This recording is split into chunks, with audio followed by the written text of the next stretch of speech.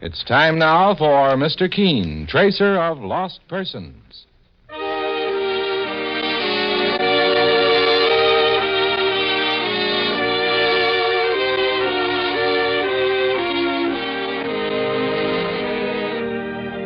Ladies and gentlemen, Anison and Kalinos present Mr. Keene, Tracer of Lost Persons, one of the most famous characters of American fiction in one of radio's most thrilling dramas.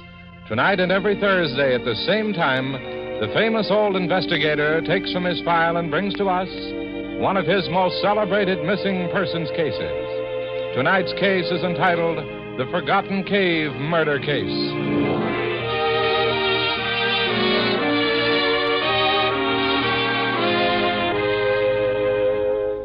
It's so unnecessary to suffer from the pain of headaches, neuritis, or neuralgia when Anison gives you such incredibly fast relief. There's a scientific reason for this fast action. Anison is like a doctor's prescription. That is, it contains not just one, but a combination of medically proven active ingredients. If you're one of those who've never been given Anison by your own physician or dentist, let me urge you to try it. Get a handy box of Anison tablets at your druggist tonight. For most effective relief, use only as directed. It's spelled A-N-A-C-I-N. Anison.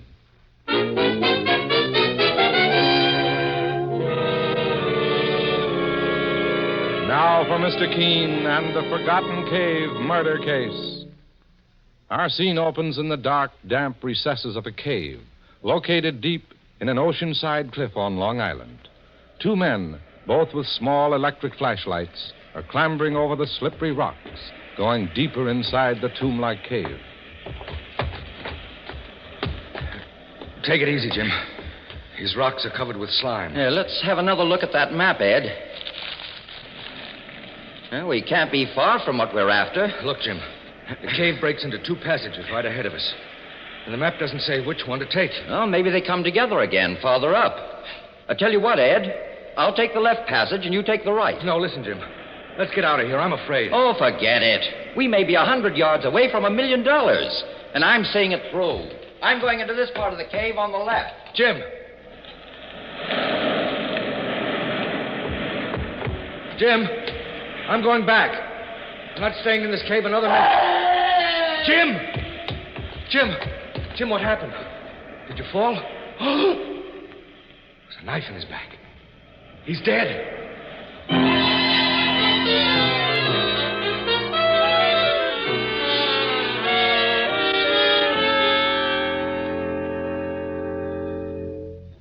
I must see Mr. Keene right away. Right away. Oh, take it easy, young fella. What's got you so excited? I'm Mike Clancy, Mr. Keene's partner. Please let me see Mr. Keene immediately. Either I'm mad or there's been a murder. Saints preserve us. A murder. I overheard what this young man said, Mike. Come in, will you? Let's hear about it. My name is Ed Johnson, Mr. Keene. And I'll never rest until I find who murdered my friend Jim Ramsey. And got away with his body besides. Got away with his body, Mr. Johnson? Uh-huh. Well, that sounds strange. Are you sure your friend was murdered? Mr. Keene, the local police thought I was a crank. They wouldn't believe my story. That's why I came here. Well, Mr. Johnson, I suggest you sit down quietly and tell me just what happened. We were in a cave when Jim was murdered. In a cave? What were you doing there? Looking for hidden gold, Mr. Keene. Maybe pirates. That sounds like one of the fairy stories I heard at my mother's knee. Pirate's gold. Well, let him proceed, Mike. Go ahead, Mr. Johnson. I realize it all sounds crazy, Mr. Keene, but it's true. I've known Jim Ramsey for over a year now.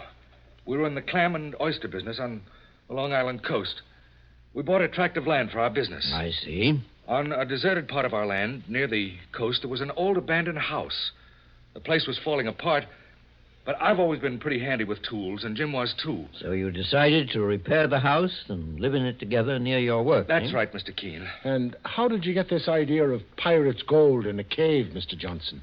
We were repairing the chimney, Mr. Clancy, and we found a map under some bricks. A pirate's map in a chimney in an old house on Long Island. Well, it still sounds like a fairy story to me. Mr. Johnson, I'm afraid Mike doesn't believe in buried treasure. But the map led us to an old forgotten cave. The cave was near the house, about 30 feet underground. That's where Jim Ramsey was murdered. and disappeared. Hmm. I guess you don't believe me either. But Jim's death was real. He was murdered. A knife in his back. I saw his body. Well, after the local police left, Mr. Johnson, did you return to the cave to look for your friend's body? I didn't have the map anymore. It was in Jim's pocket when his body disappeared. Besides, I was afraid I'd be murdered like Jim was. Mr. Keene, you're known as one of the cleverest investigators in the country. Someone's been murdered, and something must be done about it. Well, I'm honest to say this whole thing sounds fantastic, Mr. Johnson. But I'll look into it. You mean you'll help me? I'll do what I can. When can you come to Long Island? Sometime this afternoon. All right, there's a train at 1. You'll get to Shellview at 3:30. I'll meet you at the station. Very well. Goodbye, Mr. Keene. Mr. Clancy. And thanks again. Goodbye, Mr. Johnson. So long. Sure, and you're not going to waste your time on a yarn like that, Mr. Keene. I'm almost as suspicious of it as you are, Mike, and yet I'm curious, too. But even the local police think this fellow Johnson's a little off balance. Still, why would he come here to ask my help? There certainly is a cave. The police were there. Well, boss, do you think that he and his partner may have fallen in with some dope smugglers or something like that? You mean a gang who'd be using that cave to hide their loot? Sure. Well, it's possible. Mike, I see you're becoming just as curious as I am. Well, there's only one thing to do about it. We're going out to that old house in Long Island and that secret cave and see for ourselves.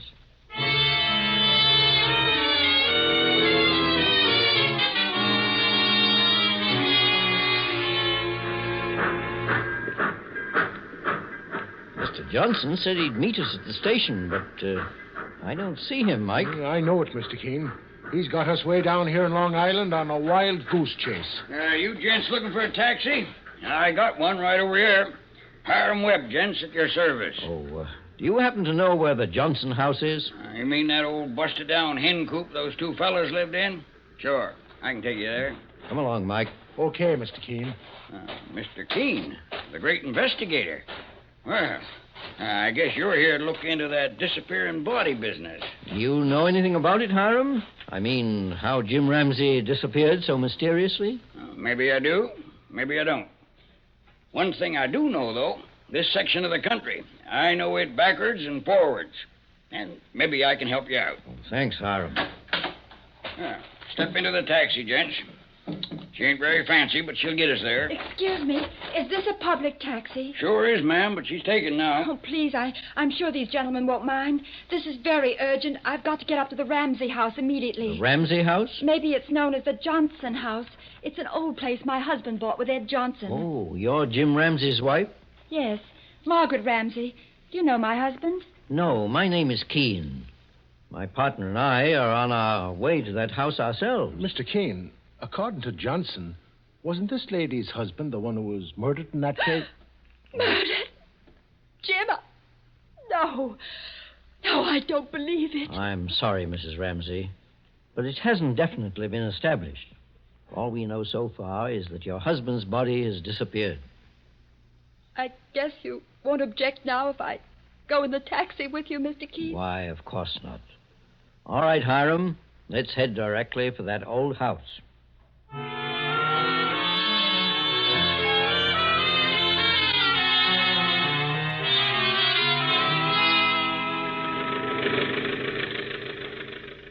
My husband, Jim, left me almost a year ago, Mr. Keene, and I only found out where he was during the past 2 weeks. We'd had a bitter quarrel. About what, Mrs. Ramsey? Another woman. She was very beautiful, an artist, and she'd fallen in love with Jim. But we'd been through so much, I felt it was the final straw. How do you mean you'd been through so much? Jim was a dreamer and something of a mystery even to me.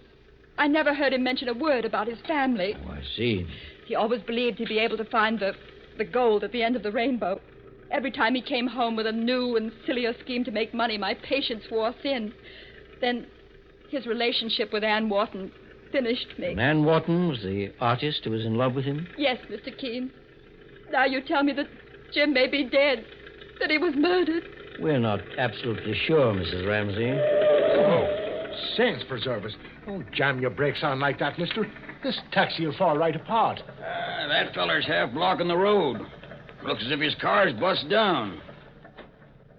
Sorry if I'm in your way. I broke an axle on my car a few minutes ago. Do you know if there's a phone nearby? I'd like to call for a tow car. No telephones in these parts, mister. We're 11 miles from town. Yeah, I know that. I'm going to drop these folks off up the road a bit. If you want to come along, I'll take you to town on my way back. Well, if these gentlemen and this lady don't mind. Not at all. Get right in the taxi. Thanks a lot. My name's Bly, Sanford Bly. Mine is Keene. And this is Mrs. Ramsey. How do you do? And my partner, Mr. Clancy. Hello. Glad to know you. Did you say Keene, sir? Yes. The well-known investigator? Well, I'm a salesman myself, Mr. Keene. Wristwatches. Long Island's my territory. There's the Johnson house now, Mr. Keene, up ahead of us. Sure, and the place looks as if it's ready to fall apart. I wonder where the cave is. The cave? What cave, Mr. Keene? Well, there's supposed to be a secret cave nearby, Mr. Bly. I was inside that cave a long time ago. It's underneath the house. We can stop right here, I reckon. What do I owe you, Hiram? $3.50. Mr. Keene, What is it, Mrs. Ramsey? look. There's a woman on the ledge, near the edge of the cliff. Yes, I see her. She seems to be painting something on an easel. It's Ann Wharton.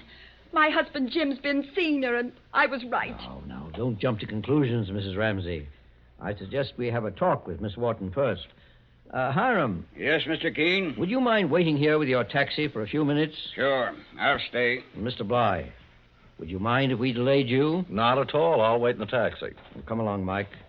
We'll go over there with Mrs. Ramsey and have a talk with Ann Wharton. Okay, boss. You can hear the surf now, Mike. Now, that cliff must overlook the sea. This place looks like a desert, boss. Nothing here but sand dunes, rocks, and that broken-down old house. Why my husband came here to such a deserted place, I'll never understand. Good afternoon. Good afternoon. Are you looking for... Oh, Mrs. Ramsey. Yes, I'm Mrs. Ramsey. May I ask what you're doing here, Miss Wharton? I'm painting a picture. The view is beautiful from this cliff. How far down is the sea? I'd like to take a look. May I ask where Mr. Johnson is, Miss Wharton? Mr. Johnson? Well, who's he? I don't know him. He's my husband's partner, and I'd like to know where my husband Jim is, too. I had no idea he was anywhere in the vicinity, Mrs. Ramsey. I don't believe you. Mr. King, boss, come here, quick. What is it, Mike? Look down below, Mr. King. Saints preserve us, it's a man's body floating there in the water. A man's body, did you say? Boss, look at his face. You see who that feller is? He's the one who came to our office. Yes, Mike. It's Ed Johnson, Jim Ramsey's friend. And even from this distance, it's easy to tell that the man is dead.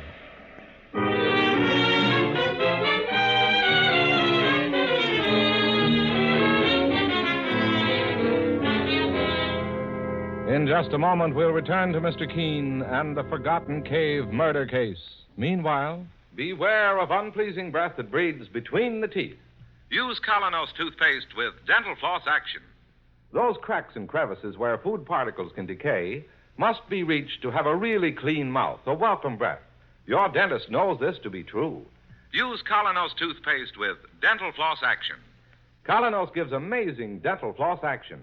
That is, sends thousands of active cleansing bubbles to penetrate hard-to-reach dental areas. Helps dislodge bits of food that can cause unpleasing breath and tooth decay. Use Colonos toothpaste with dental floss action.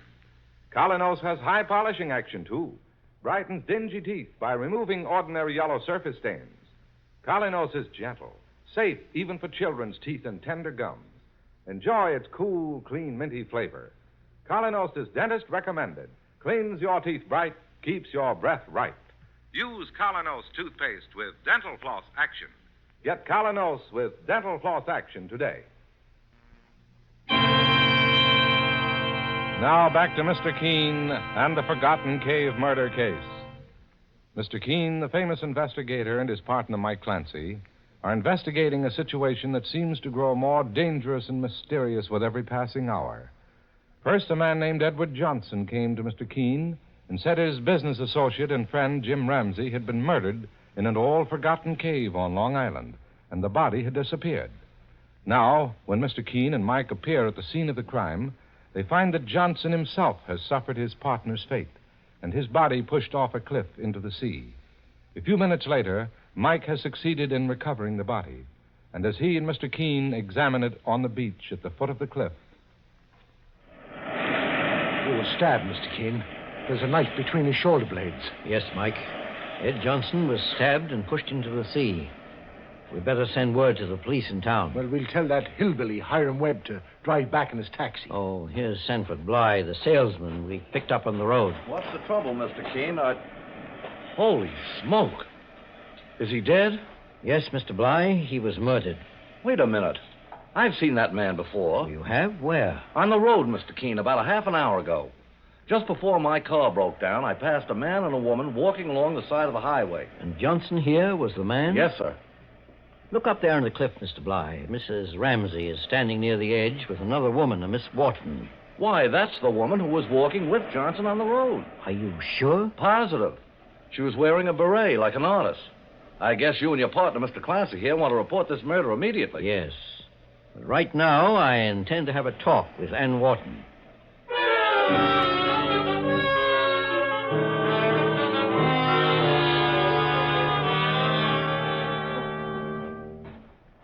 Well, here's Miss Wharton, boss, and Mrs. Ramsey. What happened to that man who was floating in the sea, Mr. Keene? It was Mr. Johnson. He was dead, Miss Wharton. He was evidently murdered by the same person who killed Jim Ramsey. You mean Jim is dead, too? Yes. But up to now, his body hasn't been discovered. I never knew. I never dreamed. Didn't you? Then what were you doing here? You didn't come to paint a picture. Miss Wharton, just why did you come here to this old house, if not to see Jim Ramsey? All right. I'll admit it now, Mr. Keene.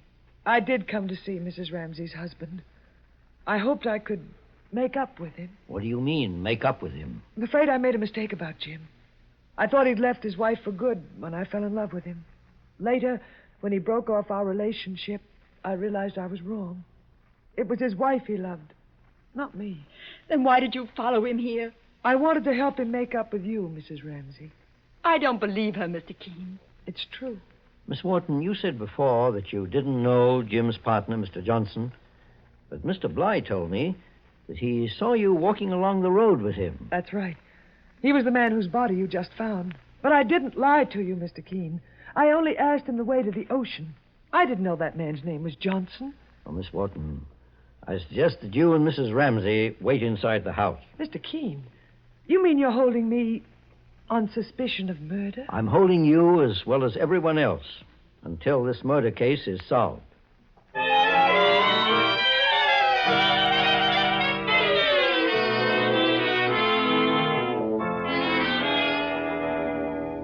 I'm sorry if I implicated Miss Wharton, Mr. Keene. I didn't mean to make a suspicious character out of her. For that matter, I suppose I fall into that category myself. Why, Mr. Bly? Well, after all, my car broke down just a short distance from here, and I was near the scene of the crime. But only a homicidal maniac would murder for no reason, and you don't appear to be a maniac. Oh, by the way, do you have the correct time? The police will want to know exactly when we found Johnson's body. Why, it's 5 minutes to 5, Mr. Keene. Boss, there's the taxi, but where's the hillbilly taxi driver? Oh, here he comes now. Well, Mr. Keene, I guess I may as well start back to town. Where have you been, Hiram? Just looking around a bit. We just discovered the body of a murdered man. What? I want you to report it to the town police immediately. I'll get back to town in my taxi as fast as I... Mr. Keene! What is it? Come over here and look at this. What's the trouble? My tires. All 4 of them are flat. The car's useless. 4 flat tires isn't exactly a coincidence. I'll say it ain't. Someone must have punched holes in them. Well, who's going into town to tell the police, Mr. Keene? May I make a suggestion? What is it, Mr. Bly? Well, my car's broken down, too, but I have 4 good tires. My car's the same make as Hiram's, only much newer, of course. Now, if you wanted to take the trouble to switch tires, it might solve the problem. That's not a bad idea, Mr. Keene. Well, we can try it anyway, Mike. Well, between Hiram, Mr. Bly, and myself, why, we can do the job in an hour. All right. Meanwhile, I'm going to take a look at that forgotten cave. The entrance is just below the cliff over there on the right, Mr. Keene, near the old house. Oh, Mike, perhaps you can switch those car tires yourself with only Mr. Bly's help. Oh, I think we can manage it, boss. What about me? You seem to know your way around here quite well, Hiram. I'd like you to guide me to the Forgotten Cave, to the place where Jim Ramsey's body was last seen.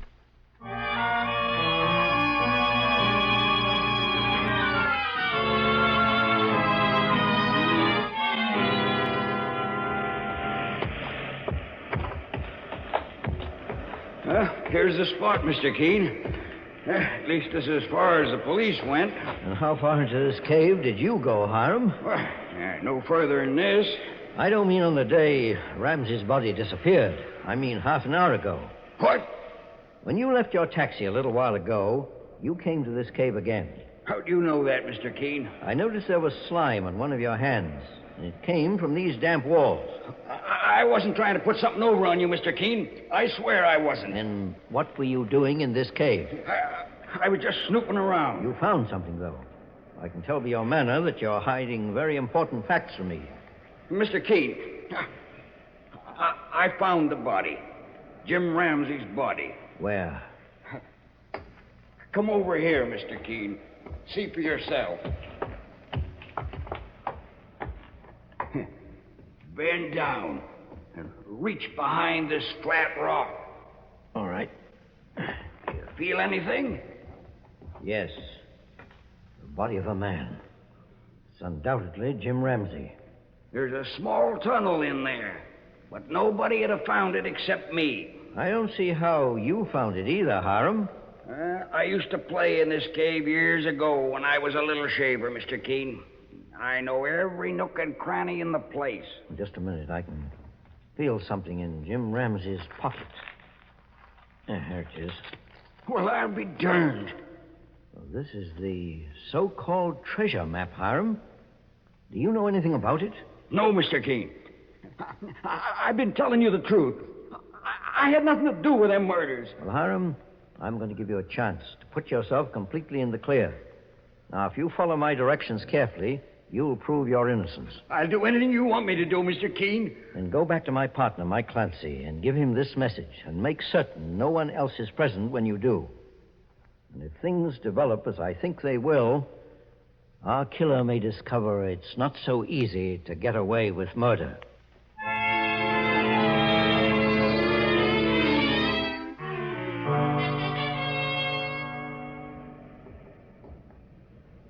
Mike, is that you? Right, boss. Where are you, Mr. Keene? Over here, behind the ledge. No. Saints preserve us. This cave gives me the creep, boss. Did you follow my instructions, Mike? Yes, sir. I went back to the house with Mr. Bly, and I told the two women you had found Jim Ramsey's body here in the cave, and that you and I were going to town to report to the police. Then I started the taxi and drove it out of sight, and circled back here to the cave on foot. Did you search that car? Yes, Mr. Keene. What did you find? Nothing at all. Well, you may not know it, Mike, but you found a great deal. Let me see. Must be at least 20 minutes since you left them in the house. We ought to have a visitor inside this cave within... Boss, someone's coming. Yes. Our murderer, Mike. Hold your gun and your flashlight ready. Right, sir. Flash your light, Mike. What? Don't move, Mr. Bly. If you do, Mike Clancy will shoot to kill. Keene. Put this man under arrest, Mike, for the murder of Jim Ramsey and Edward Johnson. You're crazy, Keene. I never even knew Edward Johnson. You murdered Edward Johnson because he evidently ran into a clue that would have sent you to the electric chair for Jim Ramsey's death. That's a lie. You proved your guilt, Bly, by coming to this cave just now. Jim's body was hidden behind that rock, where we caught you stooping. Only one other man knew that body was there, Hiram Webb. Then why don't you accuse him? Because the man who killed Ramsey wanted his body hidden forever. That was an important part of the plan. You came back to hide Ramsey's body in some other place, knowing we'd found it. And what was my motive, Keene? You can't just pick up a watch salesman and accuse him of murder. You're no watch salesman, Bly. You claim your line is wristwatches. And yet, when I asked you for the time, I saw that you carried a pocket watch. Not a very good advertisement for a man in your trade. Besides, I searched your car, mister. Since when does a salesman travel without samples? You were also clever about puncturing the tires of Hiram's taxi. At first, you thought it might prevent us from getting word to the police. Then you decided it would be smarter to lend us the tires from your car, just to make you appear more innocent. You still don't have a murder motive, Keene. Go through his clothes for identification, Mike. I have a feeling his name isn't Bly. Don't you touch me. Take it easy, mister. Don't make me get tough with you. Here's his wallet, boss. Oh, Bly, is it? Mr. Keene, his name is Ramsey. Sanford Ramsey. It's on this car registration. So you're related to Jim Ramsey. Look, I'll make a deal with you, Keene. In 6 months, I'll come into $3 million. Let me go free and we'll split 50-50. $3 million, eh? Whose money are you inheriting? My uncle's. It was left to Jim, but it goes to me if Jim dies. Jim left California 6 years ago and disappeared. But I finally caught up with him and decided to play this my own way. Now I understand why you wanted Jim's body to be missing. Jim Ramsey was gone for 6 long years, and one more would have made it 7. A man is declared legally dead after 7 years, and you'd have inherited the money. The way I planned it, Keene, no one will be the wiser. I knew about this old house and the cave. Then I put the map in the fireplace, knowing Jim would fall for it, thinking he could find hidden gold, search the place. I made that map myself, Keene. And you've also made a case for the state that's foolproof. You mean you won't play along with me? Of course I will. As far as a prison cell and a judge and jury... Why, you... Put the handcuffs on him, Mike. Mr. Sanford Ramsey, or Bly if he prefers, is going on trial for murder in the 1st degree.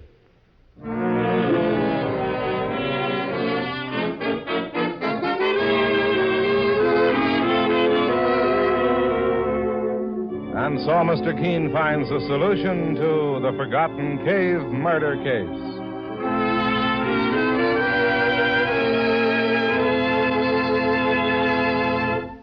The next time you're suffering from the pains of headache, neuritis, or neuralgia, try Anacin.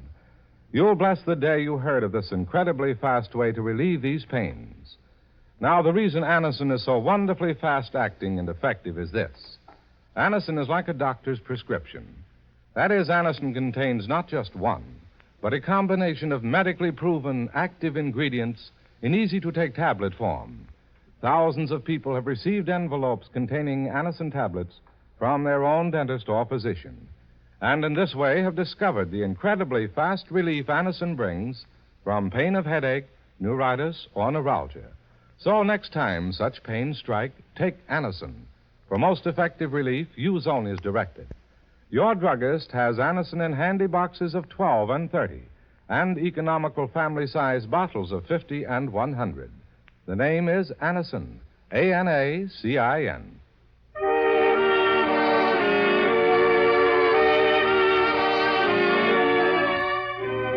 Mr. Keene, Tracer of Lost Persons, is based on the novel Mr. Keene. The radio sequel is originated and produced by Frank and Ann Hummer. Dialogue by Lawrence Clee. Bennett Kilpack plays Mr. Keene. It is on the air every Thursday at this time. Don't miss Mr. Keene next Thursday when the kindly old tracer turns to the engaged girl murder case.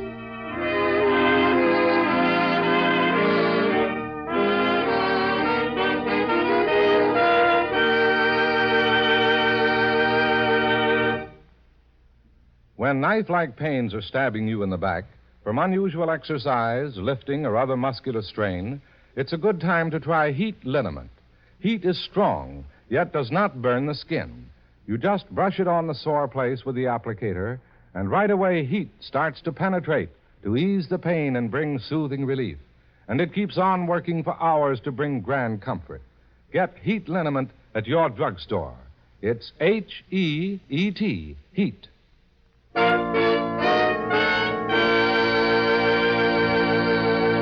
Mr. Keene, Tracer of Lost Persons, will be on the air next Thursday at this same time.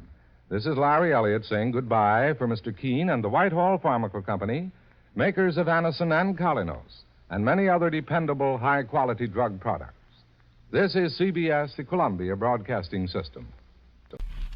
It's time now for Mr. Keene, Tracer of Lost Persons.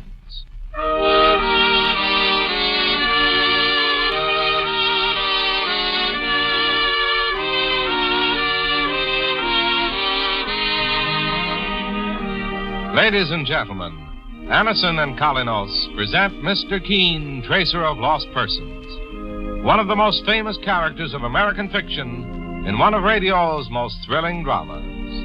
Tonight and every Thursday at this same time, the famous old investigator takes from his file and brings to us one of his most celebrated missing persons cases.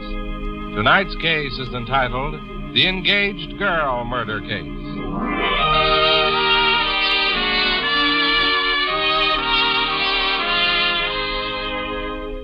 When you are suffering from headache, neuritis, or neuralgia pain, you want fast relief.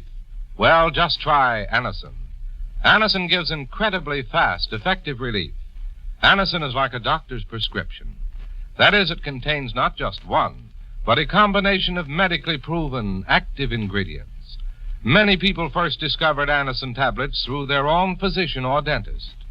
Next time you want effective relief from the pain of headache, neuritis, or neuralgia, get Anison. For most effective relief, use only as directed. Anison, A-N-A-C-I-N, comes in boxes of 12 and 30 tablets or in economical bottles of 50 and 100.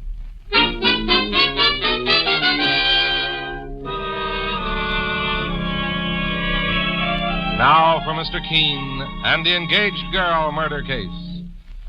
Our scene opens on a wealthy, fashionable estate in Connecticut. A number of people are riding across the estate on horseback, but two of them have fallen behind, not realizing that they are both about to become participants in a tragedy. Better hurry, Audrey. The others are getting ahead of us. Herbert, wait.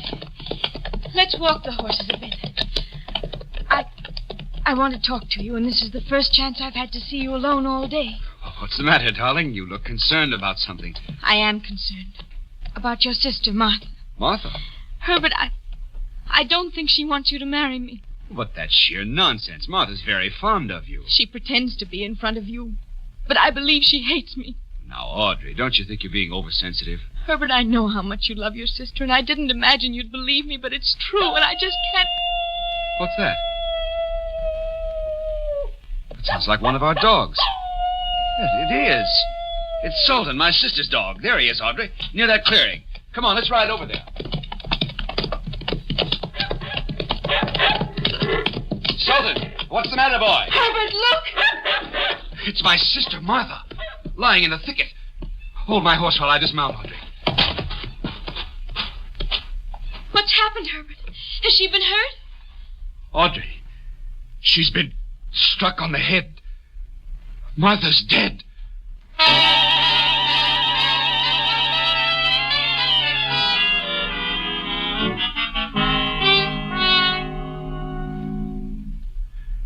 The police said, Mr. Keene, that someone must have struck my sister Martha on top of the head with a heavy club and killed her instantly. And this occurred while you and your guests were out riding, Mr. Langley?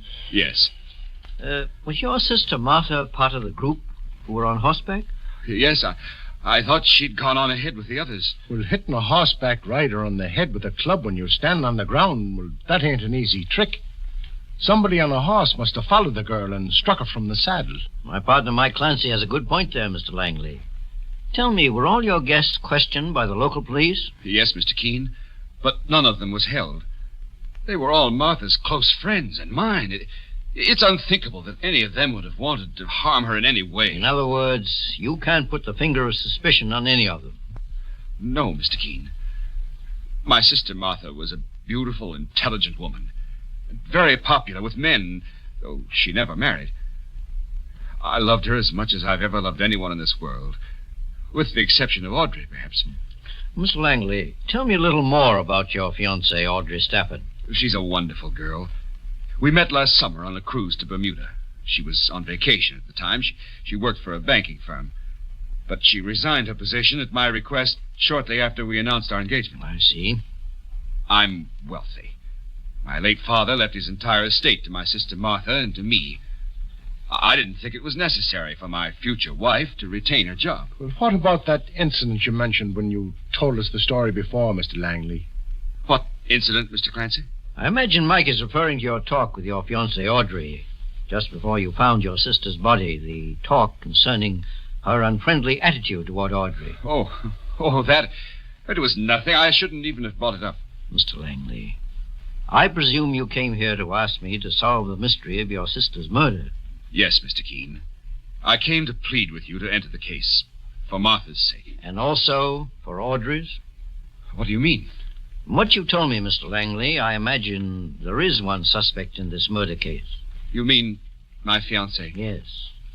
You said that Audrey told you that Martha was against your marriage. But Audrey would never have murdered my sister for that, or for any reason. That still remains a question to be answered. However, I can't accept the case, Mr. Langley, unless you tell me everything, openly and truthfully. I should have known better than to try to hide my real feelings from you, sir. Yes, I want Audrey protected. So far, no one knows that she quarreled with Martha before the murder. Over you? Yes, Mr. Keene.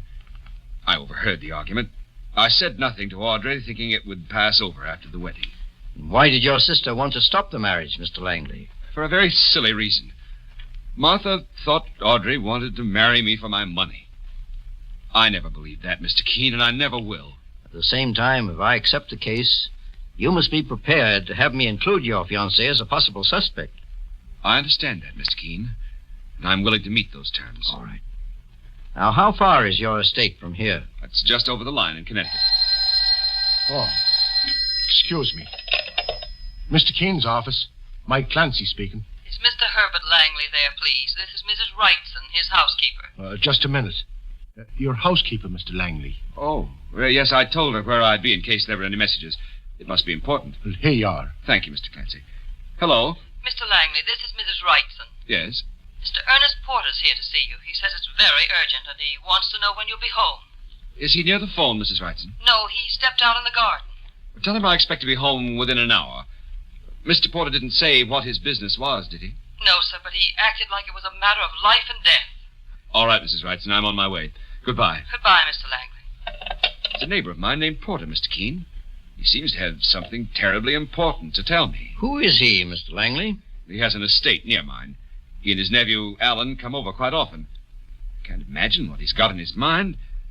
Unless it refers to my sister Martha's murder. It probably does. And the sooner we find out just what it is, the better. Mike Clancy and I will go with you to your home right now.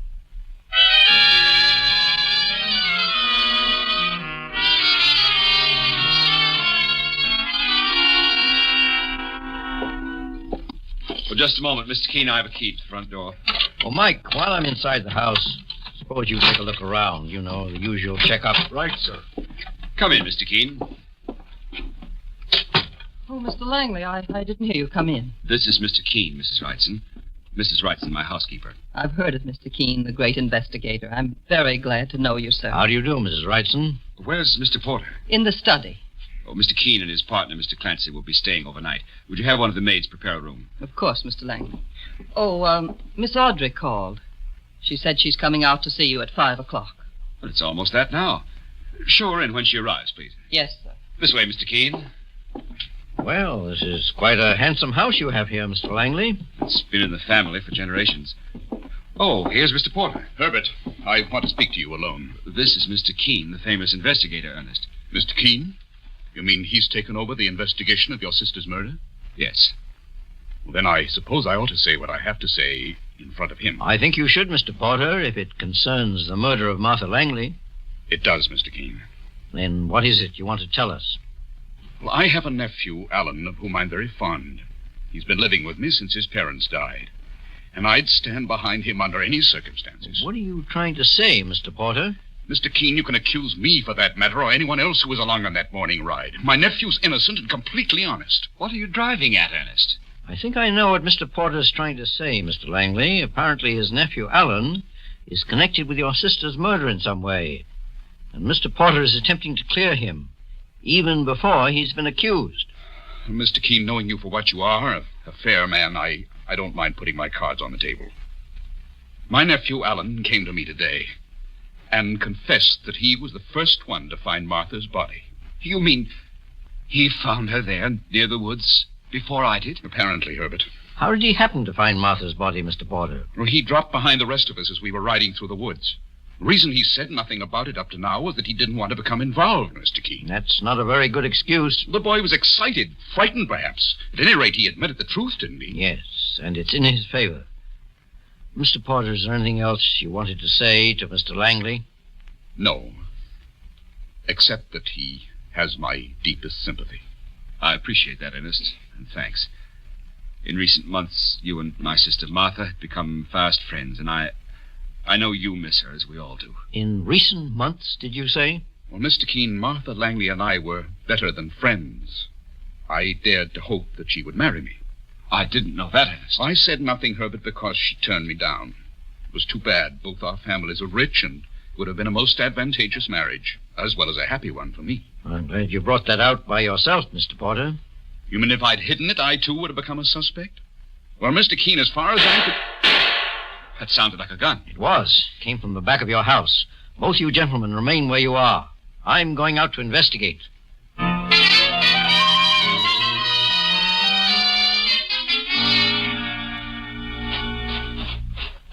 All right, young fella. Just stay where you are. What's happened, Mike? Well, Mr. Keene, I heard this fella prowling around in the shrubbery, and when I yelled, he started to run. I fired 2 shots in the air to scare him. He stopped in a hurry. Well, who are you? Alan Porter's my name. I thought I was being attacked by a maniac. That's why I tried to run. You are Ernest Porter's nephew? Yes. Mr. Keene, there's a car coming up the road. Take young Porter back to the house, Mike. I'll join you in just a minute. Okay, me bucko. Let's go.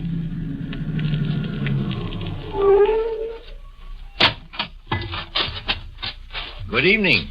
Who are you? My name is Keene. Oh, the famous investigator. I'm Audrey Stafford. I'm glad you come, Audrey. I wanted to ask you a few questions in regard to the murder of Martha Langley. Leave her alone. I beg your pardon. Oh, it's you, Mrs. Wrightson. Please, Mrs. Wrightson, I can handle this alone. Audrey hasn't done anything, Mr. Keene. You have no right to question her. Aren't you taking a few liberties, considering that Mr. Langley asked me to investigate this case, and you're one of his employees? Oh, it's not meant as disrespect, Mr. Keene, but... Oh, I've come to look on Miss Audrey as my future mistress, and I want to protect her. What makes you feel that she needs protection? You suspect her of being one of Miss Martha's enemies, don't you? I haven't mentioned that to anyone. Neither has Mr. Langley, I'm sure. Oh, then I made a mistake. I beg your pardon, Mr. Keene. However, you're not far from wrong. What? I do suspect Miss Audrey. Mr. Keene, you don't can't mean that. suspect Miss Audrey. She admitted to Herbert Langley that his sister Martha was against their marriage, and that alone could be construed as motive enough for murder. Don't say it, Mr. Keene. Don't say that word. Mother, please, Mother, don't. Audrey, did you say mother? She lied. I'm not her mother. That won't help, Mrs. Wrightson. It ties in with your strange desire to protect someone who should be almost a stranger to you. So, Audrey is your daughter. No one knew. Up to now. There are many more things that are still concealed in this murder case, Mrs. Wrightson, but I intend to bring them all to the surface, and at the same time bring Martha Langley's killer to justice.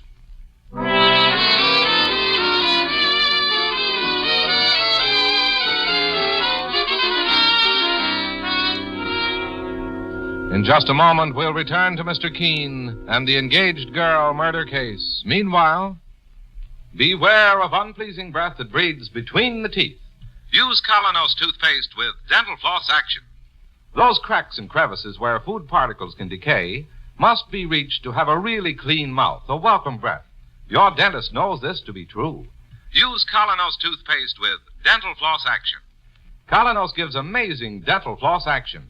That is, sends thousands of active cleansing bubbles to penetrate hard-to-reach dental areas. Helps dislodge bits of food that can cause unpleasing breath and tooth decay. Use Colonos toothpaste with dental floss action. Colonos has high polishing action, too. Brightens dingy teeth by removing ordinary yellow surface stains. Colonos is gentle, safe even for children's teeth and tender gums. Enjoy its cool, clean, minty flavor. Colonos is dentist recommended. Cleans your teeth bright, keeps your breath right. Use Colonos toothpaste with dental floss action. Get Colonos with dental floss action today.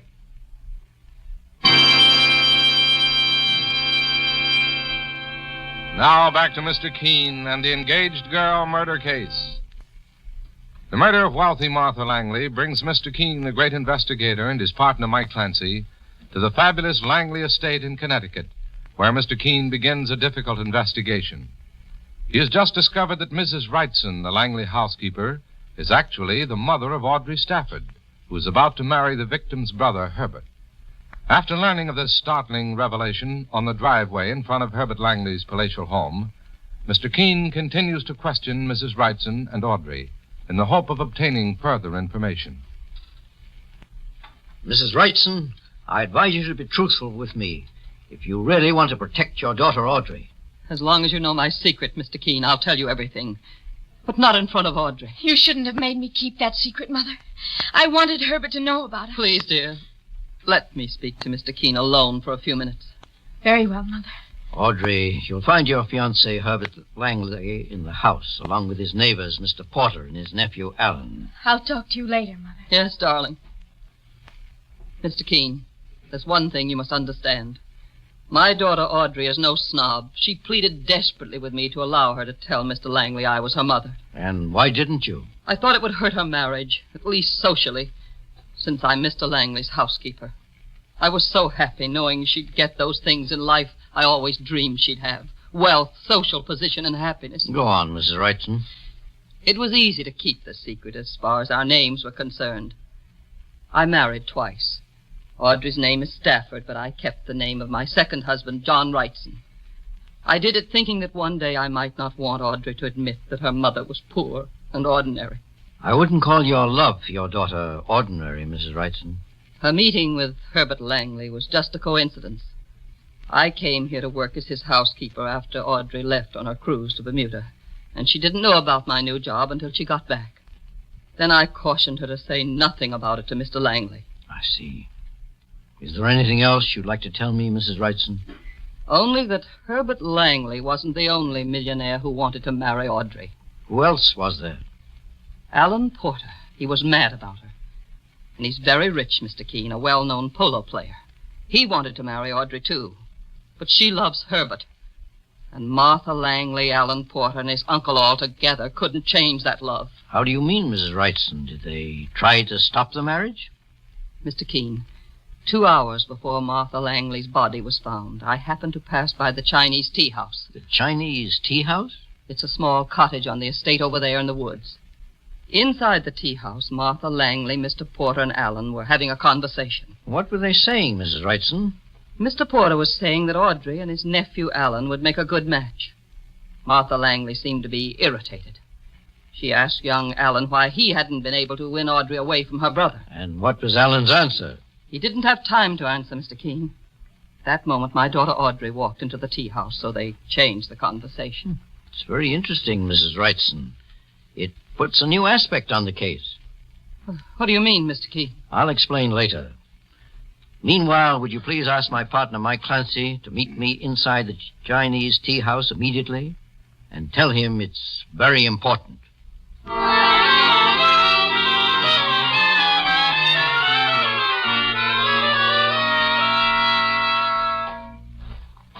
Mike. Is that you, Mr. King? I'm over here on the tea house porch. Sure, this is certainly a fancy shack, isn't it, boss? Why, it looks like something from a Chinese palace. Mike, come inside for a moment. I want to show you something. Oh, look at this. Saints preserve us. Like someone must have tried to tear the house down, Mr. Keene. There's a hole right through the wall. The walls are flimsy, Mike, but they've been reinforced with short, narrow beams. That's the one part of this tea house that isn't authentically Chinese. One of those wooden beams, small but solid, has been pulled out right here. Mr. Keene, that missing piece of wood could have been the murder weapon. Exactly. And here's something else, Mike. Why, it's a bit of cloth. I found it hanging on this nail head, here where the beam was torn out. Now, if you wanted to tear a beam out of this wall with the aid of a chisel, say, how would you brace yourself?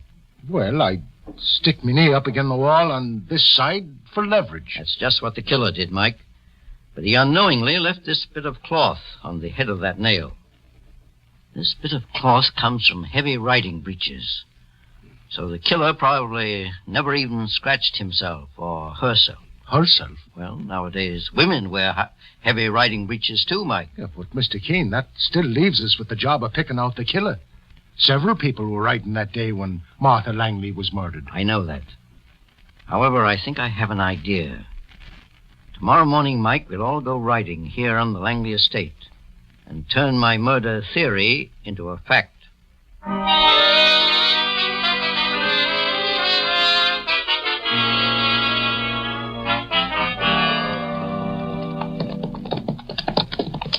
Mr. Keene, would you like to ride with Audrey and me? We're going through the woods. No, you better ride on ahead of us, Mr. Langley.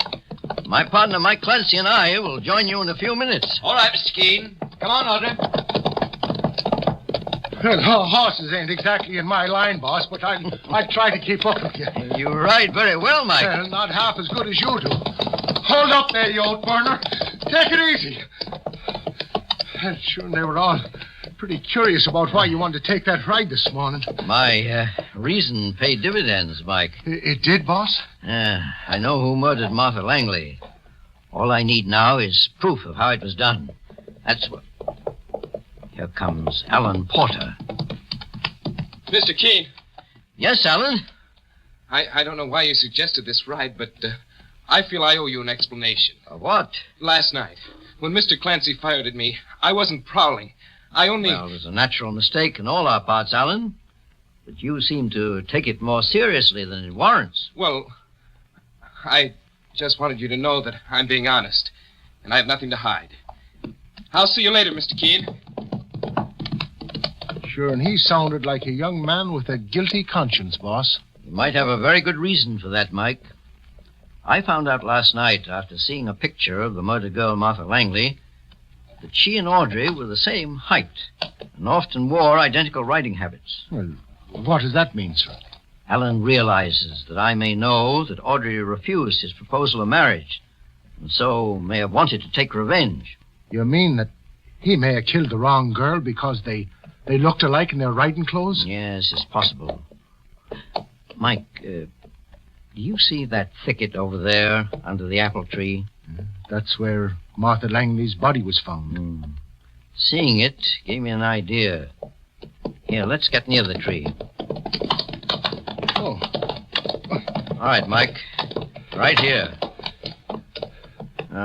Would you mind dismounting? Well, it'll be a pleasure to get off this nag, boss. Oh, there. Oh! Mike, the critter ran away. We'll round him up later. Mike, the lowest branch of this tree is just a little above the head of a rider on horseback. Climb up there, and I'll explain what I'm getting at. Well, I'd do my best, boss. From riding horses to tree climbing, for us, the investigating business is sure getting to be strenuous. That's good work, Mike. Now, unless I look up and peer very carefully through the branches, I wouldn't see you. Well, then, Mr. Keene, the killer could swing from here in the tree and, as his victim came by on horseback, hit her on the head. Yes, Mike. I'm convinced that's the way it was done. But who was the murderer, boss? He seems to be joining us right now. Be quiet, Mike. Stay up there in the tree, out of sight.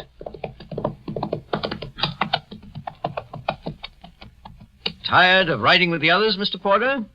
What are you doing here, Mr. Keene? Solving a murder. That's why you decided to see what I was up to. What do you mean?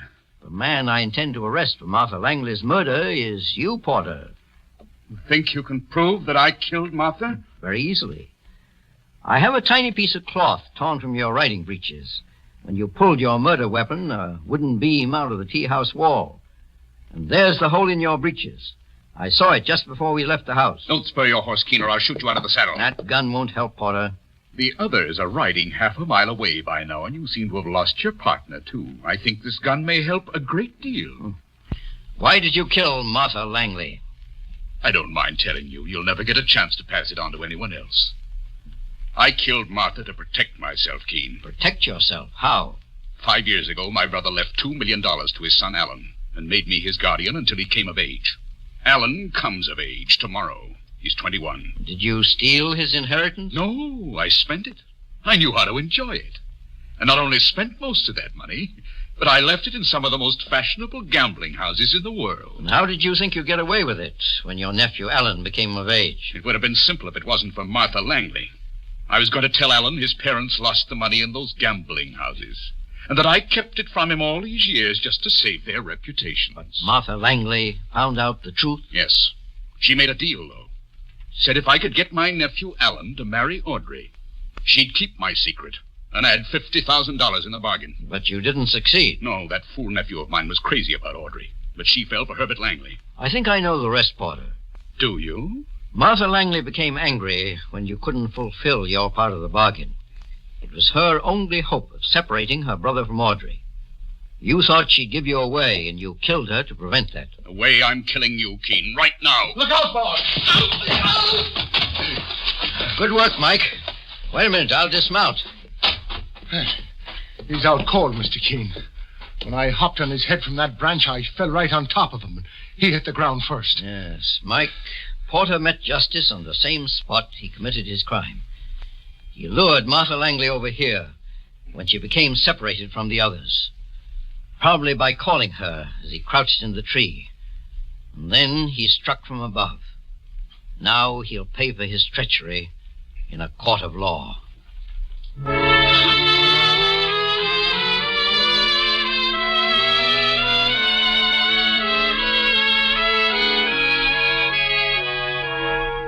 So Mr. Keene finds the solution to the engaged girl murder case.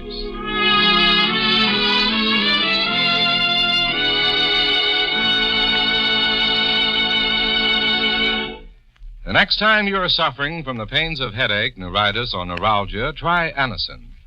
You'll bless the day you heard of this incredibly fast way to relieve these pains. Now, the reason Anacin is so wonderfully fast-acting and effective is this.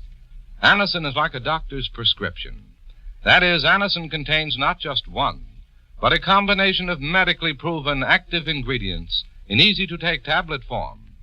Thousands of people have received envelopes containing Anacin tablets from their own dentist or physician, and in this way have discovered the incredibly fast relief Anacin brings from pain of headache, neuritis, or neuralgia. So next time such pains strike, take Anacin.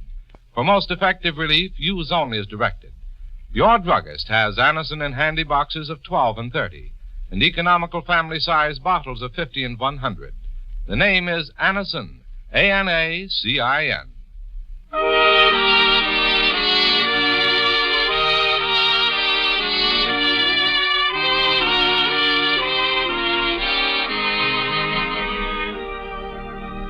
Mr. Keene, Tracer of Lost Persons, is based on the novel Mr. Keene. The radio sequel is originated and produced by Frank and Ann Hummert. Dialogue by Lawrence Cleave. Bennett Kilpack plays Mr. Keene. It is on the air every Thursday at this time. Don't miss Mr. Keene next Thursday, when the kindly old Tracer turns to the Concrete Cellar murder case.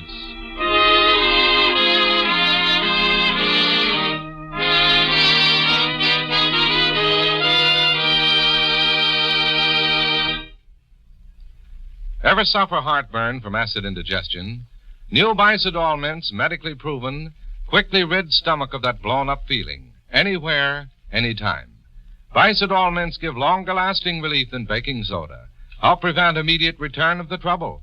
Soothe irritated stomach lining. Let you sleep when indigestion strikes at night. Carry new Bicidol mints for fast relief. And always have Bicidol powder in your home.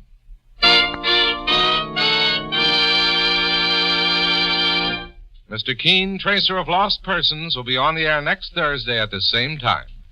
This is Larry Elliott saying goodbye for Mr. Keene and the Whitehall Pharmaceutical Company, makers of Anacin and Calinos, and many other dependable high-quality drug products. This is CBS, the Columbia Broadcasting System. It's time now for Mr. Keene, Tracer of Lost Persons.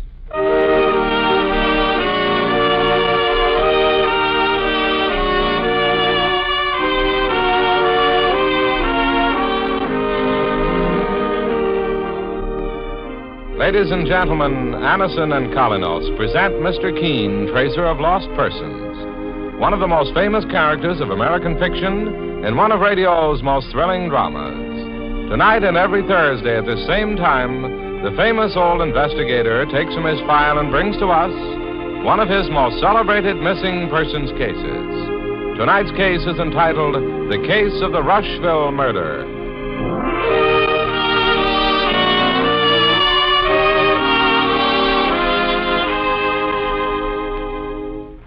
This program is brought to you by the makers of Anacin, the remarkable tablets that bring incredibly fast and effective relief from the pain of headaches, neuritis, and neuralgia. Anacin is like a doctor's prescription. That is, it contains not just one, but a combination of medically proven active ingredients in easy-to-take tablet form. Thousands of people have received envelopes containing Anacin tablets from their own dentist or physician.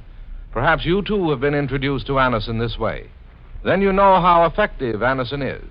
If not, try it yourself. Whenever you want incredibly fast relief from the pain of headache, neuritis, or neuralgia, you'll be delighted with the results.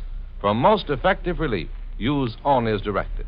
Just ask for Anacin at any drug counter. It's spelled A-N-A-C-I-N. Anacin.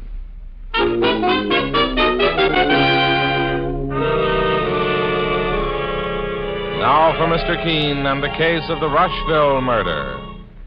Our scene opens in the home of Dr. Prentice, a well-known physician and psychiatrist who resides in the small New Jersey community of Rushville.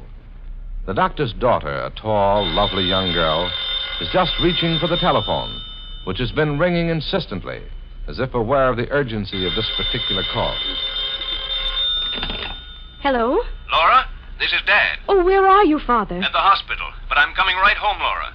After I hang up, be sure to shut and bolt all the doors and windows. Why, what's happened, Dad? One of my patients has just escaped from the hospital.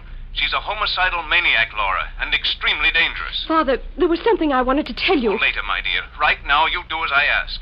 This insane patient of mine is under the delusion that I'm her enemy, and she may head for the house immediately. I've already informed the police. All right, Father. And don't let anyone inside the house. I'll be home in 20 minutes. Goodbye, Laura. Goodbye.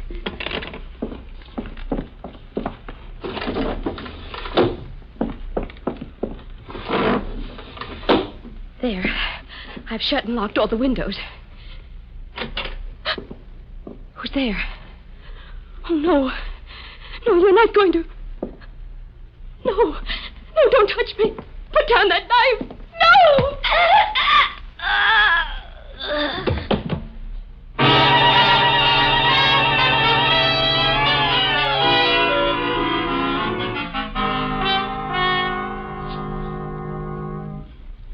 My daughter was found by the police 5 minutes after I had phoned her, Mr. Keene.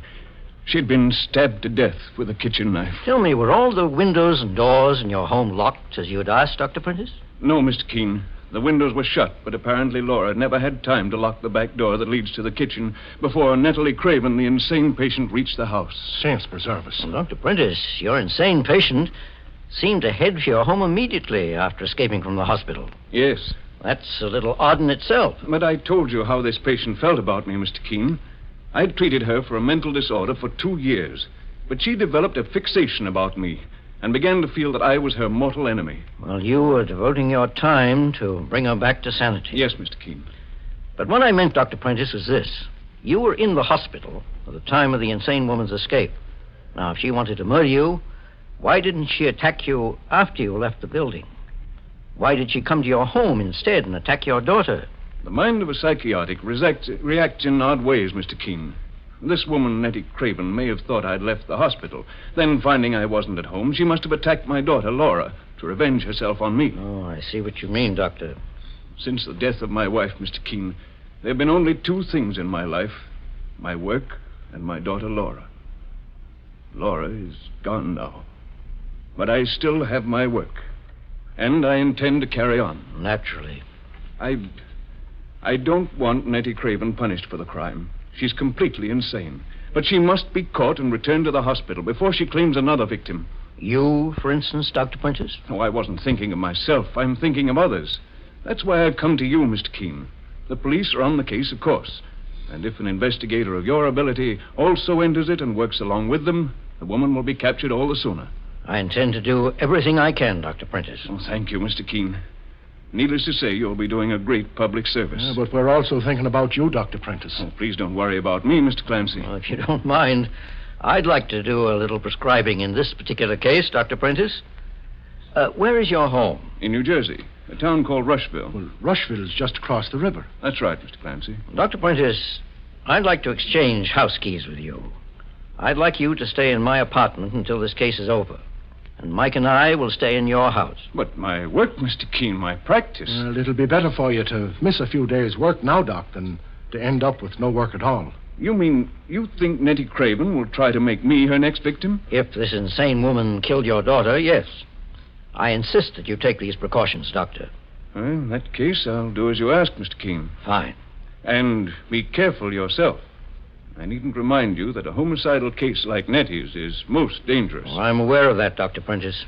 There's just one thing I'd like to add, Mr. Keene.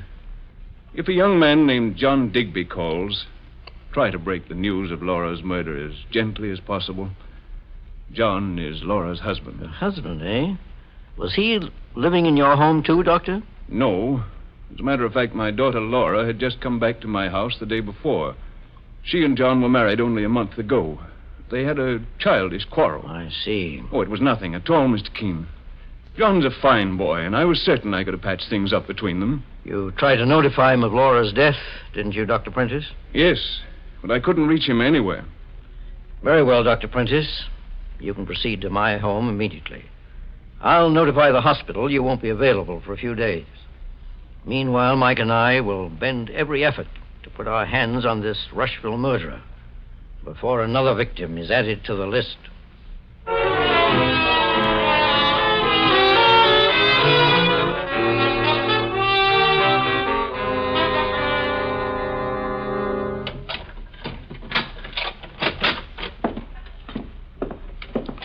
Well, the light switch must be on this wall here, Mr. Keene, sir. Oh, here it is. Well, Dr. Prentice seems to have a very comfortable home, Mike. Sure, and it's too bad he lost his daughter. It's pretty tough for a man to go through something like that, Mr. Keene. Yes, but he still has his work, and he's one of the best in the profession. If we can... Boss, just a minute. I thought I heard someone moving around the next room. You're right, Mike. There's someone here.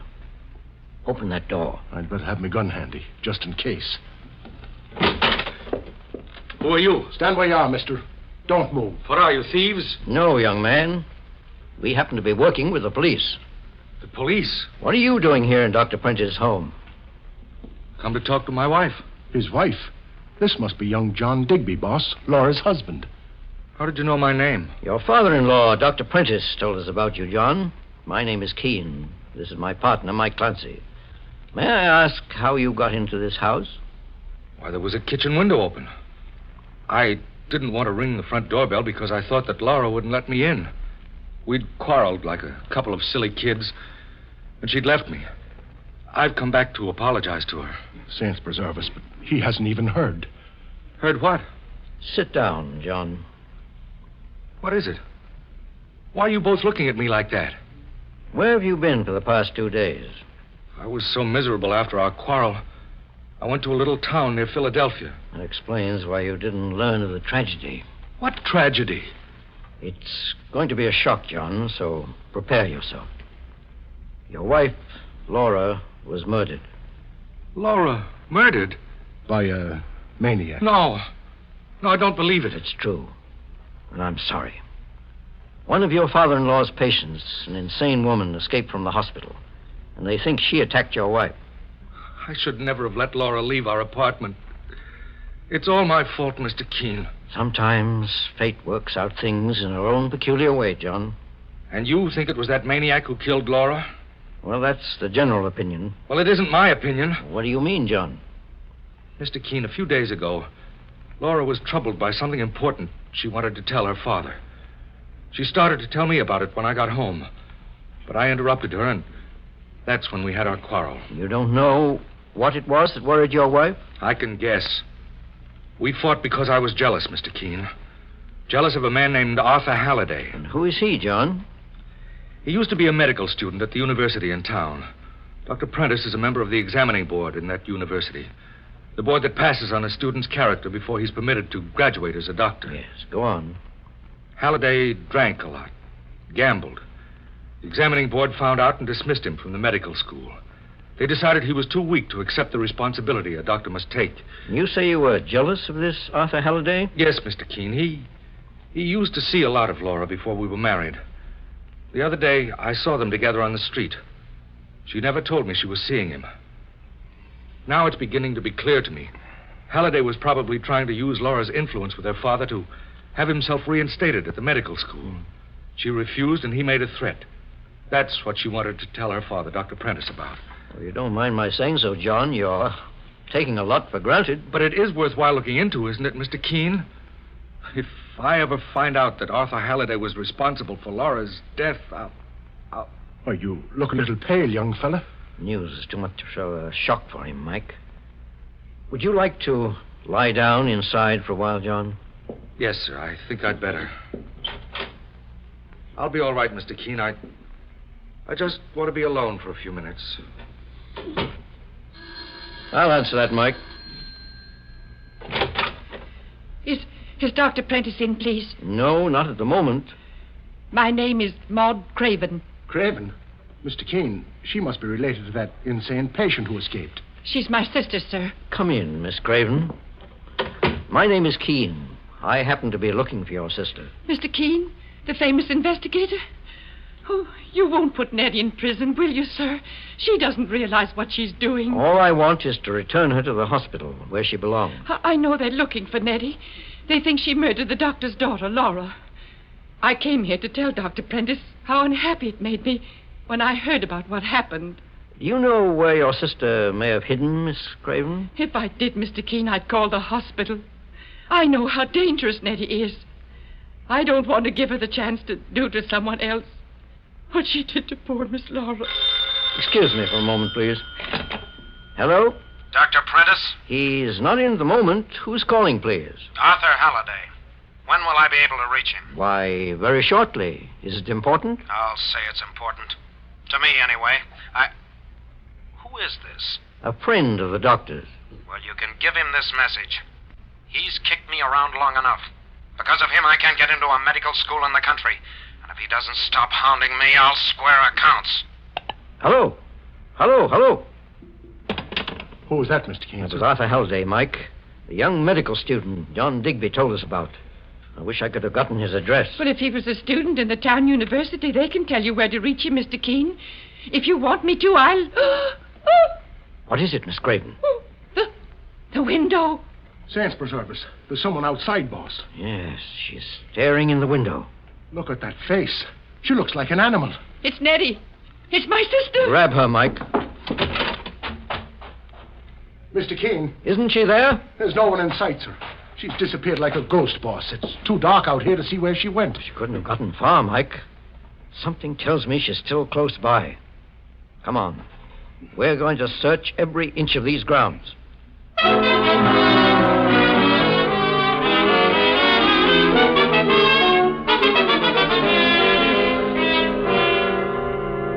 In just a moment, we'll return to Mr. Keene and the case of the Rushville murder. Meanwhile, beware of unpleasing breath that breathes between the teeth. Use Colinos toothpaste with dental floss action. Those crevices where food particles can decay must be reached for a clean mouth, welcome breath. Colinos toothpaste gives you dental floss action. That is, sends thousands of cleansing bubbles to help dislodge bits of food that can cause unpleasing breath and decay. Colinos is dentist recommended.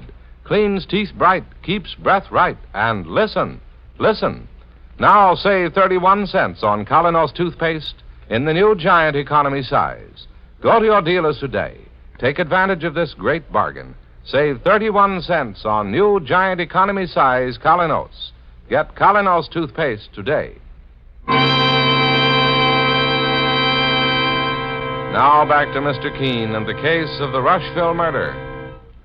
Mr. Keene, the great investigator, and his partner, Mike Clancy, are investigating the murder of Laura Digby, the married daughter of a well-known physician, Dr. Prentice, who's attached to a hospital for the insane. One of the patients, an insane woman named Nettie Craven, escaped from the hospital. And she's the one who is under suspicion for the crime. Now, Mike and Mr. Keene have just seen Nettie's face peering in through a window of Dr. Prentice's home. And as they search the grounds for her... She was standing right over here, Mr. Keene, near this window. Yes, she was, Mike, but I don't see any footprints. It's starting to snow, boss. Well, we better go back inside the house. Maybe Nettie Craven managed to slip away after all. Mike. Yes, boss. Come over here for a moment. Look at this. Why, it's a pair of doors leading right into the ground. No, it doesn't lead into the ground, Mike. It probably leads into the cellar of the house. Some of these old-fashioned houses have cellars built this way. See if you can open it, Mike. Well, I'll try. No, it won't budge, Mr. Keene. Nettie must have bolted it on the inside. You think she's hiding in there? Yes. By now, she must be somewhere inside the house, Mike. Here, let me have your handcuffs. Here you are, Mr. Keene. We'll put these handcuffs through the rings on the cellar doors. Lock them from the outside. There we are, Mike. Now, she won't be able to get out the way she came in. Now, let's go back inside the house and find her.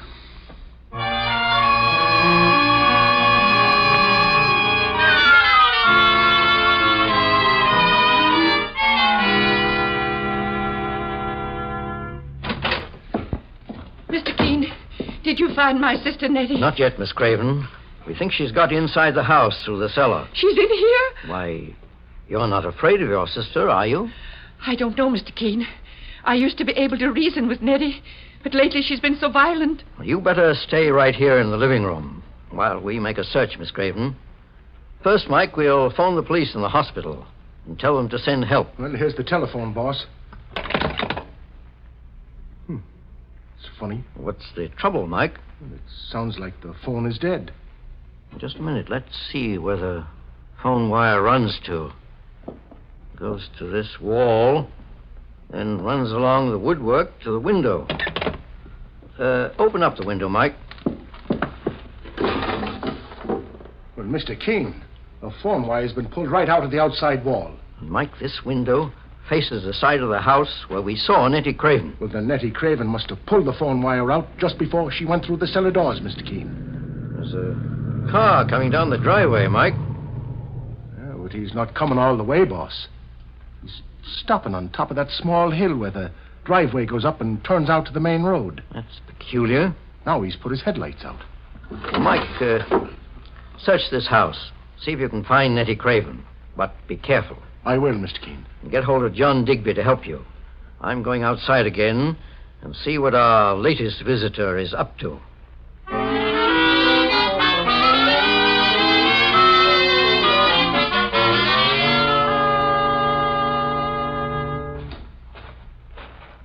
Who's there? Who are you? My name is Halliday. Arthur Halliday, the medical student? The ex-medical student. If it wasn't for Dr. Prentice, I might have been practicing now. If your character had been what it should have, Dr. Prentice and the school board wouldn't have stood in your way. You must be the man I talked to on the phone a few minutes ago. That's right. My name is Keene. Get out of my way. It's Prentice I want to see. Now, just a moment. Do you happen to know that Dr. Prentice's daughter, Laura, has been murdered? Laura? Murdered? You didn't read about it in the papers? I just got back from New Orleans. I tried to get into another medical school down there, but they wouldn't have me. That's Dr. Prentice's fault, too.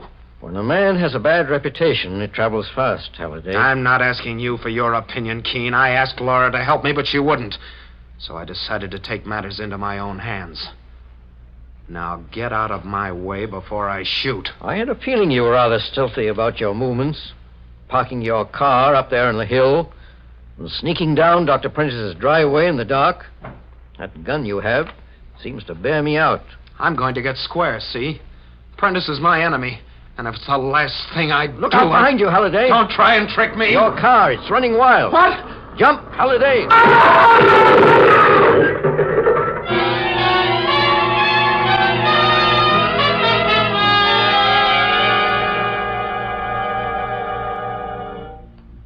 Put him over here on this couch, Mike. There. Easy now. His car rolled down the hill and smashed into the house after hitting Halliday. I don't think he's seriously injured, just stunned. I managed to push him partly out of the way. Well, Mr. Keene, how could a man be dumb enough to park a car on a hill with his handbrake off? The brake was on when I left it. Did you hear what he said, boss? Yes, Mike. That means someone deliberately released that handbrake, hoping the car would roll down and kill the two of us. Where are John Digby and Maud Craven? Here I am, Mr. Keene. Oh, what's happened? This man's been hurt, Miss Craven. Where have you been? I heard a noise upstairs and I went up to investigate. I hoped that I might be able to reason with my sister Nettie and save you trouble, Mr. Keene. You haven't left this house? No, Mr. Keene. Where's John Digby, Mike? Well, he wasn't in that bedroom where he went to lie down, boss. So I started to search the house by myself, and just as I started down into the cellar, I heard the car crash and I ran up. Saints preserve us. What was that? Mr. Keene, it sounded like my sister Nettie. Sounds like an insane person, all right. Enough to chill you to the marrow. Just listen to her. It's coming from the cellar, Mike. Come on, let's get down there immediately.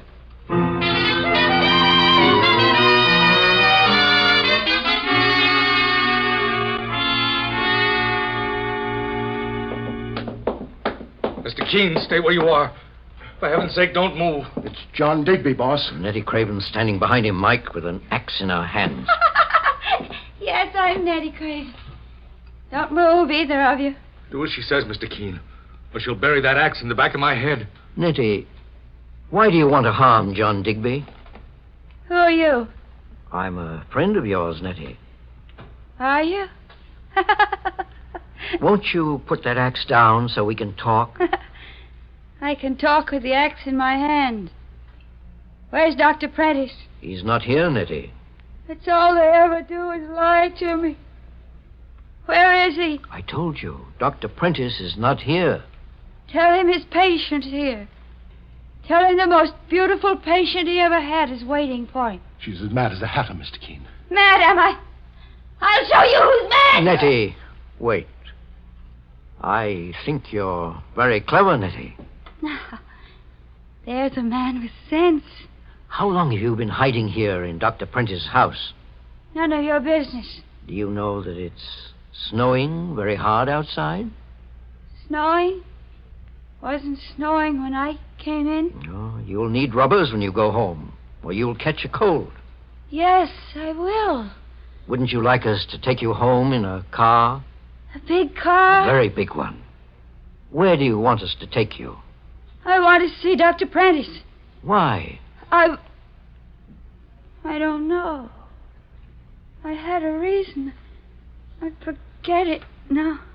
Nettie, do you want that ride? In the car? Yes.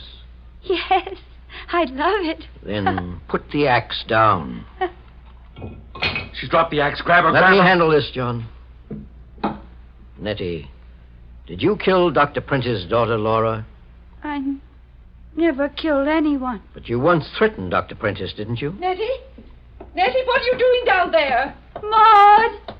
It's my sister, Maud. Oh, thank heaven you found her, Mr. Keene. Is everything all right? Yes, Miss Craven. Mike, you have an extra pair of handcuffs, haven't you? Oh, you're not going to handcuff my sister Nettie, are you? No, I believe I can handle Nettie with a little psychology. We're going to handcuff you, Maud Craven. Me? Put them on her, Mike. What for? The murder of Laura Digby. Oh, it's a lie! A few moments ago, you told me you never left that living room, Maud Craven. Yet your shoes were wet, and I saw snowflakes in your hair. You were outside the house, and you released the handbrake on Arthur Halliday's car. It was Nettie. She did it. No, Maud. I know that your sister Nettie has been inside since it started snowing, because her shoes are dry. The one who released that car brake and tried to kill Halliday and me was the one who murdered Dr. Prentice's daughter, Laura. You can't prove I did that. No? Well, we'll see. There are fingerprints on that brake handle, no doubt. And I have a hunch they'll match with yours. But I was wearing gloves. Yes, of course you were. However, that admission is all I needed. Oh, you tricked me. You tricked me, Mr. Keene, just now the way Dr. Prentice did. How did he trick you? I thought he was in love with me, but he was only leading me on. I knew you fell for him, Maud. I knew it all the time. You used to be there when he came to see me at the hospital, to talk to me. I could see it in your eyes. But he didn't fall for you. That's right, Nettie. Stand up for him. One of the reasons I wanted to get rid of him was because of you. Don't you see, Nettie? Dr. Prentice was the one who said you were insane. He put you in that hospital. You know you hated him. Mr. Keene, look at Maud Craven's eyes. She looks as crazy as her sister Nettie. Yes, I know, John. It appears that both sisters are hopelessly insane. You fool, you idiots. If you try to turn me in, you'll get what Laura got. So that's why you murdered Laura. She must have found out about your mental condition and was going to tell her father. Yes. That must have been why Laura was worried, Mr. Keene. Exactly, John. Your wife, Laura, found out that Maud Craven was as insane as her sister. But before she could inform the doctor, Maud entered the house and killed her. Is Maud coming with us now? Yes, Nettie, she's coming with you. She's going to stay with you in the mental hospital. But I think we can take both of them away and consider the case of the Rushville murder as closed.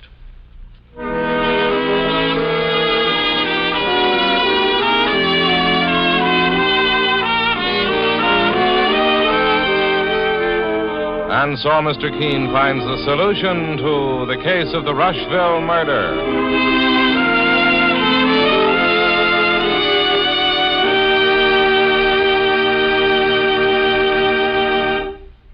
The next time you're suffering from the pain of headache, neuritis, or neuralgia, try Anacin. You'll bless the day you heard of this incredibly fast way to relieve these pains. Now, the reason Anacin is so wonderfully fast-acting and effective is this.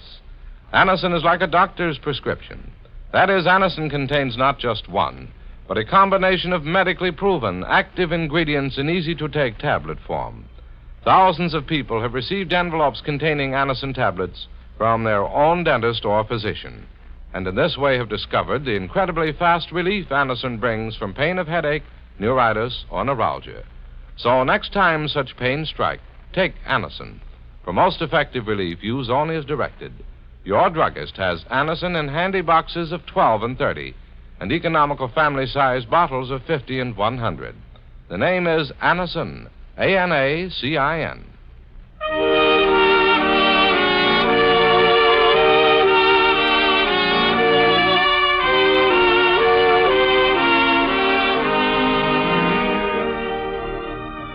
Mr. Keene, Tracer of Lost Persons, is based on the novel Mr. Keene. The radio sequel is originated and produced by Frank and Ann Hummert. Dialogue by Lawrence Klee. Bennett Kilpack plays Mr. Keene. It is on the air every Thursday at this time. Don't miss Mr. Keene next Thursday when the kindly old tracer turns to the case of murder on the sightseeing bus.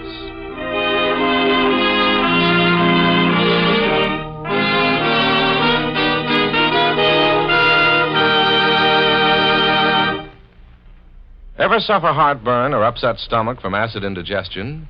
Safe new Bicidol mints, medically proven, quickly rid stomach of that blown-up feeling. Give longer-lasting relief than baking soda. Yes, hours of relief. Bicidol mints not only neutralize, but actually carry away excess stomach acids. Soothe irritated stomach lining. Let you sleep all night long when acid indigestion strikes. Carry new Bicidol mints for fast relief, anywhere, anytime.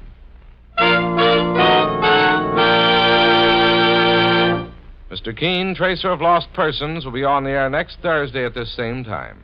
This is Larry Elliott saying goodbye for Mr. Keene and the Whitehall Pharmaceutical Company, makers of Anacin and Colinos and many other dependable, high-quality drug products. This is CBS, the Columbia Broadcasting System.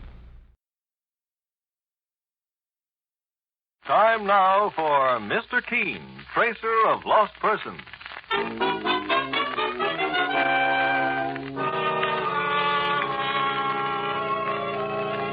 Now for Mr. Keene and the bride and groom murder case. Our scene opens in a roof garden restaurant which is located atop a 14-story building in mid-Manhattan. The dance floor is crowded with gay people, while at a small table in the corner, a young man and his lovely young bride gaze out of the large window, at the breathtaking skyline which is New York after dark. The skyline that is soon destined to become a backdrop for horror. Oh, what a fascinating restaurant this is, Roy. It's one of the most popular in New York, Olivia. Just look at that view through the window. Yeah, there's a terrace that goes around the roof. It isn't very cold this evening. Would you like to go out and see what New York looks like at night? Oh, I'd love to, darling. Okay, let's go. Out this door.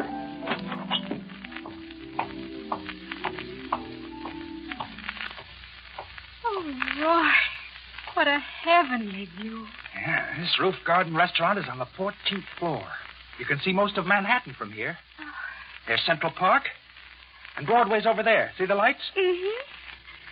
You happy, darling? Very happy, Roy. This is one honeymoon that's going to last forever. Oh, great Scott, I forgot to phone my mother. Well, must you do it now? Oh, you know how Mother is, Olivia. I'd better give her a ring at her hotel. Will you wait here on the terrace for me? I won't be long. All right, Roy. I'll make the conversation a short one.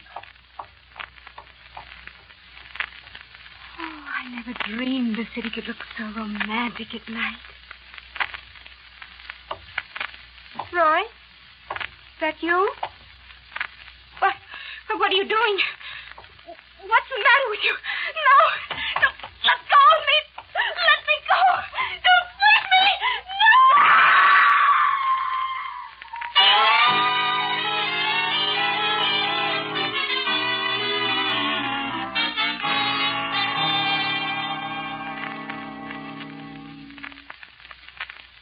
When I returned to the terrace, Mr. Keene, there was a crowd there. That's when I learned that Olivia, my bride, had been pushed off the roof to her death on the street below. Were there any witnesses, Roy? Well, if someone had seen the killer, I wouldn't have come to you, Mr. Keene. The case would be an easy one for the police to solve. But if there were no witnesses, young fella, how do you know it was murder? Olivia would never have killed herself. My partner, Mike Clancy, didn't mean it that way, Roy. Maybe she slipped or lost her balance. Well, that couldn't have happened. The railing around the terrace was several feet high. Besides, the police are almost certain it was murder. Why, Roy? Well, there was a slight drizzle in the air last night, Mr. Keene, and there were footprints near the spot where Olivia was standing. The police deduced from the footprints that Olivia must have struggled before she was pushed over the rail. I see. If we had only been married a week, Mr. Keene, we'd come to New York on our honeymoon. Olivia was the most wonderful girl I've ever known. You mustn't let this tragedy ruin your own life, Roy. You're young. You've got to learn to live with your sorrow. It would make it a great deal easier, Mr. Keene, if I could get my hands on whoever killed my wife. That job will be mine and Mike Clancy's. Now tell me, do you or your wife have any friends or relatives in New York? Olivia's half-brother lives here with his wife. Those are the only people we know in New York. My home is in Cleveland, Mr. Keene. Have you seen your wife's half-brother recently? Yes, he invited Olivia and me to dinner the night before last. We only arrived in New York on Monday. Oh. While you were telling me the story just now, you said you left your bride on the terrace and went to telephone your mother. Does she live in New York? No, but she arrived here yesterday. Mother's a buyer for a department store, and my father is dead. Mother's semi-annual buying trip to New York happened to coincide with our honeymoon. I suppose the news of your wife's death shocked her. Oh, Mother was terribly shocked, Mr. Keene. I've been worrying about her, too. You see, she just got out of a hospital. Oh? What was wrong with her, Roy? She was run down and needed a rest. But she recovered quickly and went back to her job. I see. Now, is there anything else you might be able to tell us? For instance, did your wife have any enemies that you know of? No, Mr. Keene. I can't imagine who would want to harm her. All I ask is that you put this killer, whoever he is, behind bars. We'll do our utmost, Roy. Where are you staying? At the Hotel Barrage. Mother's staying there, too. And your brother-in-law, where does he live? Elliot Warwick and his wife live at 975 East 60th. Take that down, will you, Mike? Right, boss. We'll get in touch with you very soon, Roy. Very well, Mr. Keene. Goodbye, sir. Goodbye, Mr. Clancy. So long, young fella. Goodbye, Roy. Oh, sure, it must be a terrible blow to lose a wife, Mr. Keene. And on a honeymoon, too. Yes, Roy Farnham's a very unhappy young man right now, Mike. I'll take it. Hello? Is this Mr. Keene? Yes. My name is Elliot Warwick. My half-sister was murdered last night. She was pushed off a roof. It Hasn't been reported in the papers yet. I'm familiar with the tragedy, Mr. Warwick. You are? Your brother-in-law just left my office. Roy Farnham, what did he want? He asked me to investigate the case on his behalf. You would. How do you mean, Mr. Warwick? Did he tell you his wife, my half-sister, was an heiress? And did he say that he only holds down a $60 a week job? What would that have to do with his wife's murder? Roy Farnham inherits $1 million from Olivia. I called you myself, Mr. Keene, to ask you to investigate the case. If you could come over to my house now, I'll give you a few facts that might surprise you. In that case, Mr. Warwick, I'll lose no time in getting over there. I have your address. Roy Farnham gave it to me. I'll be waiting for you. Goodbye, Mr. Keene. Goodbye. What's up, boss? Mike, that was Olivia Farnham's half-brother, Elliot Warwick. He implied that Roy Farnham himself might have killed his wife for her money. Saints preserve us. Roy didn't look like that kind of a lad. Well, we're certainly going to investigate. At the same time, it'll give us an opportunity to see how Elliot Warwick and his wife fit into this case.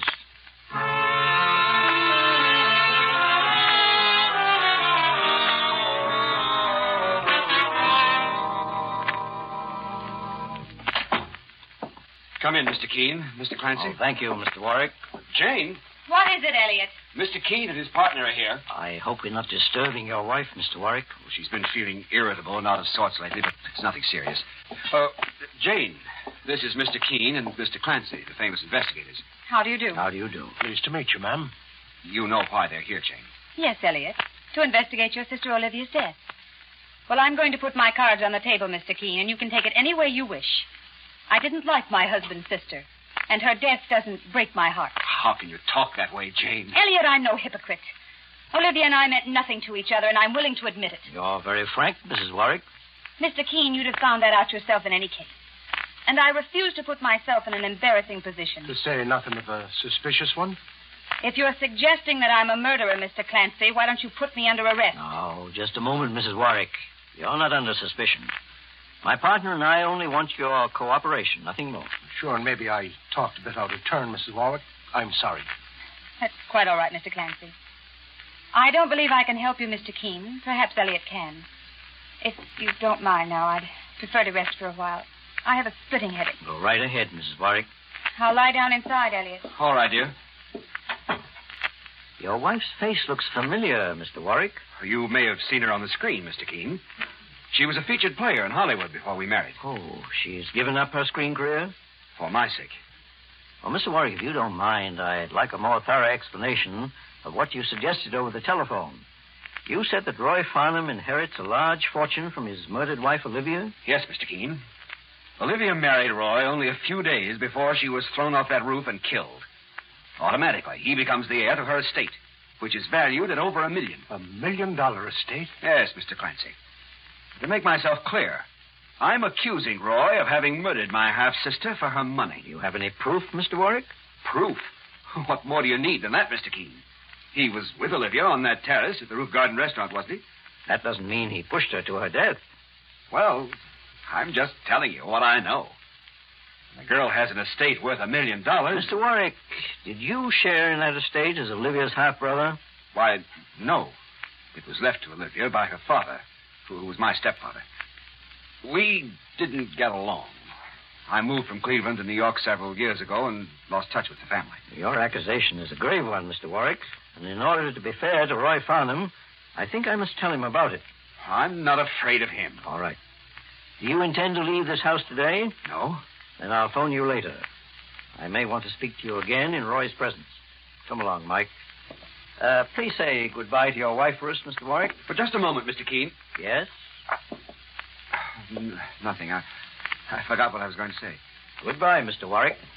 Goodbye. So long, mister.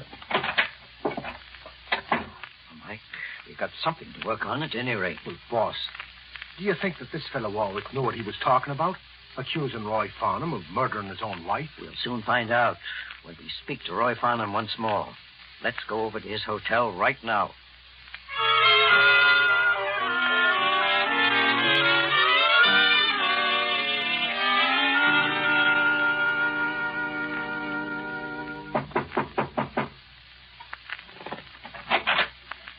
Mr. Keene. Mr. Clancy. I'm getting in touch with you sooner than I expected, Roy. Come in. My mother is here with me. Who is it, Roy? Mr. Keene and Mr. Clancy, Mother. Mr. Keene, the great investigator. I told you I'd gone to consult him about Olivia's death. I'm very glad to know you, Mr. Keene, and you, Mr. Clancy. Pleased to meet you. How do you do, Mrs. Farnham? My reason for coming here isn't a very happy one. And I was hoping I'd be able to speak to your son, Roy, alone. What is it, Mr. Keene? Do you have any news concerning Olivia's murder? Perhaps. You can say what you like in front of me, Mr. Keene. My son Roy and I have never had any secrets from each other. In that case, I'll be frank. Roy, you've been accused of your wife's murder. What?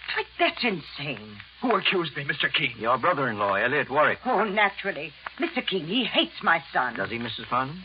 Why? Because of Olivia's money. He knows my boy will inherit it now that she's gone. Mother, let's not talk about that now, please. Why not, Roy? We want to be honest with Mr. Keene, don't we? I'm hoping you will be, Mrs. Farnham. Mr. Keene, Elliot Warwick was in the process of suing his sister Olivia when she married Roy. For part of her estate? Yes. He wanted to have his stepfather's will declared invalid, but he didn't get very far. However, now that his half-sister Olivia is dead, I'm sure he thinks he's got a better chance to share in her money. I'd say he has a very good chance, Mrs. Farnham, but at the same time, he's going to try to make trouble for your son, Roy. Oh, no. No, he can't do that. My son's innocent, and he loved that girl. He even loved her more than he... Oh, Mother. I feel faint. She's passing out. I've got her. Mother, what's the matter? Mother. I'll carry her inside, Mr. Keene. Would you please call the house physician? I will, Roy. Mr. Keene, wait a minute. Look at this. What is it, Mike? This drawer near the telephone's half open. Look what's inside. It's a revolver. And a big one. Now, what would a young fella like Roy Farnham be doing with a gun like this? That's just one of the questions we're going to find an answer for, Mike, after the doctor treats his mother.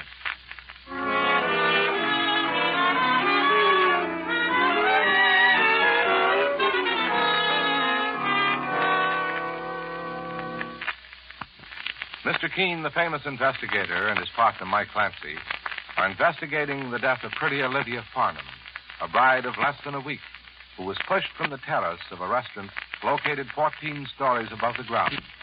At the moment, Mr. Keene and Mike are in the hotel suite occupied by the victim's husband, Roy, whose mother has just had a sudden fainting spell on hearing that her son may be implicated in the crime. A doctor has arrived, and after treating Mrs. Farnham, has left.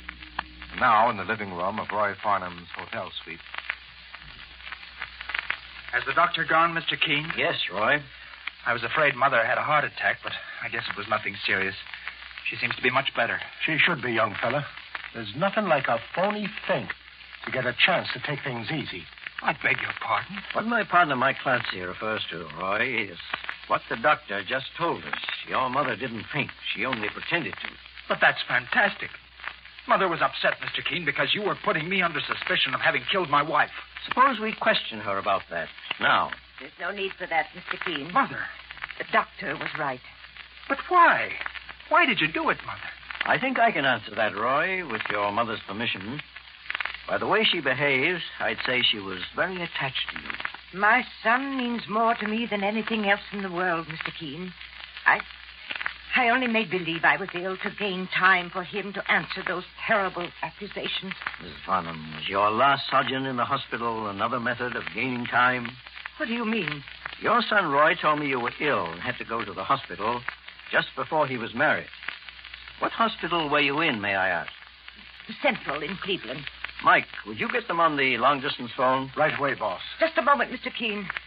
Why do you want to call the hospital? To inquire about the nature of your illness. No. But, Mother, there's nothing to be worried about. Or is there, Mrs. Farnham?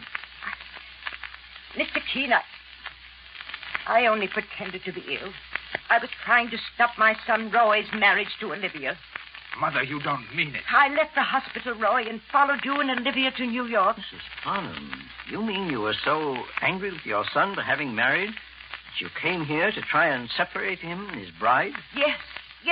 Roy is my son. He belongs to me. Oh, go on, arrest me, Mr. Keene. I was at that roof garden when Olivia was murdered. Arrest me for the crime. Mother. You phoned me at the hotel, didn't you, Roy? And you got no answer. Well, I followed you. I'd heard you mention at that dinner party that you intended to go to the roof garden last night, and I went there, too. What dinner party are you referring to, Mrs. Farnham? The one the Warwicks gave? Yes, Mr. Keene. Olivia's half-brother invited me, too. Well, what are you waiting for? I'm confessing to Olivia's murder. Why don't you turn me over to the police? Because I don't believe you. You don't? Perhaps you were at the restaurant when your daughter-in-law was killed. But you'd have never murdered her yourself. Why do you say that, Mr. Keene? Because suspicion for the crime would have fallen on your son. And I'm sure you do nothing to get him into trouble. No, Mrs. Farnham. You're only trying to protect him now. And I want to know why. Mother, why are you trying to protect me this way? Be quiet, son. Mrs. Farnham, unless you tell me the truth, I'll have to put your son under arrest for the crime. Because that idiot Elliot Warwick accused him of killing Olivia for her inheritance? And also because of a gun we found just now in that drawer. Show it to them, Mike. It's as big as a cannon, mister. Is that gun yours, Roy? Yes, Mother, it is. But I have a license for it, Mr. Keene. I've carried it for months, for my own protection. Has anyone threatened you? I've had a hunch that trouble was in store for me. Hunches don't count in a court of law, Roy. A jury might think you carried this gun to use on your wife in the event another means of killing her had failed. Oh, no. No, don't say that. Mrs. Farnham, I'm willing to help your son, Roy, if he is innocent. But you're hiding something from me, and I've got to know the facts. Tell Mr. Keene everything, Mother. I have nothing to be afraid of. Very well. Mr. Keene, the part about my being in the restaurant was the truth. Some insanely jealous reaction made me follow my son around wherever he went with his wife. Go on, Mrs. Farnham. I saw him go out on the terrace with Olivia. Then I heard a scream. I rushed around to the back of the terrace. Olivia had fallen to the street. Did you see anyone else there in the terrace? No, Mr. Keene, but I found something. What was it you found? It's in my handbag. I'll get it. Mr. Keene, my mother didn't see me there on the terrace because I was inside making my phone call. To her. Yes, I remember you told me that, Roy. She had complained of not feeling well, and I had promised to phone. Mr. Keene, I'm trusting you with my son's life, and I show you this. Here. It's a ring, boss. Yes, Mike, a man's gold ring. It has my daughter-in-law Olivia's family crest on it. I knew she'd given it to Roy. I found it on the spot where Olivia must have been standing before she was thrown from the roof. Is this ring yours, Roy? Oh, it looks like mine, Mr. Keene. And your wife gave it to you? Well, there were two rings like that in her family. One was Olivia's, and the other was her half-brother Elliot's. Olivia had hers made larger and gave it to me to wear. But I can't imagine how that ring got into the restaurant. I lost mine 2 weeks ago. But then, Roy, maybe that ring is Elliot Warwick's. Sure, that excuse is a thin one if you ask me, boss. Roy could have lost that ring all right when he pushed his wife over the roof and she put up a struggle. That's not true, Mr. Clancy. Let me see your hand, Roy. There's one thing I will say. This ring will lead me to Olivia Farnham's murderer. Roy, he doesn't believe us. Mr. Keene doesn't believe us.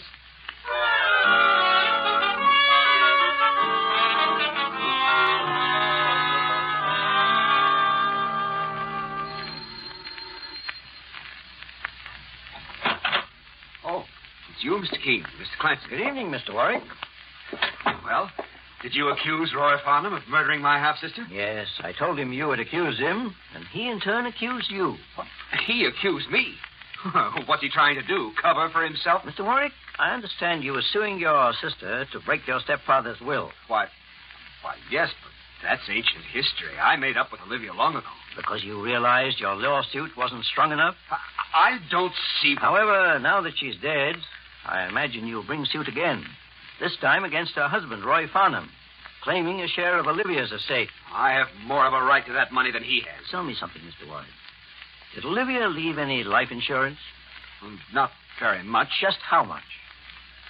$50,000. Not much, did you say? $50,000. And who is the beneficiary? He is, Mr. Keene. Jane. Oh, it's you, Mrs. Warwick. Elliot, you may as well admit the truth to Mr. Keene. You're finished in this murder case. How can you talk like that, Jane, about me? Your husband, the man you love. The man I love. Ha! Don't make me laugh. I married you, Elliot, because you filled me full of lies. Lies about your inheriting $500,000. But it was your half-sister Olivia who inherited the money, and you knew she would all the time. Is that true, Elliot? Mr. Keene, I I was madly in love with Jane, and I had to make her my wife. Yes, at the cost of my Hollywood career. I quit pictures because of your promises, Elliot. And all I got were lies. Go on, Mr. Keene. Put him under arrest. He killed his sister because she made him her insurance beneficiary. She felt sorry for him because he was too stupid to hold a good job. Jane, don't say that. She left him $50,000 in insurance money. I'd say that insurance was definitely one of the motives for murder, Mrs. Warwick. Then why don't you arrest Elliot, Mr. Keene? He wasn't even home the night his half-sister was murdered. And where were you, Mrs. Warwick? I was at home. Can anyone else prove that besides yourself? Why do I have to prove it? Because I have some very interesting evidence in regard to Olivia Farnham's murderer. Mr. Warwick, do you recognize this ring? I believe it has your family crest on it. Why, it looks like the ring I gave to Jane. It's a lie.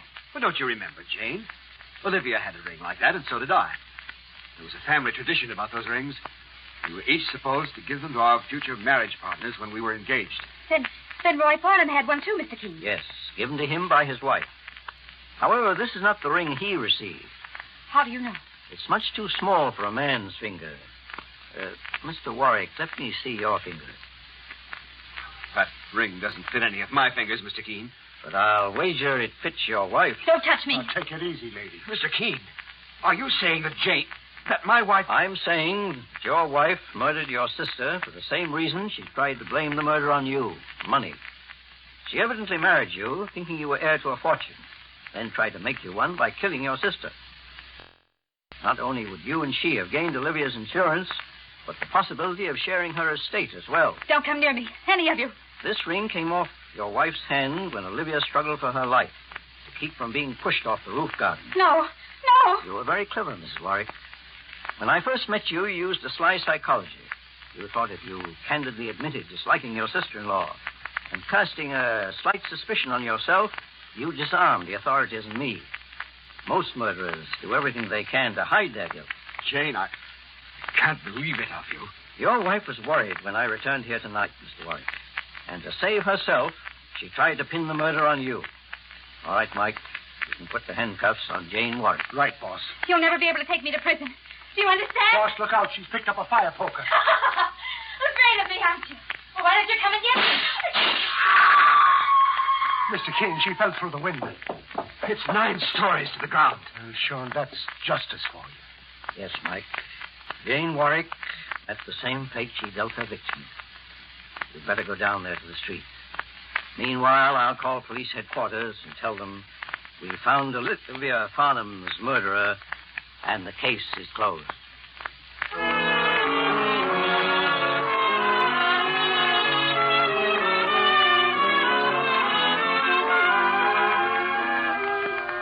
And so Mr. Keene finds the solution to the bride and groom murder case.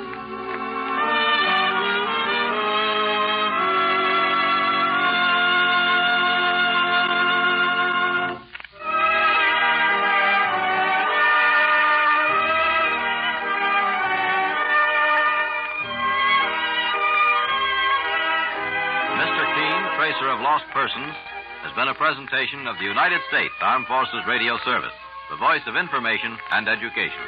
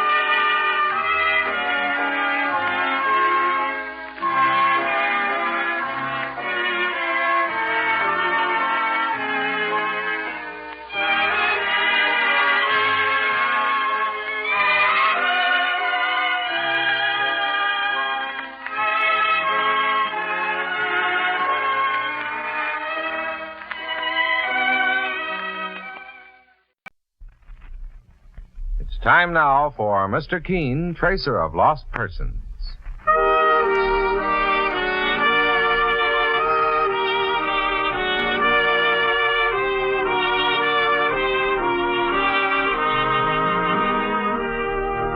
Ladies and gentlemen, Anison and Kalinos present Mr. Keene, Tracer of Lost Persons, one of the most famous characters of American fiction in one of radio's most thrilling dramas. Tonight and every Thursday at the same time, the famous old investigator takes from his file and brings to us one of his most celebrated missing persons cases. Tonight's case is entitled The Telephone Book Murder Case.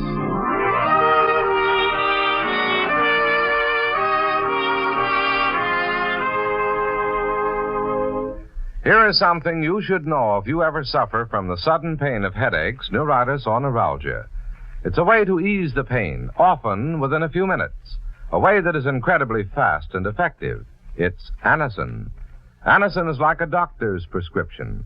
That is, Anison contains not just one, but a combination of medically proven, active ingredients in easy-to-take tablet form. Thousands of people were first introduced to Anison through their own physicians or dentists. But today, it is in such widespread use that all drug counters have it, and anyone may enjoy its benefits. Next time you suffer from the pains of a headache, neuritis, or neuralgia, by all means try Anison. You'll like the convenience of Anison tablets, and you'll be delighted with Anison's incredibly fast action. For most effective relief, use only as directed.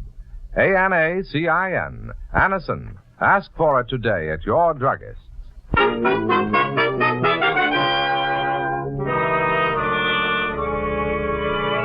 Now for Mr. Keene and the telephone book murder case.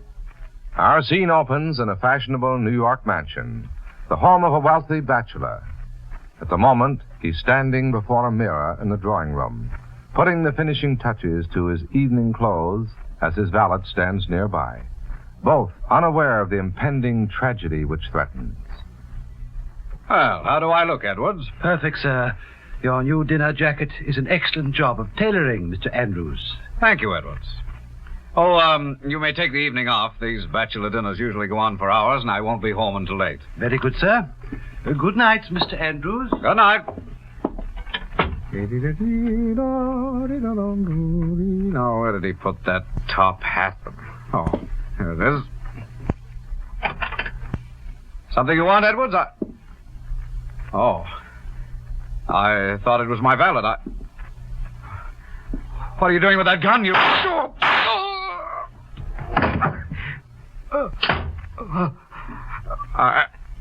I should have known. I should have known. Mr. Andrews! Mr. Andrews! Good evening, Edwards. Is Mr. Mr. Temple, come quick. Shot. He's lying over here on the floor, sir. No. A doctor won't help, Edwards. Better call the police.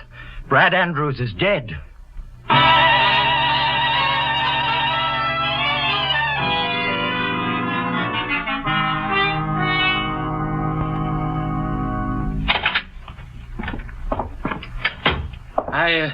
I beg your pardon, but which one of you gentlemen is Mr. Keene, the famous investigator? Mr. Keene's over here, mister. I'm his partner, Mike Clancy. What can I do for you? My name is Edwards, Mr. Keene. Have you read this morning's paper, sir, about Mr. Andrews' murder? Why, we were talking about that a minute ago. We know some of the details, yes. I was Mr. Andrews' valet, sir. I've come to ask you to enter the case, Mr. Keene. I don't have much money, Sit down, Edwards, and try to calm yourself. It's been like a nightmare, sir. I found Mr. Andrews' body only a minute or two after I left him in the drawing room of his home. I heard the shots, but when I ran into the room, he was already dead. According to the newspapers, someone else was there when the police were called. A friend of Mr. Andrews, sir, Mr. George Temple. He rang the doorbell just after I found Mr. Andrews lying there. He He told me to call the police. I see. Both gentlemen were about to attend a bachelor dinner given in Mr. Andrews' honor. Mr. Andrews was about to be married? Yes, next week, sir. He was a fine man, Mr. Keene, and a generous one. I worked for him as his valet for over 2 years, and You're very upset about the murder, aren't you, Edwards? Mr. Keene, I told you that Mr. Andrews was a generous man. So generous you even trembled at the thought of his death? Why, Oh, do you have another motive for coming here? Edwards, if you want my help, you must give me frankness and honesty in exchange. I wouldn't hide anything from Mr. Keene, Edwards. He'll find it out anyway, sooner or later. Just as sure as a shamrock's green. Perhaps I am a bit concerned for myself, Mr. Keene, sir. Why, Edwards? I was the only one present in Mr. Andrews' home when he was shot. The police didn't hold me after they questioned me, but I've noticed that someone has been following me around, and I'm sure it's a plainclothes detective. Well, do the cops have a motive, Edwards? Any reason why you might want to murder Mr. Andrews? Oh, no, Mr. Clancy, I haven't done anything. Mrs. Lawford can vouch for my honesty and loyalty to Mr. Andrews. Who is Mrs. Lawford? The woman Mr. Andrews was about to marry, Mr. Keene. She was recently divorced from Herbert Lawford, the industrialist. Oh, yes, he is a very wealthy man. Mr. Andrews was even wealthier, sir. He owned oil wells in Texas and Oklahoma. He was known as the Oil King. Well, Edwards, my partner and I are going to do everything we can to break this case. All I want to know is, are you quite certain you've told me everything? I have, Mr. Keene, sir. As I said before, Mrs. Lawford can vouch for me. Well, I'd like to talk to her. You say Mr. Andrews was about to marry her? Yes, sir. She has a suite in the Hotel de Glace. My wife, Lila, is her personal maid. Oh? Mr. Andrews was instrumental in getting Lila her position with Mrs. Lawford, sir. I see. I want to take the opportunity of thanking both you gentlemen for your help. I can't tell you how much I appreciate it. Goodbye, sir. Goodbye, and you'll hear from me shortly. Goodbye, Mr. Clancy. So long, Edwards. Well, I still think that gentleman's gentleman is holding out on us, Mr. Keene. Yes, so do I, Mike. He knows something about that murder. He's afraid to tell us. But it may be easier to find out what it is through his wife. Mike, when you were a patrolman on the force years ago, you had quite a reputation with several cooks on your beat. Well, now, sir, I was no Don Juan, but sometimes I'd drop into Maggie Ryan's kitchen for a cup of coffee and a chat, but, well, that was quite a while ago. Well, you're still very good at getting people to talk without using strong-arm methods. I'd like you to talk to Lila Edwards in a friendly way and see if you can get any information out of her while I'm interviewing her mistress, Mrs. Lawford. Well, I'll do what I can, boss. Mrs. Lawford's hotel suite will be our first stop. And then we'll go on to the scene of the crime.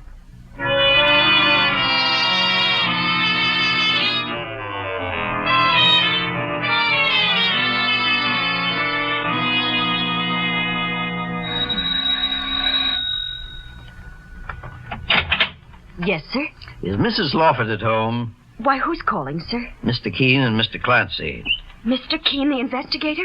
Oh, please come in, sir. Mrs. Lawford will be back in a few minutes, sir.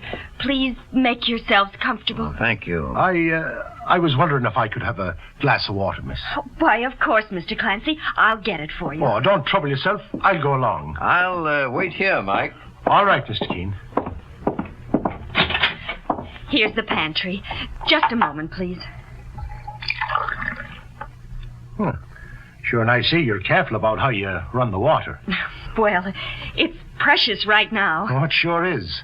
And by the looks of this pantry, I'd say that the cook was careful about the rest of the house as well. Well, I'm not a very good cook, Mr. Clancy.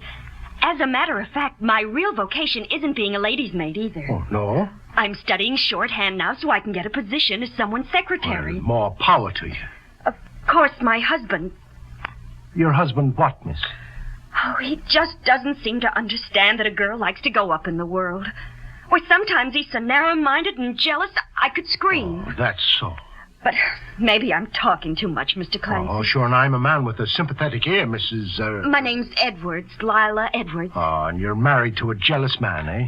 Why, he even thought I was flirting with his... Oh, that must be Mrs. Lawford. I'd better answer the door. Okay, Lila.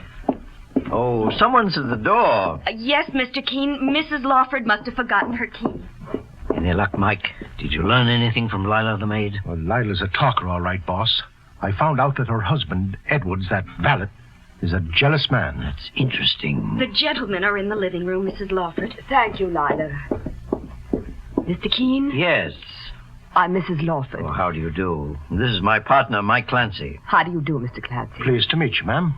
I imagine you're here in regard to Brad Andrews' murder. Yes, we are. It was a terrible shock, Mr. Keene. We would have been married next week. So I understand. You must forgive me if I find it difficult to talk about it. I know what a trial this is for you, Mrs. Lawford, but if I'm to solve this case, I need all the information I can get. I know. I'll do my best to help. Now, can you tell me if Mr. Andrews had any enemies? If he had, I didn't know about them. But he had hundreds of friends, Mr. Keene. Did you notice anything unusual about him lately? Was he troubled by anything? No. Wait, there was something that bothered him. I remember how moody he became one evening, which was unlike Brad. He was usually so gay. Did you ask him why he was in that mood? I did, Mr. Keene, but he changed the subject. I forgot about it until now. Well, it's too bad. Perhaps... Oh, Lila, my maid, must be in her room. I'd better answer the door. Excuse me. Well, it looks as though this visit didn't help us much, Mr. Keene. I wouldn't say that, Mike. Your talk with Lila Edwards gave me an idea or two. Mr. Keene, I want you to meet Mr. George Temple, a good friend of Brad's and mine. Mr. Keene and Mr. Clancy, George. How do you do? Pleased to meet you. You have no idea how pleased I am that you're investigating Brad Andrews' murder, Mr. Keene. I'm sure we'll have quick results now that you're on the case. We hope to do our best, Mr. Temple. Mrs. Lawford. Yes, Lila. Shall I serve tea, madam? Please. Yes, ma'am. Mr. Keene, I hope you'll stay. Eve, is that your maid? Yes, George. How long have you had her? Oh, 3 weeks. Mr. Temple, why do you ask? Mr. Keene, I saw that girl 3 nights ago in the Pelican Club. I was there with Brad Andrews at the time. The Pelican Club? Saints preserve us, but that's one of the most expensive nightclubs in town. Yes, Mike, a very expensive place for a girl who works as a lady's maid. Lila couldn't afford to go to a place like that. Eve, she was there. And she was dressed in the most beautiful gold evening gown I've ever seen. Did you say a gold evening gown? Yes, that's right. Why, I lost a gold lame evening gown about a week ago. You lost an evening gown, Mrs. Lawford? Yes, Mr. Keene. Mr. Temple, can you describe the gown Lila was wearing in that nightclub? Well, it had sequins on the shoulder and a long sash. That's my gown, I'm sure of it. It was an exclusive design. Perhaps your evening gown wasn't lost, Mrs. Lawford. It may have been stolen. By Lila? Mr. Clancy, you think my maid would steal? We'll find out soon enough. Come into the pantry with me, Mike. Okay, Mr. Keene. I never would have believed that Lila was a... Pantry door is closed, Mike. Well, it was open just a minute ago, Mr. Keene. Here, There's no one here, boss. Lila's gone, Mike. That door on the other side must lead to the hotel corridor. You're right, boss. It does. She's run out on us. She must have seen George Temple and recognized him, too. Ask the police to send out an alarm for her, Mike. No, wait a minute. I got a better idea. She may try to get in touch with her husband, Edwards. Our next move is Brad Andrews' home, the scene of the murder, and another talk with Edwards, his valet.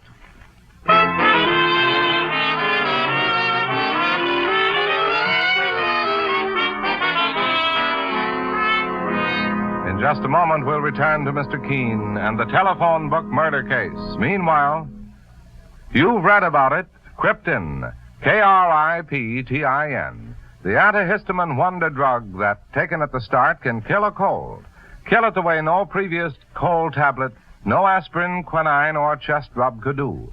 In tests at the United States Naval Hospital, Great Lakes, Illinois, Krypton was preferred by patients over all other formulas tested. For spectacular results, take Krypton at the first sign of a cold. Today at your druggist, get Krypton. Handy pocket size, only 29 cents for 10 tablets. 50 Krypton tablets, 98 cents. Less than 2 cents a tablet. And now back to Mr. Keene and the telephone book murder case. Mr. Keene, the great investigator, and his partner, Mike Clancy, are investigating the murder of Brad Andrews, a wealthy oil man who was about to marry a beautiful divorcee named Eve Lawford. In Mrs. Lawford's sumptuous hotel suite, Mr. Keene and Mike meet George Temple, a friend of the victims, who found the body along with Edwards, Brad Andrews' valet. Now it is discovered that Lila Edwards, the valet's wife, who works for Mrs. Lawford, is missing from the hotel suite. And as Mike and Mr. Keene return to the living room... Mrs. Lawford, your maid Lila Edwards is gone. Gone, Mr. Keene? She ran away, ma'am. I guess she figured Mr. Temple here recognized her. I agree with my partner, Mike Clancy.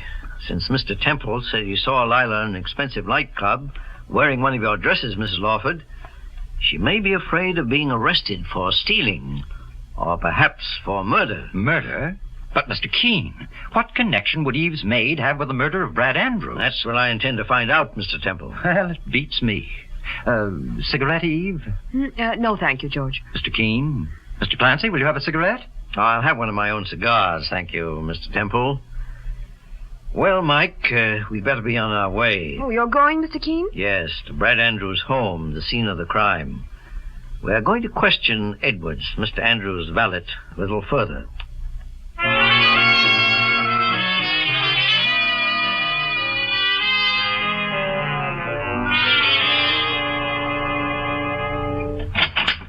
Mr. Keene, sir, and Mr. Clancy.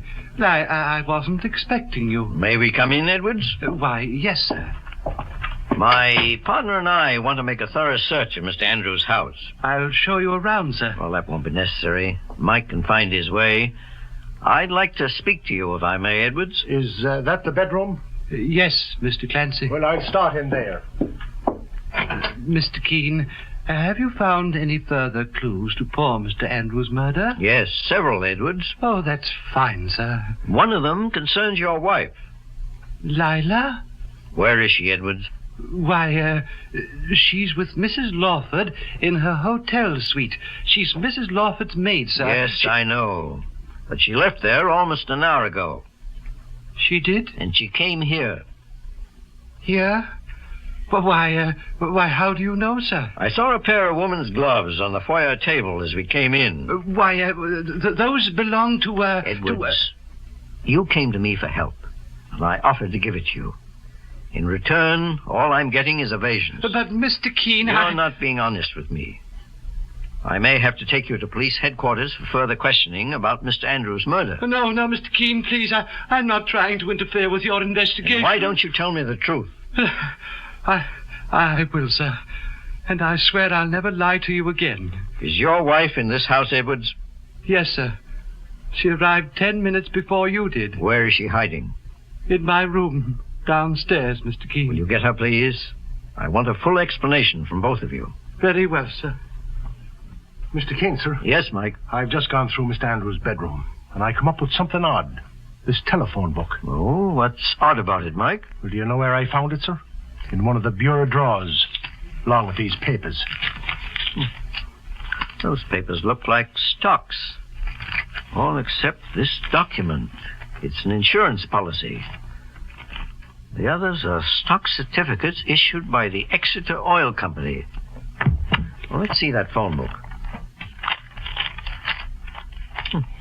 You notice how old this directory is, Mike? It was printed 7 years ago in 1943. And why did Mr. Andrews keep it in a bureau drawer along with these valuable oil stocks? Well, that's something we'll... Mike. Yes, boss. Someone placed a marker in this phone book. Let's find the page. Here it is. Boss, one of the phone numbers in that page is circled with a red pencil. Yes. A.C. Elwood. Mike, call this phone number. If there's no answer... It's been a long time, boss. Maybe Elwood don't have a phone anymore. Then check with the latest telephone book for his name. If that doesn't help, get in touch with the police. Ask them to go through their criminal files for 1943 and check for an A.C. Elwood. Okay, sir. But don't do it here in the Andrews house, Mike. I don't want you to be overheard. Phone from the outside. And then wait for me in front of the door. Right, boss. Mr. Keene, here is Lila, my wife. Oh, Mr. Keene. Oh, please, sir. I didn't mean to steal that dress. I just wanted to borrow it. Dress? What dress? Edwards, your wife, Lila, was seen several nights ago in the Pelican Club, wearing one of Mrs. Lawford's evening gowns. Who were you with, Lila? I... Was it Mr. Andrews? No. Edwards, do you suspect your wife of seeing Mr. Andrews behind your back? Yes, Mr. Keene. That's why I was afraid to go to the police when he was murdered. I thought they'd blame it on me. Because of jealousy? I had reason to be jealous. I know that now. No! But apparently you picked the wrong man to be jealous of. When your wife was seen in that nightclub, she wasn't with Mr. Andrews. Then it was someone else? Yes. Yes, it was someone else, John. My cousin Frank. Frank Nils? Yes. You certainly couldn't be jealous of him. Then why didn't you tell me about it, Lila? Because you hated the idea of my going out and having a good time.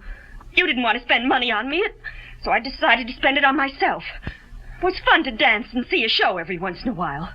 But you're too dingy and narrow-minded to realize that. In case you're unaware of it, there's something more at stake here than a quarrel between a husband and wife. You, too, Lila, could be arrested on suspicion of murder. No. You might have killed Mr. Andrews to keep him from giving you away on 2 counts. One to your husband, and the other in regard to that stolen dress. I swear I didn't kill him, Mr. Keene. I would never... I'll stand by her, sir. If you say my wife is a killer, I say you've made a terrible mistake. I didn't say she was, Edwards. I only told you how the police might look at it. However, I want you both to remain here until I get in touch with you again. Do you understand? Yes, sir. Then you're not going to turn me into the police, Mr. Keene. Lila, you promised to return the dress you took from Mrs. Lawford. And I'll expect you to keep that promise. As for the murder, I believe I'll have the solution in a very short time.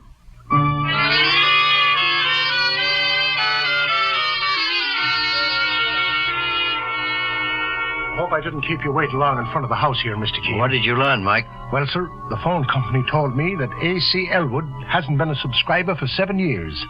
And then I checked with the cops. A.C. Elwood's wanted for murder, boss. They've been looking for that character for years, and I've got a complete description. With that description, Mike, I think we'll be able to put our hands on Brad Andrews' murderer within half an hour.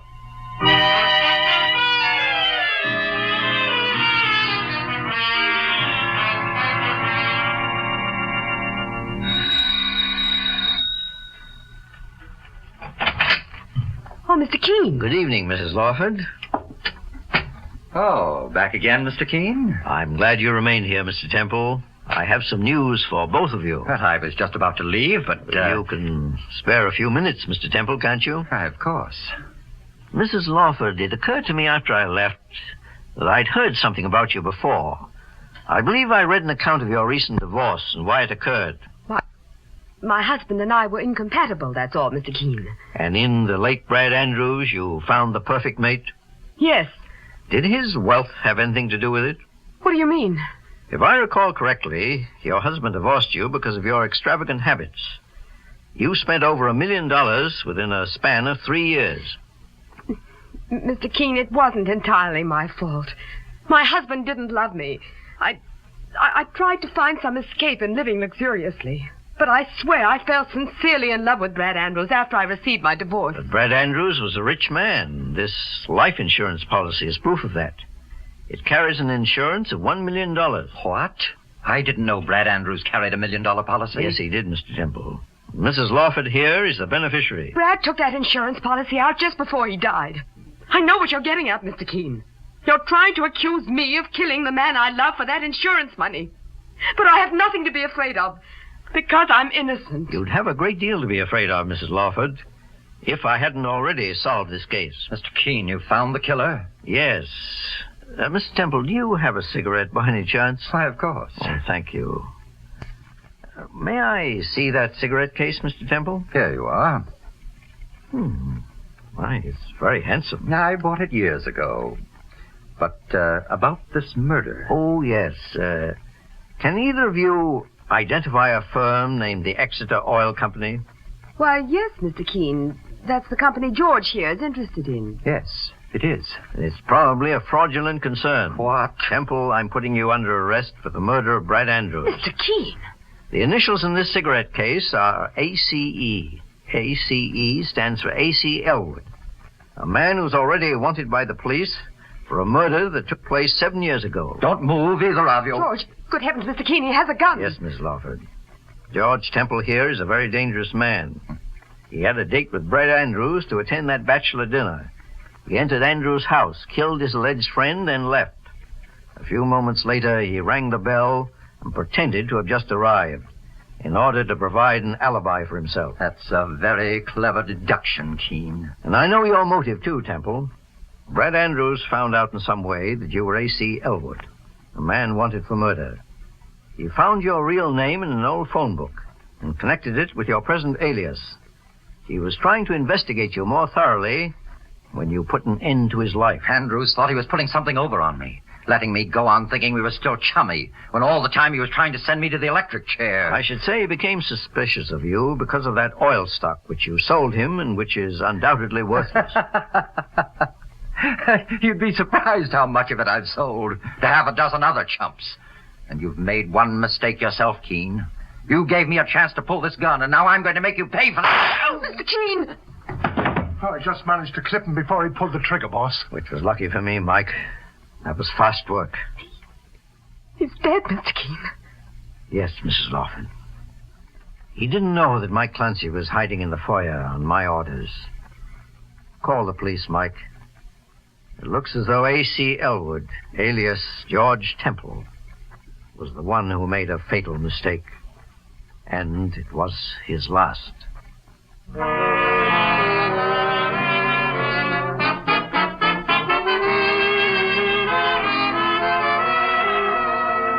And so Mr. Keene finds the solution to the telephone book murder case.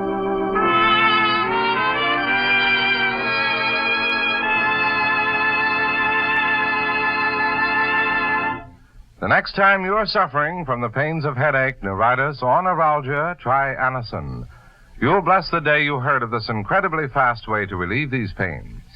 Now, the reason Anacin is so wonderfully fast-acting and effective is this. Anacin is like a doctor's prescription. That is, Anacin contains not just one, but a combination of medically proven, active ingredients in easy-to-take tablet form. Thousands of people have received envelopes containing Anacin tablets from their own dentist or physician, and in this way have discovered the incredibly fast relief Anacin brings from pain of headache, neuritis, or neuralgia. So next time such pains strike, take Anacin. For most effective relief, use only as directed. Your druggist has Anacin in handy boxes of 12 and 30, and economical family-sized bottles of 50 and 100. The name is Anacin, A-N-A-C-I-N.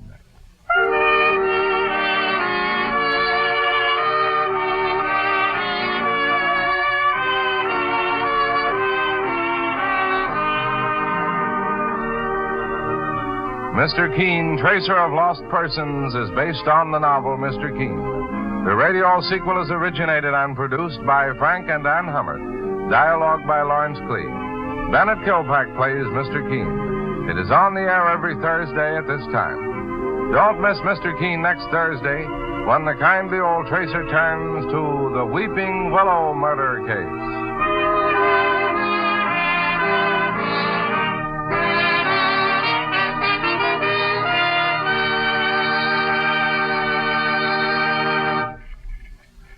When knife-like pains are stabbing you in the back from unusual exercise, lifting, or other muscular strain, it's a good time to try Heat Liniment.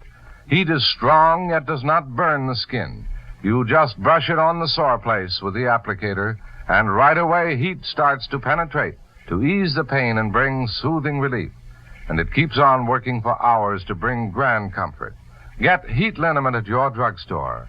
It's H-E-E-T, Heat.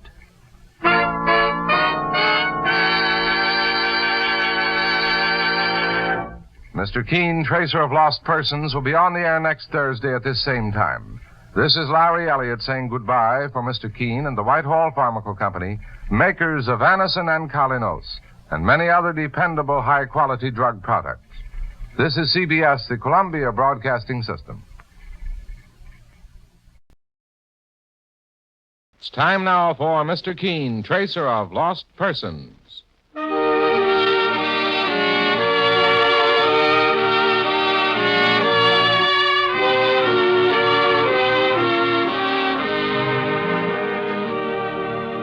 Ladies and gentlemen, Anison and Colinos present Mr. Keene, tracer of lost persons, one of the most famous characters of American fiction in one of radio's most thrilling dramas. Tonight and every Thursday at the same time, the famous old investigator takes from his file and brings to us one of his most celebrated missing persons cases. Tonight's case is entitled The Case of Murder and the Jewel Thief.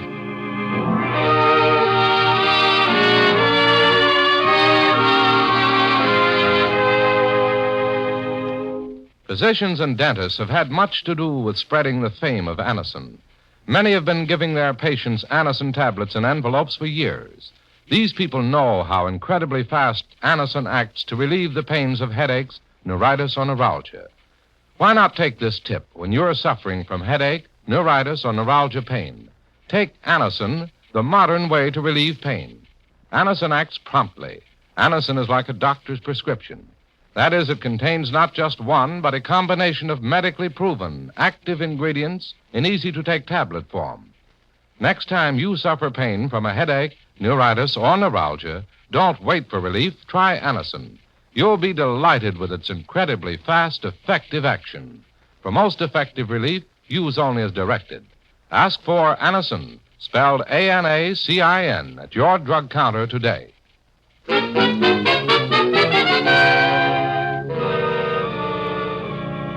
Now for Mr. Keene and the case of murder and the jewel thief. Our scene opens in the office which Mr. Keene, the great investigator, shares with his friend and partner, Mike Clancy. The telephone is ringing, and as Mike reaches for the receiver, he is unaware that he's about to raise the curtain on a startling drama.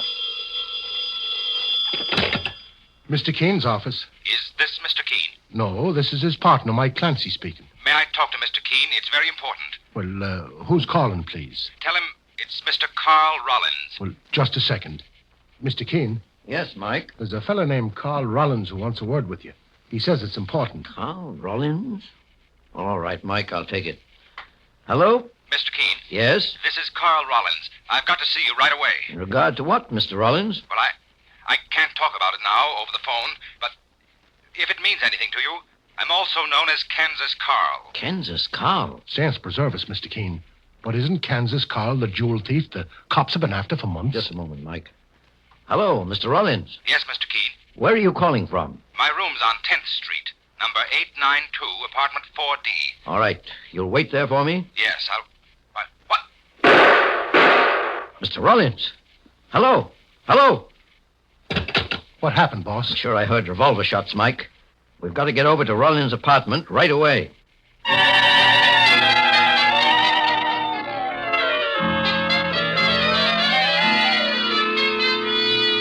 Well, this must be the flat, Mr. Keene. There's the name over the doorbell. Rollins. I don't think there's any point in ringing, Mike. If the door isn't open, we'll have to break it down. It's open, boss. Well, let's go in and keep your gun handy, Mike. Right, boss. The room is empty, Mr. Keene. So it seems, Mike. You want me to go down and see if I can find the landlady or the superintendent? Just a minute, Mike. Do you smell anything? Sure. I smell powder. A gun was discharged in this room a little while ago. There's no doubt that those were pistol shots I heard over the telephone. Yeah, but nothing's disturbed, boss. The place seems empty. Mike, look at the floor. There's blood running along the crack in the wood there. It's coming from under that couch. Quickly, Mike. Pull the couch away from the wall. Yes. Oh, saints preserve us. There he is. It must be Carl Rollins. With 2 bullets in his head. He's dead, Mike. I'll see if I can find an identification on him. He's got a wallet in his pocket, Mr. Keene, and a little notebook with some addresses in it. Well, let me have the wallet, Mike. It identifies him as Carl Rollins, the man who phoned our office. He was shot down before he could say why he got in touch with me. Well, it beats me, Mr. Keene.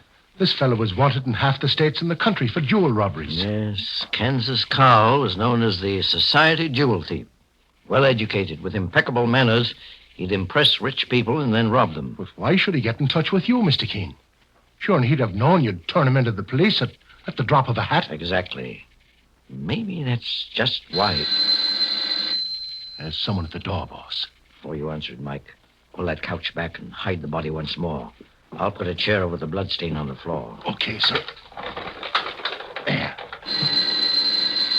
All right, Mike. Now you can open the door. Oh, I beg your pardon. I must have the wrong apartment. Just a moment, madam. Whom did you want to see? Oh, Mr. Rollins. You have the right place. Please come in. Let me introduce myself. My name is Keene, and this is my partner, Mr. Clancy. Mr. Keene, the famous investigator? And who are you, may I ask?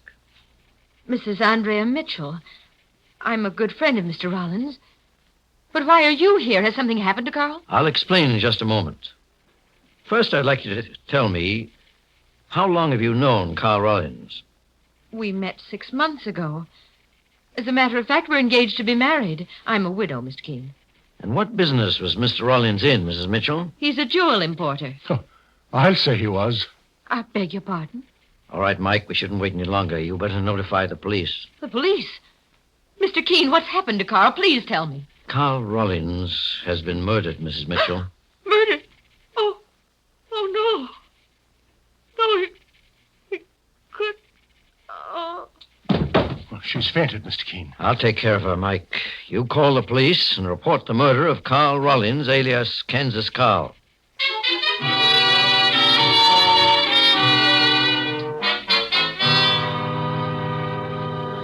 Are you feeling stronger, Mrs. Mitchell? Mr. Keene, you said that Carl... We found his body in his apartment here just a few minutes before you came in. Well, Lieutenant Hale of the homicide squad said he'll be down right away, boss. All right, Mike.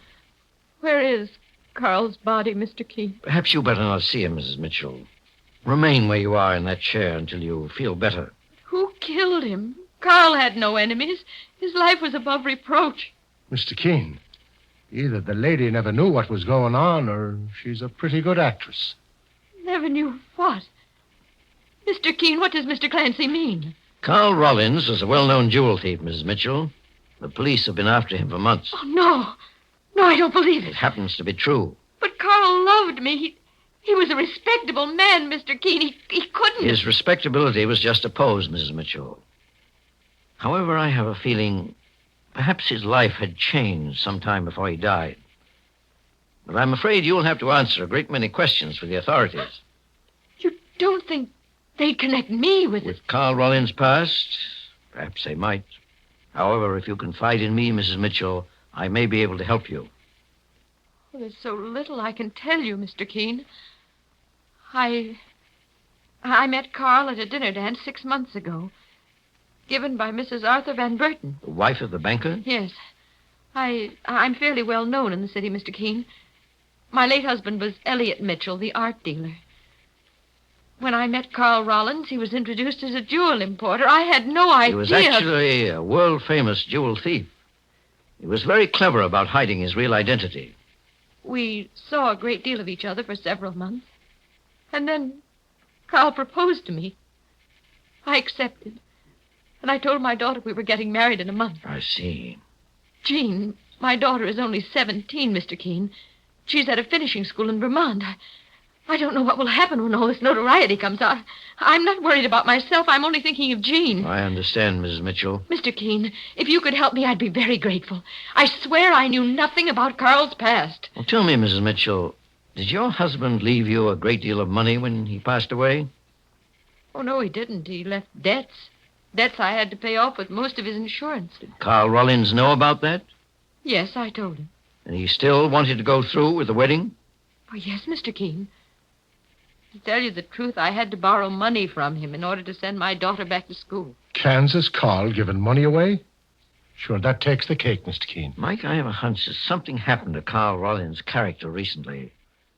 I believe he changed from being a ruthless thief to a decent citizen. That may have been the reason he got in touch with me before he was murdered. Mr. Keene, I swear to you that there was nothing but good in Carl when he died. You've got to believe that. Because if you don't, I know you won't believe my story. And I need your help desperately for my daughter Jean's sake as well as my own. There's just one thing more I want to ask you, Mrs. Mitchell. Did you ever meet any of Carl Rollins' friends or acquaintances? No, Mr. Keene. But there was one woman he spoke of. A woman named Grace Bentley. She was older than Carl, I believe. And when he spoke of her, he almost sounded as if he were talking of his mother, who has been dead for many years. What did he tell you about her, Mrs. Mitchell? Well, just that she was a good friend and he trusted her.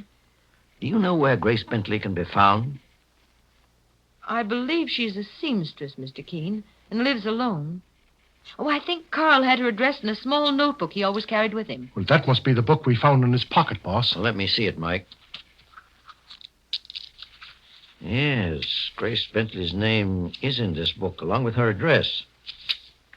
Well, Mrs. Mitchell, the police will be here any moment now. Oh, what shall I tell them, Mr. Keene? Just what you told me. But if my name is connected with this murder, my daughter Jean will know. Her friends at school will hear of it, and she'll be ostracized. I don't think that'll happen. I'm going to ask the police to keep this case out of the newspapers as long as possible.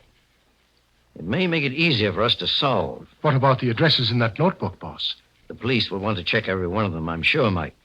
But we can help them by seeing Grace Bentley ourselves. Perhaps she can shed a little light on one of the most puzzling cases we've had in months.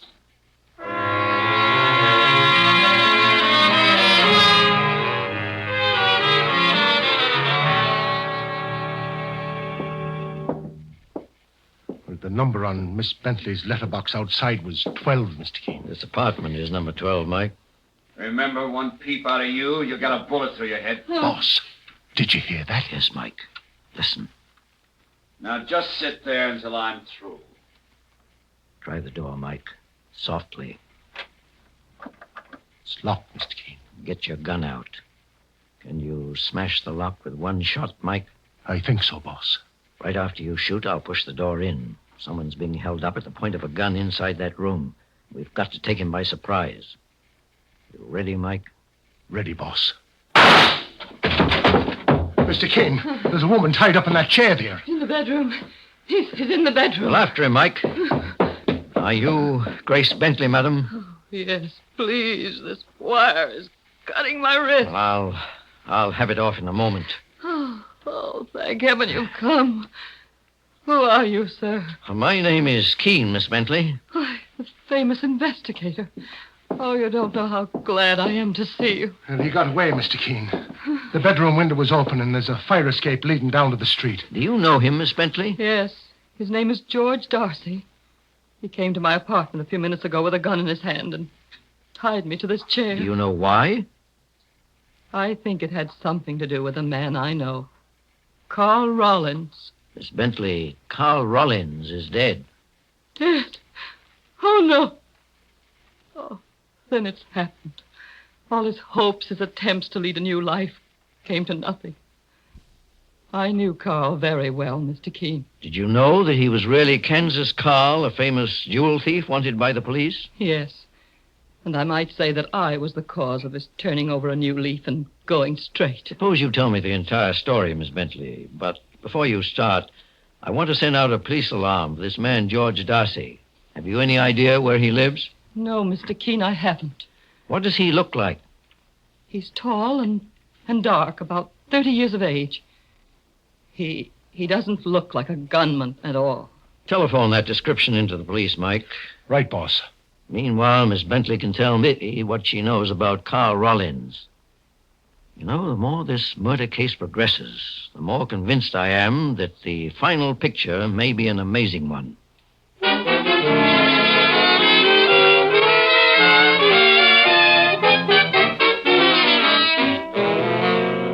In just a moment, we'll return to Mr. Keene and the case of murder and the jewel thief. Meanwhile, it's the big medical news wherever you go. It's Krypton, Kriptin, the antihistamine wonder drug that, taken at the start, can kill a cold.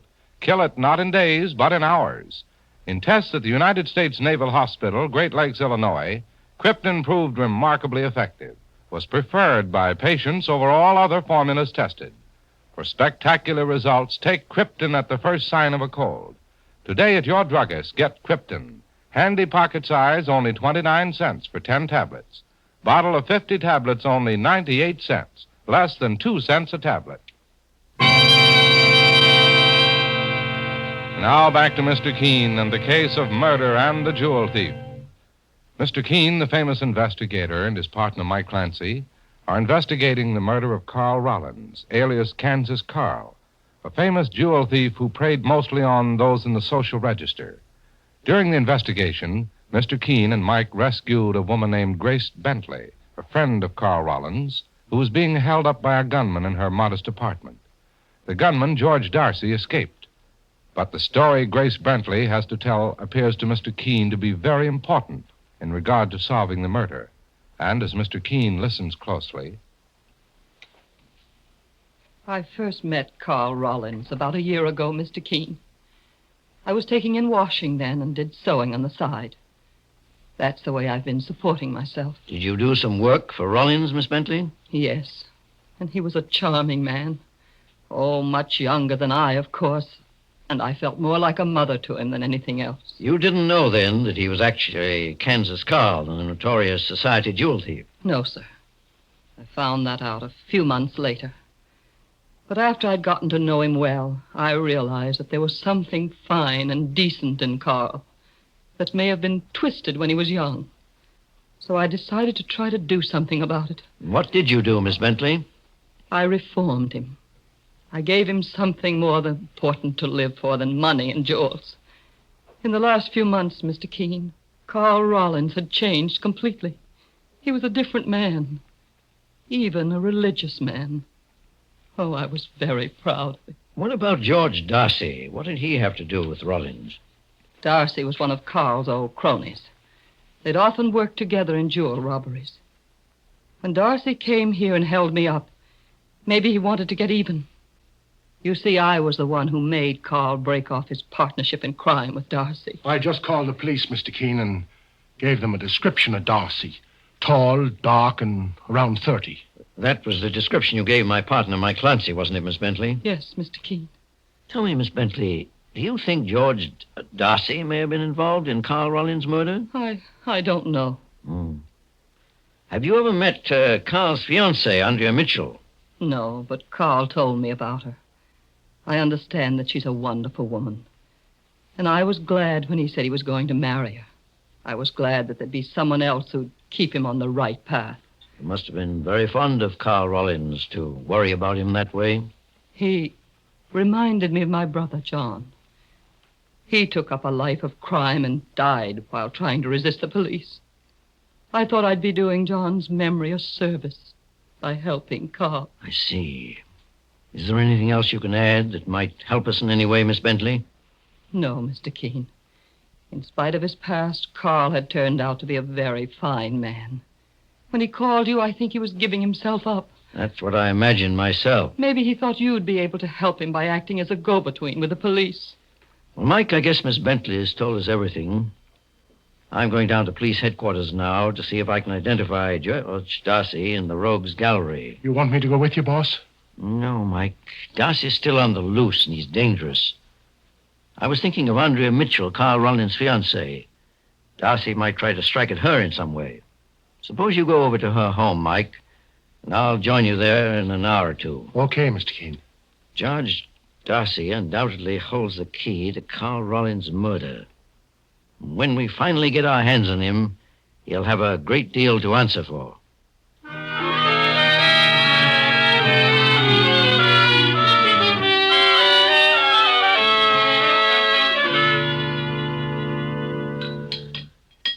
Will you have another cup of coffee, Mr. Clancy? No, thanks, Mrs. Mitchell. Do you mind if I smoke, ma'am? Please do. I'm very grateful to Mr. Keene for sending you over to my home. Even though I never met this man, George Darcy, he worries me, after what you've told me about him. Well, Mr. Keene himself will be here any minute now. Sure, and is that a picture of your daughter, ma'am? Yes, that's Jean. She's 17. That picture was taken just before her father died. Why, she's a fine-looking girl. Oh, someone's at the door. It must be Mr. Keene. Just a second, Mrs. Mitchell. Mr. Keene wouldn't try to come in without ringing first. unless it was an emergency. There's the doorbell now. Well, I'll go out, get out of sight behind them drapes there, just to be on the safe side. Oh, Mr. Clancy, you think it Now, may be... just answer the door, Mrs. Mitchell, like you were here alone. Let me do the rest. One scream and I'll shoot, lady. Get inside. Okay. Where is it? Where's what? The loot. And don't fool with me. I want it all. I don't know what you're talking about. You and Kansas Carl were going to be married. He must have told you what he did with the stuff. Who did he give it to? Where is it? Stand still, mister. Don't raise that gun or I'll pull this trigger. Drop it. Drop your artillery on the floor. Now just put your hands behind your back. I'll slip a nice pair of shiny handcuffs on them.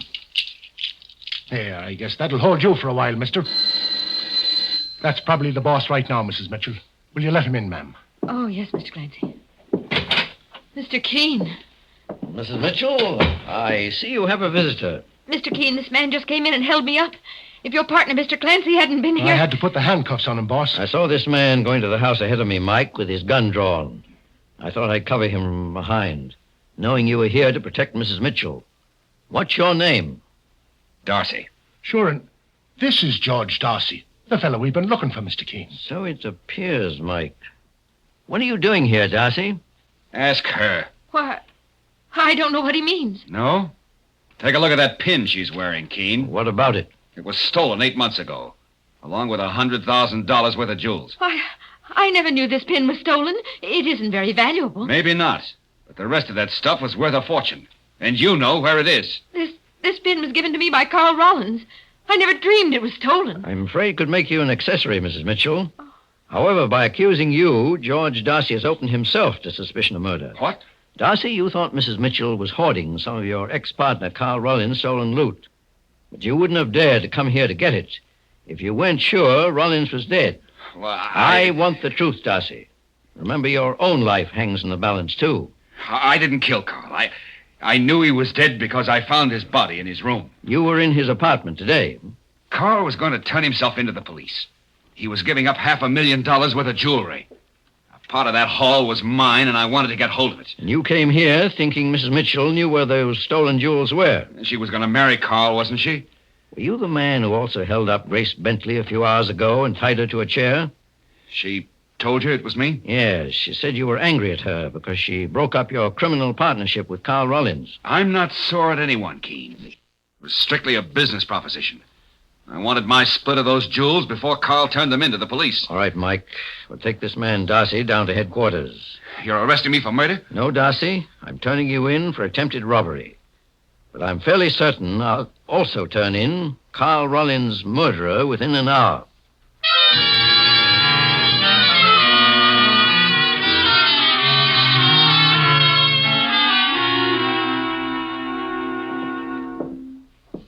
Lock on that door is still broken, Mike.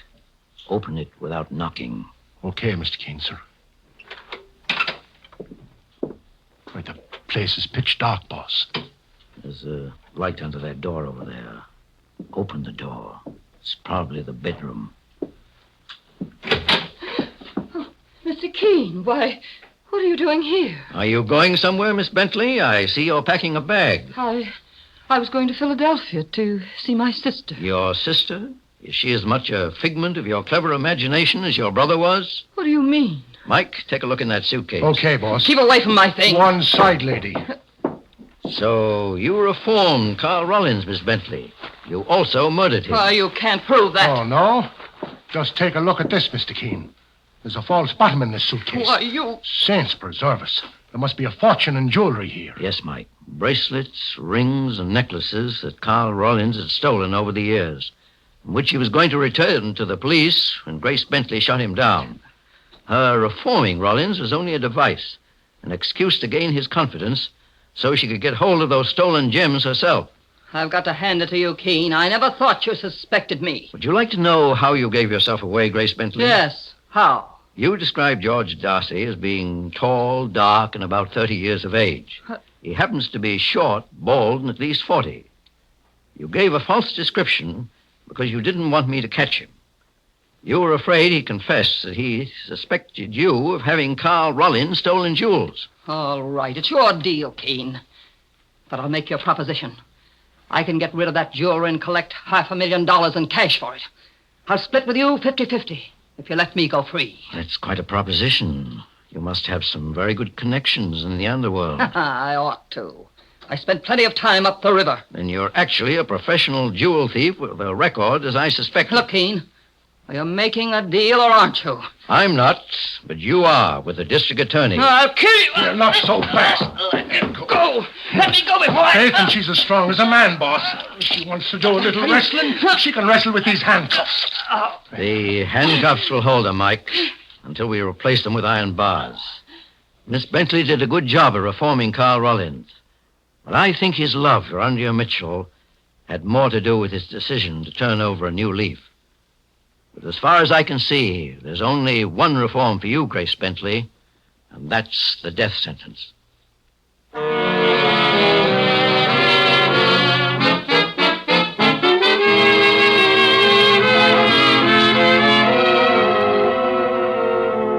And so Mr. Keene finds the solution to the case of murder and the jewel thief.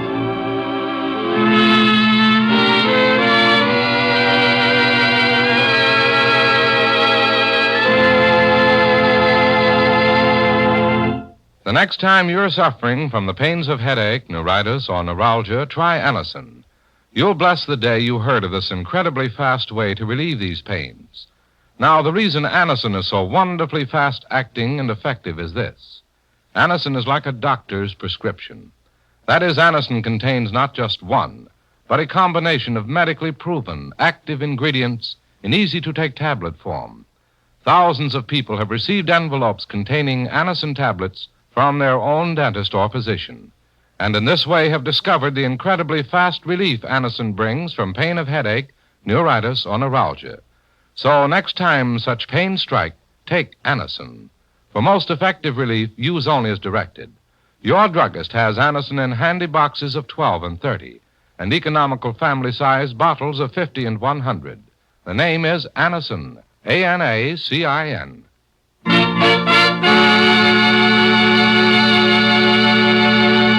Friends, you all know history proves that our American economic system has brought more material means for happiness for more people than any other in the world, and without loss of basic freedoms. To better understand your American economic system, write today for the free booklet entitled The Miracle of America, Box 10, Times Square Station, New York City. That's Box 10, Times Square Station, New York. You'll be proud to own The Miracle of America.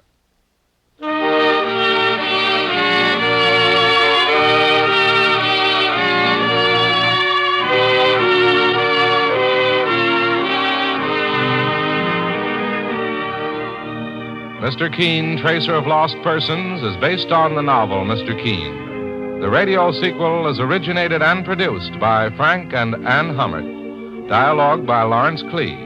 Bennett Kilpack plays Mr. Keene. It is on the air every Thursday at this time. Don't miss Mr. Keene next Thursday when the kindly old Tracer turns to the case of the two-faced murderer.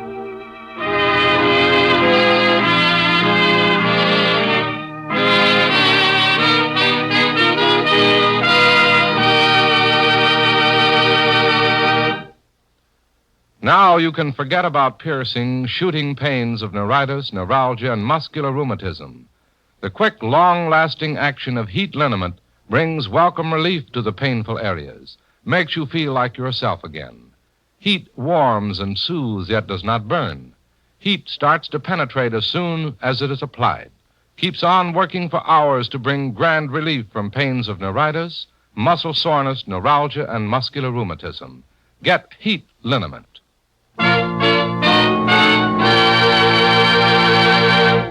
Mr. Keene, Tracer of Lost Persons, will be on the air next Thursday at the same time. This is Larry Elliott saying goodbye for Mr. Keene and the Whitehall Pharmaceutical Company, makers of Anacin and Colinos, and many other dependable high-quality drug products. This is CBS, the Columbia Broadcasting System. It's time now for Mr. Keene, Tracer of Lost Persons.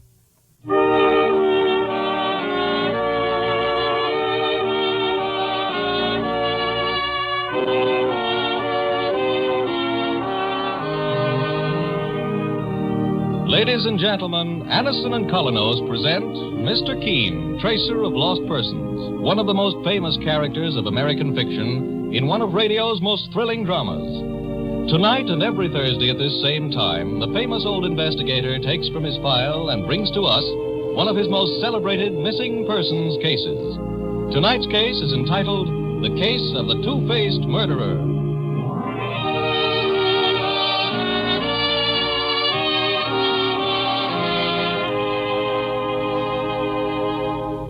There's hardly a person who doesn't suffer now and then from the pains of a headache, neuritis, or neuralgia. That's why you'll want to know about Anison. It's a way that thousands of people are using because it acts incredibly fast to relieve such pains. Anison is like a doctor's prescription. That is, it contains not just one, but a combination of medically proven active ingredients. Literally thousands of people have been introduced to Anison by their own physicians and dentists who have given them Anison tablets at some time or other. For your own sake, when you want prompt relief from the pain of headaches, neuritis, or neuralgia, try Anison. You'll be delighted with the relief it brings. For most effective relief, use only as directed. Ask for Anison, A-N-A-C-I-N, at any drug counter.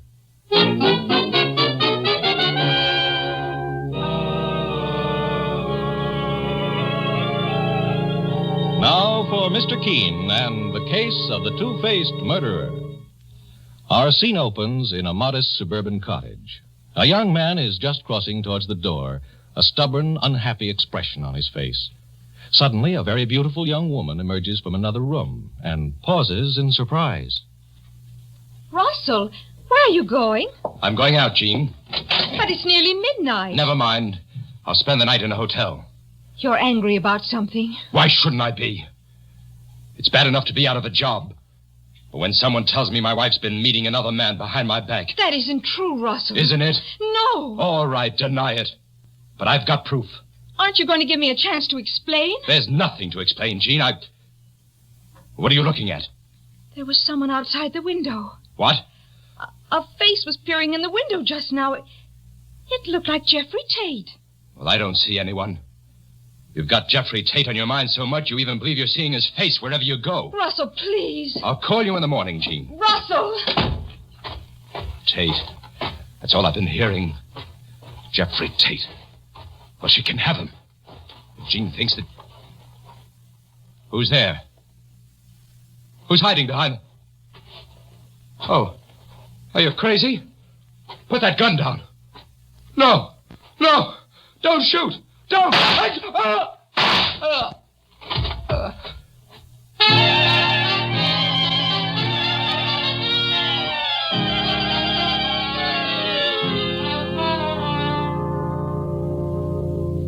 When I heard the shots, Mr. Keene, I ran out of our cottage and found my husband, Russell, lying on our lawn, dead.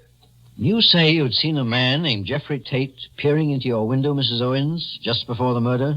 Yes, Mr. Keene. But the police haven't picked this Tate feller up yet, boss. My partner, Mike Clancy, read the details of your husband's murder in the morning paper, Mrs. Owens. But I haven't had a chance to go over them myself. I told the police that I saw Jeffrey Tate outside our window, Mr. Keene. And they're searching for him. But he left his home last night and they haven't been able to locate him. I see. Jeffrey must have gone out of his mind to do a thing like that. To murder my husband. And he may strike at me. I suppose if he did it, it wouldn't matter very much.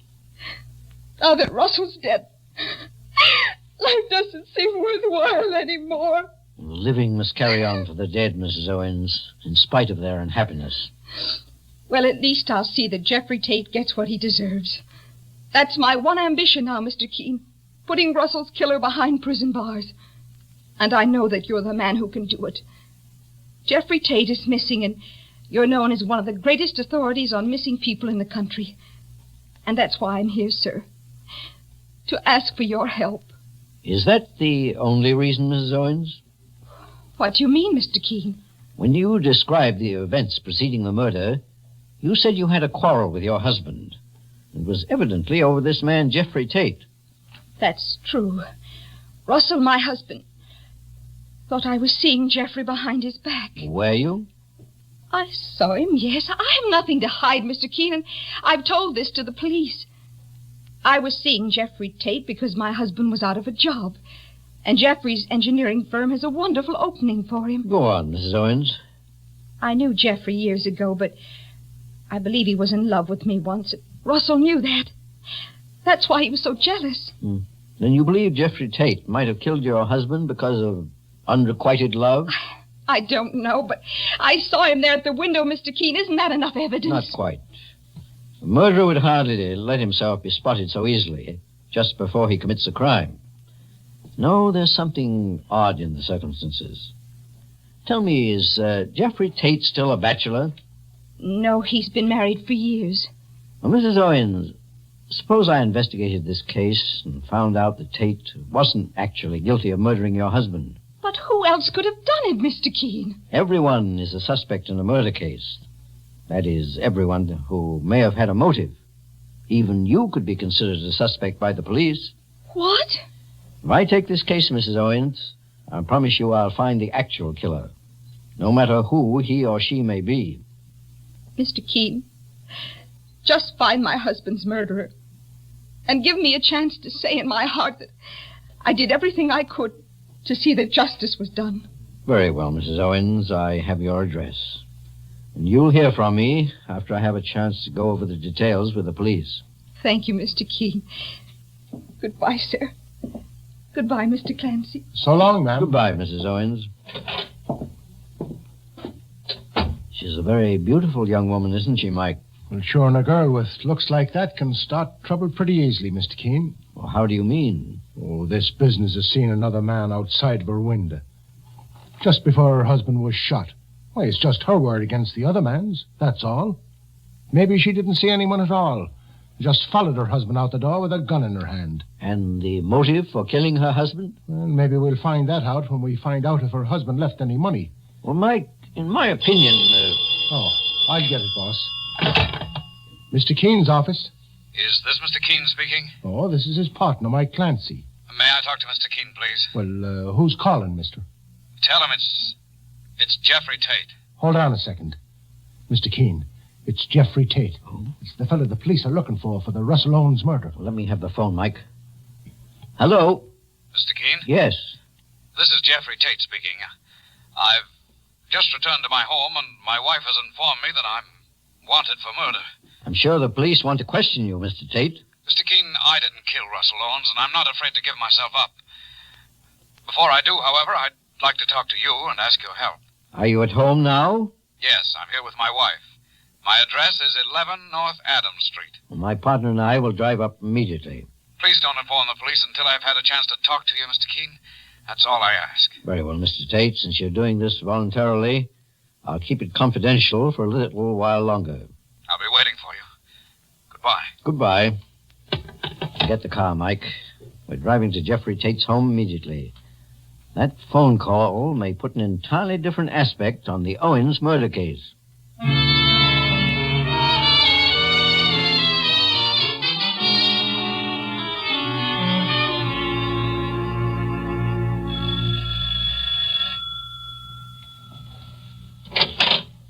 Yes? My name is Keene. This is my partner, Mike Clancy. I'm here in answer to Mr. Tate's phone call. My husband isn't here, Mr. Keene. You're Mrs. Tate? Yes. But he just phoned our office, ma'am, and said he wanted to give himself up. I know that, Mr. Clancy. However, I persuaded him to go away. May we come in, Mrs. Tate? If you wish. However, you won't find Jeffrey here. Who is that man standing in the living room? His name is Frederick Barlow. Oh. But he has nothing to do with this matter. He and my husband are old friends. You say Mr. Tate went away? He was crazy to phone you, Mr. Keene. He wouldn't have a chance if he gave himself up. And I'm not going to stand by and see my own husband, the man I love, falsely accused of murder. Try not to get excited, Barbara. Mr. Keene is only trying to do his duty. You're Mr. Barlow? Yes. I'm sorry to meet you under these circumstances, Mr. Keene. I know of your reputation. I've been wanting to make your acquaintance for years. Mike. Yes, boss. Search the house thoroughly. Okay, Mr. Keene. He can search it from top to bottom, but he won't find my husband. Do you realize, Mrs. Tate, how difficult that will make matters for your husband? What do you mean, difficult? Jeffrey was practically being accused of murder already. Yes, but he could have defended himself, and I would have helped him do it. Now, as a fugitive from justice, he's become even more of a suspect. I don't care, Mr. Keene. I only want to make certain Jeffrey is safe. Barbara, I think you're being very foolish. Please keep out of this, Frederick. Mr. Barlow, were you here when Mr. Tate left the house? Now, wait a minute, Mr. Keene. I had nothing to do with it. Please answer my question. Yes, I was here. Then you know where Jeffrey Tate has gone. Why, Frederick, if you tell Mr. Keene, you'll regret it. I'll never speak to you again as long as I live. And Jeffrey will hate you for it. I don't think he'll hate me, Barbara. Jeffrey's not that kind of man. He left here against his will because you started to get hysterical. You know I didn't agree with you, and I thought Jeff should place his faith in Mr. Keene's ability to find the real murderer. Tell Mr. Keene, then. Tell him where Jeffrey went. Go on. Give your best friend away to the police. I have no intention of doing that, Barbara, I assure you. Perhaps the police may compel you to do it, Mr. Barlow. In that case, I'd have no choice, Mr. Keene. However, right now, I know nothing of Jeff Tate's whereabouts officially. Good night, Barbara. May I have your permission to leave, Mr. Keene? I can't hold you, but I'll have to report your part in all this to the police. As you wish, Mr. Keene. Well, Mrs. Tate, you're going to be reasonable and give me a chance to find out whether your husband is innocent or not? No, Mr. Keene. You can stay here until morning if you like, but you won't get any further information out of me. Mr. Keene, sir. Yes, Mike. Come in here for a second, sir. I found something important. Oh, what is it, Mike? Well, it's here in the study, Mr. Keene. But first, take a look at that picture on the mantelpiece. Signed to Barbara with all my love, Jeffrey. Well, that must be a photograph of Jeffrey Tate. Now come over to the desk. Look at this mask. Where did you find the mask, Mike? Inside the desk, boss. And it looks as if it's made of some kind of plaster. And it's the image of that fella there in the picture. Well, you're right, Mike. It is a life-size plaster likeness of Jeffrey Tate's face. It's hollow in the inside. And the signature of the sculptor appears to have been cut into the inside. I can read the name Dario. Well, what do you make of it, Mr. Keene? Well, Jean Owens claims just before her husband was murdered, she saw a glimpse of Jeffrey Tate's face outside her window. It was almost midnight, and the light was probably bad. Well, sure, and maybe someone else could have been wearing this mask so as to look like Jeffrey Tate and make him take the blame for the killing. It's an interesting theory, Mike. It's certainly worth looking into. Apparently, this case has taken a strange new twist. If the theory concerning this mask is correct, we're actually looking for a two-faced murderer.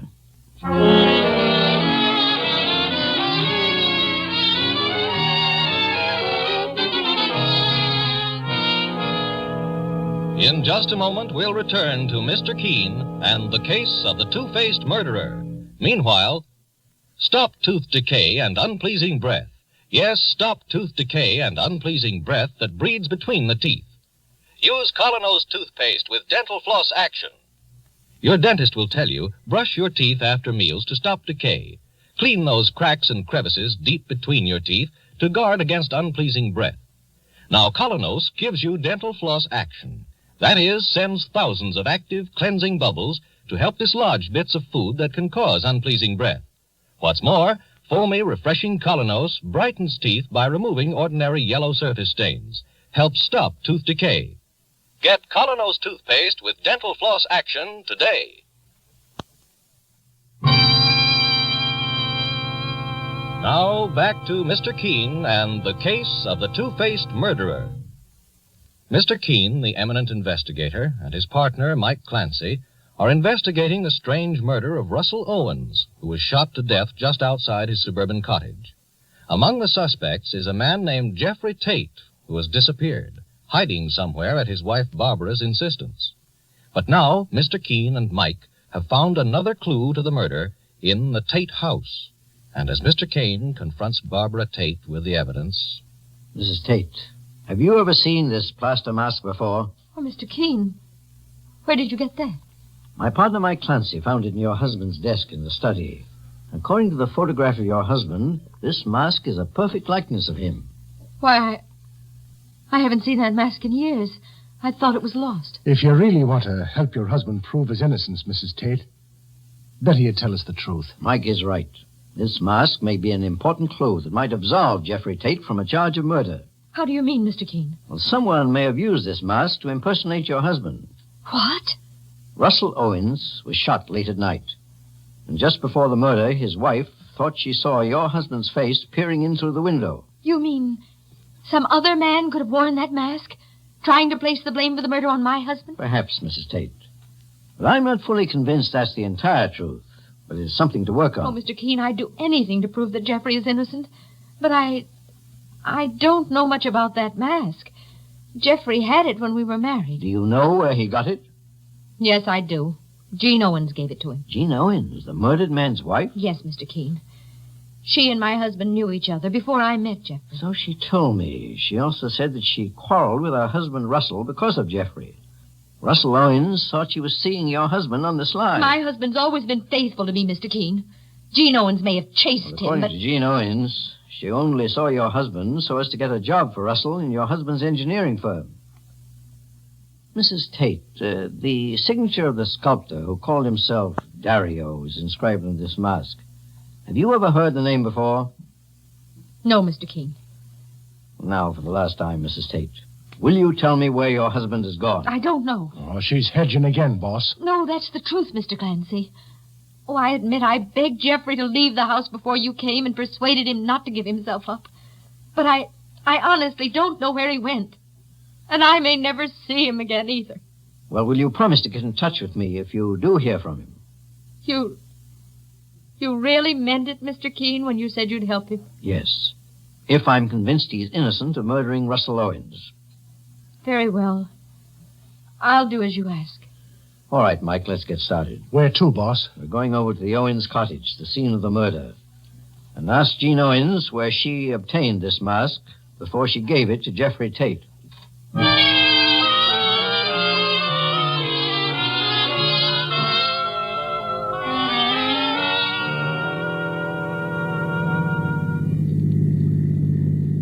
This must be the Owens house, Mike. Park over here in front of the door. Right, sir.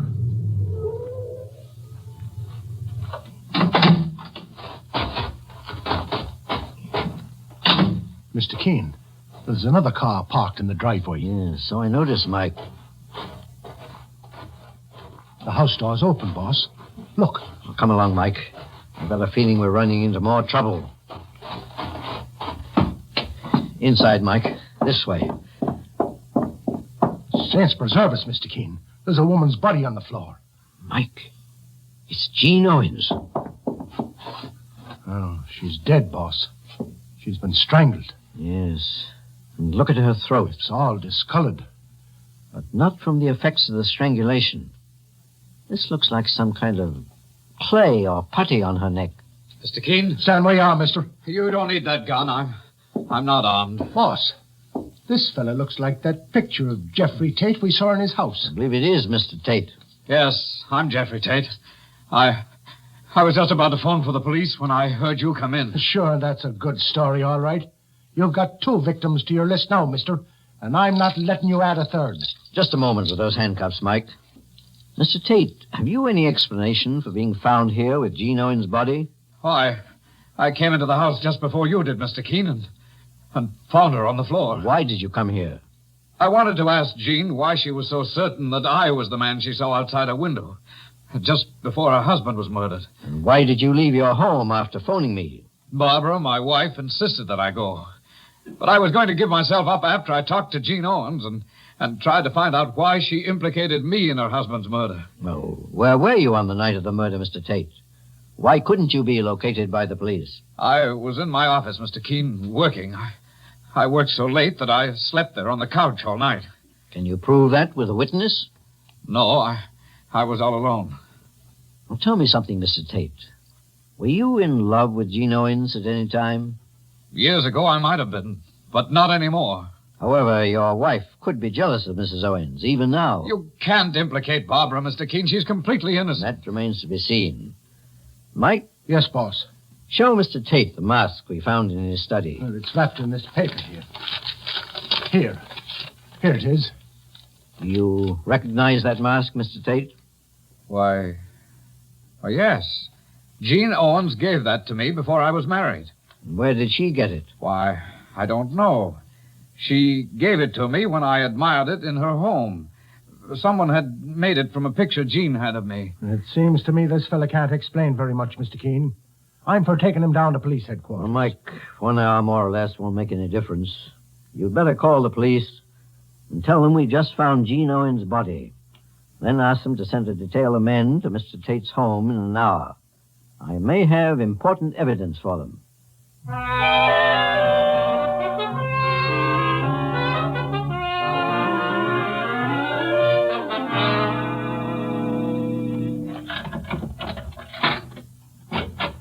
Go right in, Mr. Keene and Mr. Clancy. Thank you. If your wife is here, Mr. Tate, I'd like to talk to her. Oh, my wife must be upstairs. I'd better... Boss, it's that fella Frederick Barlow. So I see, Mike. Jeffrey. Hello, Frederick. Mr. Keene, I see you've managed to locate Jeffrey Tate without anyone else's help. Yes. Right now, he's under suspicion for 2 murders, Mr. Barlow. 2 murders? Jean Owens was strangled to death. No. I didn't kill her, Fred. I swear I didn't. I must see my wife. I must speak to her, Mr. Keene. Your wife's upstairs. Mr. Keene, do you want me to call her? Please do, Mr. Barlow. Just a moment. Mr. Keene, it doesn't look as if there's a chance for me to prove my innocence. The evidence against you is very strong, Mr. Tate. I can't understand it. It's like some kind of an insane dream. Mike, give me the mask you wrapped in that paper, please. Here you are, boss. Mr. Keene, I just thought of something. What is it, Mr. Tate? Suppose someone used that mask to impersonate me. Sure, and the boss thought of that long ago. There's only one thing wrong with that theory, Mr. Tate. How did the killer get hold of the mask and then return it to your home? Why, I don't know. Unless your wife was implicated in the crime. She's the only one who could have used this mask. Then why not arrest me, Mr. Keene, and set my husband free? Barbara. Jeffrey, darling, Mr. Tate, are you confessing to these murders? I'm showing you that all the evidence isn't against my husband, Mr. Keene. Barbara, keep out of this, please. Well, Mrs. Tate, where's Mr. Barlow? Why, I saw him a moment ago when he called me. He came down the stairs. He must have gone into the study. Mike, stay here with Mr. and Mrs. Tate for a moment. Okay, Mr. Keene. Mr. Barlow. Oh, Mr. Keene. Were you looking for something here in Jeffrey Tate's study? Just a match. Well, there's a lighter on top of the desk. Why bother to look inside the drawers? Oh, I didn't see it. Well, I'm ready to take Mr. and Mrs. Tate to police headquarters. Mrs. Tate, too? Yes, they're both implicated in these murders, I'm afraid. Well, in that case, Mr. Keene, they should have the services of a competent attorney. Yes, that's their privilege. As a friend of the family, I'm going to see to it that they get one. Dario. What is it, Mr... Oh, so you answer to the name of Dario, do you? I didn't quite hear what you said. Perhaps this mask is your handiwork.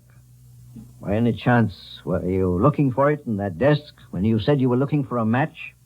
I never saw that mask before, Mr. Keene. No?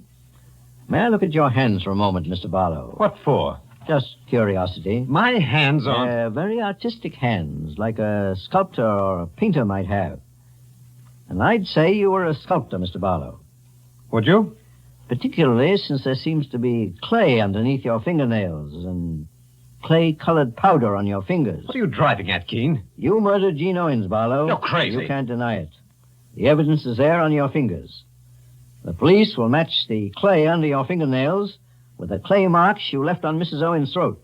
That's very interesting. And if you murdered Jean Owens, you also murdered her husband. How? I suppose I put this mask over my face and impersonated Jeffrey Tate, eh? No, if you'd used this mask, you would have destroyed it. As a matter of fact, I believe you murdered Jean Owens because of this mask. You were the man who gave it to her years ago. And you knew she would identify you as a sculptor, something you wanted to avoid. So you went to her home, made her tell you what she did with the mask, then killed her to keep her quiet. That's a clever deduction, Mr. Keene. You came back here after Jean Owens told you she'd given the mask to Jeffrey Tate. You hoped you'd be able to find it before the police did. And why would I be so anxious to get hold of this mask, Keene? Well, this is only a theory, but I think it can be proven. A clever sculptor can change a face and features with the aid of clay and paint. And if you could make a mask that resembled Jeffrey Tate so closely, you could also change your own features to resemble his. And that's what you did. Don't move or I'll kill you, Keene. Well, that gun won't help you, Barlow. When the police search your apartment, I'm sure they'll find evidence that you are or once were a sculptor. You're right. I was a sculptor, and a great one, too. But no one ever appreciated me. No one knew what a genius I was. Rankled in your mind, didn't it, Barlow? I could have taken it if Jean hadn't turned me down for that idiot Russell Owens. So you, too, were in love with Jean. At first I thought my rival was Jeffrey Tate, but then I found out it was Russell Owens. Tate took it like a man. But you let it eat inside your soul until it drove you to murder. I'm going out that terrace door, Keene. And if you try to stop me, I'll shoot. You see, Keene, I'm still the genius. Even you can't put your hands on me now. No, but I can. Well, For a minute, Mike, I thought you was getting away. Well, after you went into the study, Mr. Keene, I started to put two and two together like you did. And I figured I'd better keep an eye on both of you. Oh, Barlow's coming out of it, Mike. Oh, I just gave him a light tap with my gun, Mr. Keene, just to keep him quiet when he tried to drill a hole in me. It's a strange case, Mike. By making himself up to look like Jeffrey Tate, Barlow almost had a double revenge. Tate was a rival of his, too. And he thought Tate would be held for Russell Owens' murder.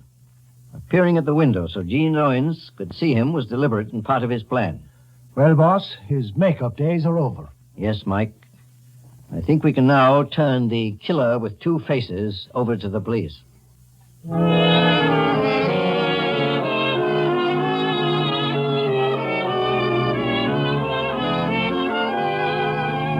And so Mr. Keene finds the solution to the case of the two-faced murderer.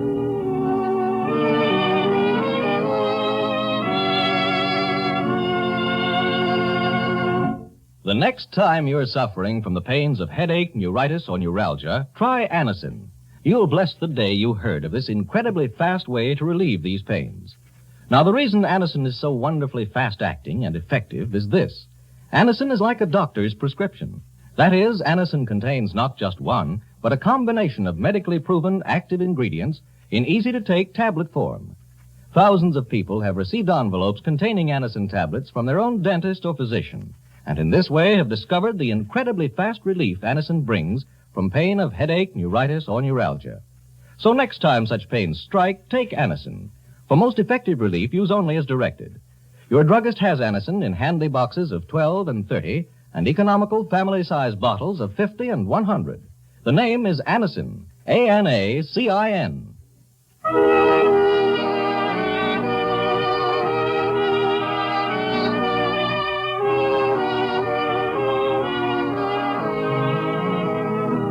Mr. Keene, Tracer of Lost Persons, is based on the novel Mr. Keene. The radio sequel is originated and produced by Frank and Ann Hummert. Dialogue by Lawrence Clee. Bennett Kilpack plays Mr. Keene. It is on the air every Thursday at this time. All characters are completely fictional and bear no relation to any person living or dead. Don't miss Mr. Keene next Thursday when the kindly old tracer turns to the Tea Leaf murder case.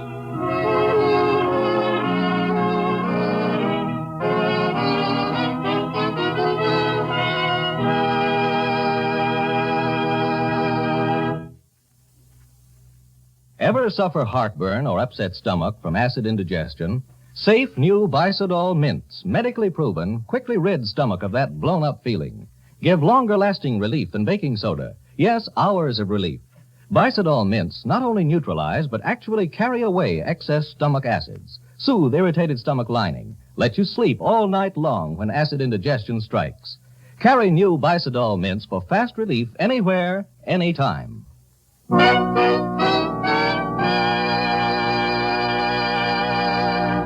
Mr. Keene, Tracer of Lost Persons, will be on the air next Thursday at this same time. This is Dick Dunham saying goodbye for Mr. Keene and the Whitehall Pharmaceutical Company, makers of Anacin and Colonos and many other dependable, high-quality drug products. This is CBS, the Columbia Broadcasting System. Let's go inside. Right, boss. Through here, you say? Yes, Mr. Clancy. Well, she is, boss. Lying on the floor with a knife in her throat. Yes. Nita Holland was probably sitting in that overturned chair, Mike, when she was attacked. Let's have a look at those teacups on the table. We better not touch them, however. There may be fingerprints on the china. Well, it looks as though the lady was reading tea leaves when she was murdered, Mr. Keene. Yes, Mike. I'd say there was a pretty good chance that the killer was having the future forecast by Mrs. Holland. Mike, look inside this cup. Right, the tea leaves are still inside, boss. Now look inside the other cup. The one that may have been used by the killer. Well, sure, and there are tea leaves in that one, too, sir. Along with something else. You mean them little black things? Yes. Cloves, Mike. Judging that the odor. Cloves? Well, now, what would cloves be doing inside a teacup? Well, a murderer evidently has an odd taste for the flavor of cloves in his tea. That might mean the difference between his escape and the electric chair. Well, I don't see anything else in the room that might be used as a clue, Mr. Keene. Let's find out where that door leads to. Right, there's a staircase going up to the second floor. Evidently leads to that apartment Jack Holland mentioned. Let's go up and see what it looks like. This fella's story don't gel all the way through, if you ask me, boss. Sure, he's more worried about himself than he is about finding his wife's murderer. And he knows he's in a bad spot, Mike. Here's another door, boss. This must be the apartment where Anita Holland used to live. Looks as though it's only used as a storeroom now. Look at all them tables and chairs piled up over there. And the waitresses' uniforms. Mike, I've just noticed something else. There's a woman's purse on that bureau. Open that closet door in the corner. Yes, sir. Well, we got company. Come out of that closet, young lady. I haven't done anything. I've only taken what belongs to me. Who are you? My name is Nancy Webb. I work downstairs in the tea room as a waitress. I came back to get my uniforms, that's all. They belong to me. Nancy Webb. Mr. Keene, this must be the girl Mrs. Holland was jealous of. Yes, Mike, she is. Mr. Keene? You're Mr. Keene, the great investigator? Why were you hiding in that closet just now? I was afraid someone would think I was trying to rob the tea room. But I swear I've told you the truth. I'm not a thief. Mrs. Holland will vouch for that much. Mrs. Holland is dead, Nancy. Dead? You didn't know that? How could I know it, Mr. Keene? How did you get into this apartment? Through the tea room? What? No, sir. I came in the back way. Mr. Keene, the police are downstairs. What? Nancy. Jack, how could you? How could I what? No matter how you loved me, you shouldn't have killed her. What's she talking about, Mr. Keene? Nancy Webb is apparently accusing you, Jack, of murdering your wife. Jack, you should have known they'd catch you. Well, she's out of her mind, Mr. Keene. She doesn't know what she's saying. We'll find out in very short order. Meanwhile, we go downstairs and see the police. I may as well tell you now, Jack, that you are under strong suspicion of having murdered your wife.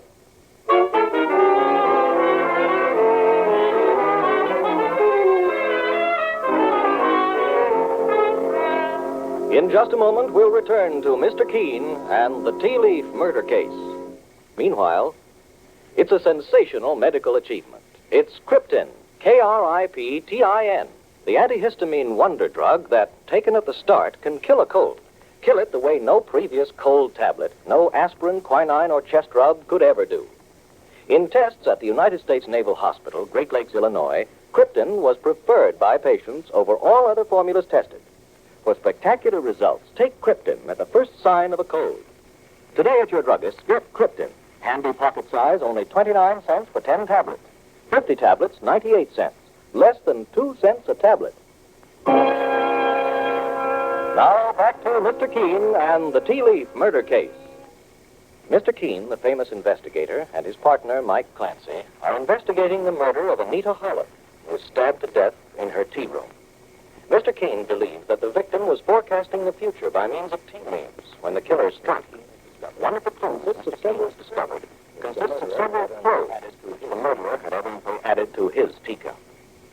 While Mr. Keene and Mike were examining the scene of the crime, Jack Holland, the victim's young husband, was accused of the murder by Nancy Webb, a pretty waitress, and Holland is being held under suspicion by the police. And now, several hours later, in the office which Mr. Keene shares with Mike Clancy. You remember me, Mr. Keene? Yes, of course. You're Paul Stevens, the manager of Anita Holland's tea room. That's right, sir. You've met my partner, Mike Clancy? Oh, sure. We met in the tea room a while ago. Yes. What can I do for you, Mr. Stevens? Mr. Keene, perhaps I'm speaking out of turn now, but I don't believe Jack Holland killed his wife. Well, he hasn't been indicted yet. No, but I understand he's being held by the police on suspicion. That's right, Mr. Stevens. Well, I spoke to the court authorities before I came here and asked if I could get Jack Holland released on bail. And what did they tell you? They said that Jack had to have someone vouch for him, someone of importance who would guarantee that he wouldn't try to escape or leave the country. And that's why I've come to you, sir. I'm willing to put up the bail if you'll stand behind Jack as a guarantee. Mr. Stevens, are you a very close friend of Jack Holland's? No, I wouldn't say that. Then why are you going to all this trouble in his behalf? It isn't much trouble, Mr. Keene. Actually, I don't have to put up the cash for the bail. A bonding house will do it for me. And I'm as much a believer in justice, sir, as you are. But I suspect there's still another reason for your interest. Well, I suppose it'll come out sooner or later, so I may as well tell you all about it now. Mr. Keene, I'm being blackmailed. By whom? Nancy Webb, the waitress who used to work at Anita Holland's tea room. Why is she blackmailing you, Mr. Stevens? Mr. Keene, she's accusing me of having had something to do with Anita Holland's murder. She's trying to say I was in love with Anita and may have killed her for marrying Jack. Is any part of that true? No, of course not. But Nancy can make things embarrassing for me unless I have Jack Holland's help. But how can Jack help you? Jack knows that Anita Holland had asked me to marry her long before she married Jack, and I turned her down. That ought to prove to anyone that I'm innocent. In other words, you want Jack to testify to that? Yes, Mr. Keene. I see. Well, Mr. Stevens, do you happen to know where Nancy Webb, the waitress, is now? She ordered me to meet her at the tea room at 10 tonight, with $10,000 in cash. $10,000? That's blackmail, all right. Even if I wanted to give it to her, Mr. Clancy, I don't have that kind of money. But if Jack Holland is released and he knows I've been working on his behalf, he'll repay me by exposing Nancy Webb and her lies. Well, I'll do what I can to help you, Mr. Stevens. But I can't promise you anything. Well, the police will accept your word for it if you tell them that Jack won't try to run away, Mr. Keene. I'll get in touch with the police and let you know. Thank you, sir. Needless to say, I'm putting all my cards on the table by telling you about Nancy Webb's accusation. I appreciate that, Mr. Stevens. Well, thanks again, Mr. Keene. Goodbye, sir. Mr. Clancy. Goodbye. So long. Mr. Keene, this is one time you got me searching my brains for an answer, sir. An answer to what, Mike? Why didn't you tell this fella Stevens that you'd already had young Jack Holland released from jail? You talked to the police over the telephone 10 minutes before Stevens walked in here. Well, Mike, I had Jack Holland released for my own reasons. But I just assumed Paul Stevens and this girl Nancy Webb didn't know about it. Do you remember that invisible microphone I perfected some months ago? Oh, the one the size of a thimble that you can slip inside your vest pocket? Yes, I want you to set up that microphone under a certain table in Mrs. Holland's tea room and arrange the lines so we can listen in on conversations from inside the cloakroom. You think you can manage it? You just give me 1 hour alone in that tea room, boss, and I'll connect up the microphone so nobody will know it's there. We'll get a key to the tea room from Jack Holland. He's waiting for us now in his apartment. I intend to go there and issue a few instructions to him, Mike. Instructions that may break this case and permit us to put our hands on Anita Holland's killer.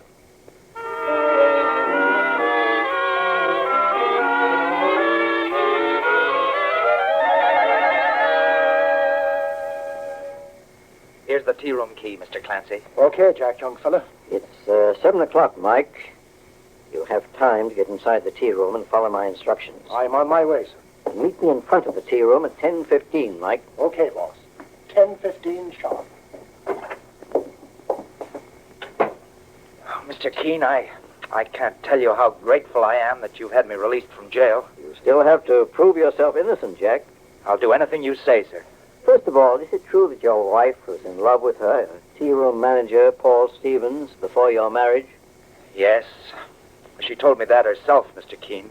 But, well, I suppose Paul Stevens preferred to stay single, although he and Anita remained the best of friends. And he was telling the truth. And that disposes of one possible motive for murder. Now, what about you and the waitress, Nancy Webb? Well, for some reason, Nancy became infatuated with me, Mr. Keene, but I never encouraged her. I tried to keep it quiet so Anita, my wife, wouldn't be upset, but she found out. Your wife fired Nancy from her job, didn't she? Yes, Mr. Keene, the day before Anita was murdered. Well, you're going to rehire Nancy tonight. Rehire her tonight? At least temporarily. Now listen to what I have to say, because it's very important. Nancy Webb is going to meet Paul Stevens in the tea room at 10. I want you to be there, too. Very well, Mr. Keene. She'll undoubtedly start to blackmail Stevens. Nancy will blackmail Paul Stevens? Yes.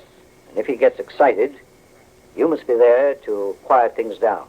You ask Nancy to serve tea for all three of you.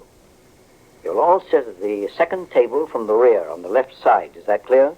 I think so, sir. But what about you? I'll appear in due time, Jack, along with Mike Clancy. There's still several things about this case that puzzle me greatly. But perhaps I'll have the answers this evening.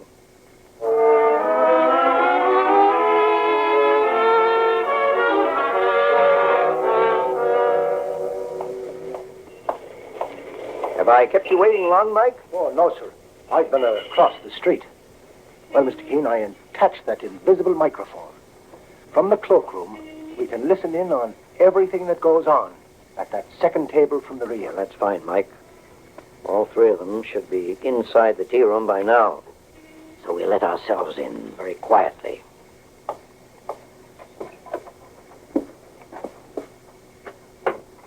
Cloakroom's over here, Mr. Keene.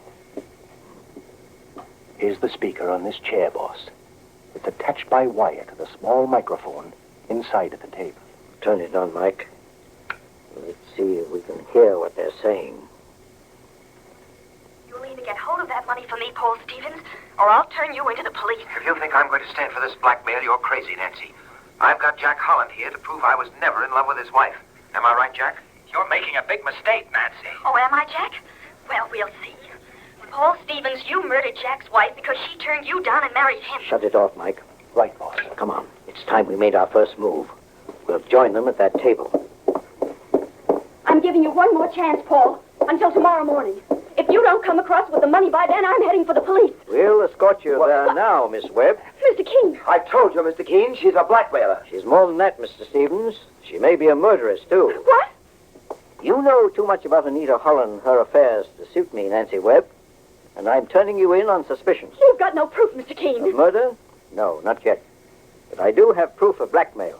Take her away, Mike. Let's go, young lady. It's a frame-up. You can't do this to me. It's a frame-up. That's what it is. Well, you arrived at just the right time, Mr. Keene. Yes, Mr. Stevens. You seem to have had a few violent moments with Nancy Webb. Well, Jack here calmed her down for a while. He even got her to serve us all some tea and talk things over calmly. But she started to get hysterical when she found out I wouldn't fall for her blackmail threats. I feel so relieved that it's all in the open. Well, I've got to hurry and accompany Mike to the police station with Nancy Webb. I'll call you both in the morning. All right, Mr. Keene, and thank you for your help. Good night, Mr. Keene. Good night. Mike, you inside the cloakroom? Right here, boss. You released Nancy Webb? Sure. I took her outside and told her to go on her way. For she's lucky we didn't haul her in for blackmail. Right now, we've got bigger fish to fry. Mike, turn on that speaker again. Let's listen in through our invisible microphone to what Jack and Paul Stevens are saying. Well, I'm going back to my apartment, Paul. Just a minute, Jack. There's a little business you and I have to attend to. Business? What kind of business? Do you happen to know how close to the electric chair you are? What? One word from me and I can slap you right back in jail for good. They haven't got enough to convict Nancy. What is this, Paul? What do you... Now, listen to me. I'm willing to give you a break if you cooperate. Your wife, Anita, owned negotiable bonds. $100,000 worth. Where are they? Boss, did you hear that? Quiet, Mike. I don't know anything about any bonds. Don't hand me that. I used to keep Anita's books, and I know how much money she made. Most of the dough she made from this tea room in the last 10 years was salted away in bonds.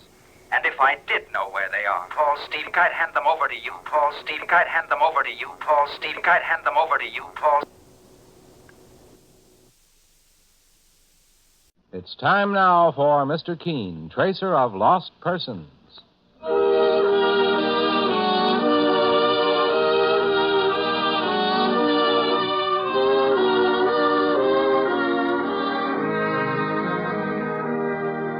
Ladies and gentlemen, Anison and Kalinos present Mr. Keene, Tracer of Lost Persons, one of the most famous characters of American fiction in one of radio's most thrilling dramas. Tonight and every Thursday at the same time, the famous old investigator takes from his file and brings to us one of his most celebrated missing persons cases. Tonight's case is entitled The Case of the Melody of Murder.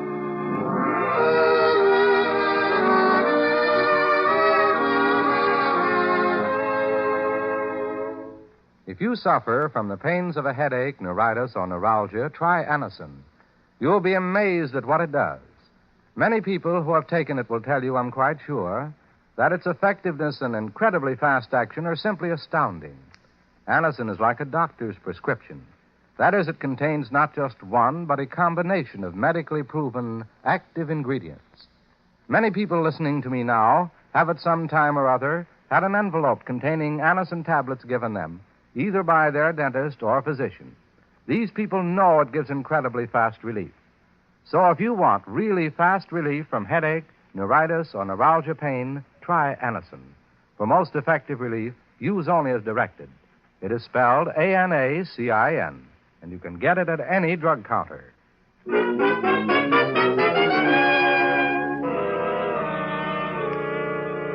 Now for Mr. Keene and the case of the Melody of Murder. Our scene opens in a midtown apartment which is occupied at the moment by two people. One of them, a very attractive young girl, is standing at the piano listening to her companion who's playing for her. But as she watches the expert fingers slide lightly over the keys, she doesn't realize that those same fingers will very shortly become an instrument of horror.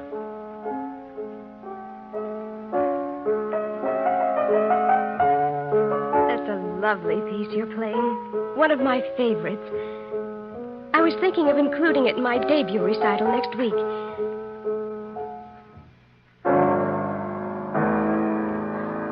Please, why did you change?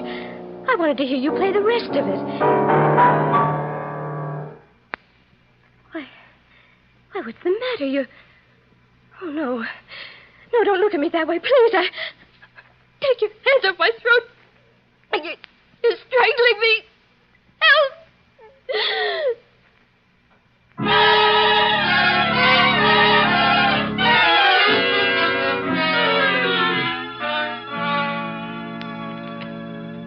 It's 9:30, Mr. Clancy, and Mr. Keene isn't here yet. Well, Mr. Keene should be in his office any minute now, young fella. Take it easy.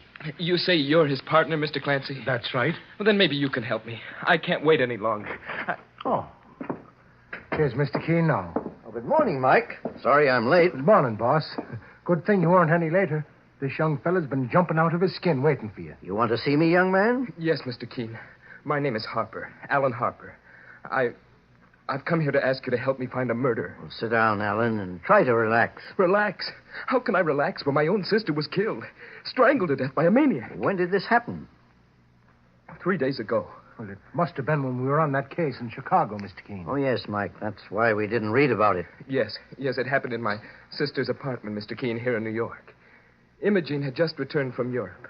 I hadn't even seen her yet when the police got in touch with me and said they'd found her body. And there were no clues, no trace of the murderer? No, sir. Her body was found lying in front of the piano. That's all. Mr. Keene, ever since the death of our parents, Imogene and I have been as close as two people could be. We forgot our animosity in the past. Animosity? You mean you and your sister disliked each other at one time? Well, it was childhood jealousy on my part, that was all. Imogene had always been talented and favored, I guess, by our parents. She played the piano magnificently, and she'd been studying in Europe for the past 8 months. I have no talent for music or anything else. Go on, Alan. Tell me the rest. Well, that's all there is to tell. She returned to New York to make her debut as a concert pianist. And she was murdered. I want you to know, Mr. Keene, that in spite of the jealousy I once felt towards my sister, I loved her more than anyone else in the world. If you'll help me find her murderer, sir, I'll be grateful to you for the rest of my life. I intend to help you, Alan, but I need more information. Now, what about your sister's friends and acquaintances? Do you know of anyone who may have hated her enough to murder her? No, Mr. Keene.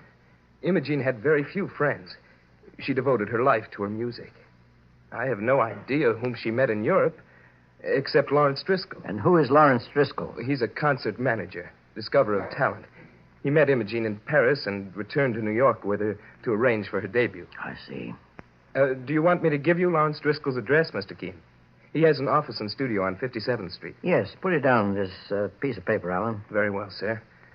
I'm sure that Mr. Driscoll can tell you about the people my sister knew while she was in Europe. You've talked to him, of course. Just once.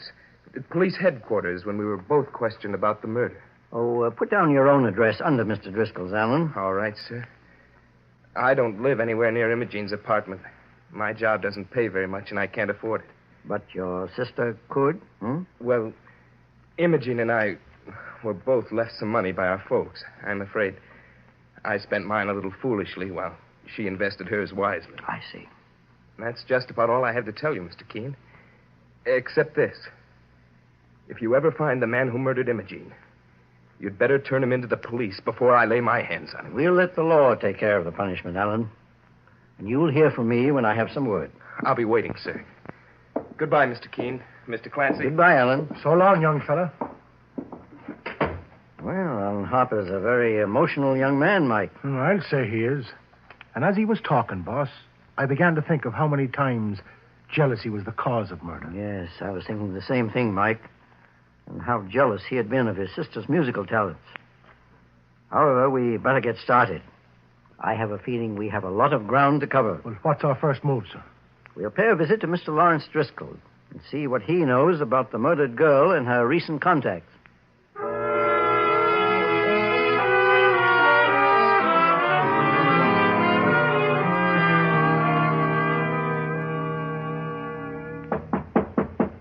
Come in. What can I do for you, gentlemen? Are you Mr. Driscoll? Yes. My name is Keene. This is my partner, Mike Clancy. Mr. Keene, the famous investigator. I imagine you can guess why we've come to your studio. Sit down, gentlemen, please. You've come to question me about poor Imogene Harper, is that right? Yes, Mr. Driscoll. Well, I'm afraid I can only repeat what I told the police. It was a horrible crime, but I have no inkling of why or by whom it was committed. Oh, perhaps I'd better shut the door to my studio. Professor Graff is in there at the piano. The professor was just as shocked as I was with the news of Imogene's murder, Mr. Keene. Oh, he knew her? I engaged Professor Graff to give Imogene her final instructions before her debut as a concert pianist. He's a famous piano teacher, and he's played in concerts himself throughout Europe. He's been working for me since my return from Europe. Mike, while I'm talking to Mr. Driscoll, would you go inside and ask Professor Graff to step in here, please? Sure thing, Mr. Keene. When did you meet Imogene Harper, Mr. Driscoll? About 2 or 3 months ago, Mr. Keene, in Paris.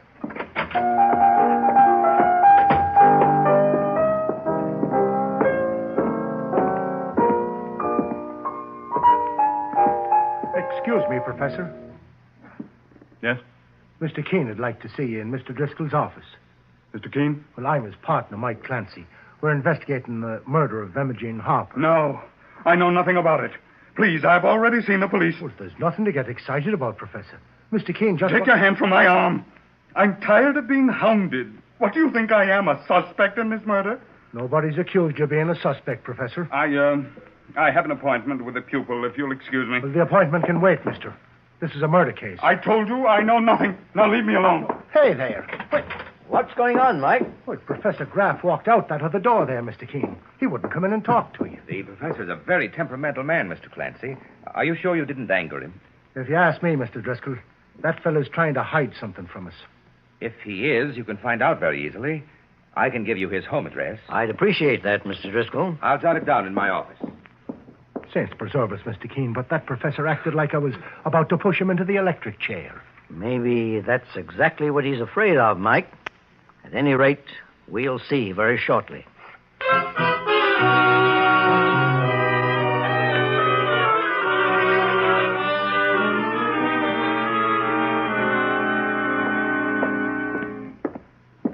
Here's Professor Graff's apartment, Mr. Keene. His name's on the door. Ring the bell, Mike. It's possible he may still be out instructing one of his piano pupils. Yes? Is Professor Graff at home? Not yet. Was he expecting you? My name is Keene. This is Mr. Clancy. It's important for us to see him. Well, he should be home any minute now. I'm his wife. Please come in. Well, thank you, Mrs. Graff. You say your business is important, Mr. Keene? Very. But what are you doing, Mr. Clancy? Oh, just admiring these pictures on the wall and looking things over. Oh, yes. Well, those pictures were taken years ago when I was a star in Grand Opera. You were an opera singer, Mrs. Graff? Yes, Mr. Keene. I sang all over the world. London, Paris, Stock.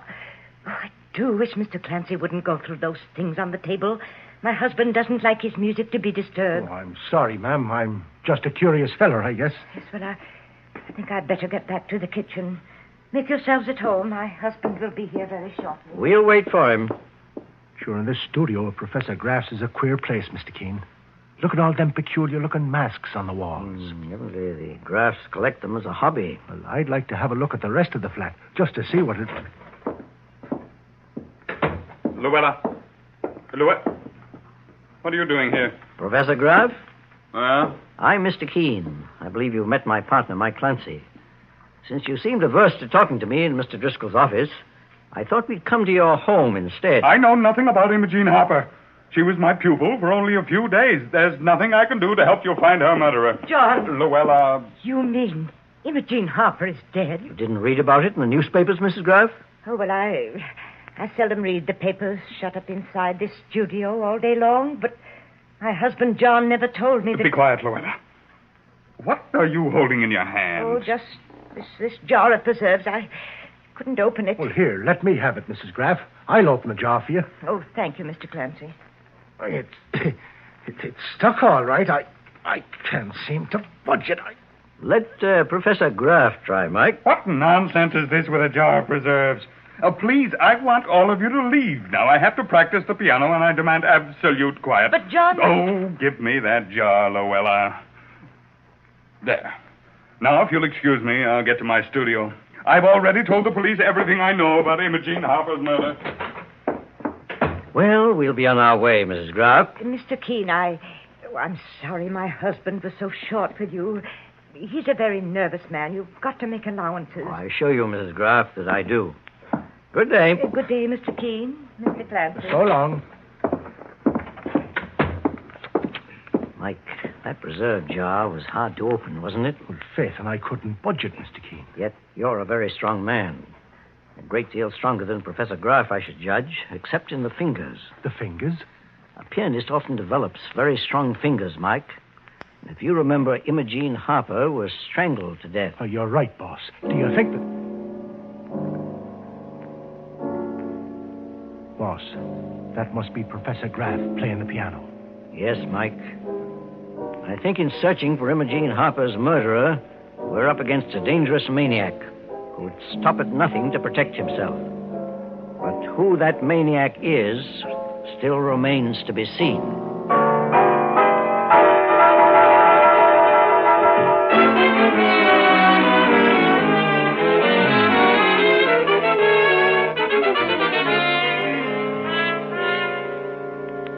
In just a moment, we'll return to Mr. Keene and the case of the Melody of Murder.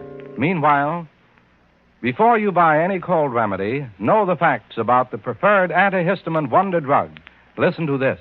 Krypton, Kriptin. Krypton is the formula preferred by patients over all other antihistamines in the famous Naval Hospital test at Great Lakes, Illinois. Taken at the first sign of a cold, Krypton can stop a cold, not in days, but in hours. Yes, Krypton stops a cold the way no aspirin, quinine, or chest rub could ever do. Recommended by thousands of doctors. Effective for children. No wonder the medical world is excited. No wonder millions who have suffered from colds every year hail the sensational development. For the most spectacular results, take Krypton at the very first sneeze or sniffle. Today at your druggist, get Krypton tablets. Big economy-size bottle is a wonderful bargain. 50 tablets, only 98 cents. The handy packet size, 10 tablets, only 29 cents. Get Krypton tablets today. And now back to Mr. Keene and the case of the Melody of Murder. Mr. Keene, the great investigator, and his partner, Mike Clancy, are investigating the murder of pretty Imogene Harper, a young prodigy of the piano who was strangled to death in her apartment. Among the suspects Mr. Keene has under surveillance is Professor John Graff, who was instructing Imogene before her forthcoming piano recital. Now Mr. Keene and Mike have returned to their office, where they find Alan Harper, the victim's brother, awaiting them. Mr. Keene, I've been waiting here outside your office for you. Oh, we've been busy, Alan, working in your sister's murder. Oh, would you please unlock the office door, Mike? Yes, sir. Come in, Alan. Have you discovered any clues yet, sir? I believe we're progressing. However, judging by your nervousness, I'd say that you yourself just discovered something new. I have, Mr. Keene. After I left your office, I spoke to my sister's lawyer and found out Imogene had withdrawn all her money from the bank 2 days before she was murdered. Well, sure, and that looks like the beginning of a motive for murder. How much did she withdraw from the bank, Alan? $45,000 in cash and some securities. $45,000, eh? There wasn't even enough left to pay Imogene's funeral expenses. The lawyer gave me this watch, the only possession of value my sister had left. Let me see that watch, Alan. Oh, here you are, sir. It was given to Imogene by our mother years ago. I believe it's worth $200 or $300. How did your attorney get possession of this watch? Oh, the police gave it to her, Mr. Keene. Imogene was wearing it when she was murdered. Well, the glass is cracked, boss. Yes, Mike, and the watch seems to have stopped. May have been broken when the girl fell to the floor at the time of the murder. Here you are, Alan. You found no other clues at all, Mr. Keene? It's too early yet to say. Well, then, I won't take up any more of your time, sir. I'll be at home in case you want to reach me. Oh, I'm sorry. Excuse me. There's someone here to see you, Mr. Keene. Oh, come in, Mrs. Graff. You'll hear from me, Alan. Very well, sir. Goodbye. Mr. Keene, may I see you alone, please? In regard to what, Mrs. Graff? My husband, Professor Graff. Anything you want to say can be said in front of my partner, Mike Clancy. I know I shouldn't have come here, Mr. Keene, but my conscience wouldn't let me rest. If my husband is the Antwerp Strangler, I've got to know and prevent someone else from becoming a victim. The Antwerp Strangler? Saints preserve us, what's that? Within the last 6 months, Mr. Clancy, 2 young women were murdered in Europe, in Antwerp, Belgium, both by strangulation, and the killer was never found. Yes, I remember those cases, Mrs. Graff. But what do they have to do with your husband? He spent 7 months in Belgium, and he only returned to the United States a week ago. Just about the time Imogene Harper returned. Huh? I wouldn't have become suspicious of my husband, Mr. Keene, if it hadn't been for the way he acted when you came to the house. And then, when Mr. Driscoll told me about the Antwerp Strangler... Lawrence Driscoll, the concert manager, told you about it? Yes, he read about it while he was in Europe. He came to our house soon after you left to talk to my husband. John behaved queerly again and stormed out of the house. That's when Mr. Driscoll remembered about the Antwerp Strangler. Mrs. Graff, do you realize you may be placing your husband in a very suspicious light? Yes, I do, Mr. Keene. And it doesn't make you unhappy? I gave up my opera career for John. All our married life I've slaved for him, and he hasn't appreciated it. He only thinks of himself and his piano playing. But I'm going to protect myself now. And if he's the man you're looking for Imogene Harper's murder, Excuse me. Hello? Mr. Keene. Yes? This is Lawrence Driscoll. I'm in Imogene Harper's apartment, 7 West Avenue. Can you come down here right away? What's happened, Mr. Driscoll? I think I can show you where to find Imogene Harper's murderer. No. No, get your hands off my throat. Mr. Driscoll. Stop it. Stop. Mr. Driscoll. 7 West Avenue, Mike, and hurry. A man's life may be at stake.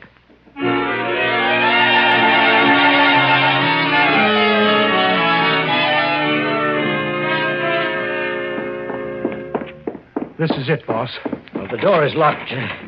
Break it down, Mike. Wait, I'll let you in. Mr. Keene. Are you all right, Mr. Driscoll? Yes, I had a narrow escape, but I was able to fight him off. Who? Professor Graff. He's tied up in the next room. Bring him in, Mike. Right, sir. Tell me exactly what happened, Mr. Driscoll. Well, I went over to see Professor Graff this afternoon. I wanted to find out why he'd behaved so queerly when you tried to talk to him. He started to shout at me and ran out. It was then that I thought of a killer known as the Antwerp Strangler. Yes, I've heard about him. Well, then something else occurred to me, Mr. Keene. An appointment Professor Graff had with Imogene Harper on the day she was murdered. She'd phoned me around 6 that afternoon and said she was taking her last series of piano lessons from him. Go on, Mr. Driscoll. Well, a little while ago, I came here to Imogene's apartment to check on it.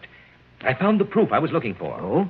In her appointment book, she has a notation saying that she had a music lesson with Professor Graff at 6:30 that evening. The book is right here, Mr. Keene. In other words, that places Graff in the apartment around the time of the murder. That's my guess. As I was phoning you a few minutes ago, Professor Graff walked in and attacked me. I managed to get away from him and knocked him out. Then I tied him up and waited for you, Mr. Keene. Here he is, boss.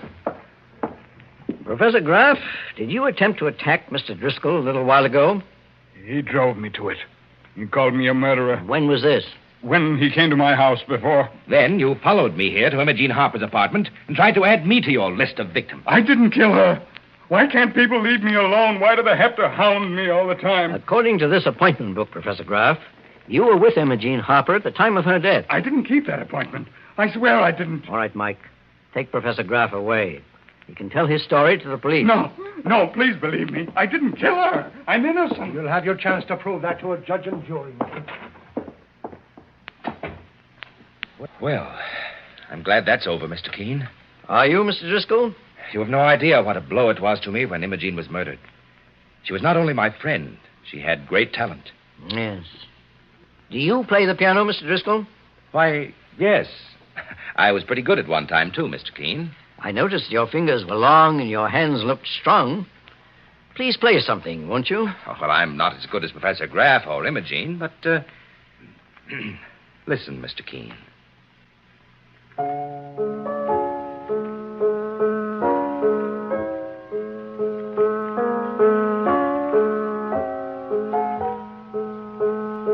Mr. Driscoll, at what time did you say you last spoke to Imogene Harper? 6 o'clock on the night she was murdered.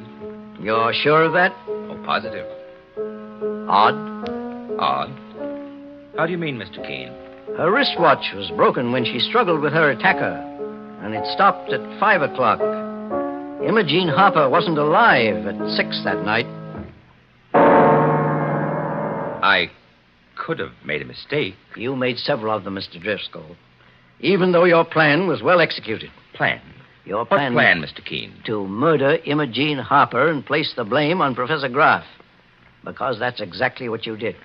Only you slipped up on the time. And that will cost you your life in the electric chair. You must be joking, Mr. Keene. You picked a time when you knew Professor Graff had an appointment with Imogene. And you strangled her before that. Afterward, you put a strong suspicion into his wife's mind that he was the Antwerp Strangler. And then, as a final touch, you goaded Professor Graff into attacking you to tie him up with a murder completely. And do you think you can prove all that, Mr. Keene? Yes. After I prove what your motive was. Driscoll, I'm going to check every bank account you've ever had. Imogene Harper withdrew $45,000 from her bank just before you murdered her. If I find that amount, and I think I will, deposited in your name recently, that's all the proof I need, Driscoll. Yes. You'll find that money. You're right, Keene. I am the Antwerp Strangler, and this is my melody of murder. I killed Imogene. And the other girls, too. The fools. They all wanted to be great pianists, geniuses. I told them that getting started in a concert career was expensive, and I took their money, then I put them out of their misery. But Imogene could have saved herself. I wanted her for my wife, and she refused. She could have saved herself. Only temporarily, Driscoll, because your insane, twisted mind would have turned against her sooner or later. You said my hands are strong. Well, I'm going to give you a chance to find out how strong they really are. I'm going to strangle you, Keene. You're insane. I'm going to kill you. Kill you. Kill you. Are you all right, Mr. Keene, sir? Yes. A few moments later, Mike and I had been finished. Driscoll tried to strangle me. Well, when I heard that piano as I was going downstairs, I thought something was wrong, so I come back, sir. That's why I asked Driscoll to play, Mike. I was hoping it would bring you back. Where is Professor Graff? Well, I handcuffed him to the banister in the hall, sir. Release him at once, Mike. The real Antwerp strangler is lying at our feet, Lawrence Driscoll. Your bullets, Mike, saved the state at trial as well as saving my life. And I think we can inform the police that the mystery of Imogene Harper's murder has been solved.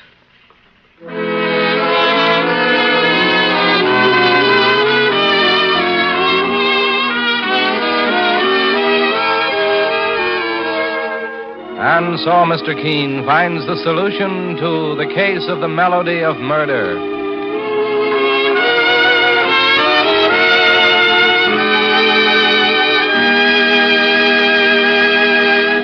The next time you're suffering from the pains of headache, neuritis, or neuralgia, try Anacin.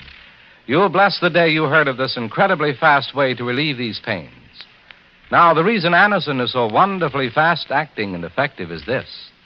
Anacin is like a doctor's prescription. That is, Anacin contains not just one, but a combination of medically proven active ingredients in easy-to-take tablet form. Thousands of people have received envelopes containing Anacin tablets from their own dentist or physician, and in this way have discovered the incredibly fast relief Anacin brings from pain of headache, neuritis, or neuralgia. So next time such pains strike, take Anacin. For most effective relief, use only as directed. Your druggist has Anacin in handy boxes of 12 and 30, and economical family-size bottles of 50 and 100. The name is Anacin, A-N-A-C-I-N.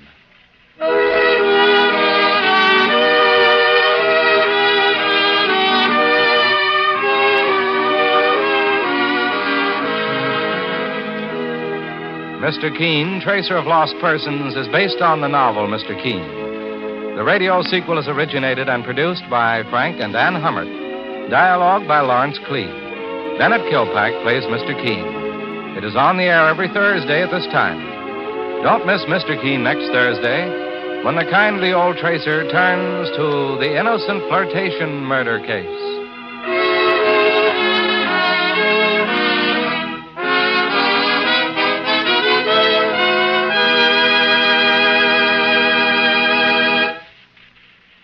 Stop pains of muscular rheumatism. Now you can forget about piercing, shooting pains of lumbago, muscle aches, and muscular rheumatism. The quick, long-lasting action of heat liniment brings welcome relief to the painful areas. Makes you feel like yourself again. Heat warms and soothes, yet does not burn. Heat starts to penetrate as soon as it is applied. Keeps on working for hours to bring grand relief from pains of lumbago, muscle soreness, and muscular rheumatism. Get heat liniment.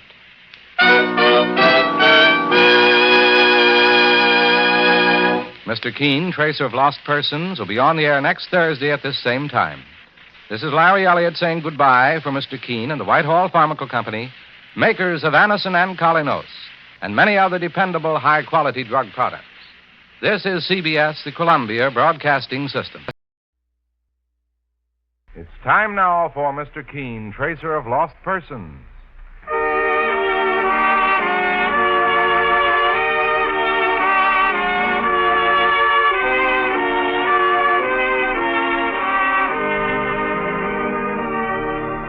Ladies and gentlemen, Anacin and Colinos present Mr. Keene, Tracer of Lost Persons, one of the most famous characters of American fiction in one of radio's most thrilling dramas. Tonight and every Thursday at this same time, the famous old investigator takes from his file and brings to us one of his most celebrated missing persons cases. Tonight's case is entitled The Innocent Flirtation Murder Case.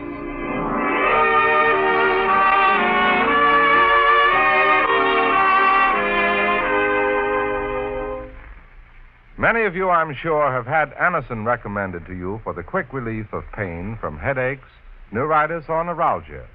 Everywhere, people are switching to this fast, modern way to relief. Anacin is like a doctor's prescription.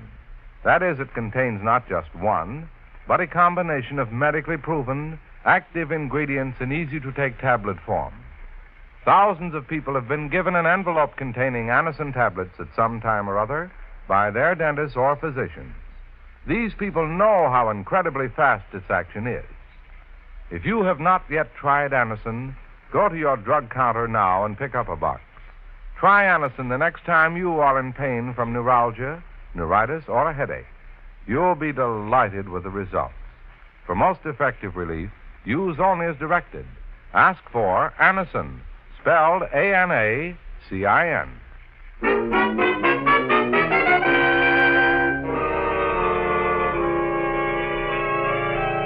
Now for Mr. Keene and the innocent flirtation murder case.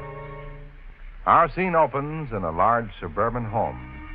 It is late at night, and a quarrel is in progress. A quarrel that is about to end in tragedy. I'm sorry about this whole thing. But when you come to your senses, you'll... What are you doing? No!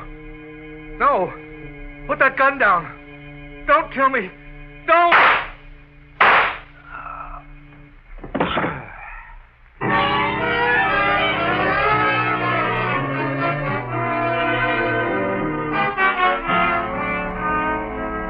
The next morning, in the office of Mr. Keene, the famous investigator... Mr. Keene.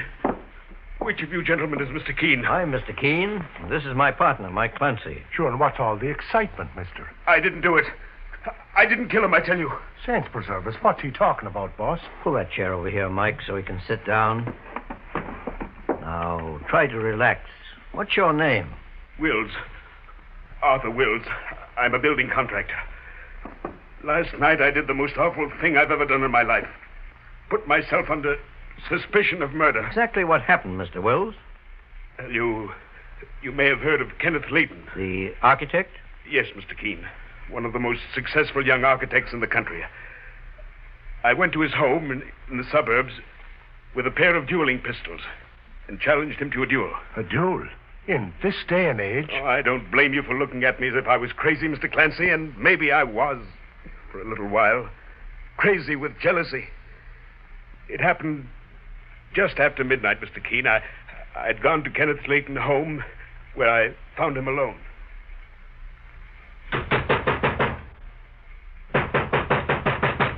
Just a moment. I'll open the door. Arthur Wills. What are you doing here at this hour? You'll see what I'm doing in just a second. Here. Take your choice, Leighton. What have you got inside that box? A pair of dueling pistols. One for you and the other for me. We're going to have this out once and for all. Dueling pistols? You can't be serious, Wills. You can't laugh your way out of this one, Leighton. I've found out about you and my wife. You've been making love to her. And one of us is going to pay for it with his life. You must be out of your mind, Wills. Mary and I were never serious about each other. It was nothing but an innocent flirtation. Lies won't help you, Leighton. Are you going to accept my challenge to shoot it out with these pistols? Of course not. We're not living in the Middle Ages. Put those pistols away. You coward! You crazy fool! I'm sorry I had to knock you down, Wills. I'm sorry about this whole thing. But when you come to your senses... What are you doing? No. No, put that gun down. Don't kill me. Don't!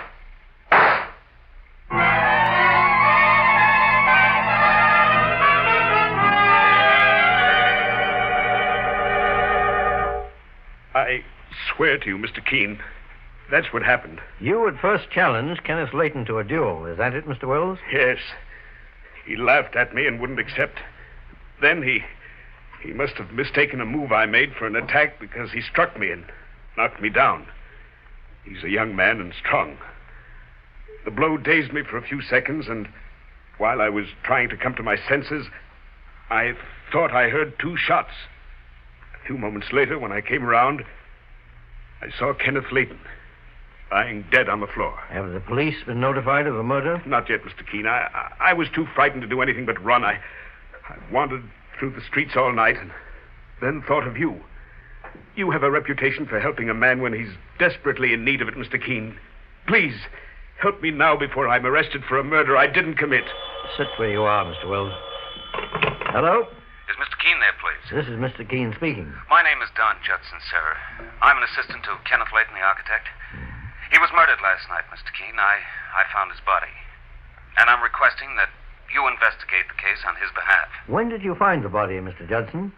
Early this morning when I came to Mr. Layton's home for a business conference. Then the police have been called? Yes, sir. I called them. They've already made a preliminary investigation, and they're looking for a man named Arthur Wills.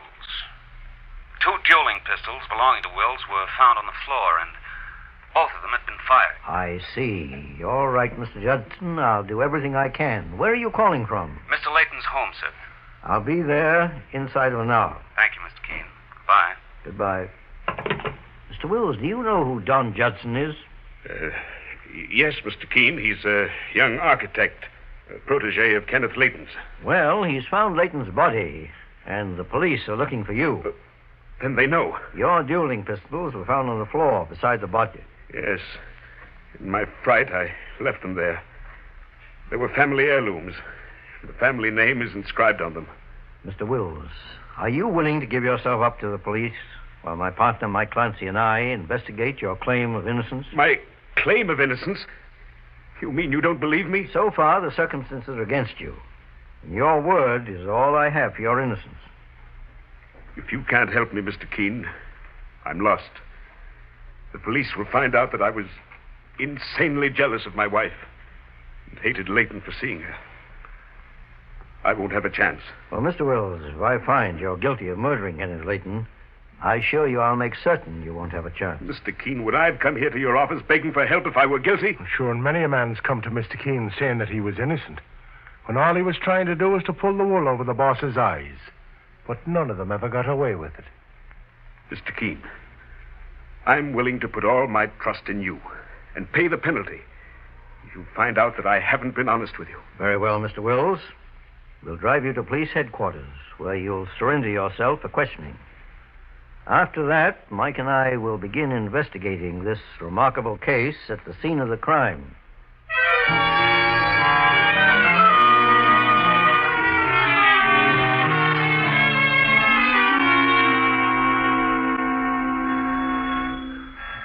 Kenneth Layton must have been a wealthy fellow, Mr. Keene.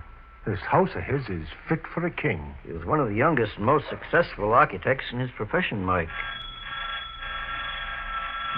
Asked Don Judson to wait here for me. Well, Judson is Layton's assistant. Is that it, boss? Yes, he found Layton's body. I wonder if... Yes? My name is Keene. Oh, yes. Don Judson is expecting you. Please come in. Thank you. I'm Mary Wills. Mary Wills? Arthur Wills' wife. I see. Is that Mr. Keene? Yes. Well, I'm happy to know you, sir. I'm Don Judson. And this is my partner, Mike Clancy. Glad to know you. Mrs. Wills arrived a few minutes ago. I phoned and told her that the police were looking for her husband. This is Mr. Keene, the famous investigator, Mrs. Wills. Mr. Keene, I just can't believe that my husband has anything to do with Kenneth Layton's death. And when he's He's found... already given himself up to the police, Mrs. Wills. He has? And confessed to the murder? No, Mr. Judson. Arthur Wills claims he's innocent. Oh, you've got to help him, Mr. Keene. I intend to, Mrs. Wills, providing I find he is innocent. Now, Mr. Judson, just where did you find Mr. Layton's body when you came in this morning? Over there at the end of the foyer, Mr. Keene. The 2 dueling pistols were lying nearby. The police took the pistols as evidence. I know. I talked to them about it. They found no fingerprints in either gun, however. Apparently, both guns were wiped off by the killer. Oh, Mike. Yes, boss. While I examine the foyer, suppose you look through the rest of the house. Okay, sir. I'll show him around, Mr. Keene. Mrs. Wills, if you'll take a seat in the living room inside, I'll talk to you in just a few minutes. Well, very well, Mr. Keene. And meet me back here after you're through, Mike. Right, sir. This way, Mr. Clancy. What rooms would you like to examine first? Well, did Mr. Layton have a private study, Mr. Judson? Why, yes, through this door. Well, that's as good a place as any to start with. After you, Mr. Clancy. This study leads to a terrace outside, through those 2 French doors. If you'd like to see it, Mr. Judson, just keep right on talking. I just saw a shadow out there on the terrace behind the doors. Someone must be out there. Act like you're still showing me around. And move over toward the terrace. Mr. Layton owned a gun, I believe. He never had a chance to use it, I guess, before he was... Step aside, quick, and let me open them terrace doors. You're looking for somebody, young lady? Why, I just... Mr. Clancy, it's Dorothy Grafton. Get out of my way! Just a second, miss. Come in here. Let go of me! Let go, you hear? Mr. Clancy won't hurt you, Dorothy. There's nothing to be afraid of. What's going on here, Mike? Well, Mr. Keene, I just caught this young lady out on the terrace. She's trying to get away. Who are you? My name is Dorothy Grafton. She was engaged to Kenneth Layton at one time, Mr. Keene. What are you doing here, Miss Grafton? I wanted to speak to Kenneth. Kenneth is dead. What did you say? Kenneth Layton was murdered last night, Miss Grafton. No. Oh, no. Oh, Don, you didn't... I didn't do what? What were you going to say, Miss Grafton? Suppose I tell you, Mr. Keene. Dorothy Grafton seemed to feel that I was in love with her. She's apparently suggesting that I might have had something to do with Mr. Layton's murder because of her. No, I didn't mean to... Suppose we let the facts speak for themselves. Kenneth Layton threw you over long before I ever met you. Isn't that true, Dorothy? I guess so, Don. Mr. Keene, it stands to reason I couldn't have been jealous of Mr. Layton because of Dorothy. And another thing, I happen to pin a great deal on my future career. What do you mean, Mr. Judson? Well, I haven't been making very much money up to now. As an architect's apprentice, my salary wasn't high. But if Kenneth Layton had lived, one day he might have helped me to become as successful as he was. Miss Grafton, is it true that you were in love with the murdered man, Kenneth Layton, and he threw you over? Mr. Keene, I loved him. I swear I wouldn't have hurt him for anything in the world. Sit down for a moment.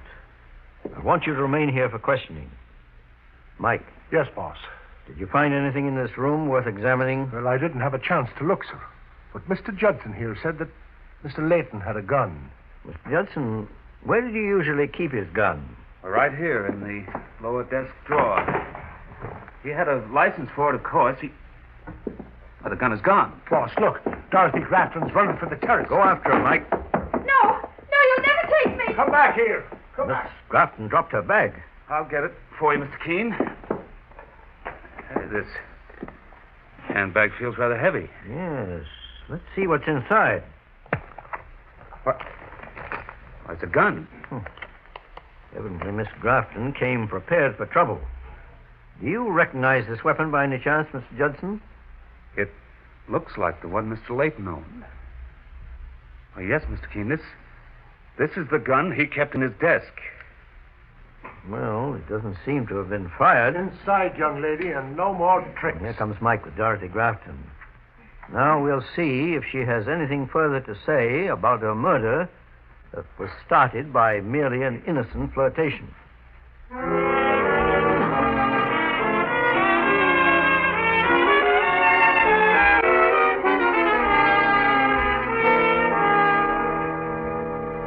In just a moment, we'll return to Mr. Keene and the innocent flirtation murder case. Meanwhile, stop tooth decay and unpleasing breath. Yes, stop tooth decay and unpleasing breath that breeds between the teeth. Use Colinos toothpaste with dental floss action. Your dentist will tell you, brush your teeth after meals to stop decay. Clean those cracks and crevices deep between your teeth to guard against unpleasing breath. Now, Colinos gives you dental floss action. That is, sends thousands of active cleansing bubbles to help dislodge bits of food that can cause unpleasing breath.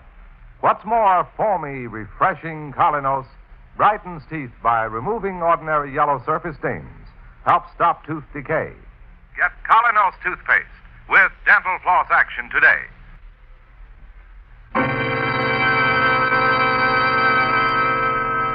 Now back to Mr. Keene and the innocent flirtation murder case. Mr. Keene, the great investigator, and his partner, Mike Clancy, are investigating the murder of Kenneth Layton, a well-known young architect.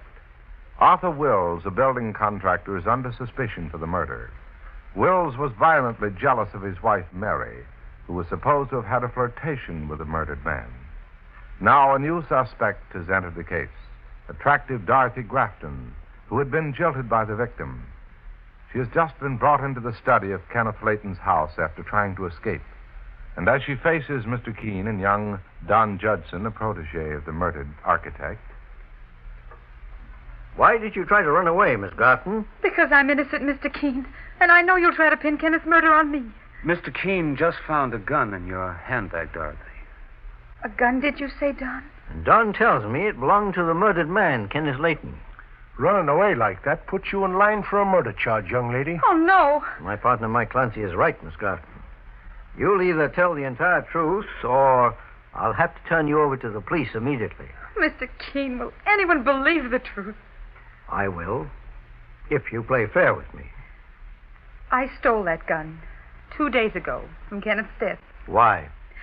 I wanted him to take me back. I loved him so. I was going to threaten to use it on the two of us if he didn't. But it was only going to be a threat, Mr. Keene. I didn't actually mean it. Is that why you tried to sneak into this house? Yes. I had no idea that Kenneth was dead. Murdered. I've been a fool, and now I'm in trouble for it. I should have known he wouldn't fall in love with me all over again. There were others in his life. For instance? Don Judson here can tell you. Kenneth has been seeing Mrs. Wills. Mary Wills. Mr. Keene already knows that, Dorothy. Well, maybe Mary Wills had something to do with Kenneth's death. Or maybe your husband may have killed him. Her husband's been taken into custody by the police. Then why pick on me, Mr. Keene? Because it's not been proven yet that he murdered Kenneth Layton. Mike, you stay here with Dorothy Grafton and Mr. Judson while I talk to Mrs. Wills, who's waiting in the hall. Okay, Mr. Keene. I warn you, Miss Grafton, don't make another attempt to escape. I'll keep an eye on her, boss. Boss, that sounds like the front door opening. Wait here with the others, Mike. Mrs. Wills? Oh, yes, Mr. Keene. Were you just about to leave the house? I was worried about my husband. You said he was being held by the police. I wanted to see him if I could. You'll get a chance to see him very shortly, Mrs. Wills. Dorothy Grafton is inside. Dorothy Grafton? You know her? Yes. We found her trying to sneak into the house with a gun in her purse. Mr. Keene, she used to be Kenneth's sweetheart. Really? Then he broke off with her. Before that, she was Don Judson's girl. She took expensive presents from Don, jewelry and furs. But she must have thought she could get even more out of Kenneth. Don Judson told me he'd broken off with Dorothy Grafton of his own accord. Yes, and it infuriated her. Then she tried to win Kenneth Layton over. How do you know all that, Mrs. Wills? Kenneth told me. She was making a pest of herself, and he wanted to break it up in some way. Oh, don't you see, Mr. Keene? Dorothy Grafton could have killed Kenneth because she imagined she was jilted. Mrs. Wills, it appears that you're very anxious to place Dorothy Grafton in a suspicious light. I only want to tell you the truth. Mr. Keene, one thing you must believe, and I swear it's true. Kenneth and I were only friends. Perhaps it might have been mistaken for more than an innocent flirtation, but I remain faithful to my husband. Very well, Mrs. Wills. I have no more questions right now. You may go to police headquarters and see your husband if you like. Thank you, Mr. Keene. Oh, just a moment. I'm going to send someone with you. You mean you don't trust me to go alone? Under the circumstances, I am forced to take every precaution. I'll send Don Judson with you. Very well, Mr. Keene. And tell your husband to have a little faith and patience. He may be a free man again even sooner than he thinks.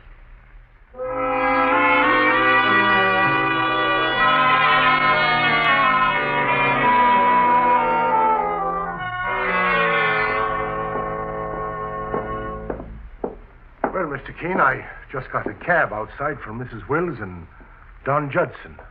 Now, what'll we do about this young lady here? We'll send Dorothy Grafton home, Mike. You mean you're setting me free? Temporarily, Miss Grafton. But stay at home until I call you. I won't try to run away again, sir. Very well. You can leave now, Miss Grafton. Thank you, Mr. Keene. Boss, I don't get it. Sure, she's one of our biggest suspects, isn't she? Well, I had to get her out of the house, Mike, because I want complete secrecy. If she tries to get away, we can find her easily enough. Well, I guess you're right, boss, but where do we go from here? Well, Mike, I've just discovered one important clue concerning this case. A clue that may solve it completely. We're going to spend the next few hours going over every one of Kenneth Layton's business records until we find the proof I need.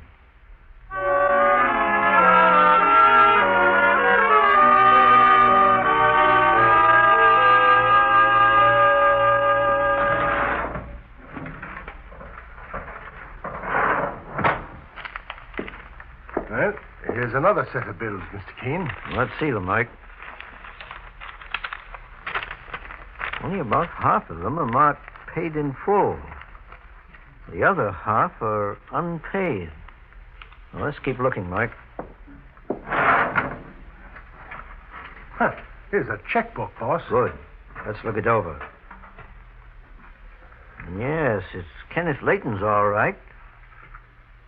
And he had a balance of over $200,000 when he died? Huh. Let's look at those bills again.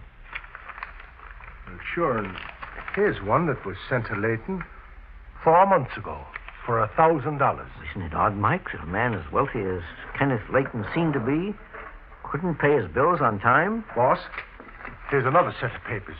More bills, I guess. Yes.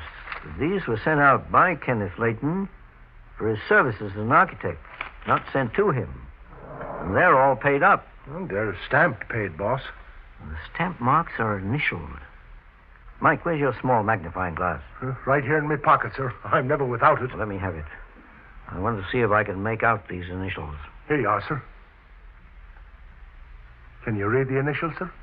Yes, and I think we've solved the mystery of Kenneth Layton's murder. Mr. Keene, someone just come into the house. I heard the front door close. It's undoubtedly our killer, Mike, and well armed, I'm sure. Open that closet door quickly. I'm going to let myself be surprised, Mike. It may help us get a confession more easily. You remain inside this closet with your gun handy. Right, boss.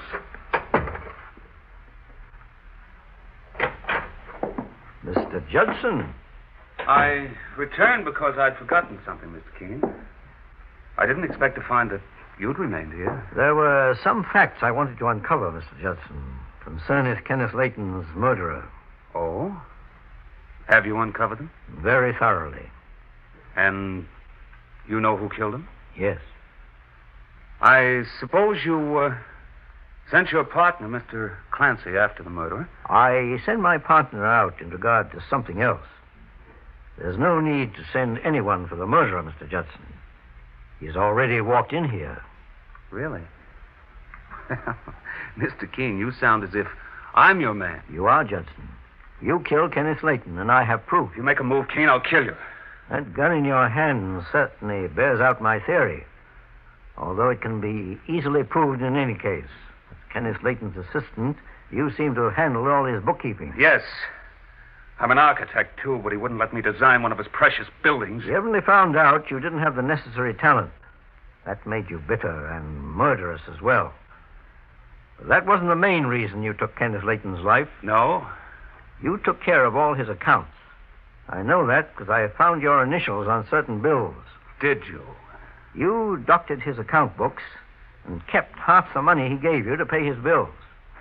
I first suspected you, Judson, when Mrs. Wills mentioned your buying expensive presents for Dorothy Grafton. I told you I threw her over myself. True. But you did spend a great deal of money on her to satisfy your own vanity, I presume. And you told me yourself that as an architect's assistant, you didn't make very much. That's very clever, Keene. But you weren't clever. Sooner or later, Kenneth Layton's creditors would have sued him for unpaid bills. And then he would have discovered your thefts. He did discover them. And he was about to turn me over to the police. That's when you decided to murder him. You saw your chance when you sneaked into this house during the quarrel that Layton had with Arthur Wills. When Wills laid on the floor, temporarily dazed, you came out of hiding, grabbed his dueling pistols, and murdered Kenneth Layton. All right, Keene. Now let me tell you something. I had a feeling you were up to something when you sent me out with Mary Wills. So I made it a point to come back. However, Mrs. Wills thinks I've gone home. And she'll have no way of proving anything against me when they find your dead body, Keene. You really believe you cover every angle, don't you, Judson? I covered one that had you guessing even before you entered the case. You trailed Arthur Wills after the shooting and saw him enter my office building. Then you called and asked me to enter the case as an added cover for yourself. Right. Now for my final piece of strategy. Here's a bullet for your trouble, Keene. Drop that gun. What? Drop it. Ah!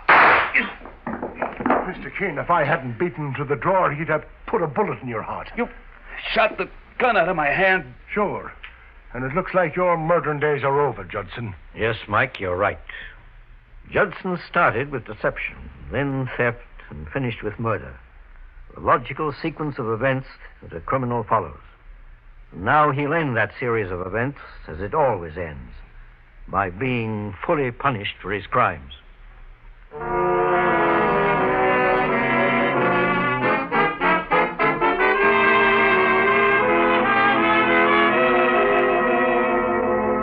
And so Mr. Keene finds the solution to the innocent flirtation murder case.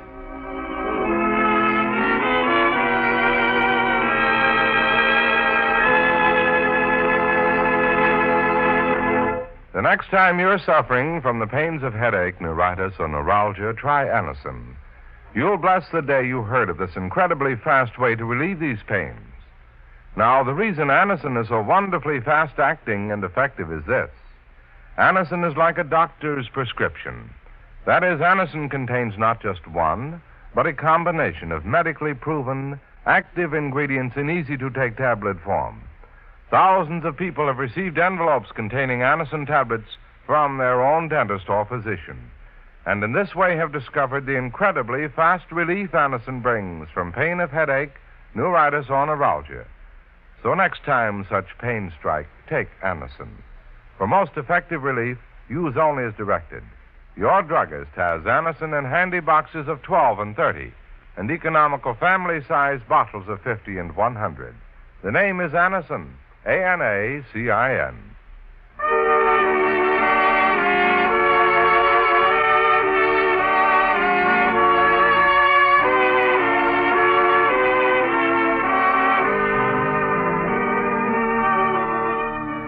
Mr. Keene, Tracer of Lost Persons, is based on the novel Mr. Keene.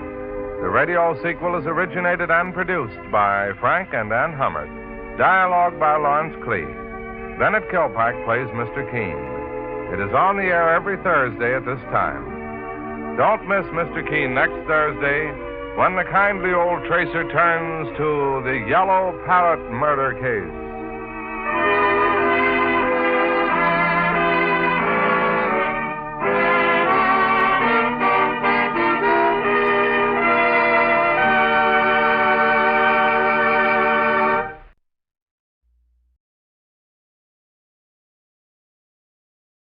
It's time now for Mr. Keene, Tracer of Lost Persons.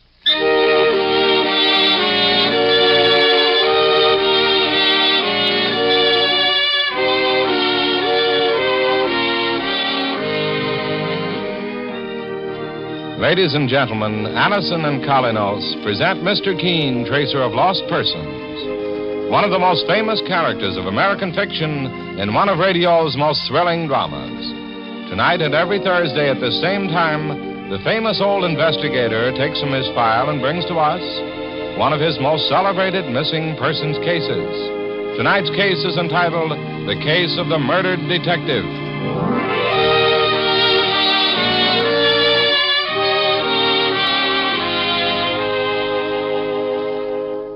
This program comes to you from the makers of Anacin. You probably have occasion at times to take something for headaches, neuritis, or neuralgic pain.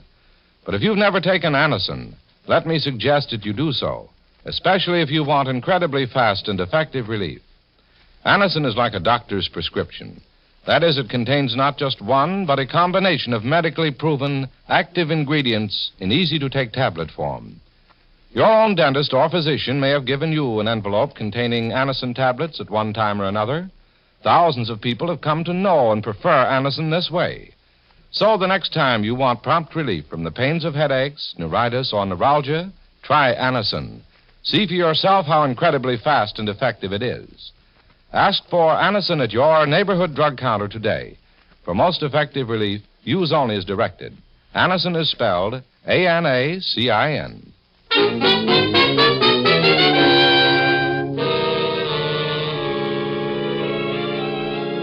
Now for Mr. Keene and the case of the murdered detective.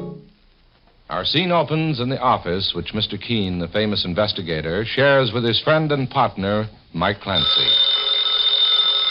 Telephone is ringing at the moment. And as Mike picks up the receiver, he hears a familiar voice at the other end of the wire. Hello. Mr. Keene? Oh, this is his partner, Mike Clancy, speaking. Mike, this is Jim Ryan. Oh, Jim, my boy. And how are you? Fine, Mike. Would you put Mr. Keene on the wire, please? It's important. Sure. Just a second. Mr. Keene? Yes, Mike? It's Jim Ryan, the police force detective.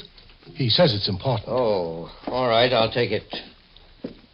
Hello? Mr. Keene? Yes, Jim. I'm calling from a phone booth in the Hotel Metropole. I'm working on a case, and I thought you might be able to help me out. Glad to do anything I can, Jim. Do you remember a man named Martin Cook? Martin Cook? He's in the real estate business. He was called as a material witness in an embezzlement case 2 years ago. If I remember, you had something to do with breaking that case. Just a moment, Jim. I'll ask Mike Clancy to check through the files. I don't have much time, Mr. Keene. As a matter of fact, I've been trailing Cook for the past 3 hours. Jim Ryan. Knife, Jim. What's the trouble, boss? Hotel Metropole, Mike, quickly. Something's happened to Jim Ryan, and I only hope we're not too late.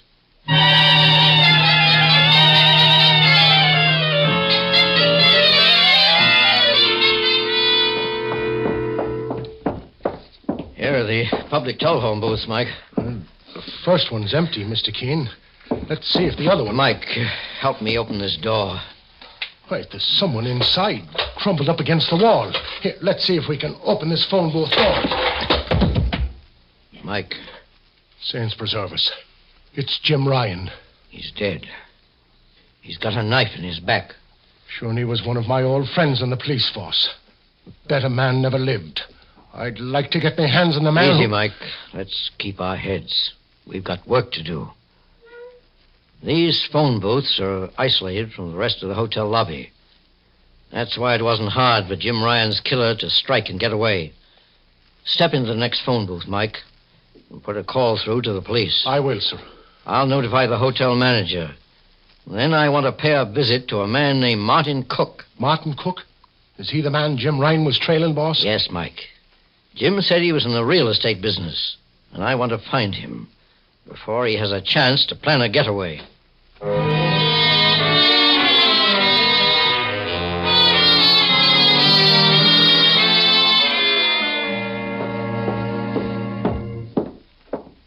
Here's the office, Mr. Keene. Martin Cook, real estate. Keep your gun where you can reach it quickly, Mike. I've got it handy, boss. May I help you? Is Mr. Cook in? Not at the moment. I'm his secretary, Miss Everett. Did you have an appointment with Mr. Cook? No. My name is Keene. This is my partner, Mr. Clancy. Mr. Keene, the famous investigator? Please sit down, sir. Mr. Cook should be here at any moment. Perhaps you'd better take a look in his office, Mike. Yes, sir. But I assure you that Mr. Cook isn't in, Mr. Keene. I don't doubt your word on that, Miss Everett. However, I'd like my partner to search his office for evidence. Evidence of what? Your employer, Mr. Cook, is under suspicion of murder. Murder? Is that his private office, miss? Yes. I'll show it to you, Mr. Clancy. I'll wait out here, Mike, in case Mr. Cook arrives. Right, sir. This is Mr. Cook's private office, Mr. Clancy. Let's have a look through this desk. Mr. Clancy, who was murdered? Jim Ryan, a police detective. A man with a wife and 3 children dependent on him. Sure, and when we get our hands on the killer, he'll regret it. I'll take these books and these business papers along with me. Miss Everett, whose picture is that on Martin Cook's desk? Mr. Cook's son, Arthur. Oh, he's got himself a family, has he? Only his son. His wife is dead, Mr. Clancy. Mr. Cook. Miss Everett, what's going on in here? This man is an associate of Mr. Keene's, the private investigator. I'll handle it if you don't mind, miss. You're Martin Cook? I am. Just a minute, mister. Mr. Keene? Yes, Mike? Martin Cook came into his office through another door. Oh. Did you find anything? Well, I didn't have much of a chance to look around before he came in, boss. I grabbed these books and papers on general principles just to read them over. Mr. Cook? Yes, Miss Everett, will you leave us alone, please? If there's anything Just see that I'm not disturbed. Very well, Mr. Cook. Mr. Mr. Keene, if I recall correctly, we met for a few moments about 2 years ago. That's right, Mr. Cook. It was in regard to an embezzlement case. I remember you helped the district attorney gather evidence to break the case. You were very brave to testify, since your life had been threatened by gangsters. Have you come here to ask me for additional help, Mr. Keene? No. This time, I'm afraid, you're not an innocent witness testifying for the state. You may find yourself a defendant. In what way? Do you know a man named James Ryan? Is he a police detective? Yes. I believe I've heard the name. He's been murdered. Murdered? Oh, no. And at the time, he was making some kind of investigation of you, Mr. Cook. I see. Do you know what he was investigating? Jim Ryan was investigating a theft of charity funds, Mr. Keene. Funds I stole. I see. And what about his murder? You have no father to go to find your murderer. I killed that police detective. Sure, and he admits it, Mr. Keene. Just a moment, Mike. Mr. Cook, you say you killed Jim Ryan? Yes. When? What difference does it make? Well, what did you do with the gun? I threw it away in the river. Mr. Keene. I must warn you, Mr. Cook, that anything you say can be used against you. But you're under no obligation to talk at this point. Take me away, put me in jail. I've admitted the crime, haven't I? What more do you want?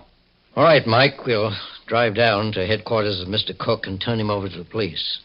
Then we'll continue with our investigation. What more is there to investigate? You've solved the crime, haven't you? Not quite, Mr. Cook. I have a feeling there's a great deal more to be discovered, in spite of your so-called confession. Now I want to know who the person is you're trying to shield. No one. No one. I tell you, I did it. Turn me over to the police. Very well, Mr. Cook, come along.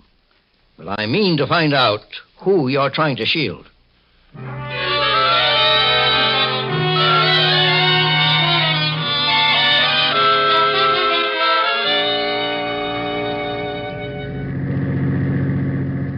Well, Mr. Keene, we've turned our self-confessed murderer, Martin Cook, over to the police. Where do we go from here, sir? To Cook's residence, Mike. I've looked it up in the phone book. Drive to Carroll Street. Yes, sir.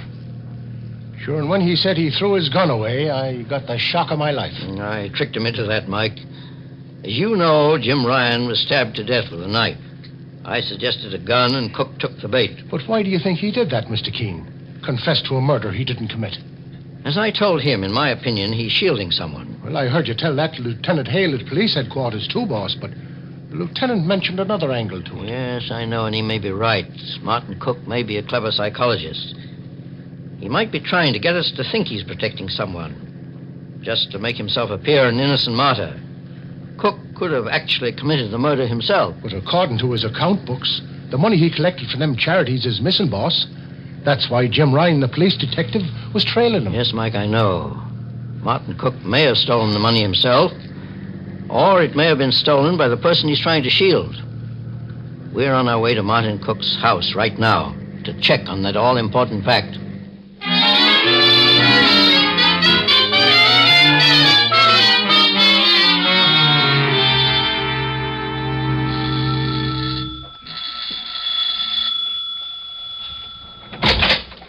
Yes? My name is Keene. This is Mr. Clancy. This is Mr. Martin Cook's house, isn't it? Yes, I'm Arthur Cook, his son. I'm afraid I have bad news for you, Arthur. Bad news? Has something happened to Dad? He's being held by the police on suspicion of murder. My father held for murder? May we come in, please? Yes, of course. Oh, you just about knocked the wind out of me, Mr. Keene. Well, there must be some mistake. My father... He admitted the murder, young fella. Admitted it? What? Who was murdered? A police detective named Ryan was stabbed to death while trailing your father. Jim Ryan evidently had gotten information that your father was guilty of stealing certain charity funds that were entrusted to him. No, Dad couldn't have stolen that money.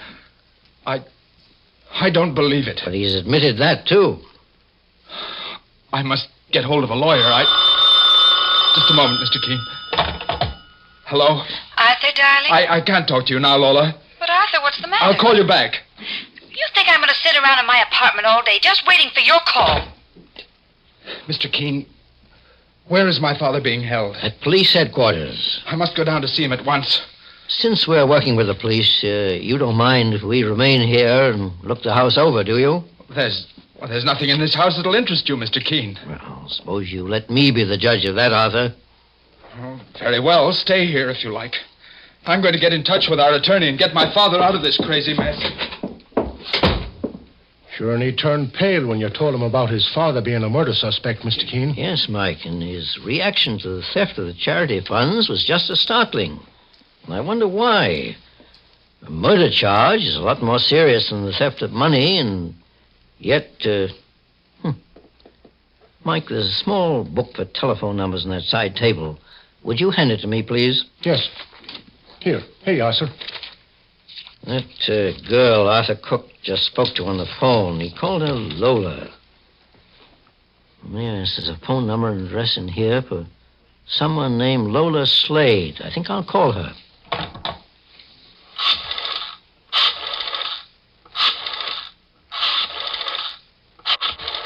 Look at this house, Mr. Keene.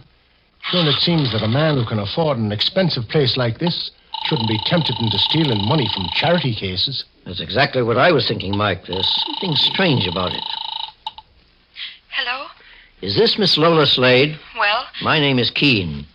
I was wondering if I could see you about... I had nothing to do with it. Keep away from me, dear. Here, keep away. Hello? Hello? Did Lola Slade hang up on you, boss? Yes. After protesting her innocence about something I hadn't even accused her of. Mike, this case has a number of odd angles. We'll have to check every one before we're absolutely sure who murdered Detective Jim Ryan. I have a hunch, in spite of Martin Cook's confession, the eventual solution will be an amazing one.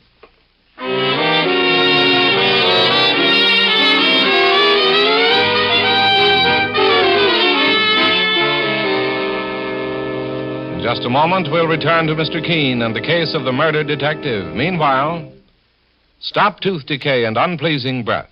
Yes, stop tooth decay and unpleasing breath that breeds between the teeth. Use Colinos toothpaste with dental floss action. Your dentist will tell you, brush your teeth after meals to stop decay. Clean those cracks and crevices deep between your teeth to guard against unpleasing breath. Now Colinos gives you dental floss action. That is, sends thousands of active cleansing bubbles to help dislodge bits of food that can cause unpleasing breath. What's more, foamy, refreshing Colinos brightens teeth by removing ordinary yellow surface stains. Helps stop tooth decay. Get Colinos toothpaste with dental floss action today.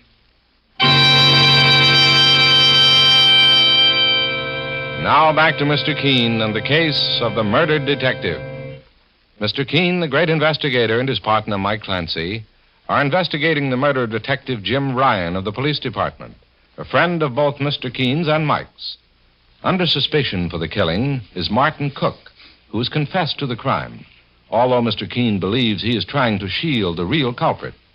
Now, Mike and Mr. Keene arrive at the apartment of Lola Slade, a friend of Martin Cook's son, Arthur. Mr. Keene suspects that she knows a great deal more about the crime than she admits to. And as Mike rings her doorbell...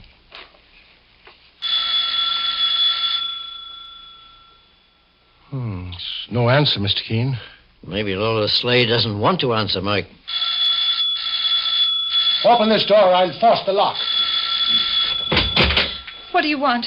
Are you Lola Slade? What about it? My name is Keene. This is my partner, Mike Clancy. I spoke to you on the phone a few minutes ago. Stay out of my apartment. Get your foot out the door. Keep this door open, if you please, lady. Step inside, boss. I'll hold it open with my foot. You've got no right to come in here like this. I'm no criminal. A detective named Jim Ryan has been murdered, Lola. And we're working with the police. We have a right to question all suspects. Suspects? I'm no suspect. But you seem to know a great deal about the case. You protested your innocence over the telephone even before you were accused. Well, I heard about the murder of that detective on a news broadcast a minute before you phoned, Mr. Keene. I knew that Martin Cook had been arrested, and I thought his son Arthur would be mixed up in it. But why should that frighten you, Lola? Well, I'm a showgirl, Mr. Keene. I sing for a living on the stage and in nightclubs.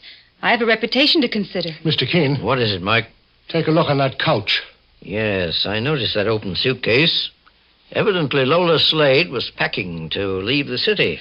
But I have an engagement to sing in Los Angeles. And that's just about as far away as you can get, eh? What do you mean, Mr. Clancy? Have you brought the police with you? Not yet, Lola. I'll answer that door for you, young lady. Mr. Clancy. Boss, it's Miss Everett, Mr. Cook's secretary. Oh, come in, Miss Everett. Is this Miss Lola Slade? Well, I thought I'd give you a chance to clear yourself before I turn this evidence over to the police. Evidence? What evidence? Are you crazy?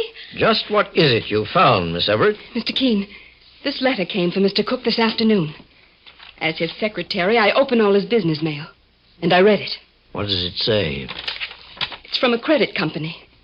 It says that unless $8,000 worth of bills are paid by Monday, Mr. Cook's son Arthur will be brought into court. Let me see that letter, please, Miss Everett. Here you are, Mr. Keene. According to this letter, the items were charged and several bad checks were passed. Bad checks? That makes it a criminal offense, boss. That's right, Mike.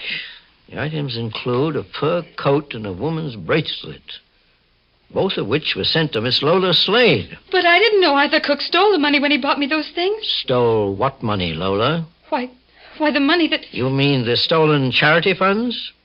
Judging by your slip of the tongue, Arthur Cook must have told you that he stole that money from his father. Yes. It was only a few days ago. He came to me to borrow some money to pay those bills. But I didn't have any. Then he got the money somewhere else. When I heard the story of the stolen funds and the murder over the radio, I just naturally tied it up with Arthur. Mr. Cook was right about you, Lola Slade. He did his best to separate you from Arthur. You keep quiet, Helen Everett. You bled his son for all you could get out of him. I'll make you regret that. Put down that fire poker, Lola. I'll put it down on her head. Not so fast. Give me that poker. Let go of me. You're all against me, every one of you. But I'm innocent. I swear I'm innocent. Waving fire pokers around won't help your case any. When you recovered your composure, Lola, I suggest you tell the police what part you had in all this. You're going to arrest me, Mr. Keene? I have no evidence that you were involved in the murder of Detective Jim Ryan. At least not yet. However, you may be involved in a theft before very long. Mr. Keene, I told you I didn't know Arthur Cook stole that money from his father. Miss Everett, just how were the funds stolen? Do you happen to know? Yes, Mr. Keene. They were taken in cash from the safe. The safe in Martin Cook's office? Yes. Mr. Cook reported it as a burglary at first. Well, Detective Jim Ryan must have gotten suspicious, boss, and followed up the case, getting evidence that it was an inside job. I think so, too, Mike. Perhaps we'll have a look at Mr. Cook's safe and see if we can get any information from it. Lola, your attempt to attack Miss Everett is punishable by law. However, perhaps Miss Everett will forget it on the grounds of temperament and fear. I don't want to see her in jail, Mr. Keene. I'll accept an apology. I'm sorry, Miss Everett. I just didn't know what I was doing. I'm ready to go to the police, Mr. Keene. Tell them as much as I know. Very well. We'll escort you to headquarters and then proceed to Mr. Cook's office. And perhaps discover the final information we need as to who murdered Detective Jim Ryan.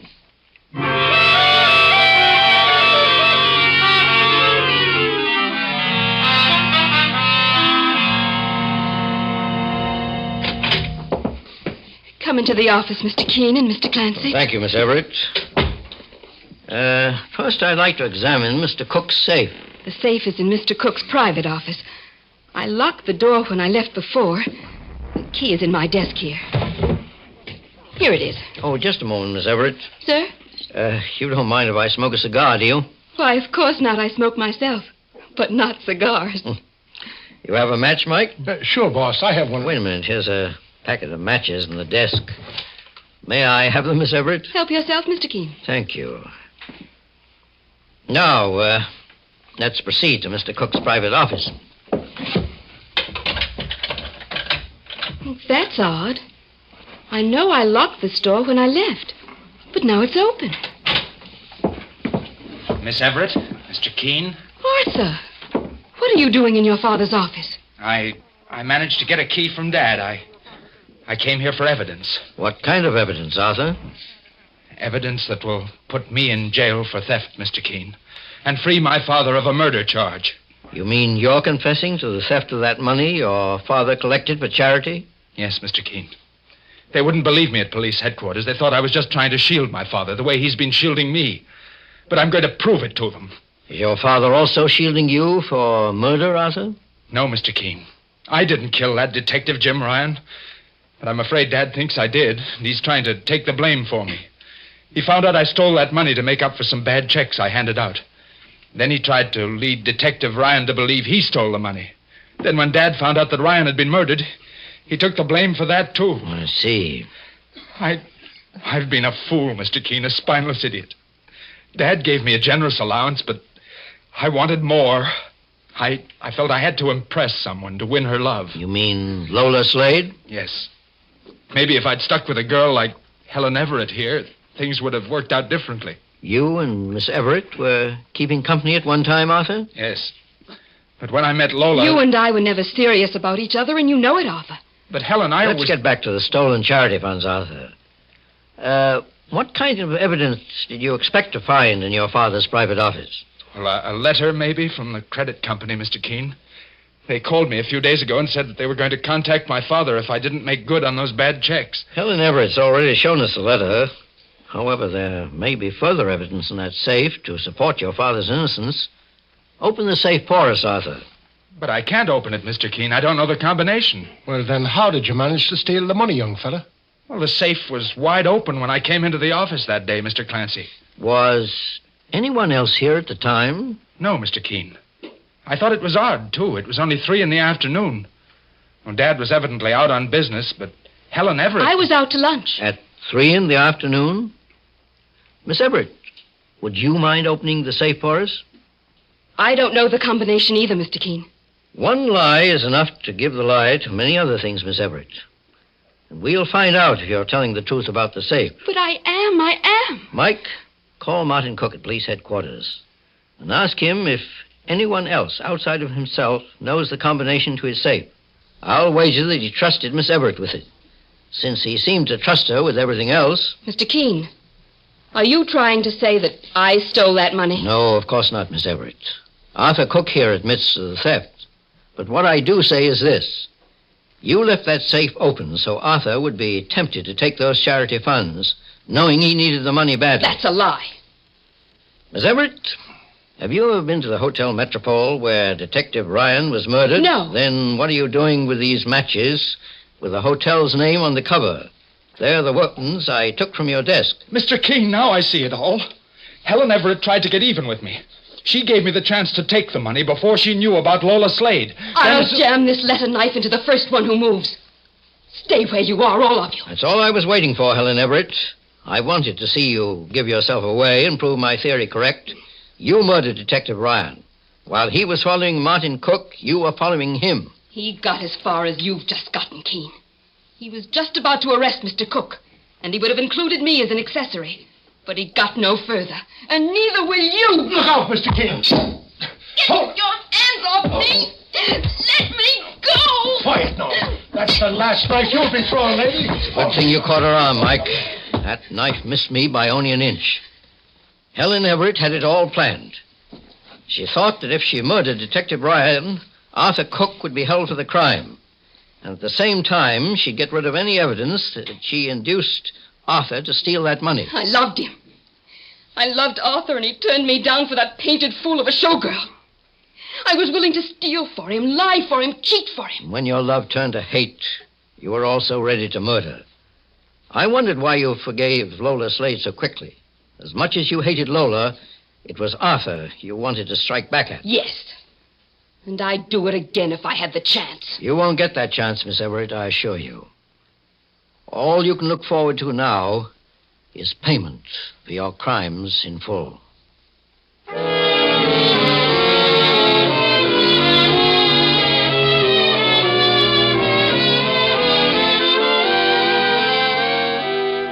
And so Mr. Keene finds the solution to the case of the murdered detective.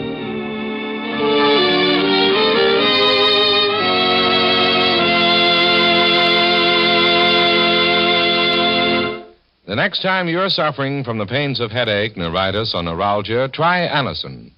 You'll bless the day you heard of this incredibly fast way to relieve these pains. Now, the reason Anacin is so wonderfully fast-acting and effective is this. Anacin is like a doctor's prescription. That is, Anacin contains not just one, but a combination of medically proven active ingredients in easy-to-take tablet form. Thousands of people have received envelopes containing Anacin tablets from their own dentist or physician, and in this way have discovered the incredibly fast relief Anacin brings from pain of headache, neuritis, or neuralgia. So next time such pains strike, take Anacin. For most effective relief, use only as directed. Your druggist has Anacin handy boxes of 12 and 30 and economical family-sized bottles of 50 and 100. The name is Anacin, A-N-A-C-I-N.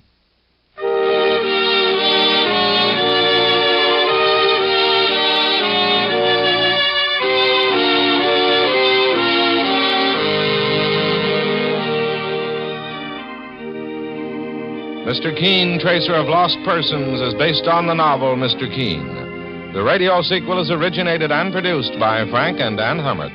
Dialogue by Lawrence Klee. Bennett Kilpack plays Mr. Keene. It is on the air every Thursday at this time. Don't miss Mr. Keene next Thursday when the kindly old Tracer turns to the eccentric millionaire murder case.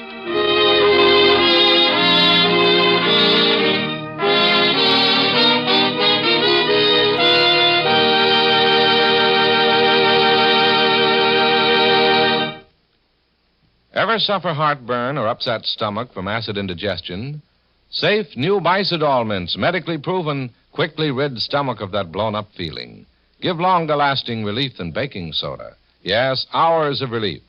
Bicidol mints not only neutralize, but actually carry away excess stomach acids. Soothe irritated stomach lining. Let you sleep all night long when acid indigestion strikes. Carry new Bicidol mints for fast relief anywhere, anytime.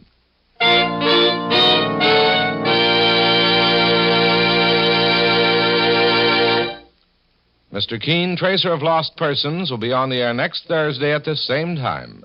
This is Larry Elliott saying goodbye for Mr. Keene and the Whitehall Pharmaceutical Company, makers of Anacin and Colinos and many other dependable high-quality drug products. This is CBS, the Columbia Broadcasting System. It's time now for Mr. Keene, Tracer of Lost Persons.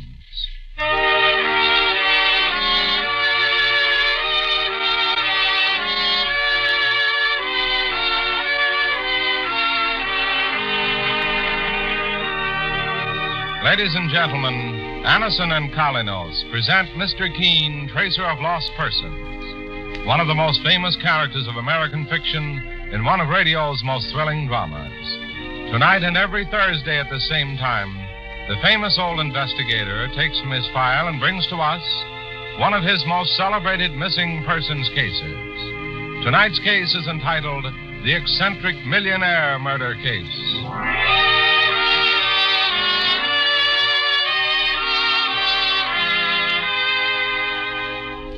This program is brought to you by the makers of Anacin, the remarkable tablets that bring incredibly fast relief from the pains of a headache, neuritis, or neuralgia. Anacin is like a doctor's prescription. That is, it contains not just one, but a combination of medically proven, active ingredients in easy-to-take tablet form. Thousands of people have received envelopes containing Anacin tablets from their own dentist or physician. Perhaps you, too, have been introduced to Anacin this way. Then you already know how effective it is. But if you have not, try Anacin the next time you want really fast relief from the pains of headache, neuritis, or neuralgia. You'll find Anacin tablets convenient to take, and you'll be delighted with the results they give you. For most effective relief, use only as directed. Just ask for Anacin. It's spelled A-N-A-C-I-N.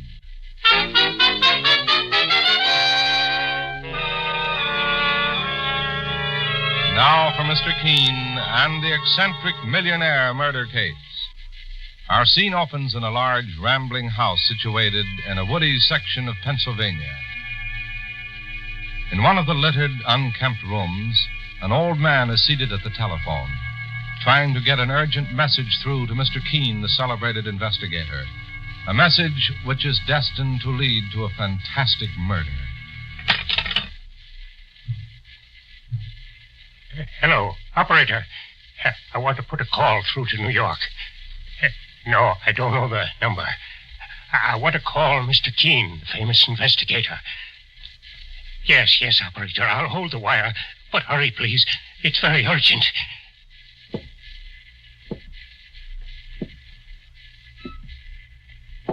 Who's that?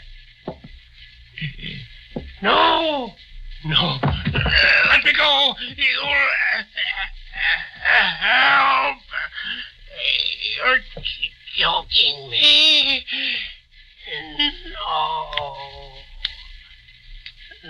No, don't.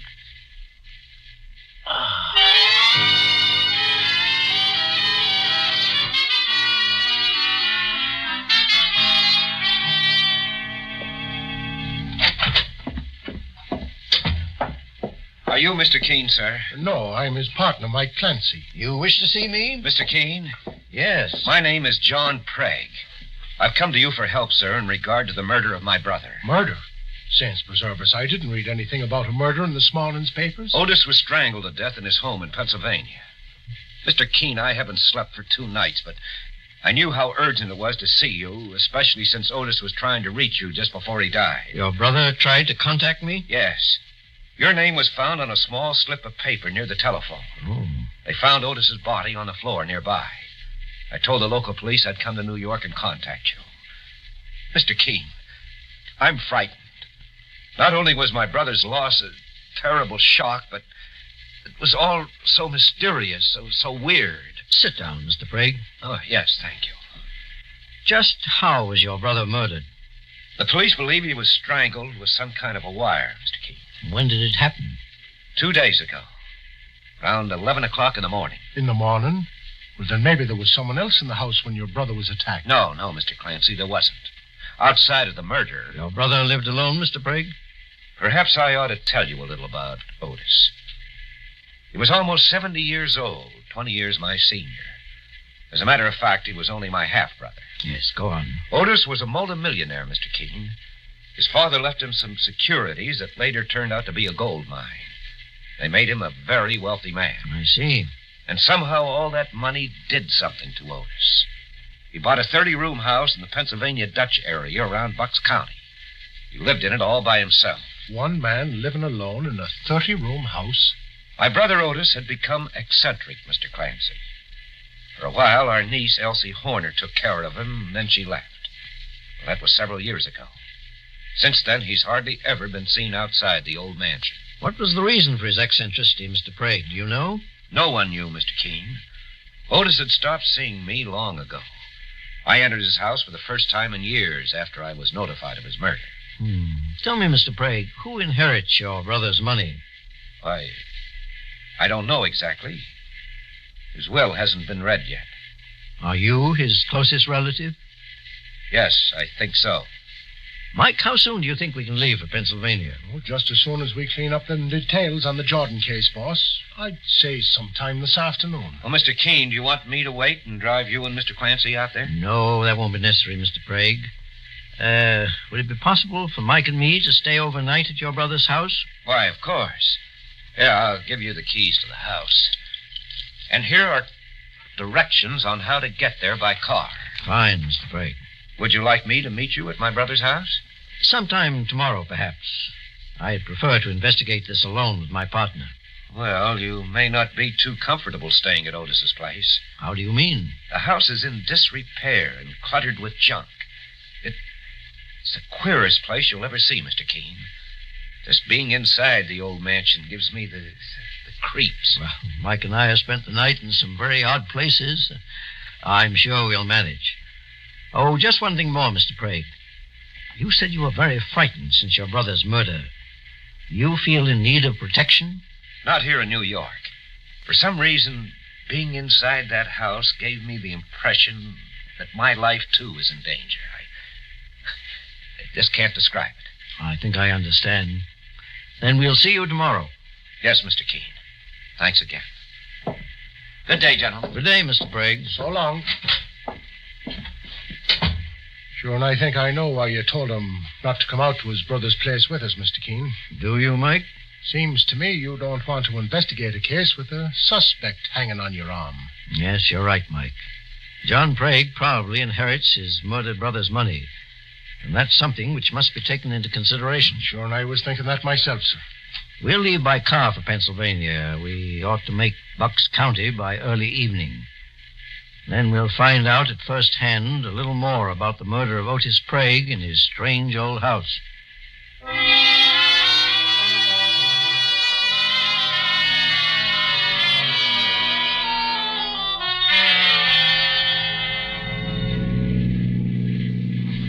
Otis Prague's house should be right around the next bend in the road, Mike. Sure, and it's gloomy out here in these parts, Mr. Keene. Yes, you're right. Oh, there's the house now, boss. And just look at the size of the place. A man could get lost living alone Mike, in a... There's a light inside the house. So there is, boss. I thought the place would be empty. So did I. Park over here in front of the door. Right, Mr. Keene.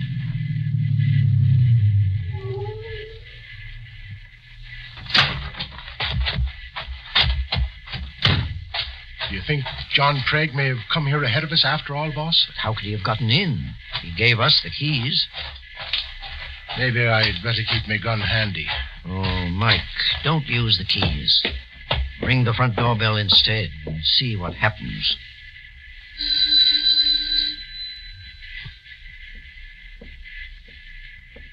I think I hear someone coming, Mr. Keene. What do you want? My name is Keene. Mr. Keene, the famous investigator? Oh, please come in. Thank you.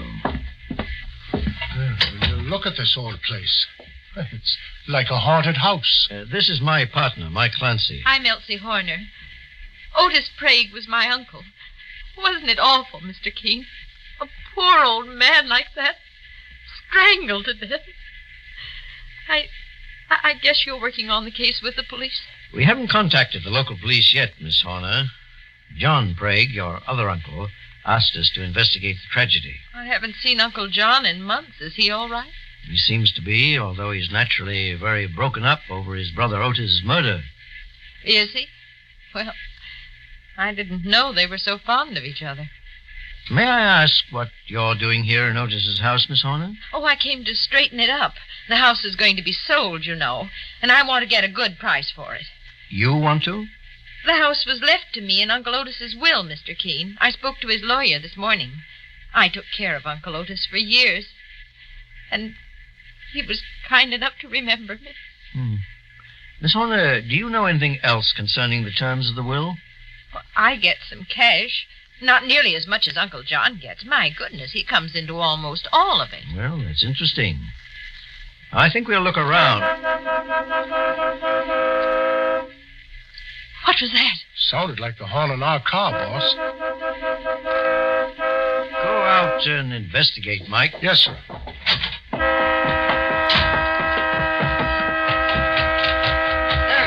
Hey, what's the big idea? Nice horn, mister. Not a tall young fella. Who are you? What's your name? Evan. Evan? Yeah. What's yours? Mike Clancy. Clancy? That sounds like an Irish name. You're as smart as a whip, ain't you? What are you doing here, son? Just looking. Looking for what? Trouble, maybe. Evan, where are you? Yeah, I'm over here, Miss Martin. Why did you run away from me like that? That wasn't nice. Oh, excuse me. You related to this young fellow, miss? No, I'm a friend of his mother. My name is Hortense Martin. May I ask who you are? Mike Clancy. I'm working with Mr. Keene. The famous investigator? Oh, then you must be here about the murder of Mr. Prague. What's the matter, Mike? Oh, nothing important, boss. Are you Mr. Keene? Why, yes. I'm Hortense Martin. I live in the village nearby. I'm sorry if Evan disturbed you. He's really a good boy. Not very responsible. Well, come along, Evan. I'll take you back to the village. Yeah, I ain't got nothing. He's not developed mentally, Mr. Keene. I've been trying to take him in hand and help him in some way. His mother is ill. I see. Miss Martin, did you happen to know Otis Sprague, the murdered man? Yes, quite well. I was interested in buying his home at one time, but he wouldn't sell. He was a rather eccentric person, to say the least. Yes, so I understand. Perhaps you'll allow me to talk to you later on about Otis Sprague. You may be able to give me some vital information. I don't like to get mixed up in a murder case if I can help it, Mr. Keene. But this would be in the interests of justice. Very well. I have a home in the village. You can come whenever you like. Thank you, Miss Martin. Well, I'd better catch up with Eben. Good night, Mr. Keene, Mr. Clancy. Good night. Good night. Sure, and that young lad, Eben, was a queer one, Mr. Keene. What do you suppose he was snooping around here for? I don't know, Mike. Saints preserve us. That must be Elsie Horner. Quick, Mike. Let's get back to the house. Miss Horner! Miss Horner! Well, she was here in this room when I left a few moments ago. Miss Horner, do you hear me? Faith and the woman's disappeared, boss. Now, come along, Mike. We'll search every room in this house. This case is beginning to bear out my hunch already. We're involved in one of the weirdest situations we've ever encountered.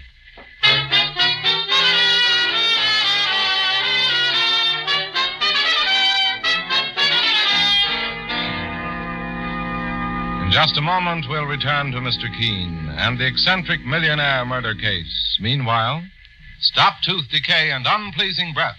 Yes, stop tooth decay and unpleasing breath that breeds between the teeth. Use Colonos toothpaste with dental floss action. Your dentist will tell you, brush your teeth after meals to stop decay. Clean those cracks and crevices deep between your teeth to guard against unpleasing breath. Now, Colonos gives you dental floss action. That is, sends thousands of active cleansing bubbles to help dislodge bits of food that can cause unpleasing breath. What's more, foamy, refreshing Colonos brightens teeth by removing ordinary yellow surface stains, helps stop tooth decay. Get Colonos toothpaste with dental floss action today.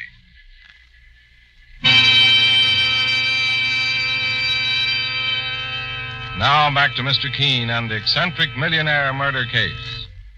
Mr. Keene, the plant investigator. Eben, you must tell Mr. Keene the truth. Tell him what you told me just before you ran away. What I told you, Miss Martin? Mr. Keene, he admitted killing Otis Sprague. Did you tell Miss Martin that, Eben?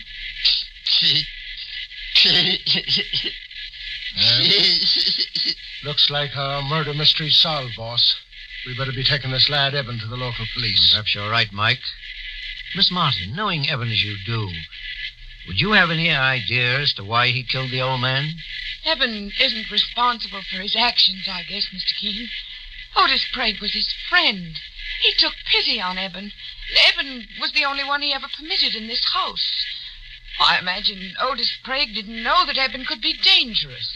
Mike, we better tell Elsie Horner if we're going into town with Eben. You want us to drive you in too, Miss Martin? Oh, I'd rather walk and get some air.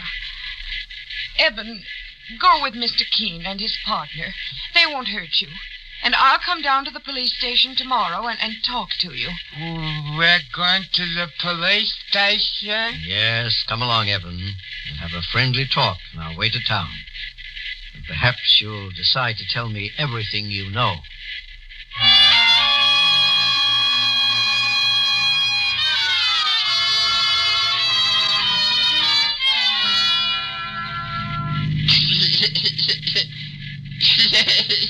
Sure, and I feel sorry for this boy, Eben, Mr. Keene.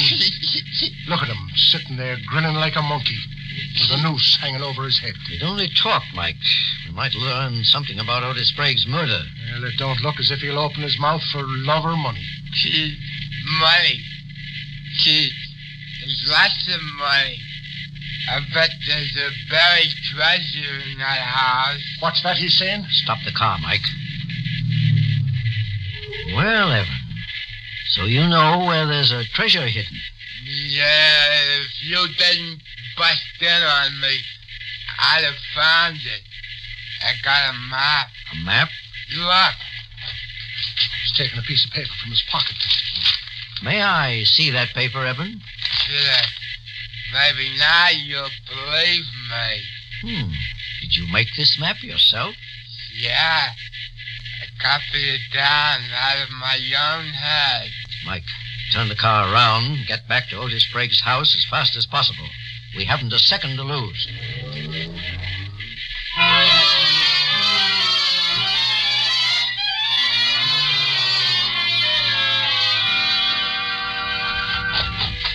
Do you think it was safe to leave Evan alone in that car, Mr. King? He isn't as dangerous as some people would have us believe. Oh, Mike, here's a hole that leads into the cellar of Otis Sprague's house. It's covered with these rose bushes. Evan must have dug through here one day and stumbled in his secret. Well, it's big enough to slide through, boss, but we can go in the other way, through the passage. We haven't got time, Mike. Get your gun out and follow me. Okay. Easy, boss. Hold on to my arm now. There. Okay, sir. We're in. It's dark in this cellar. Somebody fired at us, boss. Put out your flashlight, Mike. We can't see you, Miss Martin. You can't see us. It seems as if your little plan is finished. Duck your head, boss. Put your light on again, Mike. There she is. Lying in the corner, Mr. Keene. When she fired at us, I fired back and hit her. Miss Martin. Boss, look at the floor. It's covered with $100 bills. Yes, Mike, it's the hidden treasure. Taken from this secret panel in the wall, which is covered with cement, before Hortense Martin hacked it away. She strangled Otis Sprague. He tried to pin the crime on Evan, a feeble-minded boy who couldn't defend himself. Miss Martin, can you hear me? Yes. I'm afraid you don't have long to live. Evan showed me this map. It's scribbled on a piece of notepaper with your initials on it that he found in your home, Miss Martin. He's trying to talk, boss. Let the boy go. He's innocent. I know that, and I know you're guilty.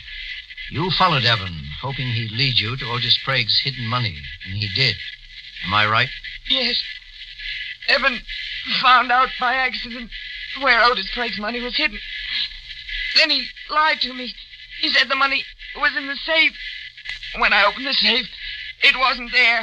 That was right after you murdered Otis Sprague. Evan thought it was a joke, lying to me that way. So I followed him.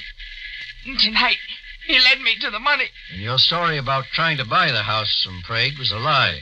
The fool Evan had told me the truth in the first place. I'd have been rich. Miss Martin's dead, boss. Yes. She's paid for her crime in full, Mike. What an odd chain of events. A grasping, money-mad woman discovers that a feeble-minded boy has found a fortune in hidden money. And the boy had found it by accident, through his friendship with the old man who took such pains to hide his wealth. Well, that's why Otis Sprague bought this old house and lived here by himself, like a hermit. When he tried to reach me, he must have found out that someone had broken into his house looking for the money. Mr. Keene? Mr. Keene, are you down there in the cellar? It's Elsie Horner, boss. He must have heard those shots from upstairs. What's happened? I thought I heard... Who's that lying on the floor? It's Hortense Martin, your uncle's murderer, Miss Horner. Oh! There's nothing to be afraid of anymore. Please call the police immediately and tell them the mystery of the death of Otis Sprague is solved.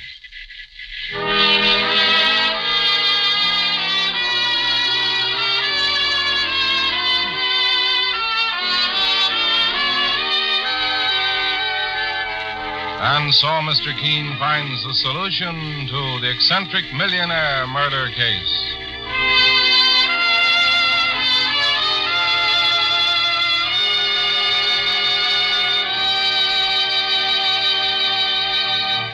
The next time you're suffering from the pains of headache, neuritis, or neuralgia, try Anacin. You'll bless the day you heard of this incredibly fast way to relieve these pains. Now, the reason Anacin is so wonderfully fast-acting and effective is this. Anacin is like a doctor's prescription. That is, Anacin contains not just one, but a combination of medically proven active ingredients in easy-to-take tablet form. Thousands of people have received envelopes containing Anacin tablets from their own dentist or physician, and in this way have discovered the incredibly fast relief Anacin brings from pain of headache, neuritis, or neuralgia. So next time such pain strike, take Anacin. For most effective relief, use only as directed. Your druggist has Anacin in handy boxes of 12 and 30, and economical family-size bottles of 50 and 100. The name is Anacin, A-N-A-C-I-N.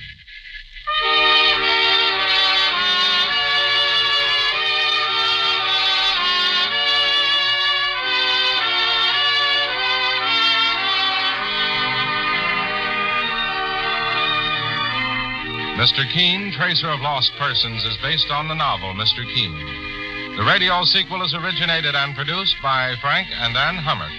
Dialogue by Lawrence Clee. Bennett Kilpack plays Mr. Keene. It is on the air every Thursday at this time. Don't miss Mr. Keene next Thursday when the kindly old Tracer turns to the Country Club murder case.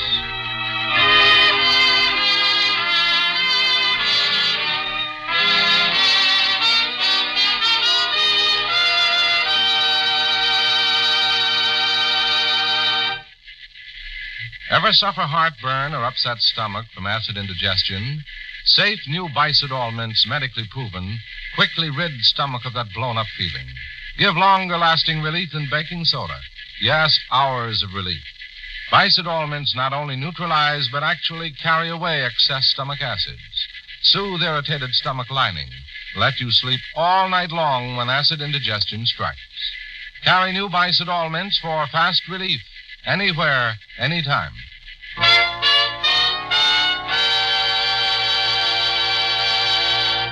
Mr. Keene, Tracer of Lost Persons, will be on the air next Thursday at the same time. This is Larry Elliott saying goodbye for Mr. Keene and the Whitehall Pharmacal Company, makers of Anacin and Colinos, and many other dependable, high-quality drug products. This is CBS, the Columbia Broadcasting System.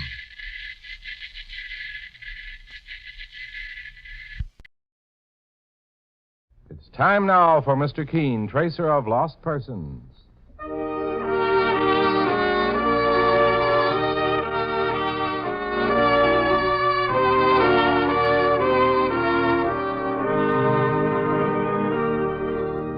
Ladies and gentlemen, Anacin and Colinos present Mr. Keene, Tracer of Lost Persons, one of the most famous characters of American fiction in one of radio's most thrilling dramas. Tonight and every Thursday at the same time, the famous old investigator takes from his file and brings to us one of his most celebrated missing persons cases.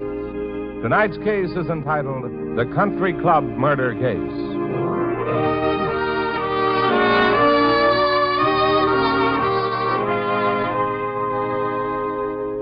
This program is presented for your entertainment by the makers of Anacin, the remarkable tablets that bring such incredibly fast, effective relief from the pain of headaches, neuritis, or neuralgia. Anacin is like a doctor's prescription. That is, it contains not just one, but a combination of medically proven active ingredients in easy-to-take tablet form. In all probability, you, like so many thousands of people, have been given an envelope containing Anacin tablets by your own physician or dentist at some time or another. Then you already know how effective it is. But if you have not, try Anacin the next time you want really fast relief from the pains of headache, neuritis, or neuralgia. You'll be delighted with the results. For most effective relief, use only as directed. Ask for Anacin, spelled A-N-A-C-I-N, at any drug counter today.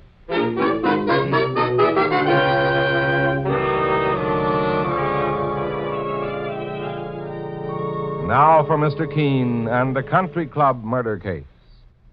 Our scene opens at a fashionable country club in Westchester.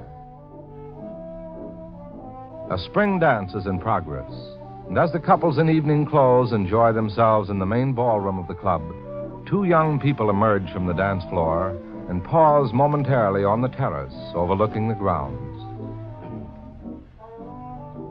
Arlene, this is the first chance I've had to see you alone in nearly a week. I've missed you, Alan. Oh, darling. Oh, not here. We'll be seen. I'll go around and get the car. We'll take a drive. All right, Alan. You wait for me here, Arlene. I'll be back in 2 minutes.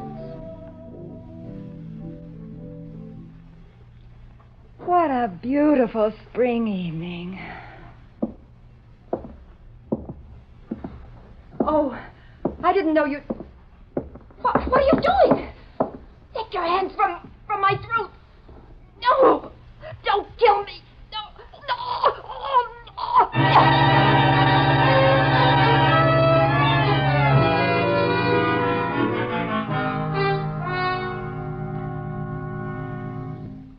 When I got back to the terrace, Mr. Keene, Arlene was dead. She'd been strangled. And that was only a few minutes after you left her, Mr. Rogers? Yes, Mr. Keene. Well, saints preserve us, but you mean to say that no one in the ballroom saw it happen? And that they were all that close? Yes, Mr. Rogers. I'm just as puzzled about that as my partner, Mike Clancy. Well, it's true that Arlene was near the dances, Mr. Keene, but I'd closed the terrace door when we left the ballroom. And it was all over so quickly, no one even knew what happened until I found Arlene's body. I suppose the police questioned everyone who attended that country club dance? Yes, Mr. Keene, but no one was held. The murder's a complete mystery. Tell me a little bit more about yourself and your relationship with Arlene Graham. Well, there's very little to tell. I was very much in love with her, and she with me, I believe. Were you going to marry? Arlene was already married, Mr. Keene. To whom, Mr. Rogers? Chester Graham. A drunkard. He treated her miserably. Arlene was wealthy, and she gave him almost $500,000 to invest in a business. He gambled most of it away. He'd come home drunk, even beat her. Finally, she left him 2 months ago. She was suing for a divorce when she was murdered. Mr. Rogers, was this husband of hers, Chester Graham, at the country club dance where the murder took place? No one saw him there, Mr. Clancy, but he could have sneaked in without being noticed. The police are looking for Chester now to question him. I thought with your help, Mr. Keene, he'd be rounded up a little faster. For my part, I'd like to... You seem to feel that Chester Graham is the most important suspect in this case. Who else would have murdered a girl like Arlene, Mr. Keene? She was gentle, kind, and loyal to her worthless husband. She wouldn't permit me to see her at all until she knew her marriage was ended, and she couldn't ever go back to Chester. Now, you say she had given her husband $500,000 to invest? Yes. In my opinion, Chester only married her for her money. My relationship with her at first was in a business way. I advised her about her investments and securities. I see. Up to the time she married Chester Graham, she lived with her guardian, an uncle named Hubert Parker. He's heartbroken over Arlene's death, and very bitter about it. Mr. Parker had advised Arlene not to marry Chester. Now he feels, as I do, that Chester may have had something to do with her murder. Who inherits Arlene Graham's money now that she's dead? I guess Chester, her husband, inherits the money, Mr. Keene. Which could have been another reason. Let's not come to conclusions until we investigate this further, Mr. Rogers. And you'll accept the case, Mr. Keene? You'll try to find Arlene's murderer? Well, yes, of course. Thank you. The loss of Arlene was a great blow to me. I wish I could describe to you how wonderful she was, how forgiving. Forgiving? Do you imply that she forgave you for something, Mr. Rogers? Well, I wasn't thinking of myself exactly, although I did make one bad mistake that she covered for me. Oh, what was that? Oh, it was nothing important. I must insist on having every detail concerning this case, Mr. Rogers. No matter how unimportant it may seem to you. Well, it was just that I advised her badly about an investment once, and she lost some money. But that was long ago, and it's all been forgotten. Mr. Rogers, does anyone know where this Graham feller, her husband, might be hiding out?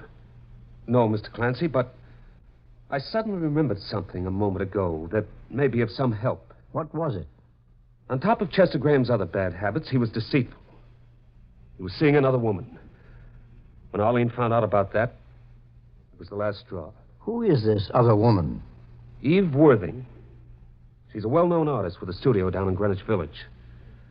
Something tells me that Miss Worthing may know where Chester Graham can be found. And we'll make Miss Worthing's studio our first stop, Mike. Okay, boss. Mr. Keene, needless to say, I'll do anything to help you solve this case.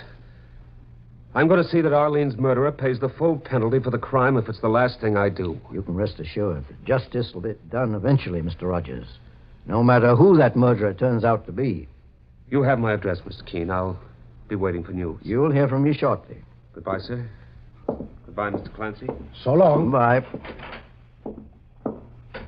He seems like a nice young fella to me, Mr. Keene. Yes, Mike, but there are two things about his story that started me off on a different track. Meaning what, boss?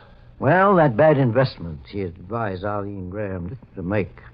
Alan Rogers didn't want to talk about it too much. Well, now that you mentioned it, I noticed that too, Mr. Keene. A murder case like this is always wise to keep an eye on everyone, Mike, including our client.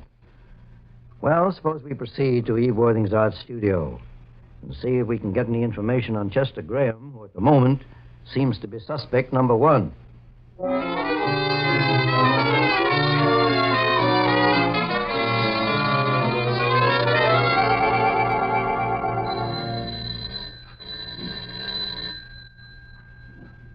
The building superintendent downstairs said that Miss Worthing was in her studio apartment, Mr. Keene. It's odd she doesn't answer her doorbell, Mike. Try ringing again.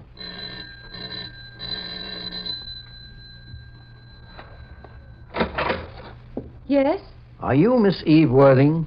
Yes, I am. Well, my name is Keene. This is my partner, Mr. Clancy.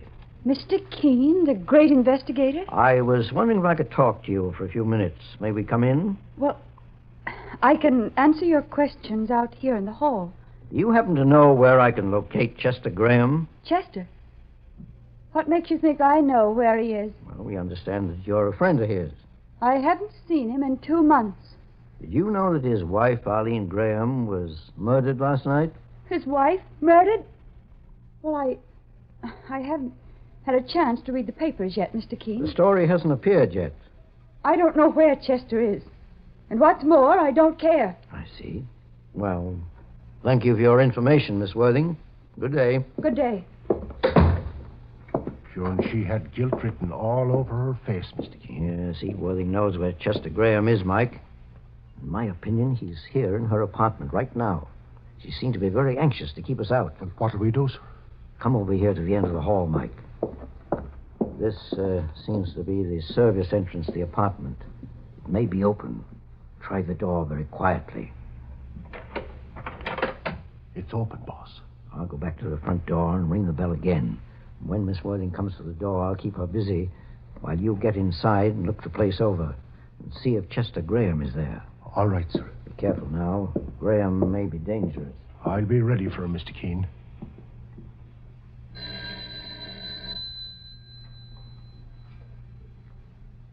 What is it now, Mr. Keene? Oh, there's just one more piece of information I thought you might be able to give me, Miss Worthing.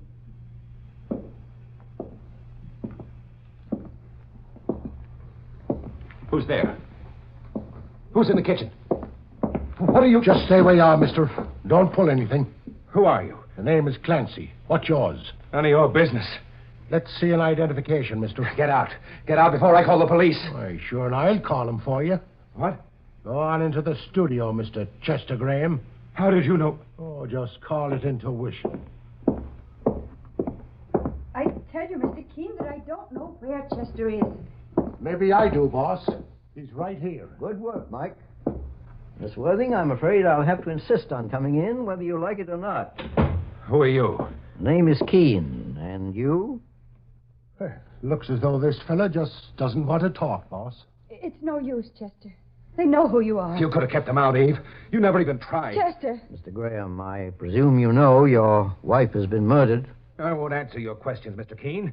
I demand to see my lawyer. That demand will be granted. Just as soon as we turn you over to the police. Chester didn't kill Arlene, Mr. Keene. He's been with me all the time. How long has he been hiding here in your apartment, Miss Worthing? He's been here Don't ever since... lie to him, Eve. It'll only get you into trouble. I've only been here for an hour, Mr. Keene. Where were you at 11 last night when your wife was murdered? I don't remember. Sure, and that's not even a good try at an alibi, mister. I tell you, I don't remember. I'd been drinking and I must have fallen asleep somewhere in the park. I'll answer that. Is Miss Eve Worthing here? Yes, she is. It's Arlene's uncle, Hubert Parker. Hubert, Chester Graham. I've been aching for the chance to get my hands on you. You won't get away with this, you murderer, you heartless, drunken killer. Mr. Keene, he's got a gun. I'll kill you. Mike, give me that gun, mister. Drop it. All right. All right. Let go my arm. Mr. Parker, that shot hadn't been deflected by Mike Clancy. You yourself would be facing a murder charge right now. I couldn't help it. I just couldn't help it. Who are you? My name is Keene. Mr. Keene, the famous investigator? Then you've come here to arrest Chester Graham for murdering my niece, Arlene. I've come here to turn Chester Graham over to the police for questioning, Mr. Parker. As for arresting your niece's killer, I intend to do that, too. As soon as I find out, without the shadow of a doubt, who's responsible for her death.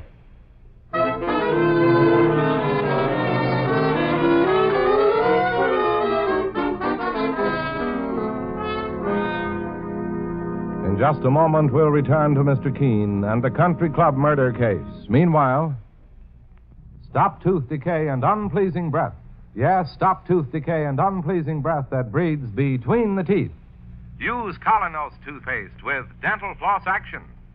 Your dentist will tell you, brush your teeth after meals to stop decay. Clean those cracks and crevices deep between your teeth to guard against unpleasing breath. Now, Colinos gives you dental floss action. That is, sends thousands of active cleansing bubbles to help dislodge bits of food that can cause unpleasing breath. What's more, foamy, refreshing Colinos brightens teeth by removing ordinary yellow surface stains. Helps stop tooth decay.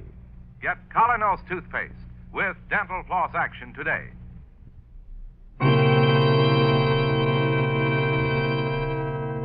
Now back to Mr. Keene and the country club murder case. Mr. Keene, the famous investigator, and his partner, Mike Clancy, are investigating the murder of lovely, wealthy young Arlene Graham, who was strangled during a dance at a fashionable country club. Among the suspects is Chester Graham, Arlene's estranged husband, whom Mr. Keene and Mike captured in the apartment of Eve Worthing, a friend of Graham's. Now, Mr. Keene and Mike have returned to their office, and a young man enters. It is Alan Rogers, who was in love with a murdered girl. Boss, here's young Alan Rogers again. Mr. Keene, you found Arlene's husband, Chester Graham? Yes, he's being questioned by the police about the murder of his wife right now, Mr. Rogers. I hope he gets the full penalty.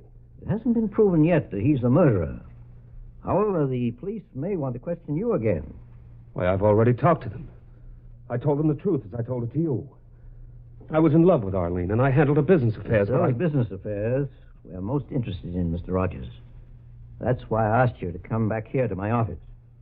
Well, what is it you want to know, Mr. Keene? Well, you told me Arlene Graham was quite wealthy. My partner, Mike Clancy, and I would like to look over her business records. We were wondering if you had them, Mr. Rogers. Why, no, Mr. Clancy. I only advised Arlene in regard to certain investments. I wasn't her accountant. Who was her accountant? She didn't have any, Mr. Keene. At least, not since I knew her. Arlene kept her own records. And how long had you known her, all told? Only a year. I met Arlene just after she married Chester Graham. Did you know her uncle, Hubert Parker? Only slightly. What kind of a man is he? He's a very pleasant old gentleman, well-liked. I'm sure he didn't act like that a couple of hours ago. What do you mean, Mr. Clancy? He attempted to kill Chester Graham in Eve Worthing's apartment. Really, Mr. Keene?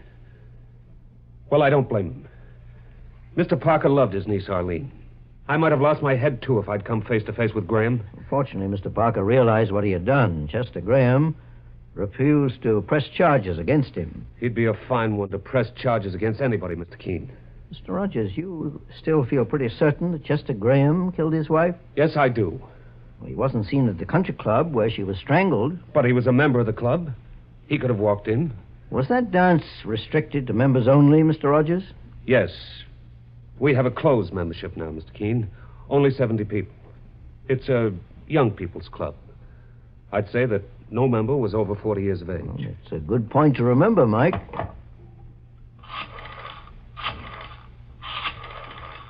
Who are you calling, Mr. Keene? Hubert Parker. We're going to search Arlene's home for possible clues. She hasn't lived with her uncle since her marriage. I know. We've gotten the key to her home from her husband, Chester Graham. But there was something I wanted to ask Mr. Hello? Oh, Mr. Parker? Yes. This is Mr. Keene. Oh, I meant to thank you, Mr. Keene, for the way you handled my stupid outburst with Chester Graham. You You saved me a lot of grief by interfering. Well, Mr. Parker, I called to ask you something about your niece Arlene. Well? Did she ever have a professional accountant to handle her business affairs? No, not that I know of, Mr. Keene. Who handled her finances while she was your ward? I did. With her permission, of course. But there was never any need for an accountant. All Arlene's investments had been made by her father before his death. And she merely received income on her stocks and bonds. I see. Well, perhaps I'll learn a little more when I go over her business affairs. And thank you for your help, Mr. Parker. What about Darlene's husband, Chester Graham? I trust the police will keep him under arrest. Well, they probably will until the case is closed. Goodbye, Mr. Parker. Goodbye, Mr. Keene. All right, Mike. Let's get started. Right, boss. Oh, Mr. Rogers. Yes, Mr. Keene. Did you tell the police about the bad investments you made for Arlene Graham and the money she lost through them? No. And I see now that was a mistake. Do you want me to report them? Yes. Meanwhile, I have a feeling that a clue to Arlene Graham's murder may be found inside her own home. And if it's there, Mike and I intend to find it.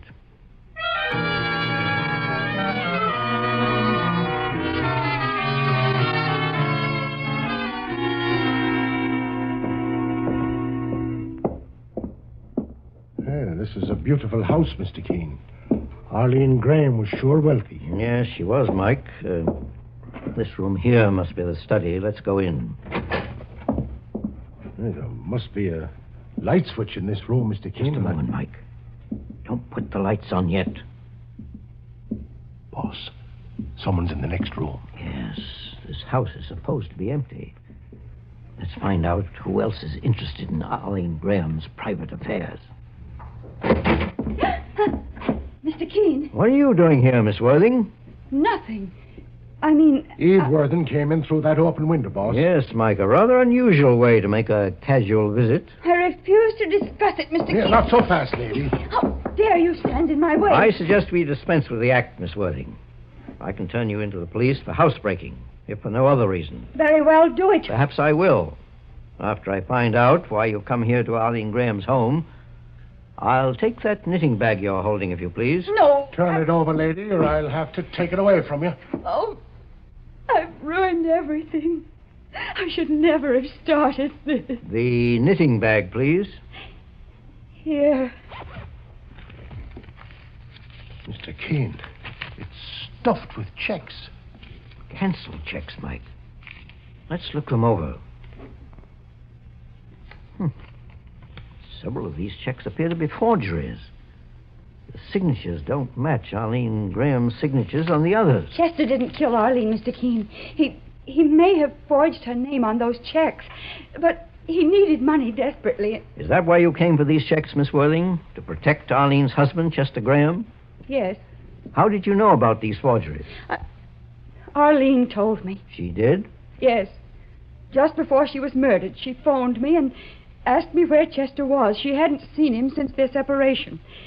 Then she said her name had been forged on several checks for over $50,000. And she suspected that her husband was guilty? Yes. Someone's at the front door, Mike. See who it is. Okay, sir. Well, Miss Worthing, this not only puts Chester Graham in a more serious position, but you as well. What do you mean, Mr. Keene? You admit you're in love with Chester Graham, don't you? I don't admit anything. You must be in love with him. Or you wouldn't have tried to hide him or get hold of these forged checks to defend him. Well, suppose I did love Chester. And suppose after he left his wife Arlene, he wanted to return to her again. Suppose you became so insanely jealous of Arlene Graham that you... That I murdered her? Is that what you were going to say, Mr. Keene? Well, it's not true, and you can't prove it is. Mr. Keene, Mr. Parker's here. Well, bring him in, Mike. Hubert Parker? Arlene's uncle? Yes.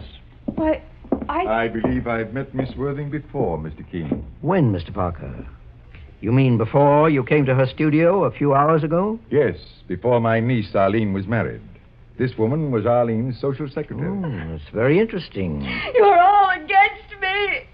Well, do what you like. I don't care. Mike, take Miss Worthing into the next room. She's becoming hysterical. You better come along, miss. I won't let you send Chester to the electric chair. We're both innocent. Both of us. Take it easy. I I came here to speak to you, Mr. Keene. After you phoned, I was suddenly reminded of something that may be important. Oh, what was it, Mr. Parker? The last time I spoke to my niece Arlene, just before she was murdered, she said something about missing money. Oh? She referred to her husband, Chester Graham, and told me that she'd give me more details after she'd thoroughly checked through her bank statements. Did she mention anything about forged checks, Mr. Parker? No, not that I remember. You see, I've just discovered these canceled checks of Arlene's, and several of them appear to be forgeries. Then that was it, Mr. Keene. Her husband, Chester Graham, had forged her name in order to get money. Now, there's no doubt about it. Chester Graham murdered my niece to cover up his forgery. There's only one clue that's missing, Mr. Parker. No one saw Chester Graham in the vicinity of the country club on the night of the murder. I saw him there. You? I dropped in for a few moments during the dance and saw him in the foyer. Were you a member of that country club, Mr. Parker? Why, yes, Mr. Keene. Miss Worthing is lying down on the couch inside, boss, crying like a baby.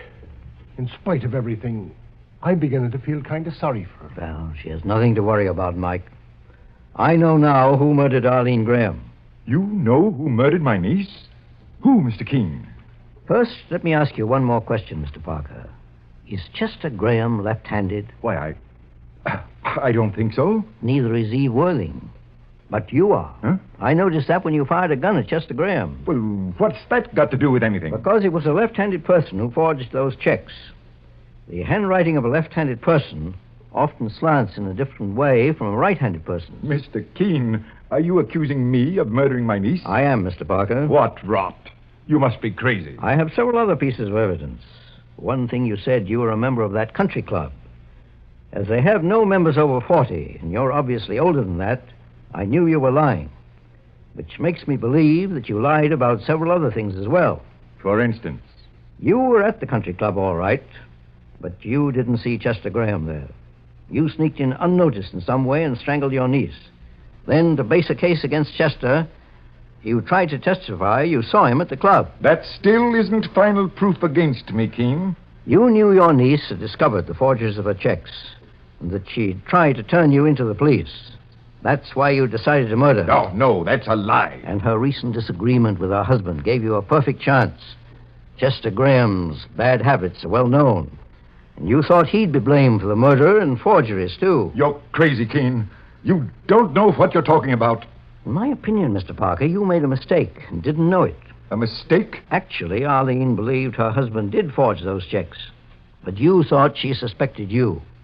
Arlene could have discovered the truth if she learned what I did in examining these canceled checks. And what was that? 2 of these checks are dated back 2 years, long before Arlene was married. She was living with you at that time, Mr. Parker, and you were helping yourself to her fortune by forging her name. Sure, look at it, Mr. Keene. He's turning pale. Yes, Mike. Parker, it won't take me long to prove these forgeries are yours. Go through his wallet, Mike. If he has a driver's license with his own signature on it, we'll compare it with one of these forged checks. That won't be necessary, Mr. Keene. I'm afraid you win. I wish I could feel sorry for you, Parker. You're not a young man anymore, and this will finish you. But I have no sympathy with murder. A man who takes a human life for his own selfish profit deserves to feel the full impact of the law. And that's just what you're heading for now.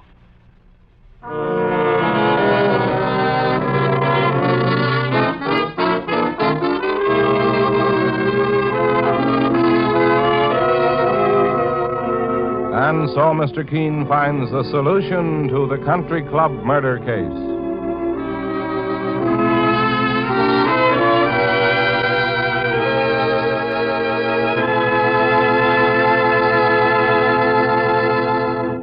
The next time you're suffering from the pains of headache, neuritis, or neuralgia, try Anacin.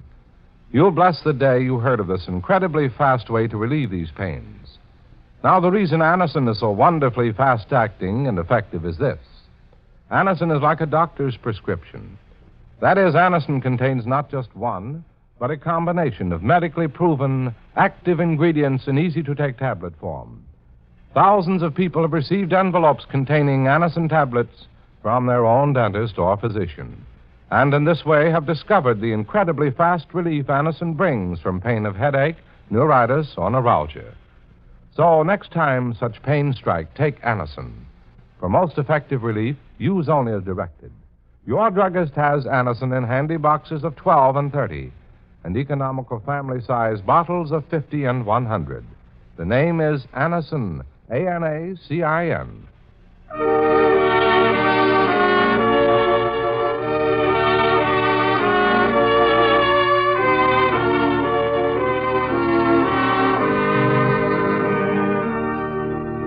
Mr. Keene, Tracer of Lost Persons, is based on the novel Mr. Keene.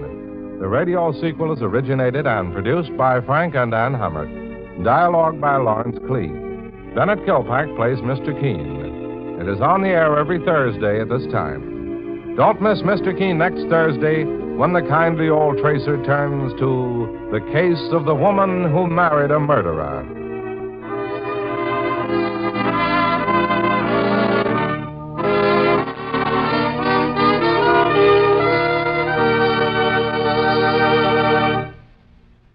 Ever suffer heartburn or upset stomach from acid indigestion?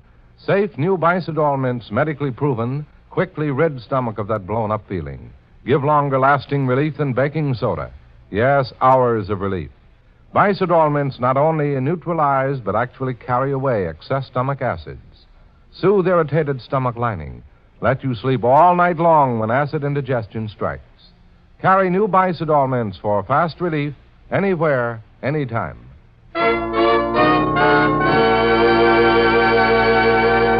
Mr. Keene, Tracer of Lost Persons, will be on the air next Thursday at the same time. This is Larry Elliott saying goodbye for Mr. Keene and the Whitehall Pharmacal Company, makers of Anacin and Colinos and many other dependable high-quality drug products. This is CBS, the Columbia Broadcasting System. It's time now for Mr. Keene, Tracer of Lost Persons.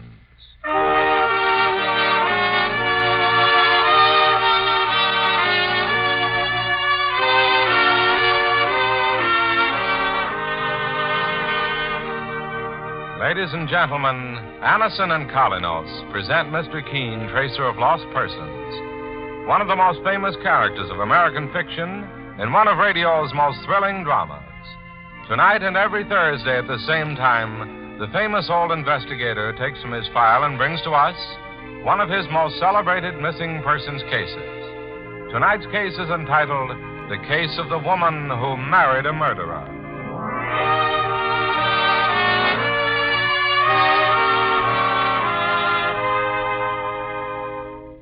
Now, we want to ask all of you to make this highly convincing test. It is simply this. The next time you suffer from the pain of a headache, neuritis, or neuralgia, try taking Anacin instead of the method you now use. We suggest this because you are following sound principles when you take Anacin tablets. Anacin is like a doctor's prescription. That is, it contains not just one, but a combination of medically proven active ingredients. Literally thousands of people have been introduced to Anacin by their own physicians or dentists who have given them Anacin tablets at some time or other. For your own sake, try Anacin. You'll be delighted with the relief it brings. For most effective relief, use only as directed. Ask for Anacin, Anacin, at any drug counter.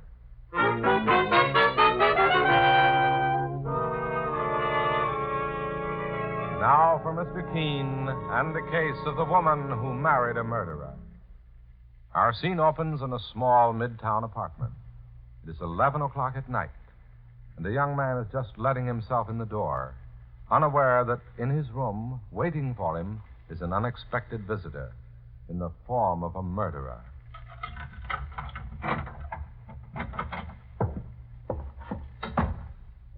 What are you doing in my apartment? How did you get in here? Don't stand there like that. Tell me why you broke into my apartment or I'll call the police. Did you hear me? No. Put that gun down. Put it down before I... You murdered me.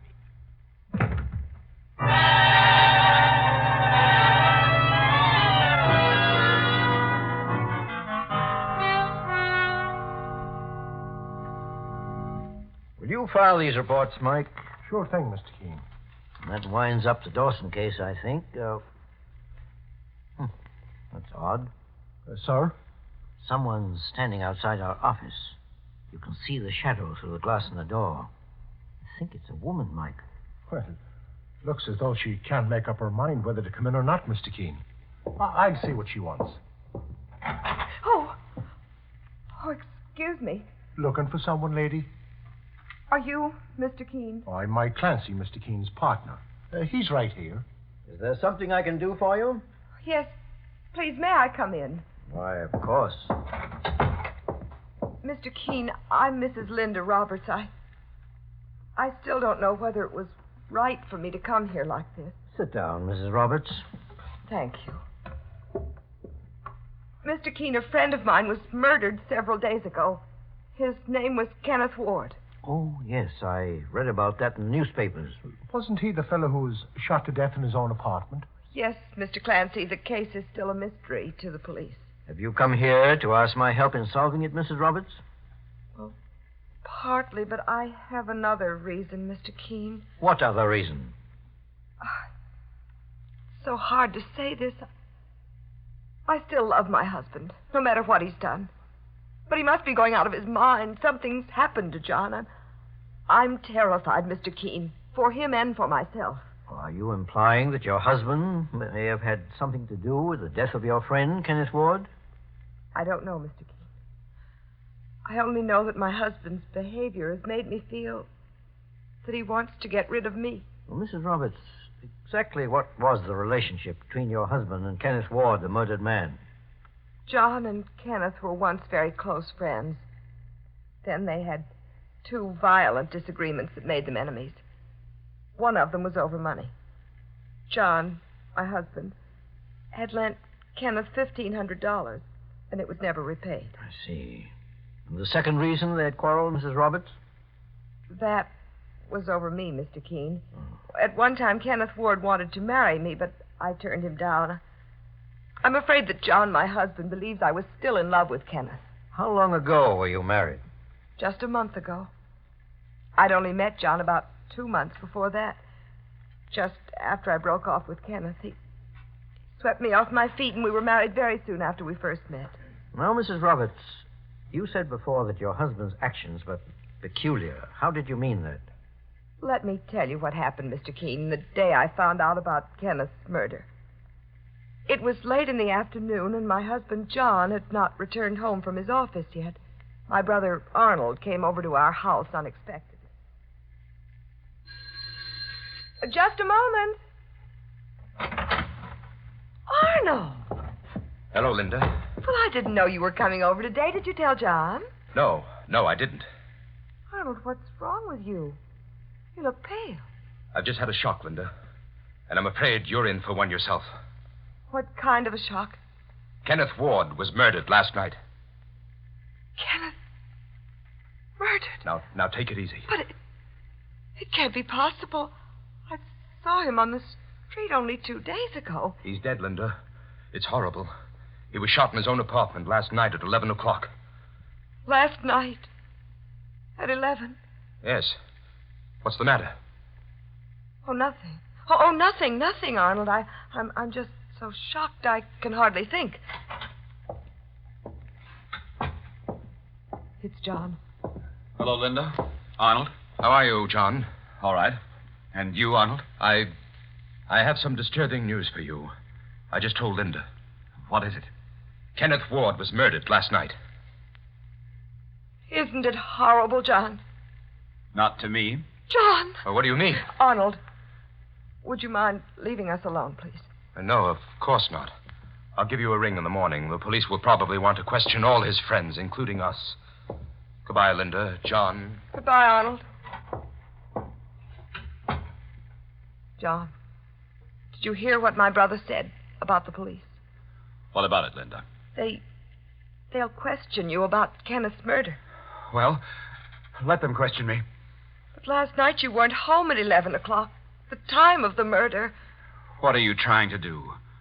Get me into trouble? Oh, darling, no. I only want to protect you. Protect me from what? Do you think I murdered Kenneth Ward? What? I never... I didn't like him. I admit that. But when my own John, wife... please, you misunderstood me.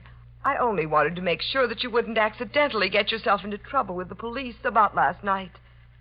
Last night I was alone, walking the streets by myself. It's not just an alibi either, it's the truth. And do you know what I was thinking of, Linda? What? You and Kenneth Ward. John. He turned you down, so you married me. John! Yes, that's what I was thinking. You married me to get even with Kenneth. To show him you could find a husband if you wanted to. That isn't true. No, well, I don't believe you. But it doesn't matter anymore. Kenneth's dead now. Murdered. And I don't care. Just remember that, Linda. I don't care. Oh, John.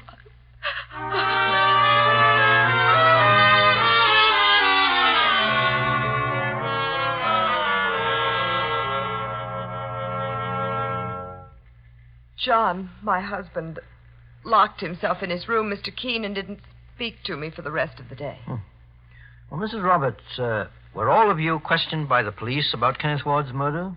Yes. My husband admitted that he and Kenneth had quarreled bitterly. And what about your husband's alibi, Mrs. Roberts? John had a good one, Mr. Clancy. You mean the police accepted his testimony that he was merely walking the streets alone at the time of the murder? No, Mr. Keene. John said he'd been at home all night with me, and I couldn't give him away. I see. I can't tell you what agonies I've experienced since that day. I had a horrible dream last night about John. I dreamed that he did kill Kenneth, and he was going to kill me, too. I dreamed that I was married to a murderer. Dreams aren't accepted as evidence in a court of law, Mrs. Roberts. It's too bad, though, that your husband lied to the police about where he was on the night of the murder. That will be held against him. Mr. Keene, you're the only one I can turn to for help. I've got to know if my husband is innocent or if he was involved in Kenneth's murder. I've got to know one way or the other. I'll do what I can to find out, Mrs. Roberts. Thank you. Thank you so much, Mr. Keene. Now, let me have your address, please. I have a card here.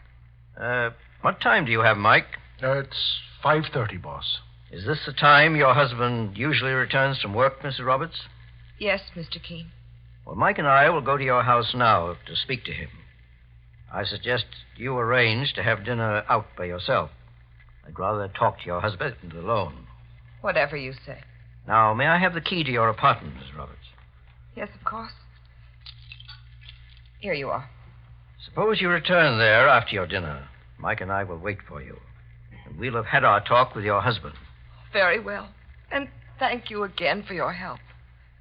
Goodbye, Mr. Keene. Mr. Clancy. Goodbye, Mrs. Roberts. So long, ma'am.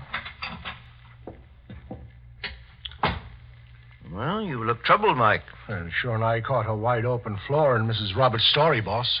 Yes, so did I. Linda Roberts told us that she had refused to marry Kenneth Ward.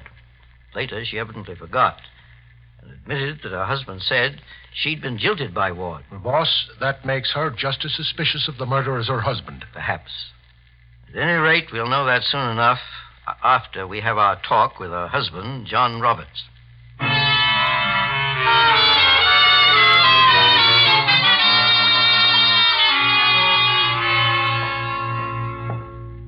Here's the Roberts apartment, Mr. Keene. 4C. It's after 6. John Roberts is probably at home at this time. No one answers, boss. He may have been detained at his office. Use Mrs. Roberts' key, Mike. And the living room looks empty, Mr. Keene. Perhaps you better answer that phone, Mike, and take the message to the Roberts. I'm going to have a look inside that room over there. Okay, boss. Hello? Is this John Roberts? No, my name is Mike Clancy. Oh, perhaps I don't have the right number. Oh, this is Mr. Roberts' apartment, miss. Oh. Well, is he there? Not right now. What about his wife? Well, she isn't here either. Just me and Mr. Keene. Mr. Keene? The famous investigator? That's right. Well, then you must be investigating Ken Ward's murder. That we are, miss.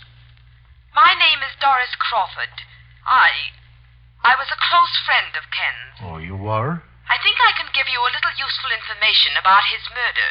Well, we'll take any information at all, Miss Crawford. When can I see you in, Mr. Keene? Sometime this evening. Where are you calling from? My apartment. I'll wait here for you. The address is 1123 West 70th. 1123 West 70th. I got it down. And don't fail to come, Mr. Clancy, because I'll make it worth your while. I know who murdered Ken Ward. Saints preserve us. You what? Hello. Hello. Who is that on the phone, Mike? A woman named Doris Crawford, boss. I got her address here. She says she knows who murdered Kenneth Ward. Well, we'll go over to see her immediately. But what about John Roberts, sir? Aren't we going to wait for him to show up? I don't think he will, Mike. Sir? I believe he's been here at his apartment and gone. What did you find inside that room, Mr. Keene? The dresser, drawers, and closet have been emptied, obviously in a hurry. It looks as if John Roberts came back, packed his things, and left. He's disappeared, Mike. Well, that sure makes him look guilty, boss. Yes, he certainly made things more complicated in many ways. In my opinion, Mike, solving the murder of Kenneth Ward is going to be a lot more difficult than we first believed.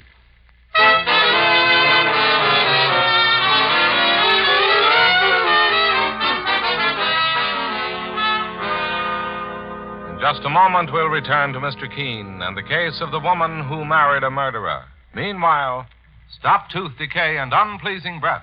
Yes, stop tooth decay and unpleasing breath that breathes between the teeth. Use Colonos toothpaste with dental floss action. Your dentist will tell you, brush your teeth after meals to stop decay. Clean those cracks and crevices deep between your teeth to guard against unpleasing breath. Now, Colonos gives you dental floss action. That is, sends thousands of active cleansing bubbles to help dislodge bits of food that can cause unpleasing breath. Questioning by the police. Oh, no, I'm innocent, Mr. Keene. I loved Ken more than any man I ever knew. Oh, all right, I'll admit one thing. Actually, I used to follow him sometimes because I was jealous of Linda Roberts. When Kenneth Ward told you about being blackmailed, didn't he name the blackmailer? No, Mr. Keene. He said he didn't want me mixed up in it.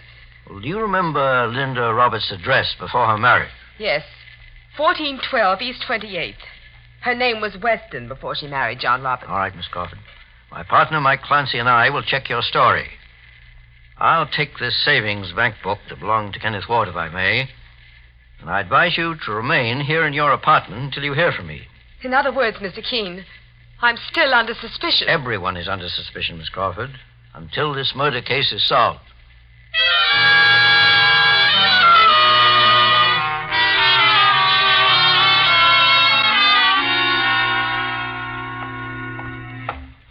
Well, here's the building superintendent's bell, Mr. Keene. Want me to ring it and see if we can get some information? Well, just a second, Mike.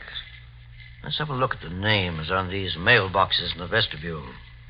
There's Dyer, Shelley, Thompson. Mr. Keene, look at this. Yes, the name of Weston appears to be still on the mailbox. Sure, and Mrs. Roberts has been married for over a month. They should have taken her name off by now. Well, she may have relatives who still live here, Mike.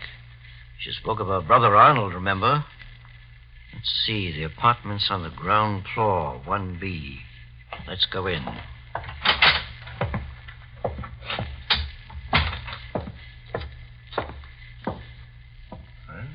Here it is, boss. Mike, listen. There's someone inside. But you can't stay here, Roberts. There's no place else to go, Arnold. Boss, that must be John Roberts. This is John Roberts. He's talking with his brother-in-law, Arnold Weston. Keep away from that phone. Keep away or I'll... Sans preserve us. They're getting into a fight. Break the door down, Mike.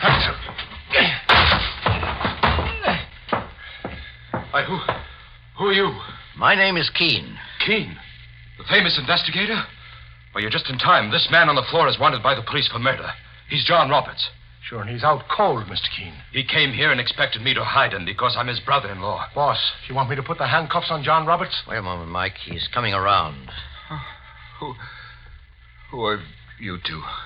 My name is Keene, Mr. Roberts. My partner, Mike Clancy, and I are private investigators. Your wife came to me about Kenneth Ward's murder. Even Linda's turned against me. I don't blame her. I've been a fool. I thought she only married me to spite Kenneth Ward. She lied to the police for you, to protect you and give you an alibi. Yes, Mr. Keene. Linda was wonderful, but It's no use. I guess the police will blame Kenneth Ward's murder on me, even though I am innocent. Help John Roberts to his feet, Mike. Let him rest in that chair for a few minutes. All right, mister. On your feet. Now, just take it easy. Mr. Keene, I hate to turn in my own brother-in-law, but I'm not getting myself involved in any murder case. Well, I don't blame you, Mr. Weston. Particularly since your sister, Linda Roberts, is also involved. Linda is involved in the murder? My wife had nothing to do with the murder, Mr. Keene. Arrest me if you must, but leave her alone. I'm afraid she's got to put up bail in order to free herself from custody, Mr. Roberts. Bail? How much do you need? I've got money. Mr. Weston, don't you think it'd be more suitable for you as her brother to put up the money? John Roberts' position right now is very bad. His wife may want to forget that she ever saw him. You're right, Mr. Keene. I don't want a murderer to help my sister. How much money do you need for Linda's bail? Well, how much do you have available in your checking account, Mr. Weston? I don't have a checking account. I'm not as rich as my brother-in-law. I'm just a furniture salesman, but at least I'm not a killer. Then where will you get the money? I have a savings account of $2,000. Will that do? I think so. Of course, I'll get the money back, won't I? Naturally. Bail is always returned, providing the defendant doesn't leave town to avoid a trial. Where is your savings bank book, Mr. Weston? In my desk over here. Well, let me have it. Perhaps the book itself can be presented to the court clerk as an assurance. Here you are, Mr. Keene. Thank you. Just a moment. What are you doing? I'm comparing your savings bank book with one that was owned by Kenneth Ward. What for? So I can have final proof, Arnold Weston, that you yourself murdered Kenneth Ward. Are you crazy? Mike, look at this. The withdrawals in Kenneth Ward's bank book compare exactly with the deposits in Arnold Weston's book. The dates and the amounts are the same, boss. Yes. When Doris Crawford followed Kenneth Ward to this house, he was actually coming to see Arnold Weston, not his sister. It was Weston who was blackmailing Ward, and Ward finally threatened to go to the police. You won't get a chance to prove that, Keene. Look out, boss. He's pulling the gun. Let go of that cannon, mister, or I'll break your arm. All right. You win. Let go of me. Good work, Mike. Here's his gun. Sure, and I knew he'd pull something like that just as soon as you called his hand, Mr. Keene. Put the handcuffs on Arnold Weston, Mike. With pleasure, boss.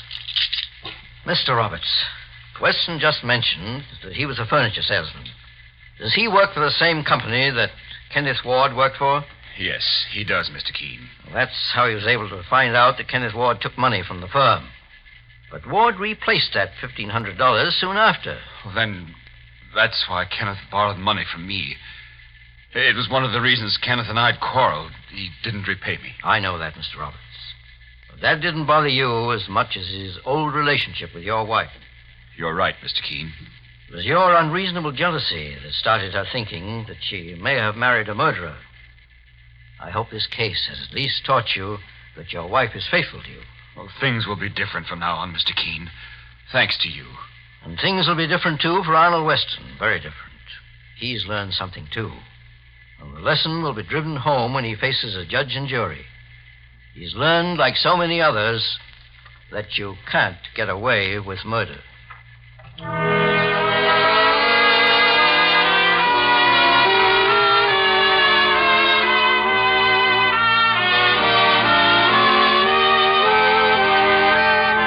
And so Mr. Keene finds the solution to the case of the woman who married a murderer.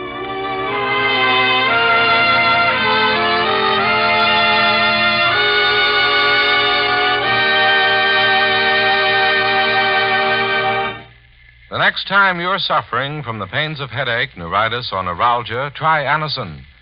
You'll bless the day you heard of this incredibly fast way to relieve these pains.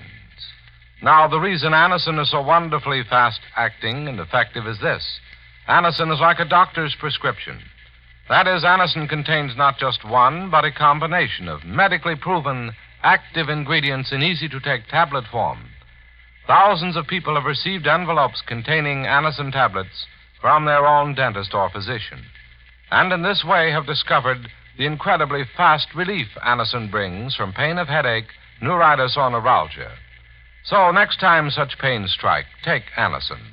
For most effective relief, use only as directed. Your druggist has Anacin in handy boxes of 12 and 30 and economical family-sized bottles of 50 and 100. The name is Anacin, A-N-A-C-I-N.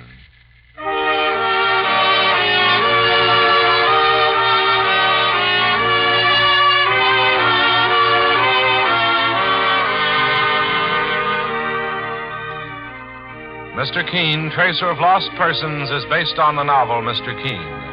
The radio sequel is originated and produced by Frank and Ann Hummert. Dialogue by Lawrence Clee.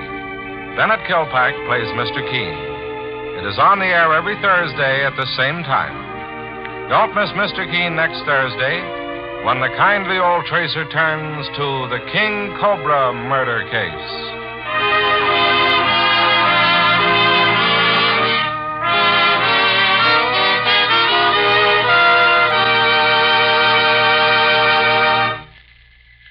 Ever suffer heartburn or upset stomach from acid indigestion? Safe new Bicidol mints, medically proven, quickly rid stomach of that blown-up feeling. Give longer-lasting relief than baking soda. Yes, hours of relief. Bicidol mints not only neutralize, but actually carry away excess stomach acids. Soothe irritated stomach lining. Let you sleep all night long when acid indigestion strikes. Carry new Bicidol mints for fast relief, anywhere, anytime. Mr. Keene, Tracer of Lost Persons, will be on the air next Thursday at the same time. This is Larry Elliott saying goodbye for Mr. Keene and the Whitehall Pharmaceutical Company, makers of Anacin and Colinos and many other dependable high-quality drug products. This is CBS, the Columbia Broadcasting System. It's time now for Mr. Keene, Tracer of Lost Persons.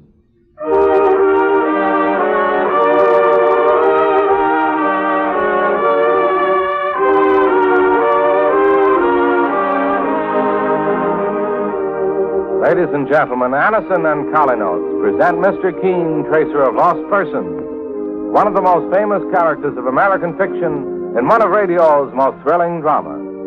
Tonight and every Thursday at the same time, the famous old investigator takes from his file and brings to us one of his most celebrated missing persons cases. Tonight's case is entitled The King Cobra Murder Case.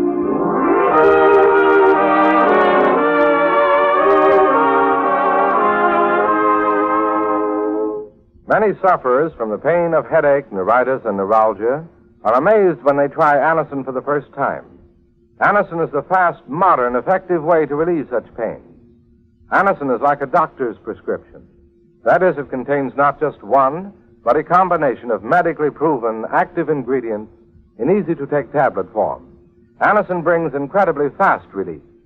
Your own dentist or physician may have given you an envelope containing Anacin tablets on one of your recent visits. If you haven't already been introduced to Anacin this way, try it the next time you suffer sudden headache, neuritis, or neuralgic pain. You'll be delighted with the result. For most effective relief, use only as directed. Ask for Anacin, spelled A-N-A-C-I-N, at your drug counter today.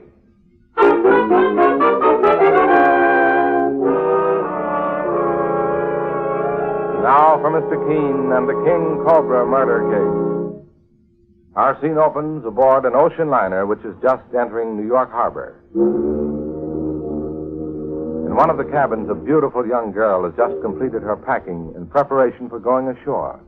Suddenly, her door is opened. She turns, expecting to see one of the cabin stewards. Instead, she comes face to face with death. Steward, will you take this bag, please?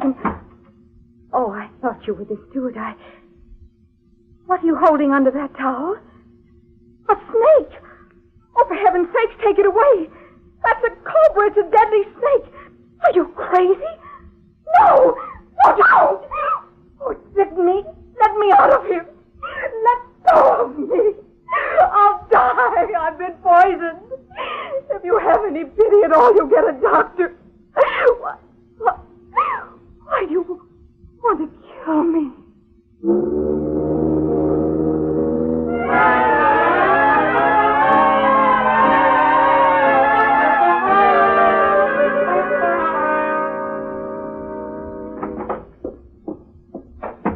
Yes, miss. Can I help you? You, Mr. Keene? I'm Mike Clancy, Mr. Keene's partner. Oh. Oh, here's Mr. Keene coming out of his private office now. Does this young lady want to see me, Mike? Yes, I do, Mr. Keene. My name is Alice Walker. Yes. I've come to ask you for help. Something dreadful happened yesterday aboard an incoming ocean liner. It's so fantastic I can hardly believe it myself, but I know it was murder. What was murder, Miss Walker? My sister, Doris, was bitten by a king cobra snake. She died of the poison. They say it was an accident, but I know it wasn't. Saints preserve us. Your sister was bitten by a cobra? Well, Just a moment, Mike. Miss Walker, please sit down and try to tell your story as calmly as possible. I'll do my best, Mr. King. About 6 months ago, my sister Doris met a young man named Frank Percy. Mm-hmm. He seemed to fall in love with her, and he asked her to marry him. But Doris refused.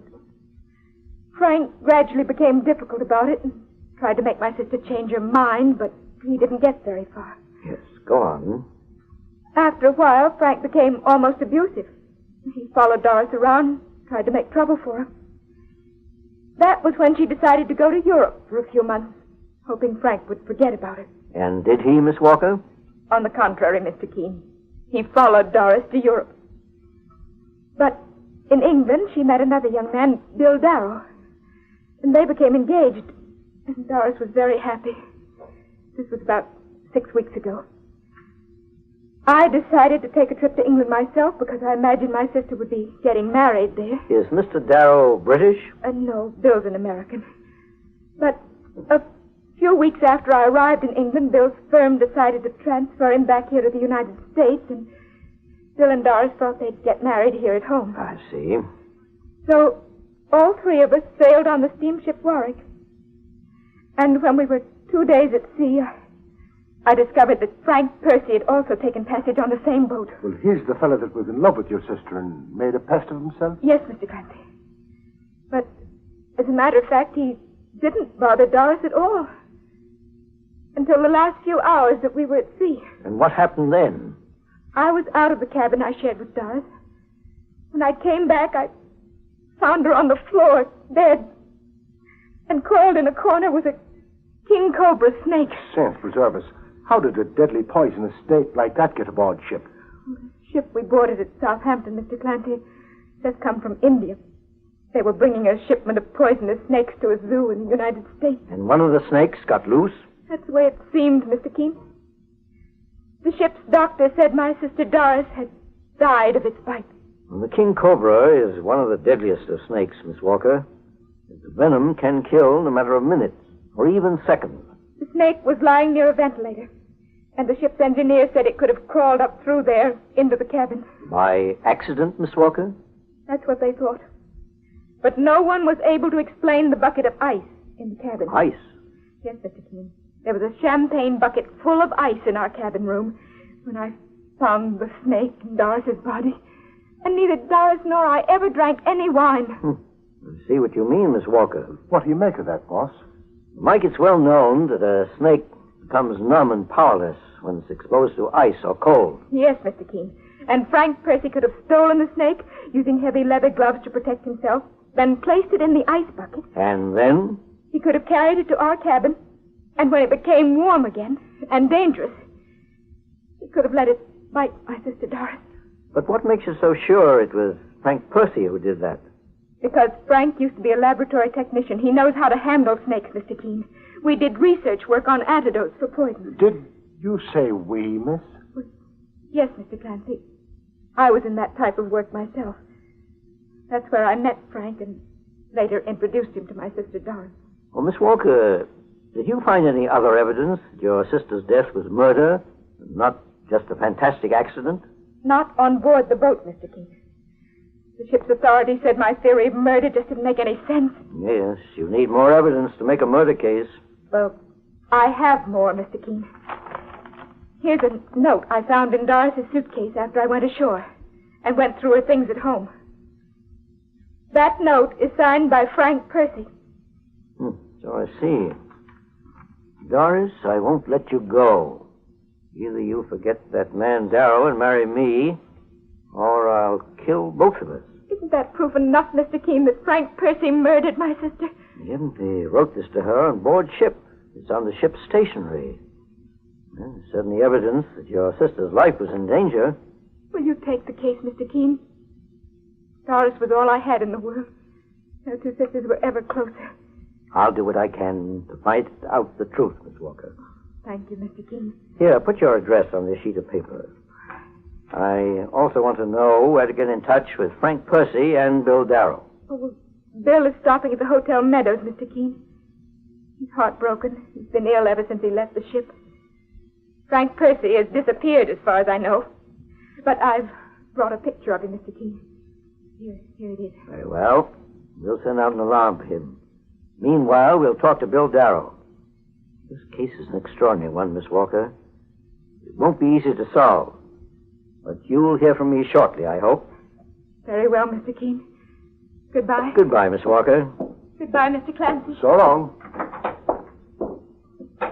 Poisonous snake and a jealous lover. That's quite a combination, Mike. Well, I was just thinking of something else, Mr. Keene. A poisonous snake and a jealous sister. Alice Walker admitted she also knew a bit about snakes. Yes, and look at this picture of Frank Percy she gave us. It's autographed with love to Alice. Sure, and I spotted that myself, boss. Perhaps we have more suspects in this case than Alice Walker realizes. At any rate, we'll ask the police to send out an alarm for the missing suspect, Frank Percy. Meanwhile, we'll get Bill Darrow's version of the case.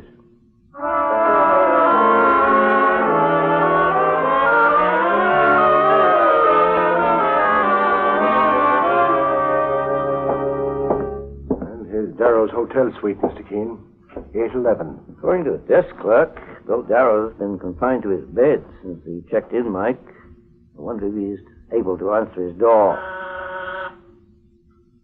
I think I hear someone coming, boss. Yes? We'd like to see Mr. Darrow, please. He's not feeling very well. May I ask who's calling? Mr. Keene, Mr. Clancy. The private investigators? Oh, please come in. Thank you. My name is Edna Hunter. I'm a close friend of Bill's family. Please come into the bedroom. Bill is sitting up now. Bill, my dear, Mr. Keene, the famous investigator, is here to see you. How do you do, Mr. Keene? How do you do? This is my partner, Mike Clancy. Pleased to meet you. Sit down, gentlemen. I've been ill, as you see. My fiancée, Doris Walker's death was too great a shock for me. Bill, I'm expecting an important phone call in my own room downstairs. But I'll return in an hour or so. Thanks for everything, Aunt Edna. Oh, it's been nothing at all. Mr. Keene, will you excuse me? Of course. Goodbye. Goodbye, Aunt Edna. Thanks again. Goodbye. So long. Miss Hunter is your aunt, Mr. Darrow? Well, not really, Miss Keene, but she's just as close as an aunt would be. She's been swell to me. The doctor said it was nervous shock, that I'd be all right. But frankly, I don't think I'll ever recover from Doris's death. I have a feeling you know why we've come here, Bill, if I may call you that. Yes, Mr. Keene. Doris's sister Alice must have told you about her murder theory. Yes. Well, I agree with her. Frank Percy is a pathological case and a menace. And you also believe he plotted Doris Walker's death? I know how fantastic Alice's story sounds. But it makes sense when you remember what kind of a man Frank Percy is. I'd like you to describe him to me. Well, Mr. Keene, he's... There's someone at your door, isn't it, Bill? Yes, the door to the living room. I'm afraid I can't. Well, here, let me answer it for you. Please do that, Mike.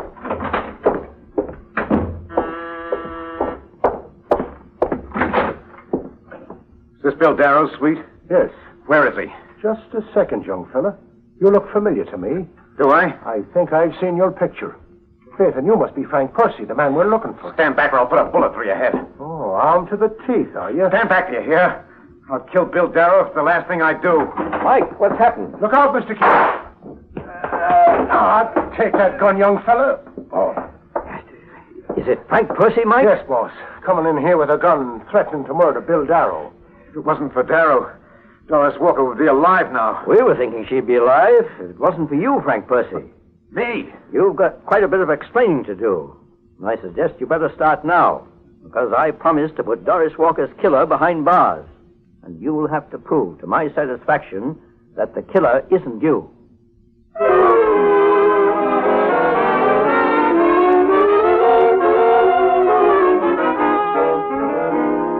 In just a moment, we'll return to Mr. Keene and the King Cobra murder case. Meanwhile, stop tooth decay and unpleasing breath. Yes, stop tooth decay and unpleasing breath that breeds between the teeth. Use Colonos toothpaste with dental floss action. Your dentist will tell you, brush your teeth after meals to stop decay. Clean those cracks and crevices deep between your teeth to guard against unpleasing breath. Now, Colonos gives you dental floss action. That is, sends thousands of active cleansing bubbles to help dislodge bits of food that can cause unpleasing breath. What's more, foamy, refreshing Colonos brightens teeth by removing ordinary yellow surface stains. Helps stop tooth decay. Get Colonos toothpaste with dental floss action today. Now back to Mr. Keene and the King Cobra murder case. Lovely young Doris Walker has been murdered aboard an incoming ocean liner by means of a poisonous snake. And Mr. Keene, the great investigator, and his partner, Mike Clancy, are now trying to solve this most extraordinary case. Among the suspects is Frank Percy, a young man who was jilted by the victim in favor of Bill Darrow, with whom Doris fell in love. Now Frank Percy has been captured by Mike after an unsuccessful attempt to kill his ex-rival, Bill Darrow. And in the living room of Darrow's hotel suite, Mike is saying to Mr. Keene, Boss, before you start to question this fellow, Frank Percy, I better put a pair of handcuffs on him so he won't start any more funny business. Well, Percy, what do you have to say for yourself? You're already under suspicion for the murder of Doris Walker. Now you've added an attempt to murder her fiancé, Bill Darrow, who's lying ill in the next room. I didn't kill Doris. I loved her, I tell you. What about the threatening note you sent her? That was just a bluff, Mr. Keene. I thought it might make her change her mind about marrying Bill Darrow. Sure, you need a better excuse than that. Percy, I understand you have quite a knowledge of poisonous snakes and how to handle them. Oh, what about it? I'm not the only one who ever worked as a laboratory technician on snake poison. No. You were aboard that ocean liner when someone exposed Doris Walker to the fangs of the deadly King Cobra snake. Her sister Alice was there, too. And Alice knows as much about snakes as I do. She worked with me in that laboratory. What was your relationship with Alice Walker? Alice thought I'd marry her one day. But it was her sister Doris I really loved. Maybe Alice tried to get even. Maybe she murdered her sister because she was jealous. There's someone at the door. Answer it, will you, Mike? Okay, Mr. Keene, sir. Hi, there's no one here. It must have been a bellboy, Mr. Keene. He left the afternoon papers here in the hall. Well, I think we'd better turn Frank Percy over to the police, Mike. No. What about Darrow? Maybe he murdered Doris. Bill Darrow had no apparent reason to murder his fiancée, but you did, Percy. You came here to his hotel suite because of jealousy, not because you thought he was guilty of murder. And furthermore... Mr. Keene, look at this article on the front page of this newspaper. What is it, Mike? Well, it says here that the New York police are on the lookout for a maniac who came in on the last sailing of the steamship Warwick. That's the boat Doris Walker was on when she was murdered. Let's see that newspaper, Mike. British police cabled that the homicidal maniac was responsible for the deaths of 2 young women in England. Has been sought for over 6 months. I believe he took passage on the steamship Warwick under an assumed name. But, Mr. Keene, look at the description of the fellow they want.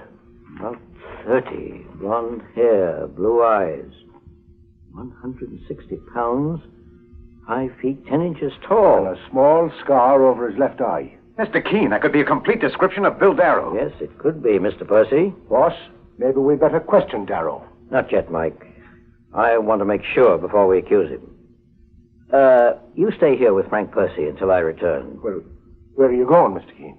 Downstairs in the hotel to Edna Hunter's room. She's an old friend of Bill Darrow's.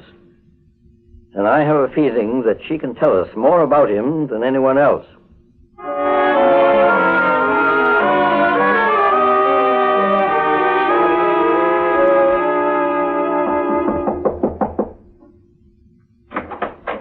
Mr. Keene.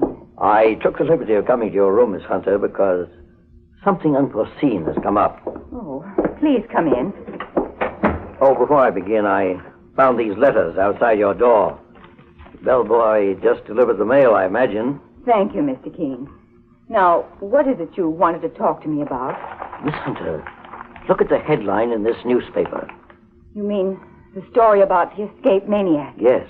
You've read it? Just now, Mr. Keene. The description of the insane man the British police are after tallies with that of Bill Darrow.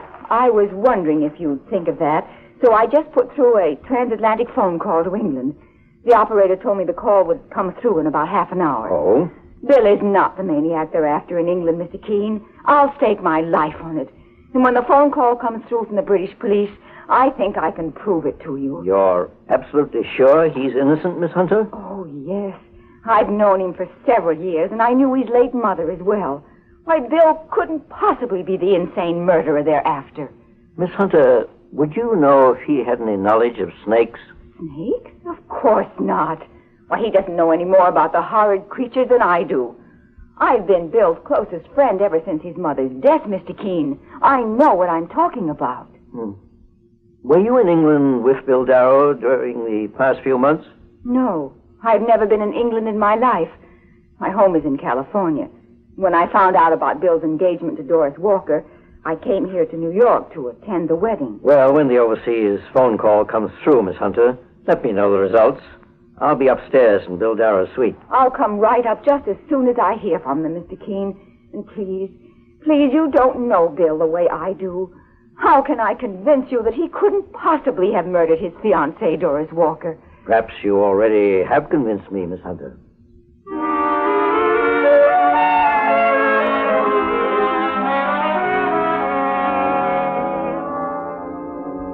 Mike, I want you to take Frank Percy to police headquarters. And then join me here in Bill Darrow's hotel suite. Well, did you find out anything about Darrow from Edna Hunter, boss? She's putting through a long-distance call to the British police. Meanwhile, I'm going to put through an overseas call myself to the Liverpool Zoological Society. And if they give me the information I'm looking for, we'll have this murder case broken within the next few hours.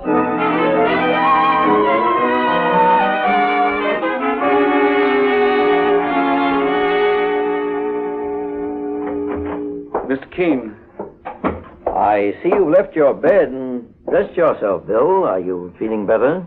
Yes, Mr. Keene, I feel a little better. My partner, Mike Clancy, took Frank Percy to police headquarters a little while ago. And the case is solved. He murdered Doris. We're not sure, Bill. It's quite possible Frank Percy didn't murder Doris Walker. What do you mean? I thought... Perhaps you don't realize there may be evidence that you committed the murder. Oh, no. Do you want to help me put the killer behind bars? Of course, Mr. Keene. Then do exactly as I say. In a very few moments, Edna Hunter will be up here. And this is what I want you to tell her.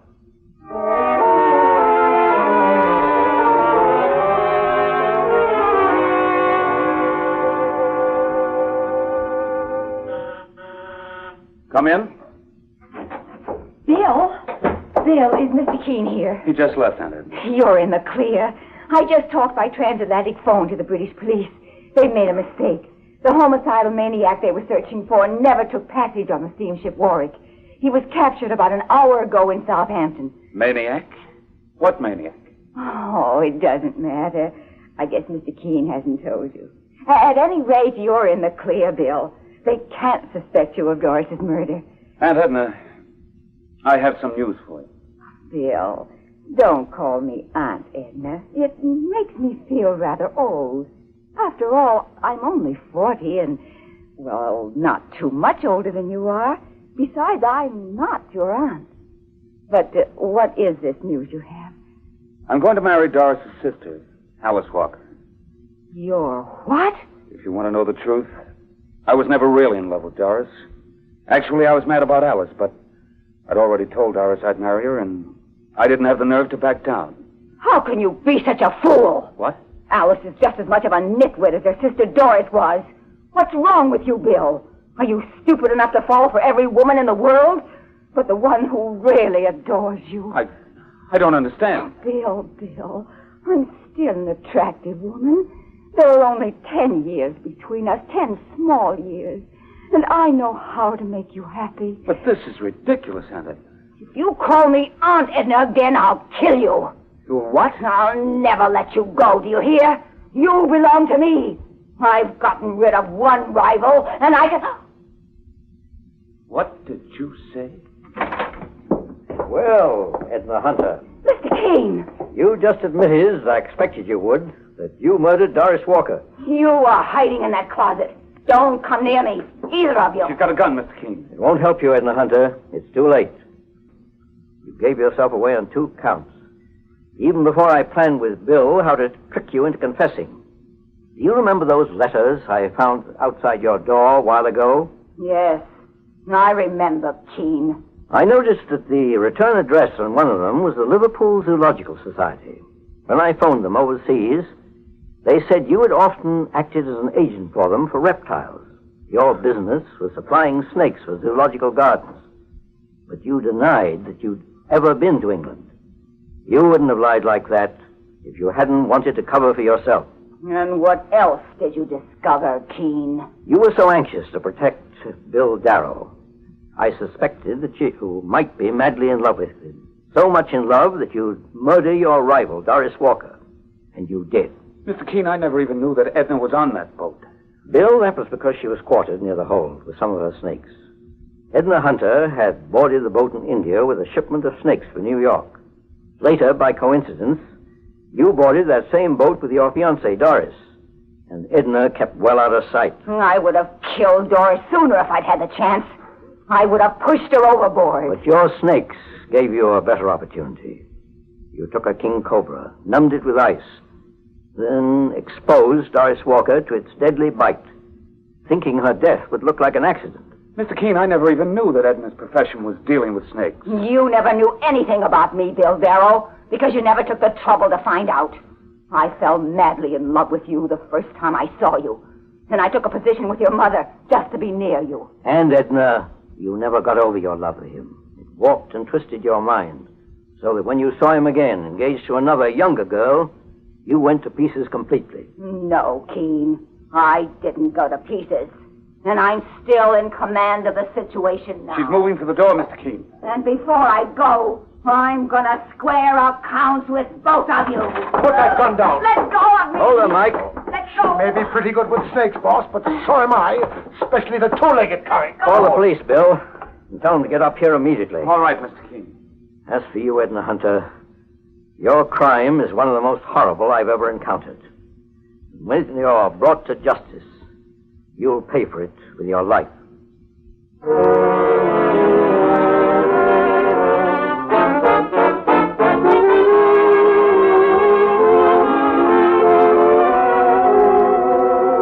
And so Mr. Keene finds the solution to the King Cobra murder case.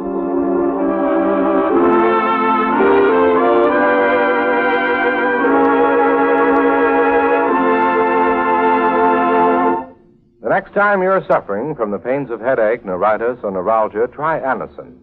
You'll bless the day you heard of this incredibly fast way to relieve these pains. Now, the reason Anacin is so wonderfully fast-acting and effective is this. Anacin is like a doctor's prescription. That is, Anacin contains not just one, but a combination of medically proven, active ingredients in easy-to-take tablet form. Thousands of people have received envelopes containing Anacin tablets from their own dentist or physician, and in this way have discovered the incredibly fast relief Anacin brings from pain of headache, neuritis, or neuralgia. So next time such pains strike, take Anacin. For most effective relief, use only as directed. Your druggist has Anacin in handy boxes of 12 and 30, and economical family-size bottles of 50 and 100. The name is Anacin, A-N-A-C-I-N.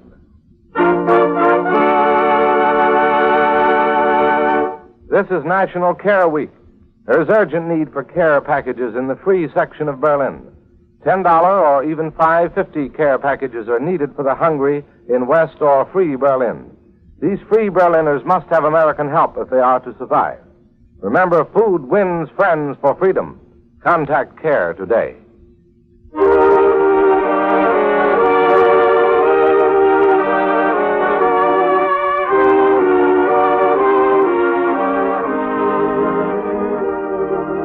Mr. Keene, Tracer of Lost Persons, is based on the novel Mr. Keene. The radio sequel is originated and produced by Frank and Dan Hummert. Dialogue by Lawrence Clee. Directed by Richard Leonard. Bennett Kilpack plays Mr. Keene. It is on the air every Thursday at this time. Don't miss Mr. Keene next Thursday when the kindly old tracer turns to the case of murder and the missing car.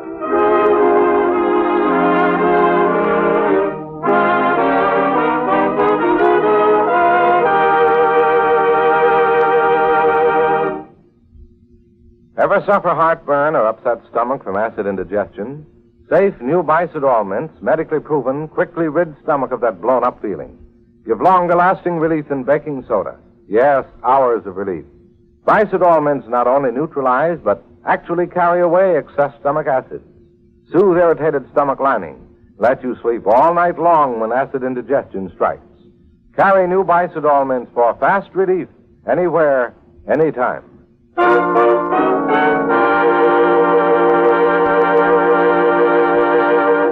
Mr. Keene, Tracer of Lost Persons, will be on the air next Thursday at this same time. This is Larry Elliott saying goodbye for Mr. Keene and the Whitehall Pharmaceutical Company, makers of Anacin and Colinos and many other dependable high-quality drug products. This is CBS, the Columbia Broadcasting System.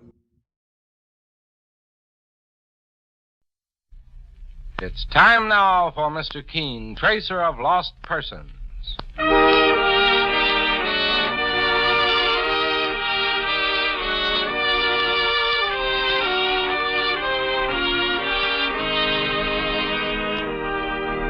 Ladies and gentlemen, Anacin and Colinos present Mr. Keene, Tracer of Lost Persons, one of the most famous characters of American fiction in one of radio's most thrilling dramas. Tonight and every Thursday at the same time, the famous old investigator takes from his file and brings to us one of his most celebrated missing persons cases. Tonight's case is entitled The Case of Murder and the Missing Car.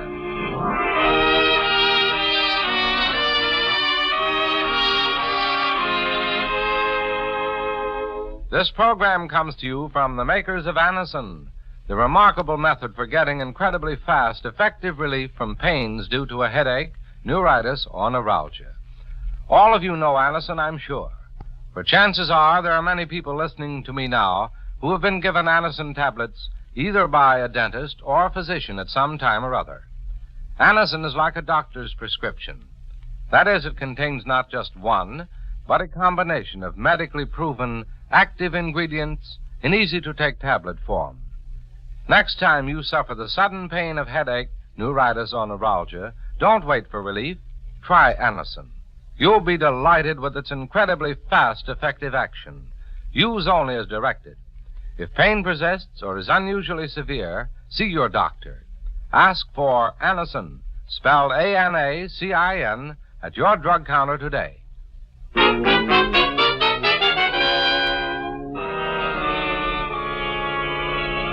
Now for Mr. Keene and the case of murder and the missing car.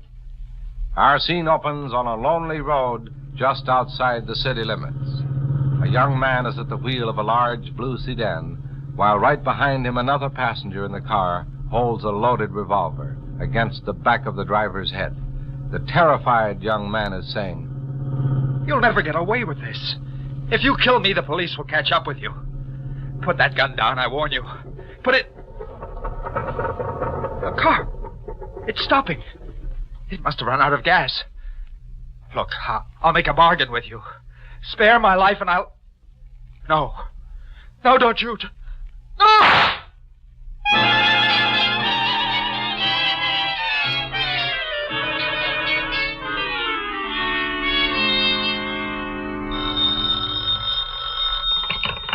Mr. Keene's office. Is this Mr. Keene? No, this is his partner, Mike Clancy. Please put Mr. Keene on the telephone. Well, who's calling? My name is Thomas Fielding. It's a matter of life and death. Well, just a second, Mr. Fielding. There's a feller on the phone, boss, who sounds like he's going to explode. He wants to talk to you. Oh, well, let me have it, Mike. Hello? Mr. Keene? Yes. This is Thomas Fielding, number 43 Staunton Road. Can you come out here immediately? What's the trouble, Mr. Fielding? I can't tell you over the phone. All I can say is that I've uncovered a murder. Have you notified the police? Not yet. I must speak to you first. Please, Mr. Keene, hurry. I don't think I can stand this strain much longer. Number 43 Staunton Road, you say? Yes. When you get here, don't go into the house. Come around to the garage in the back. You'll find me there waiting for you. I'll be right over, Mr. Fielding, with my partner, Mike Clancy. Thank you, Mr. Keene. Let's get out there, Mike. Staunton Road. This man Fielding says he's discovered a murder.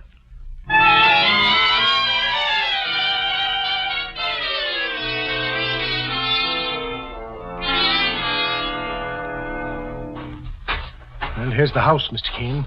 Number 43. Mr. Fielding asked us to come around to the garage in the back, Mike. It must be this way. Sure, and it's a pretty fancy place, boss. Looks as though Mr. Fielding's a well-to-do man. There's the garage. And that must be Mr. Fielding standing near the door. Mr. Keene? Yes. I'm Thomas Fielding. This is my partner, Mike Clancy. Before we go inside the garage and I show you what I want to show you, I ask you to promise me one thing. What is it? That you won't call the police until you've heard my story. Very well, Mr. Fielding. Come with me. This is my car, Mr. Keene. I want you to look in the trunk in the rear. Now, open the trunk lid. I'll handle it, boss. Saints preserve us. There's a body inside. He's dead. I examined him myself. Do you know who this man is, Mr. Fielding? Yes.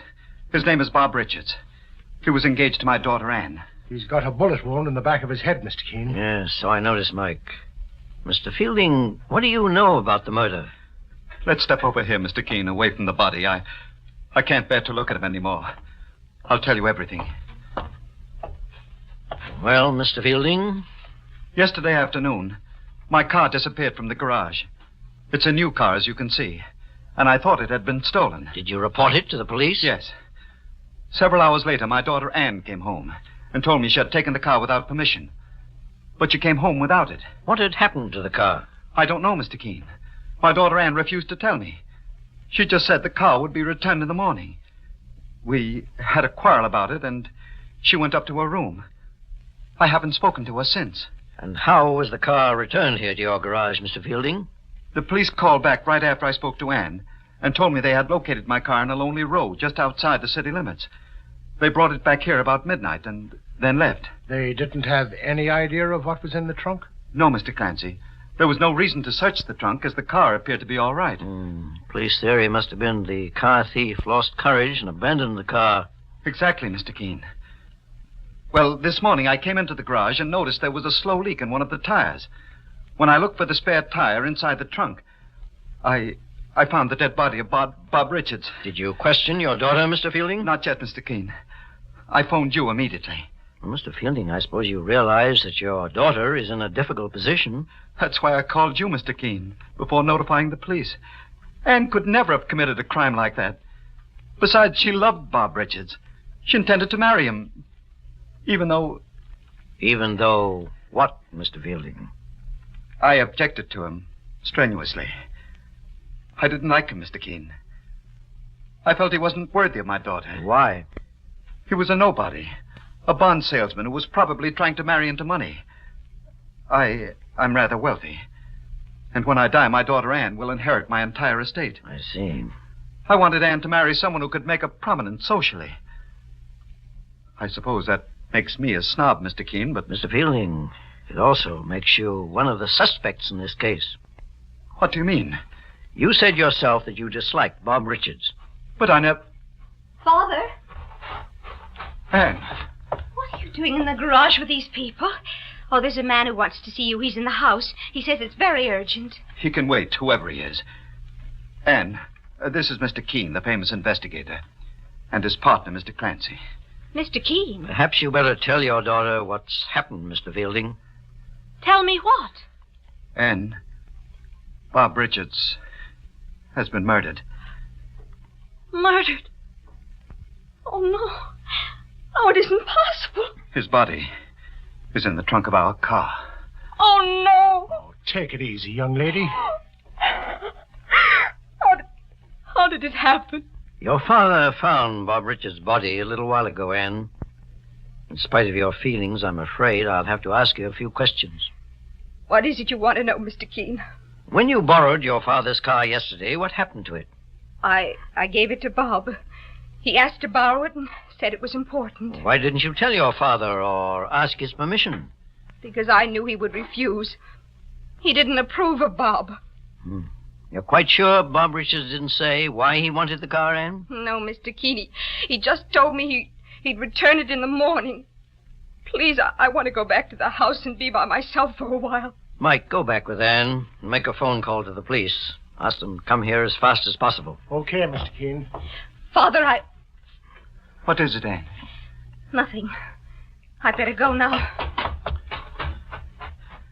Mr. Keene, you've got to promise me that you'll do everything you can to clear my daughter. She had nothing to do with that murder. I can only promise you this much, Mr. Fielding. I'll do everything I can to find out who murdered that unfortunate young man, Bob Richards. When I find the killer, he or she will face a judge and jury, no matter who may be hurt in the process.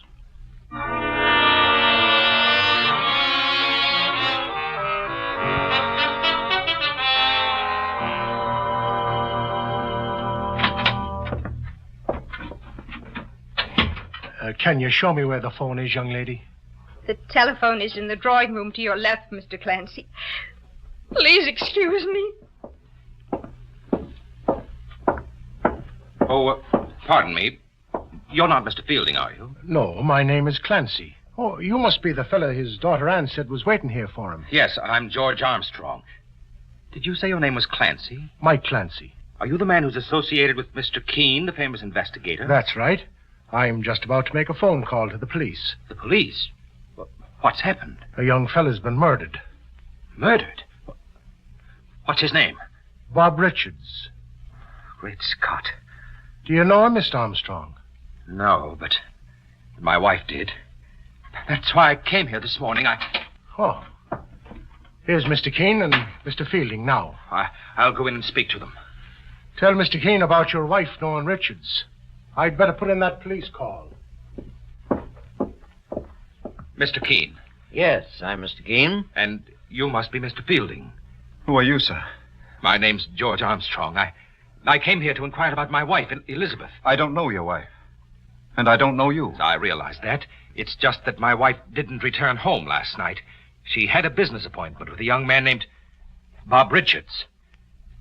Mr. Keene, your partner just told me that young Richards has been murdered. Yes. Your wife knew him, Mr. Armstrong? Just in a business way. She mentioned once that he was engaged to Mr. Fielding's daughter. I haven't slept all night, Mr. Keene, or even changed my clothes. I've been too worried. But why did you come here?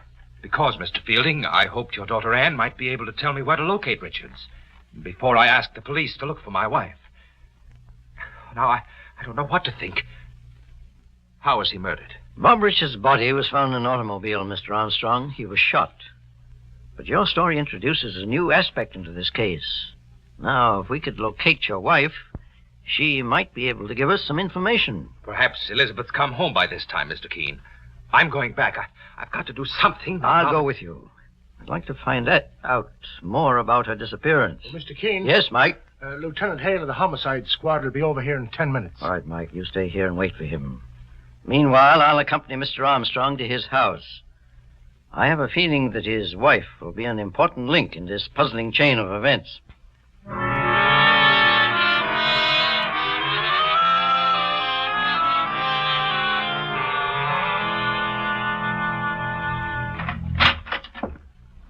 Come in, Mr. Keene. Well, thank you, Mr. Armstrong. I think we'd better go into Mr. Armstrong, is that your wife's hat and bag on the table? Why, yes. Elizabeth must have returned. Elizabeth?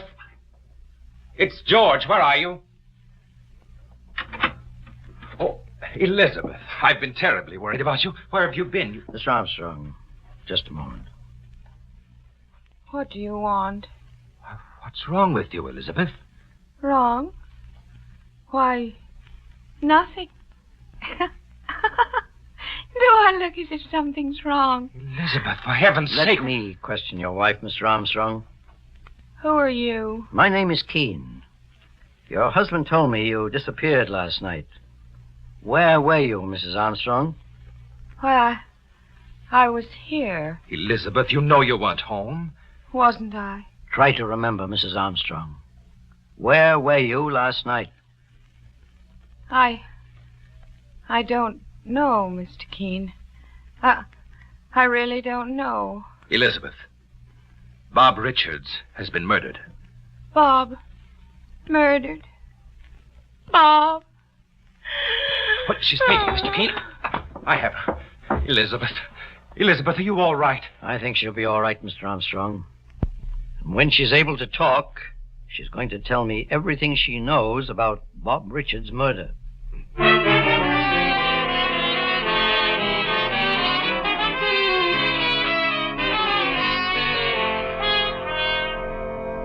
In just a moment, we'll return to Mr. Keene and the case of murder and the missing car. Meanwhile, stop tooth decay and unpleasing breath. Yes, stop tooth decay and unpleasing breath that breeds between the teeth. Use Colinos toothpaste with dental floss action. Your dentist will tell you, brush your teeth after meals to stop decay. Clean those cracks and crevices deep between your teeth to guard against unpleasing breath. Now, Colinos gives you dental floss action. That is, sends thousands of active cleansing bubbles to help dislodge bits of food that can cause unpleasing breath. What's more, foamy, refreshing Colinos brightens teeth by removing ordinary yellow surface stains, helps stop tooth decay. Get Colinos toothpaste with dental floss action today.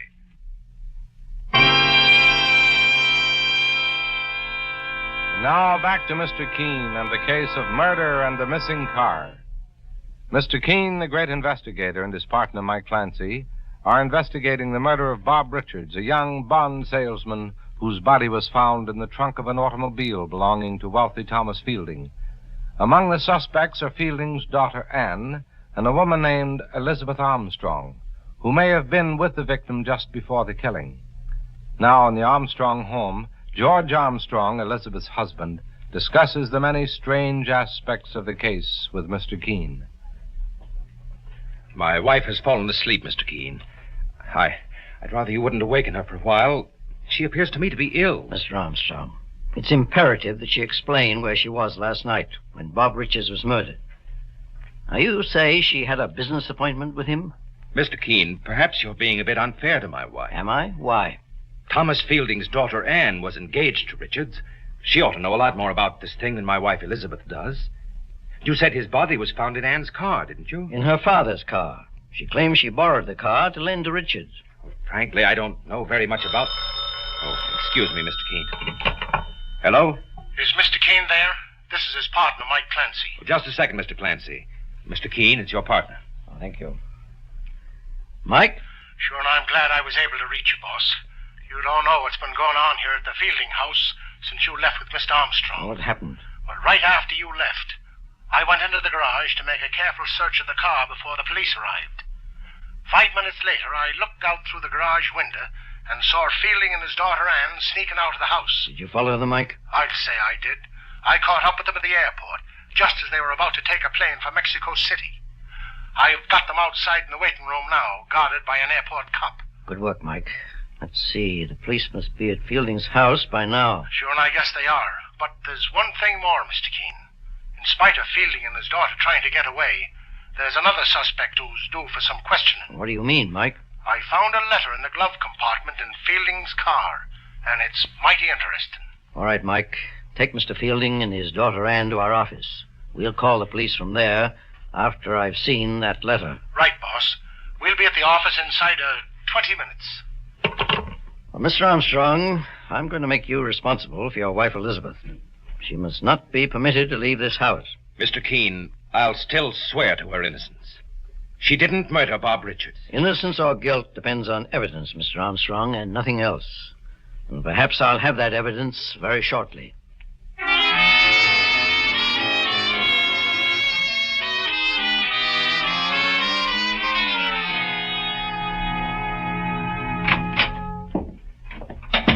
Mr. Keene. Oh, hello, Mike. Here's Mr. Fielding, boss, and his daughter Anne. I brought them here to our office, like you said. Mr. Fielding, I understand you just tried to leave the country with your daughter. I have nothing to say, Mr. Keene. You asked me to investigate this murder case and help your daughter Anne. And then you deliberately make things more difficult for yourselves. Don't you see what you've done? Father, I'm not going to let you take the blame for me. Anne, be quiet. No. I'm going to tell Mr. Keene the truth. For your own sake, I suggest you do, Anne. Mr. Keene, Father tried to get me out of the country when he suddenly believed that I actually did kill my fiancée, Bob Richards. And what made your father suspect you, Anne, after first believing in your innocence? I told Father I was violently jealous of Bob. I knew he'd been seeing Elizabeth Armstrong, and I thought she was stealing him away from me. Go on, Anne. Bob swore that he was only seeing Elizabeth on business, Mr. Keene, trying to sell her some bonds.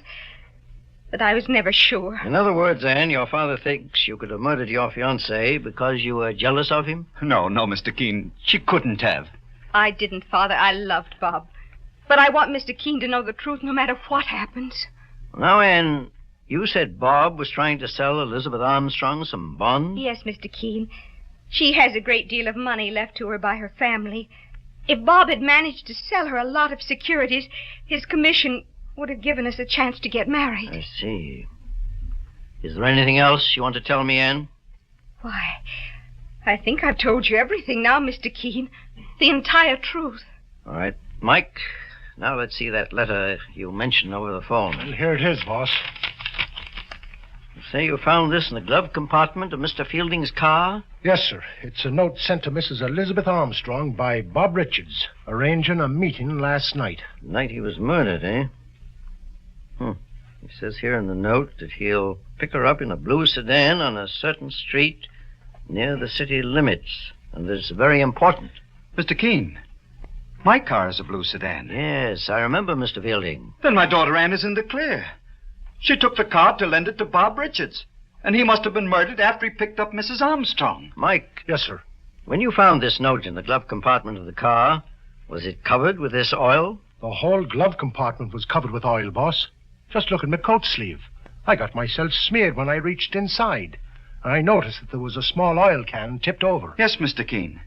There was a can of oil in the glove compartment. But what's that got to do with the letter and Bob Richards' murder? Everything, perhaps.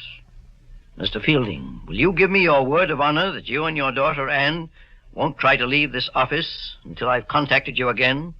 If you fail me once more, your daughter may not have a chance to clear herself of murder. You can trust me this time, Mr. Keene. Now that I've seen the letter, I feel that Anne can prove herself innocent. All right, Mike, let's go. And make certain you have your gun with you. We may need it within the hour.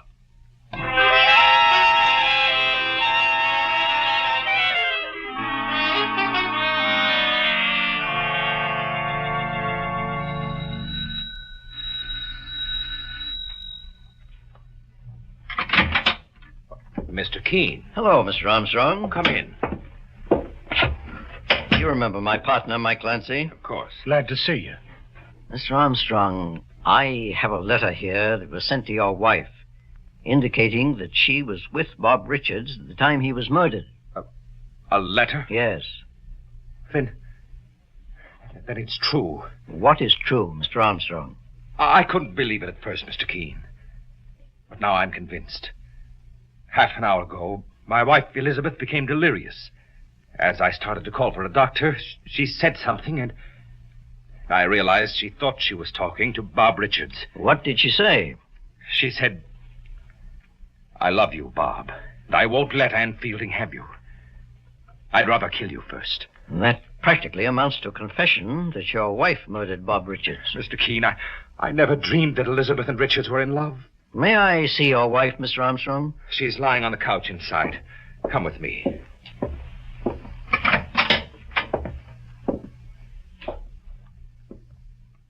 Elizabeth. Elizabeth, it's George. Talking to her won't bring her around, Mr. Armstrong. She's been drugged too deeply. Drugged? Yes. You mentioned a while ago that you didn't sleep last night worrying about your wife and never even changed your clothes. What about it, Mr. Keene? Mike, look at his sleeve. Here, what the devil are you doing? Saints preserve us, Mr. Keene, but he's got the same oil marks on his sleeve as I've got on mine. Yes, Mike. And he got them from the same place, the glove compartment of Mr. Fielding's car. That's a lie. Armstrong, you didn't sleep last night because you were busy murdering Bob Richards. I told you my wife confessed. She murdered Richards. If she has confessed, it's because she's under the influence of drugs and doesn't know what she's saying. How do you know that? One way to tell when a person is drugged is by the size of the pupils in their eyes. And I noticed your wife's the first time I saw her. You drugged her, Armstrong, so that you could confuse her.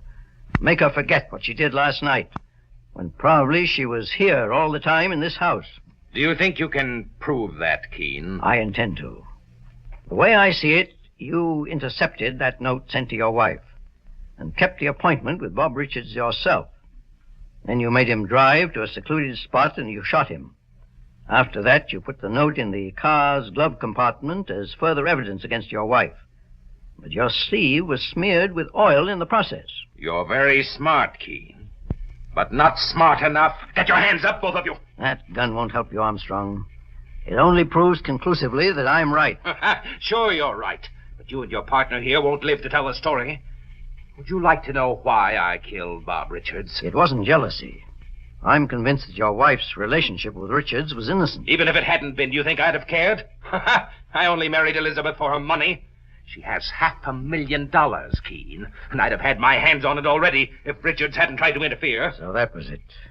You were plotting to kill your wife for her money when Richards found out and tried to warn her. That's why he wanted to see her alone in the car. Exactly. Put the gun down, mister. I'm warning you. You're warning me, Clancy. That's rich. Look out, boss. He means business. I'll say I mean business. George, no! Elizabeth! No, what are you doing with that Don't my arm, Elizabeth. Grab him, Mike. Are you okay, boss? The shot went harmlessly into the wall, Mike, when you hit him. But I think we owe our lives to Mrs. Armstrong. If she hadn't come in and grabbed his arm, we would have been finished. George, my husband. Mike Clancy knocked him out, Mrs. Armstrong, but he'll be all right. And I'll make sure he don't get frisky again with these handcuffs. I feel so strange. You'll be stronger after the effects of the drug wear off, Mrs. Armstrong. Drug? Yes. Your husband drugged you, then tried to have you arrested for the murder of Bob Richards. Oh, I can't believe it. Now I see that maybe my brother was right. Before he died, he warned me. He said George only wanted to marry me for my money. He not only wanted your money, Mrs. Armstrong, but also your life. He's coming around, Mr. King. Get him on his feet, Mike. All right, now. Up you go. Let me alone. It's no use to resist any further, Armstrong. Within an hour, you'll be indicted for murder in the first degree. And you'll start on the road that will lead to payment for your crime in full.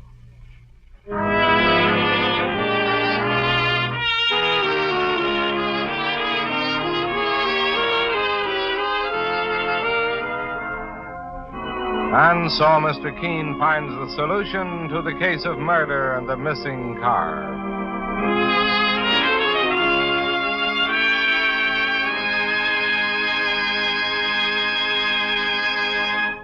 The next time you're suffering from the pains of headache, neuritis, or neuralgia, try Anacin.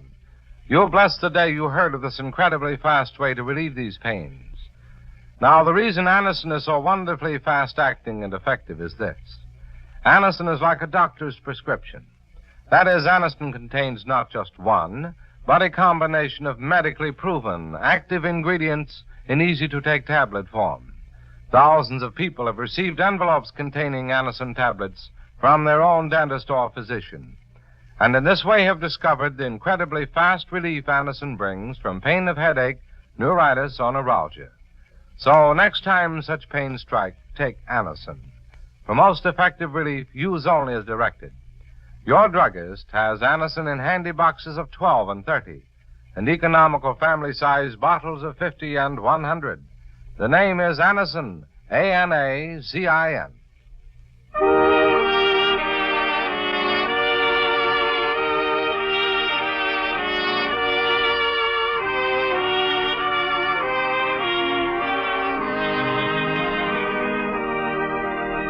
Mr. Keene, Tracer of Lost Persons, is based on the novel Mr. Keene.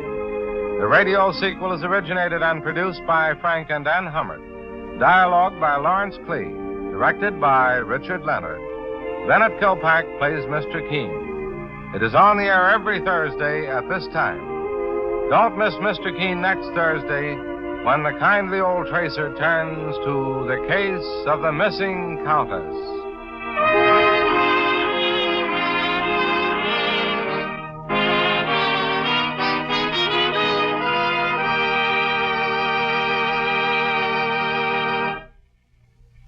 Ever suffer heartburn or upset stomach from acid indigestion? Safe new Bicidol mints, medically proven, quickly rid stomach of that blown-up feeling. Give longer-lasting relief than baking soda. Yes, hours of relief. Bicidol mints not only neutralize, but actually carry away excess stomach acids. Soothe irritated stomach lining. Let you sleep all night long when acid indigestion strikes. Carry new Bicidol mints for fast relief anywhere, anytime. Mr. Keene, Tracer of Lost Persons, will be on the air next Thursday at the same time. This is Larry Elliott saying goodbye for Mr. Keene and the Whitehall Pharmaceutical Company, makers of Anacin and Colinos, and many other dependable high-quality drug products. This is CBS, the Columbia Broadcasting System. It's time now for Mr. Keene, Tracer of Lost Persons.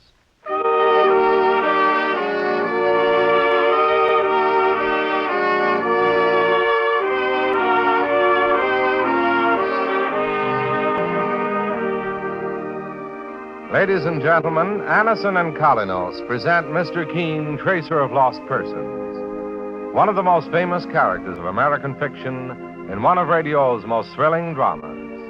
Tonight and every Thursday at the same time, the famous old investigator takes from his file and brings to us one of his most celebrated missing persons cases. Tonight's case is entitled The Broken Window Murder Case.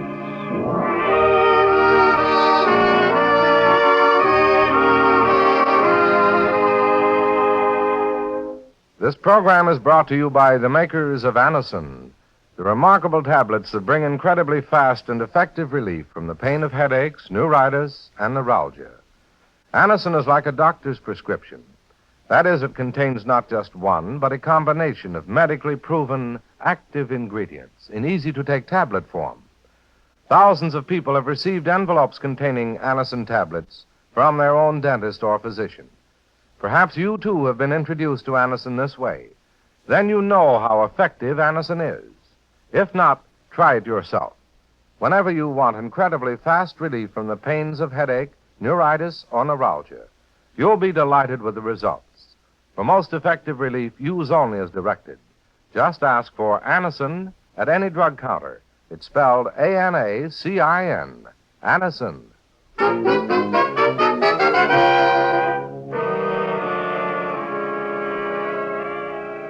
Now for Mr. Keene and the Broken Window Murder Case. Our scene opens in a house situated on a large estate. It is very late, and in the library of the house, a middle-aged man sits with a book in his hands, unaware of the terrible danger that hovers nearby.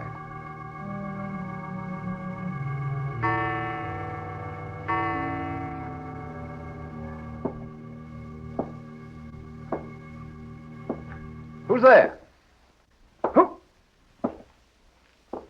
What are you doing in my house? How dare you come in here? You know very well that... Put that knife down. Put it down, do you hear? You stabbed me. Oh.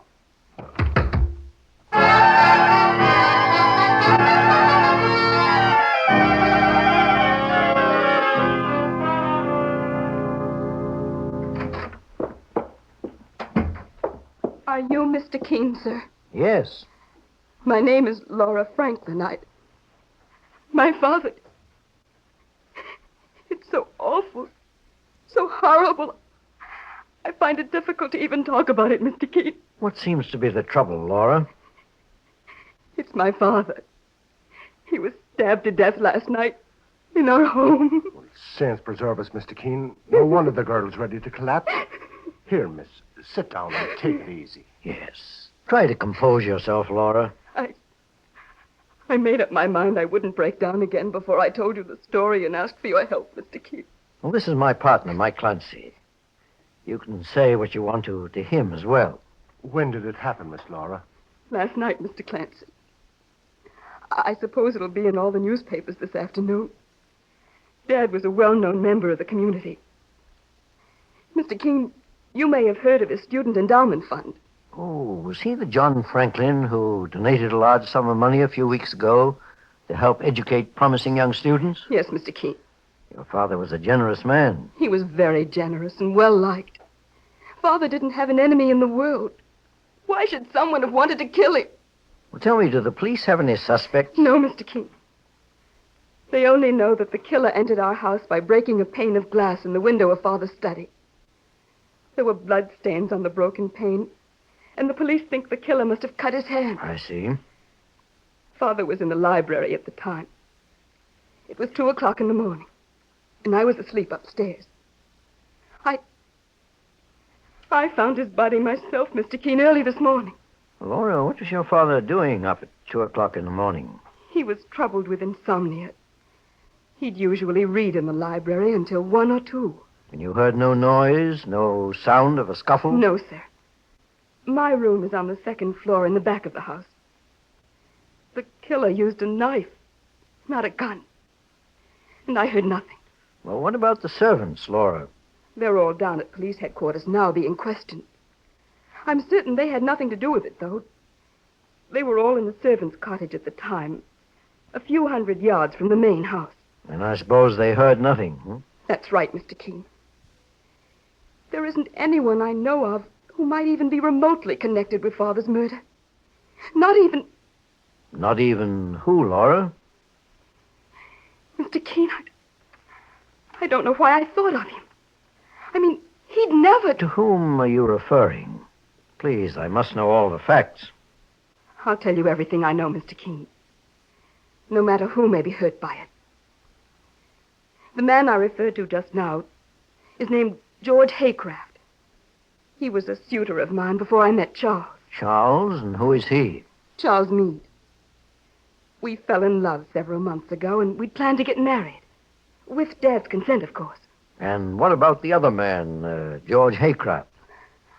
I'm afraid George took me too seriously, and... Well, I had a little trouble with him. I was fond of him, but it wasn't the way it was with Charles Meade. I see. About a week ago, Mr. Keene, Charles and I were at my house making plans for our wedding. We were talking about our engagement announcement, which had appeared in the papers that morning.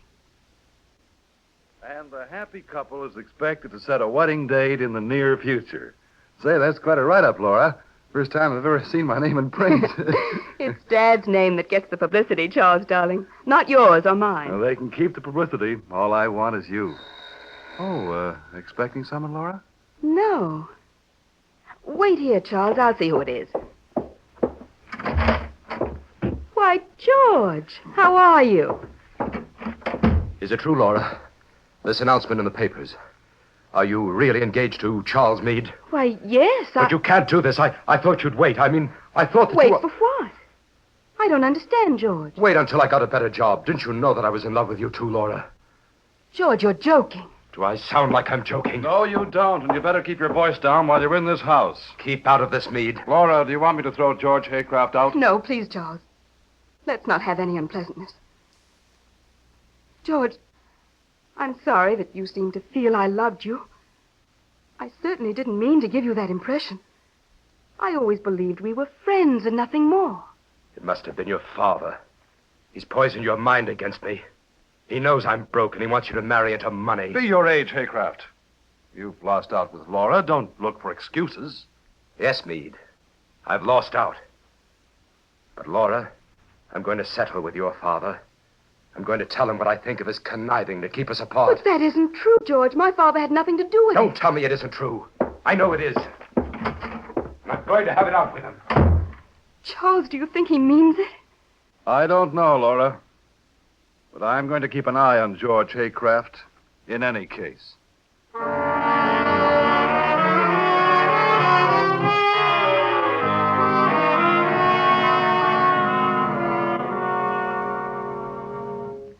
But, Mr. Keene, the next morning, George Haycraft called me up and apologized for talking that way about my father. And what did he say, Laura?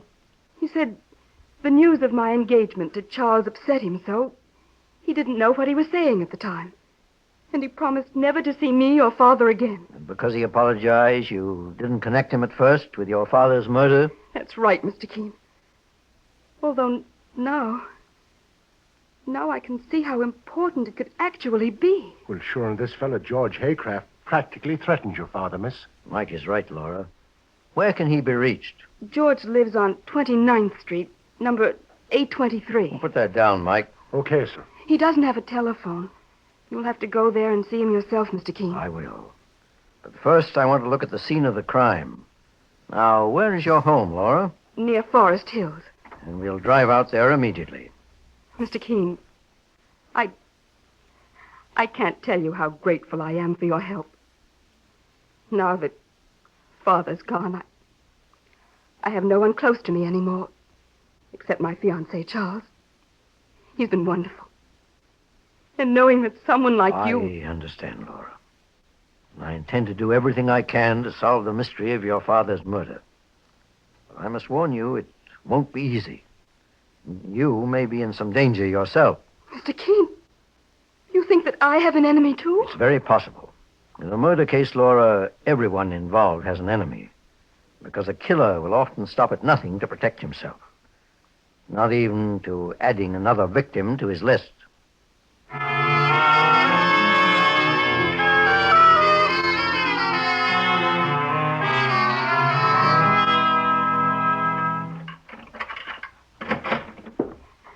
Come right in, Mr. Keene and Mr. Clancy. Thank you, Laura.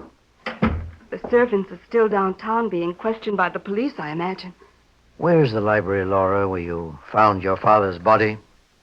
Through that door to the left. And the study window that was broken? The study is through the door on the other side. Well, you needn't come in with us. Mike and I will examine the broken window first. Very well, Mr. Keene. I'll phone my fiancé, Charles, and tell him you've taken the case. I know he'll be as happy about it as I am. Well, let's go into the study, Mike. Yes, sir. There's the broken pane of glass in the window, Mr. Keene. Yes. Let's have a look at the blood stains on it. Well, whoever cut his hand on that pane of glass must have got himself a nasty wound, boss. There's quite a bit of blood on it. Mike, see if you can open that window. Sure thing, sir. Well, she won't come open, sir. You know why? It's locked on the inside. Well, I don't see any lock, boss. It's hidden behind this sash. Oh, yes. It's a new type of lock that works very easily, and it's foolproof. Foolproof? How do you mean, sir? Should I answer that, Mr. Keene, sir? Laura Franklin must have answered in another room. Maybe I'd better listen in through this extension. Laura, dear, this is Lillian Dix. Oh? Yes, Lillian. I've just come from the police. They questioned me about your father's murder. I see. Laura, have you seen your friend George Haycraft recently? Not for over a week. I'm afraid I was forced to tell the police something about him. I ran into him on the street this morning, just after I heard of your poor father's death. What about George, Lillian? Perhaps I'd better come over and talk to you in person, Laura. Are you alone? No. Mr. Keene, the famous investigator, and his partner are here. Mr. Keene? Has he entered the case? Yes, Lillian. Then I'll surely come over immediately. What I have to say is important. Then suppose you say it now, Miss Dix. What? Who's that? It sounds like Mr. Keene. It is, Laura. I'm on the phone extension of the study. Would you please hang up and let me talk to Miss Dix? Yes, of course. Now, Miss Dix, I take it you were a friend of John Franklin's, the murdered man. A very close friend, Mr. Keene. And what is it you've told the police in regard to George Haycraft? Please tell me now if it's urgent. Well, you know they found the blood on that broken window pane. Yes. When I saw George on the street this morning, his hand was bandaged. That's very significant. Suppose you come over here as you suggested, Miss Dix. Then we can talk further. Very well, Mr. Keene. You can expect me shortly. Mr. Keene, then it was George who murdered Father. I didn't hang up, Mr. Keene. I listened as you talked to Lily and Dix. Perhaps you're jumping to a conclusion a little too quickly, Laura. But the blood on the broken window and the bandage on George's hand. Yes, it all fits in very well, doesn't it? Well, Mr. Keene, you sound like you're not so satisfied with the evidence. I'm not, Mike. However, I may be wrong. George Haycraft could have murdered John Franklin. Certainly he had a motive. But if it wasn't Haycraft, it was someone as clever as a fox and as cold-blooded as a tiger. You see, George Haycraft may have fallen into a trap. A trap, Mike, that's set for all of us.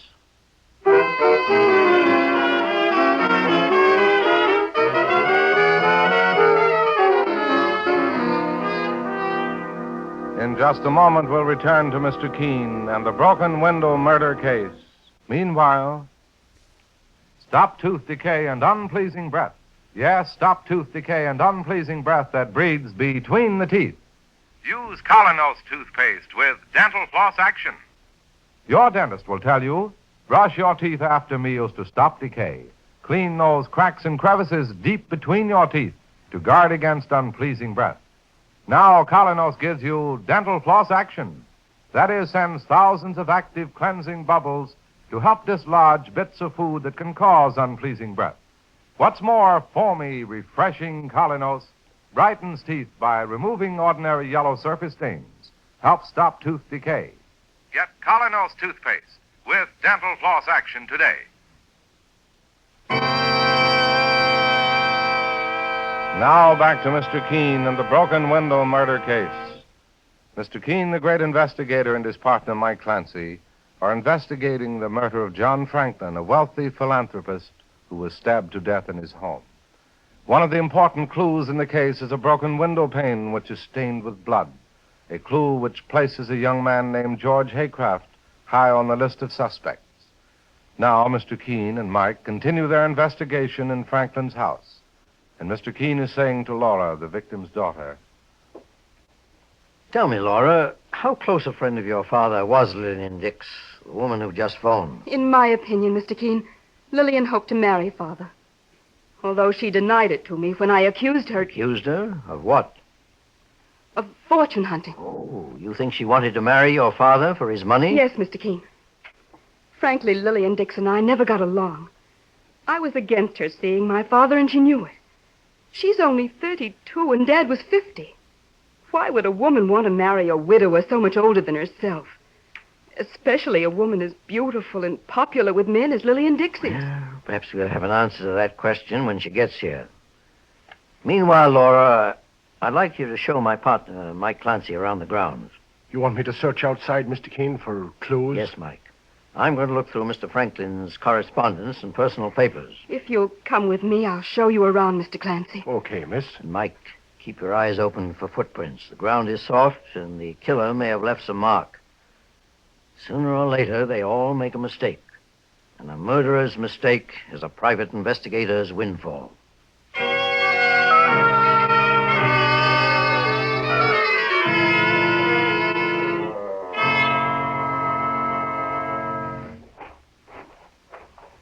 Our property runs across to that clump of trees, Mr. Clancy. It's all enclosed by a stone wall, as you can see. Well, I don't think we're going to find out much on this lawn, Laura. Let's have a look at that shrubbery in back of the house. All right. It's getting late. It'll be dark very soon now. It don't look as if I'll have much of a chance to look things over until morning. Well, we'll... Mr. Clancy, I think I just saw someone move behind those shrubs. So did I, Laura. He hasn't seen us. Look, he's coming out. It's George Haycraft. With a bandage round his left hand. You stay here, Miss Laura. What are you going to do, Mr. Clancy? Have a little chat with Mr. Haycraft. All right, stay where you are now, young fella. What? Don't try to make a run for it. But what are you... Let go of me. Stay put, do you hear me? Oh, so that's the way you want it, big bucko. Oh, maybe you'll mind your manners. We'll put these bracelets on you just to... What's this? It's a hole in the ground. Freshly dug, too. You kicked part of the turf away with your heel when you fell down, mister. Maybe we've got something interesting here on our hands. Saints preserve us. It's a dead rabbit. A dead rabbit? Its head has been bashed in. Somebody must have buried it there. Do you know anything about it, Haycraft? How did you know my name? Never mind how. I also know you're wanted for murder. And you've been snooping around here like a hound after a bone. What are you looking for? I won't say any more until I have legal advice. Oh, sure, you'll need a whole battery of lawyers after Mr. Keene pins this thing on you. Mr. Keene? He's on this case, too? He sure is, mister. And you're getting a first-hand introduction to him right now.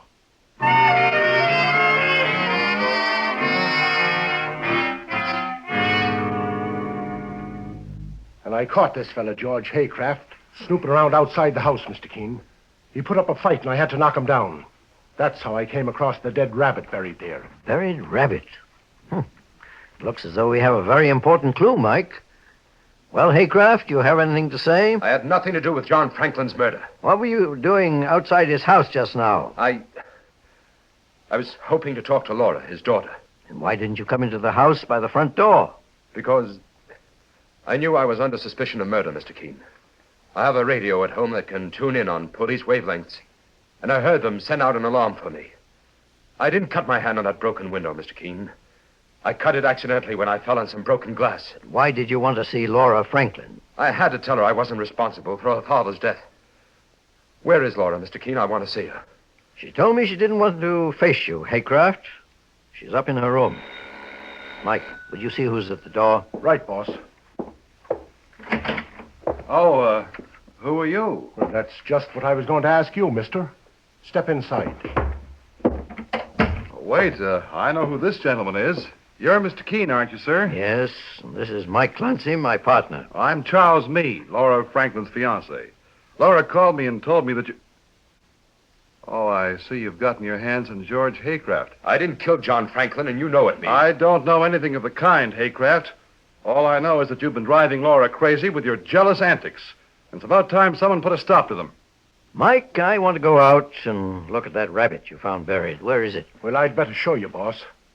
What'll we do with George Haycraft here? Take him with us? No, he's handcuffed and harmless now. Perhaps Charles Meade will keep an eye on him. It'll be a pleasure, Mr. Keene. And Haycraft, I suggest you behave yourself while we're outside. What else can I do with these irons on my wrists? All right, Mike. Show me where that dead rabbit is.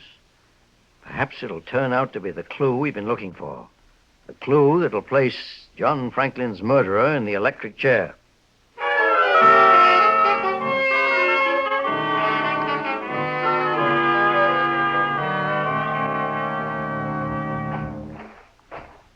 Well, the hole's over here, boss, behind these shrubs. Yes, the hole is there, Mike, but the dead rabbit isn't. Saints preserve us.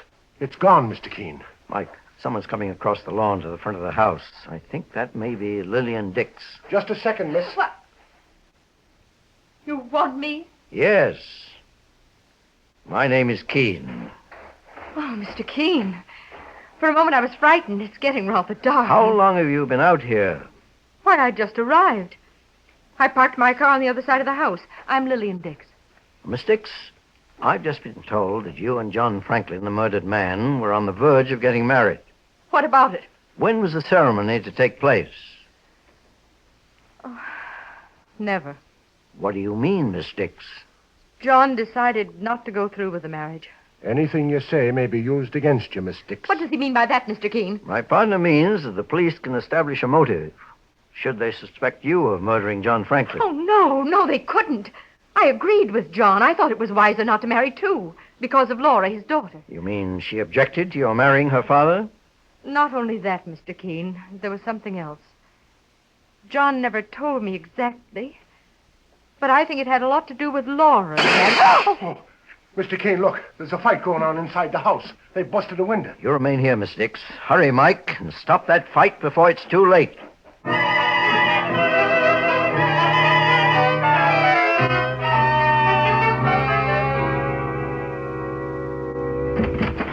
Mr. Meade, what's happened? Oh, it's you, Mr. Keene.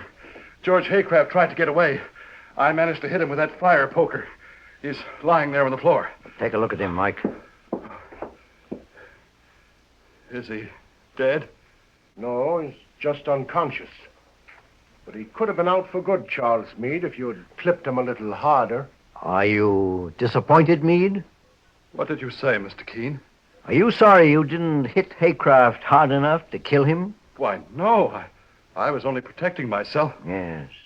You were protecting yourself. Mr. Keene, just what do you mean by that? I mean that you murdered John Franklin and just attempted to kill George Haycraft because he had some evidence against you. That's a lie. Is it? And what are those bloodstains doing in your left knee? Bloodstains? I'll tell you how you got them, Charles Meade. I noticed them before. You just transferred the body of that dead rabbit to another hiding place, and you brushed its mutilated body against your clothes as you did it. Well, no, I know you're crazy, Keene. Why would I be fooling with a dead rabbit? That rabbit was evidence. Evidence that you tried to frame Haycraft for John Franklin's murder. Franklin's killer didn't enter by the window. As I told you, Mike, it was locked from the inside. I remember you saying that, boss. Charles Meade first killed the rabbit, then broke the window after murdering Franklin. He smeared the broken pane with the rabbit's blood, so Haycraft would be accused of the crime. Well, then Charles Meade must have known that Haycraft had cut his hand. Exactly, Mike. Yes. Yes, he knew, Mr. Keene. Haycraft's coming around, boss. I cut my hand during a fist fight with Charles Meade yesterday. He knocked me down and my hand hit some broken glass. Just now he tried to kill you to prevent you from exposing him. He attacked me with that fire poker as I was sitting in a chair. Meade, it looks as though you tripped up on your own cleverness. You tried to plant a blood stain on a window as evidence against George Haycraft. But now it'll be used as evidence against yourself. Yes, you're right, Keene. I won't try to hide it. John Franklin wanted to put me in jail. He found out I was wanted for embezzlement in Chicago, but I wouldn't let him get away with it. And I'm not letting you get away with this either. Look out, boss. He's reaching for that fire poker. Yes, he was pretty smart, old John Franklin was. He figured I was marrying his daughter Laura for the money she'd come into, and he was right. But I was wise to his every move. When you murdered Franklin, you must have got into the house with a key you stole from Laura. Yeah, right again, Keene. And if he don't put that fire poker away, boss, he'll go out of here on a stretcher. You see this gun, mister? It's got bullets in it. Go on, shoot. But I'll get one of you first. Ah! Oh, my hand. My hand. You put a bullet in my hand. Get me a doctor. Sure, and 2 seconds ago, he was as brave as a wild bull. Now he's yelling for a doctor. You're lucky that bullet didn't go through your head, mister. Call a doctor, Mike, and get Charles Meade some aid. Okay, Mr. Keene. And after that, call the police. Tell them we're bringing Meade in on a charge of murder. And the case of the broken window is solved.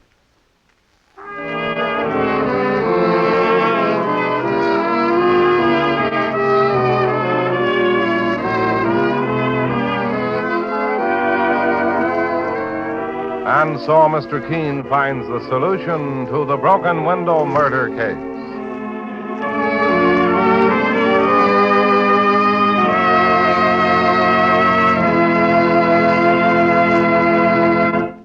The next time you're suffering from the pains of headache, neuritis, or neuralgia, try Anacin. You'll bless the day you heard of this incredibly fast way to relieve these pains. Now, the reason Anacin is so wonderfully fast-acting and effective is this. Anacin is like a doctor's prescription. That is, Anacin contains not just one, but a combination of medically proven active ingredients in easy-to-take tablet form. Thousands of people have received envelopes containing Anacin tablets from their own dentist or physician. And in this way have discovered the incredibly fast relief Anacin brings from pain of headache, neuritis, or neuralgia. So next time such pain strike, take Anacin. For most effective relief, use only as directed. Your druggist has Anacin in handy boxes of 12 and 30 and economical family-sized bottles of 50 and 100. The name is Anacin, A-N-A-C-I-N.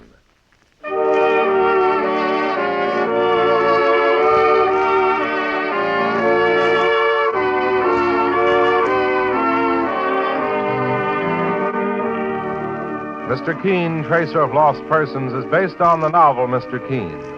The radio sequel is originated and produced by Frank and Ann Hummert. Dialogue by Lawrence Clee. Directed by Richard Leonard. Bennett Kilpack plays Mr. Keene. It is on the air every Thursday at this time. Don't miss Mr. Keene next Thursday when the kindly old tracer turns to the Quicksand murder case.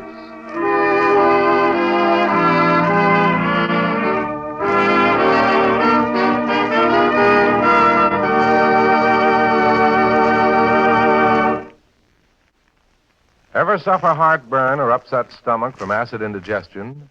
Safe, new Bicidol mints, medically proven, quickly rid stomach of that blown-up feeling. Give longer-lasting relief than baking soda. Yes, hours of relief. Bicidol mints not only neutralize, but actually carry away excess stomach acids. Soothe irritated stomach lining. Let you sleep all night long when acid indigestion strikes. Carry new Bicidol mints for fast relief, anywhere, anytime.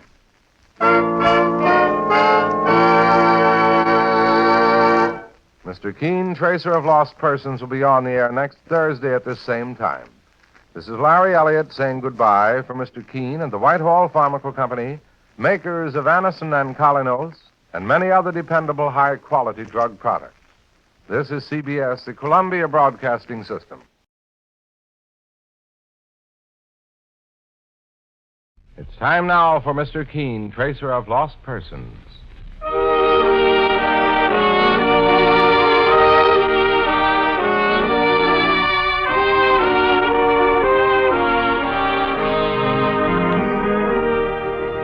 Ladies and gentlemen, Anacin and Colinos present Mr. Keene, Tracer of Lost Persons, one of the most famous characters of American fiction and one of radio's most thrilling dramas.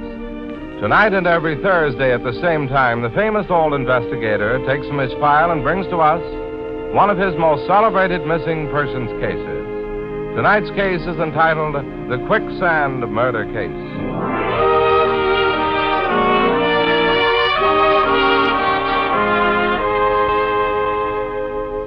I want to tell you about a way thousands of people are using when they want quick relief from the pain of headaches, neuritis, or neuralgia. It's a way many people first discovered through their own physician or dentist. It's Anacin. Anacin brings incredibly fast, effective relief. Anacin is like a doctor's prescription. That is, it contains not just one, but a combination of medically proven active ingredients in easy-to-take tablet form. We ask you to try Anacin tablets the very next time you suffer from headache, neuritis, or neuralgia pains. We know you'll be delighted with the incredibly fast, effective relief they bring. Ask for Anacin at any drug counter today. For most effective relief, use only as directed. Anacin is spelled A-N-A-C-I-N.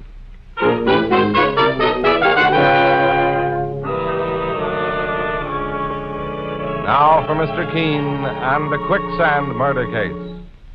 Our scene opens in a large, well-furnished suburban house where a woman is making a hurried telephone call in a state of apparent fear and excitement.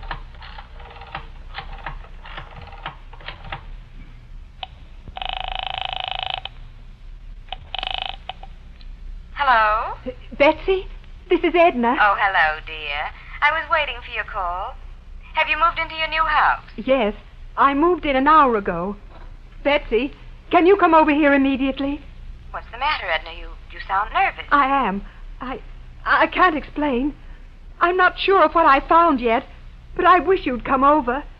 It's terribly important, and I'm frightened. I'll be there in 15 minutes. All right. I hope Betsy comes right over. Maybe I'd better call the police. No, don't! Let me go! Don't kill me!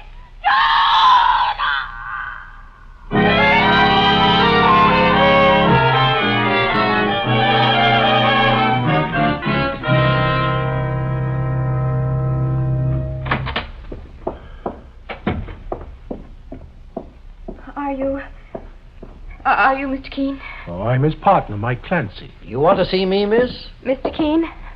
Yes. Oh, my name is Betsy Harlow. I've come to you for help, sir, because I'm terribly worried about my sister Edna.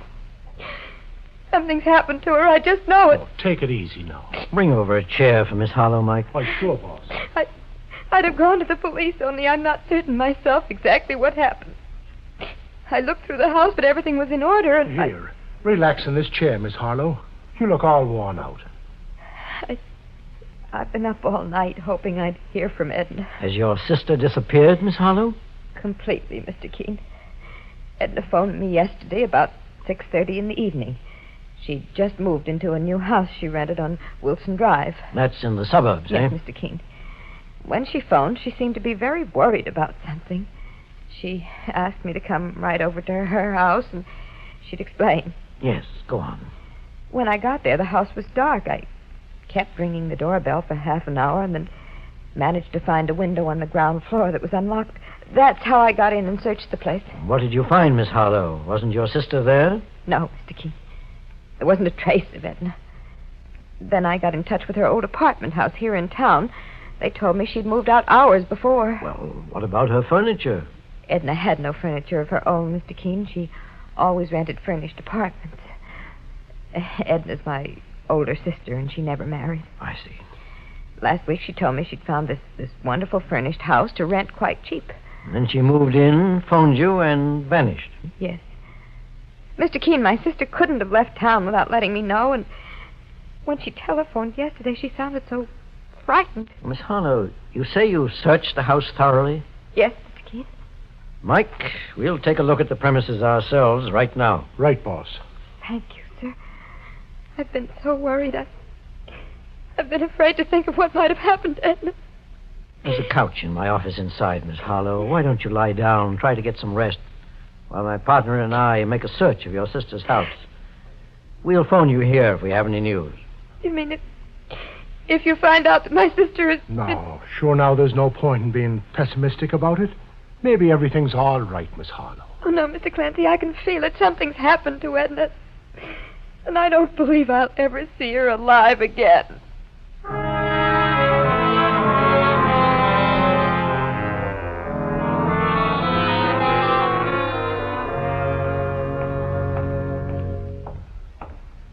Well, here's Edna Hollow's house, Mike. Oh, it's a big place, boss. All quiet and peaceful looking. That's how it looks from the outside, Mike, but a search may reveal a different story. There's a fella parking his car right behind ours at the curb, Mr. Keene. Just a second, Mike. Let's find out what his business is. If you gentlemen are interested in that house, I'm afraid it's already been rented. As a matter of fact, we are interested. Well, I rented it a week ago. I'm the agent, Fred Dunlap. Came over to give Miss Harlow an extra set of keys. Mr. Dunlap, when did you last talk to Edna Harlow? 3 days ago, and... Well, what makes you so interested in my tenant? My name is Keene. Mr. Keene, the famous investigator? My partner, Mike Clancy, and I would like to examine that house thoroughly, Mr. Dunlap. Well, I'm sure Miss Harlow won't object. But what's wrong? Why do you want to search the house? Edna Harlow seems to have disappeared. Disappeared? But I only talked to We'll her. explain further when we get inside the house. Now, I'd appreciate your opening the door with that extra set of keys you have, Mr. Dunlap. Okay, Mr. Keene.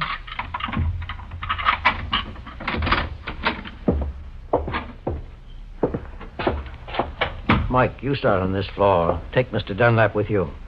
I'll search the second floor. Okay, boss. And call me if you find any clue whatsoever. Right. Where do you want to begin, Mr. Clancy? Well, where's that door lead to? The kitchen. The house has 11 rooms altogether. The living room and the dining room are off this foyer? That's right, Mr. Clancy. Well, let's have a look at them.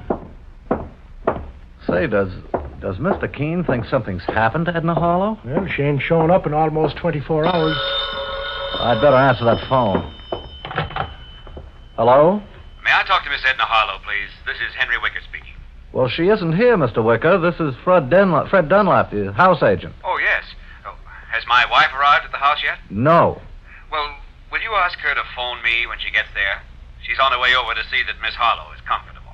Well, look, maybe you'd better come over here yourself, Mr. Wicker. You see, Mr. Keene, the famous tracer of lost persons, is here, and, well, there's something wrong. Really? Well, what's it all about? Well, you'd better come over and he'll explain. All right. Tell my wife to wait there for me. I will, Mr. Wicker. Goodbye. Who was that on the telephone, Mr. Dunlap? Oh, Mr. Keene, it was Henry Wicker. He and his wife own this house. I act as their agent. He's coming over here? Yes, and his wife is on her way. There's Mrs. Wicker at the door now. I'll let her in. Mike, I found something upstairs. Well, what is it, Mr. Keene, sir? I picked up this cigar stub in the corridor. The band is still on it. A cigar stub, eh? Yes, it had been dropped and ground out by someone's foot. Judging by the ash, it must have been dropped there very recently. Now, it may not mean anything, but it's worth keeping in mind. Have you searched the ground floor yet? No, Mr. Keene. We'll start with the entrance hall. I'll talk to Mrs. Wicker, the owner of the house. Right, sir. Mr. Keene is inside here. I hope this isn't serious. It may be, Mrs. Wicker, very serious. You're Mr. Keene? Yes. I'm Mrs. Wicker, the owner of this house. You rented it to Edna Harlow? Yes, Mr. Keene. It's the first time we've ever rented the place since we inherited it from my uncle. My husband and I have been abroad for months, and during that time the house was empty. Mr. Keene, sir. Come here, quick. What is it, Mike? Saints preserve us, but look what I found in this closet. The lady better keep back. It ain't a pretty sight. Well, I'm afraid this ends our search, Mike. What is it? It's the body of a woman, Mrs. Wicker. A corpse? There in that closet? She hasn't been dead very long. She was strangled, apparently. The closet door was locked, boss, but I forced it open. That explains why Betsy Harlow didn't find her sister's body when she searched the house. Because I'm almost certain this woman in the closet is Edna Harlow. Here's her handbag, Mr. Keene. I look for a positive identification. Oh, I think I'm feeling ill. Where's the real estate agent, Mr. Dunlap? Right here, Mr. Keene. Oh, Mr. Dunlap, please take Mrs. Wicker into the next room and let her sit down. You come with me, man. A murder. Right in this house, too. Well, here's a card the murdered woman was carrying, boss. Yeah, it's Edna Harlow, all right. We'll have to inform her sister Betsy. Call the police first, Mike. Then call our office and tell Betsy Harlow what's happened. Oh, that must be Henry Wicker, the other lady's husband. He said he was coming over. I'll answer the door, Mike. You handle those phone calls. Okay, sir. Are you Mr. Keene, sir? Yes. I'm Henry Wicker. My wife and I own this house. I have some disturbing news for you, Mr. Wicker. Your tenant, Edna Harlow, has been murdered. Murdered? Here in this house? Yes. We found her body in a closet only a minute ago. Why, I can't believe it. Well, that superstition couldn't be a fact. What superstition? Why, my wife's uncle, Amos Ridley, built this house 2 years ago. One of the workmen was accidentally killed by a falling block of plaster. And then there was a fatal automobile accident in the street outside just after my uncle moved in. Where is your uncle now, Mr. Wicker? He's dead, Mr. Keene. And that was another strange thing. How do you mean? He was swallowed up by quicksand in a deserted section about a mile from here. Quicksand? Yes. All that was found was his cane. I remember him saying before it happened that this house was bad luck. He was sorry he built it. Your uncle's body was never found? No, Mr. Keene. The area he was killed in is fenced in for a quarter of a mile. No one knows how deep the quicksand goes down. Only his walking stick was found. I'll have a look at that spot, Mr. Wicker, after I report to the police about Edna Harlow's murder. Mr. Keene, do you think Miss Harlow was murdered by some thief who broke into the house? No. When my partner examined her purse for identification, I saw a small roll of bills still inside. Mr. Wicker, when did you and your wife first meet Edna Harlow? When she signed a lease for the house. She was a quiet woman who seemed to mind her own business. I see. Well, perhaps you better join your wife inside and wait here for the police. They'll undoubtedly want to question you. Very well, Mr. Keene. Well, the police will be over in 5 minutes, Mr. Keene, sir. I couldn't reach Betsy Harlow, the murdered woman's sister. She must have left our office. Well, she may be on her way over here. You know, Mike, this is one of the most baffling situations we've ever encountered.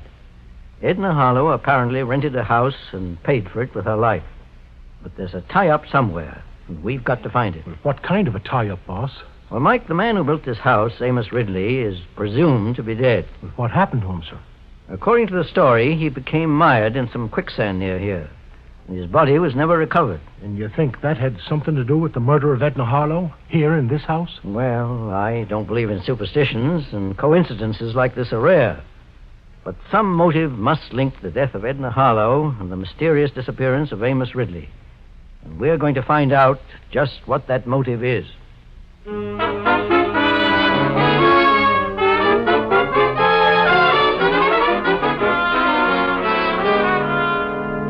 In just a moment, we'll return to Mr. Keene and the Quicksand murder case. Meanwhile, stop tooth decay and unpleasing breath. Yes, stop tooth decay and unpleasing breath that breeds between the teeth. Use Colonos toothpaste with dental floss action. Your dentist will tell you, brush your teeth after meals to stop decay. Clean those cracks and crevices deep between your teeth to guard against unpleasing breath. Now, Colonos gives you dental floss action.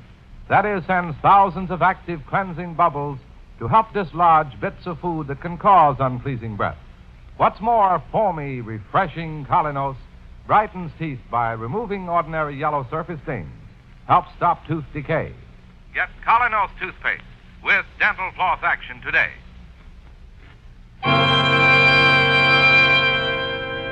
Now back to Mr. Keene and the Quicksand murder case. Mr. Keene, the famous investigator, and his partner Mike Clancy have just found the body of Edna Harlow after having been asked by her sister Betsy to investigate the victim's mysterious disappearance. The body was found in a closet in a house Edna Harlow had recently rented from Henry and Alice Wicker, the owners. Now, several hours have passed, and Mike and Mr. Keene have found their way to a large area of quicksand, fenced off from passers-by, where Amos Ridley, an uncle of the Wickers and the man who built the house, is believed to have perished 2 years ago.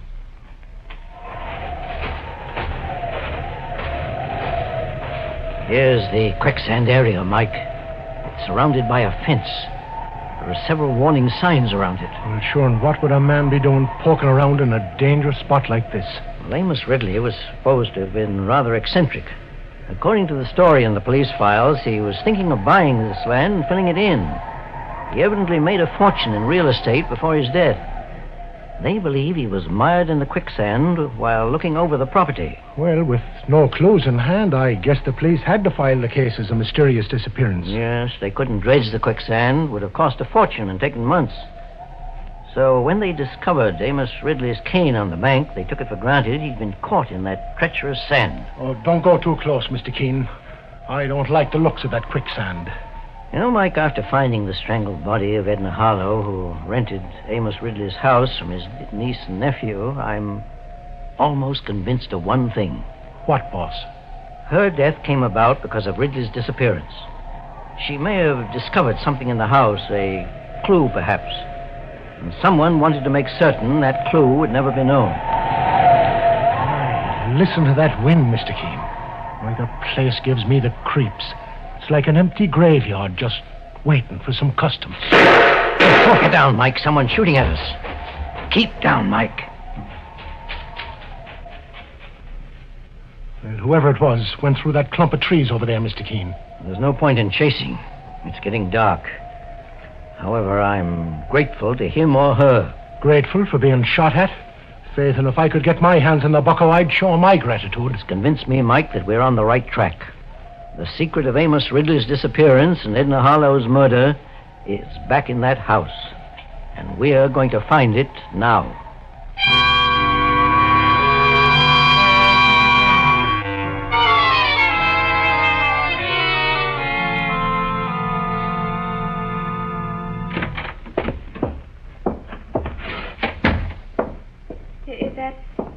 Is that you, Mr. Keene? Yes. Boss, it's Betsy Harlow, the murdered woman's sister. Mr. Keene, I've just come from police headquarters. They called me at my apartment and told me that you'd found my sister Edna murdered. I'm sorry to have such bad news for you, Miss Harlow. I still can't believe it.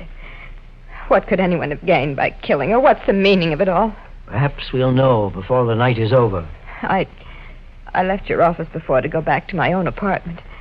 Then when the police phoned, I knew I'd find you here. Have you been in this house all alone, Miss Harlow? Oh, no. A real estate agent named Mr. Dunlap let me in.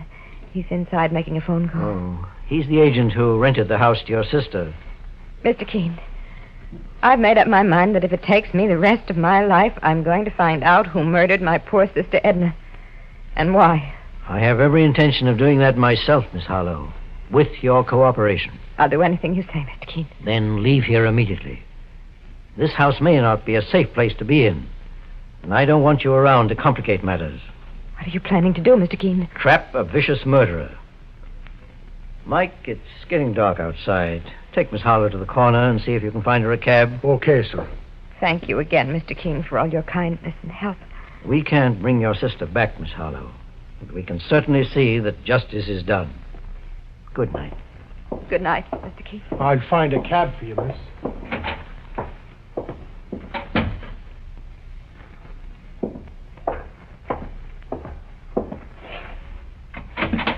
Oh, Mr. Keene. Good evening, Mr. Dunlap. I didn't hear you come into the house. Betsy Harlow told me you were making a phone call in here. Yes, I've been trying to contact my office, but I guess they're closed for the day. Did Mr. and Mrs. Wicker, the owners of the house, go to headquarters with the police? No, they went home, Mr. Keene, after you left here to visit that stretch of quicksand. By the way, did you find anything there that might be useful? Someone may have thought we did, Mr. Dunlap, because 2 shots were fired at us. No. Say, this thing seems to get more and more dangerous, doesn't it? Well, I think I'll move along, Mr. Keene. Do you smoke cigars, Mr. Dunlap? Why, yes. I wonder if you have one on you. I've run short. Oh, sure thing, Mr. Keene. Here you are. Thanks. What are you doing? Comparing this cigar with a cigar stub I found a few hours ago in the upper hallway. The bends are identical. What about it? When were you last in this house, Mr. Dunlap? The day I showed the place to Edna Harlow. Now, look here, Mr. Keene. I may have dropped that cigar stub, but there's no reason for suspecting that I had anything to do with Edna Harlow's murder. How do you know I suspect you? Well, you said so, didn't you? I only mentioned something about a cigar stub. You brought up the rest. Well, anyway, Mr. Keene, I think it's time I went home. Mr. Dunlap, before you go, I'm going to ask you to do something for me. What is it, Mr. Keene? You know Mr. and Mrs. Wicker's phone number, don't you? Yes. I want you to call and give one of them a message. Which one, Mr. Wicker or Mrs. Wicker? The first one who answers the telephone. What'll I say? Just say that you found it, but you'll keep the secret if you're well paid. I found what, Mr. Keene? Never mind that now, Mr. Dunlap. Just do as I ask. And you may discover that you're instrumental in breaking a very puzzling murder case and finding the killer.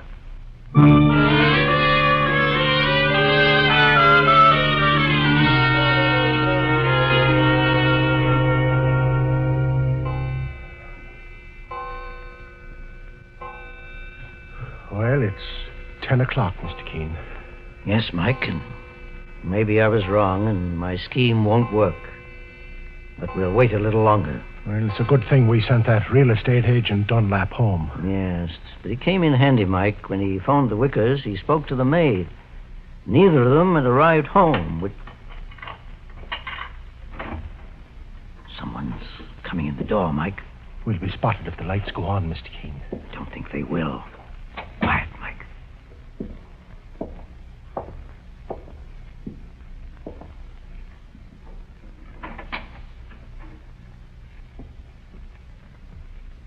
Mr. Keene, that was the closet door that opened. The big closet where we found Edna Harlow's body. Yes. Come on, Mike. Let's have your flashlight.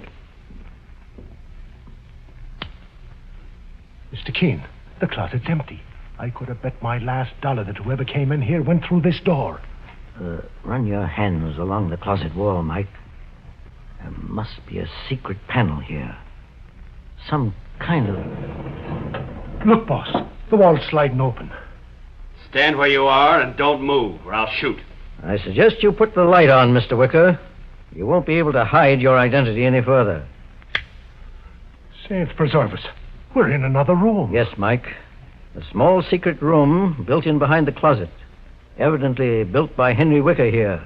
The man who murdered Edna Harlow. You must admit it isn't a bad job, Keene. You'd never have found this room yourself. Perhaps not. That's why I had the real estate agent, Dunlap, trick you into coming here.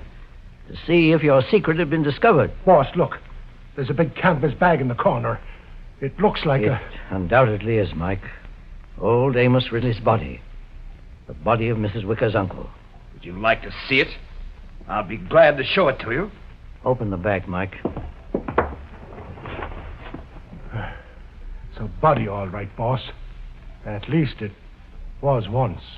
Looks to me as if it was treated with acid, but only partly destroyed. Well, that just about puts together all the missing pieces in this murder puzzle. I'm glad I've been obliging enough to help you out, Keene. You murdered Amos Ridley months ago, Wicker. Then put his walking stick near that mass of quicksand to make it appear as if his death was accidental. You tried to destroy his body with acid, but it didn't work. So you put it in this hidden room behind the closet. I built this room myself while Amos Ridley was out of town. It didn't take me long. Edna Harlow must have accidentally discovered this hidden room when she moved in here, Mike. She probably became frightened when the closet panel slid open. But she didn't get the chance to look any further. You murdered her, Wicker, but didn't have time to get rid of her body before we arrived to investigate. The closet panel jammed, or I'd have put her in there with Amos. And if my stupid wife hadn't disobeyed my orders and rented this place while we were away, things would have been much simpler. Wicker, you evidently don't have any more affection for your wife than you had for her uncle. Uncle Amos was rich, and he was kind enough to leave everything he had to my wife, Alice, and to me. Which is why you murdered him. My wife isn't clever enough to think up a plot like this, or finish it the way I intend to finish it. And just how are you going to finish it, Wicker? I have a car outside, and tonight I'm taking Amos's body and you and your partner here, or what's left of you, to that mire of quicksand. I'd have put Amos in there a long time ago, but I was afraid they'd try to dredge the place and find his body with a bullet in it. But they won't think of the quicksand this time because I'll leave no trace. Mike, look. The canvas bag. It's moving. The bag is moving. So are you, mister.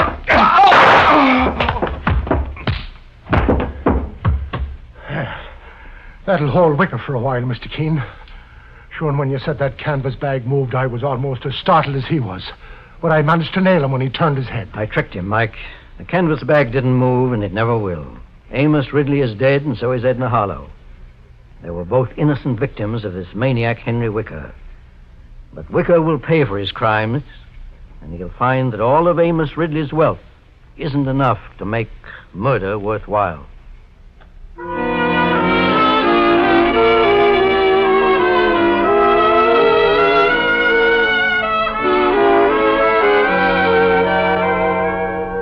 And so Mr. Keene finds the solution to the Quicksand murder case.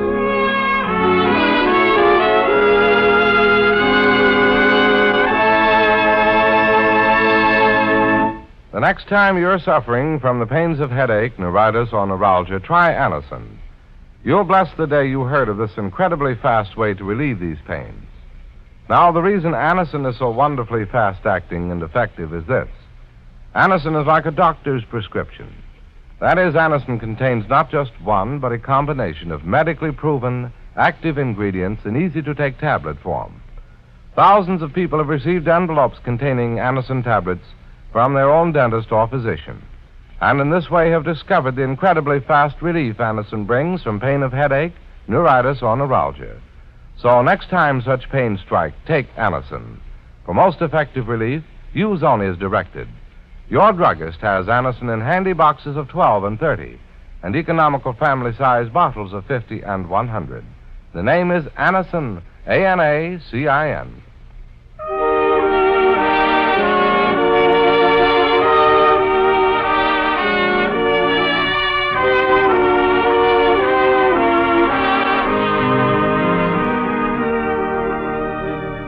Mr. Keene, Tracer of Lost Persons, is based on the novel Mr. Keene. The radio sequel is originated and produced by Frank and Ann Hummert. Dialogue by Lawrence Klee.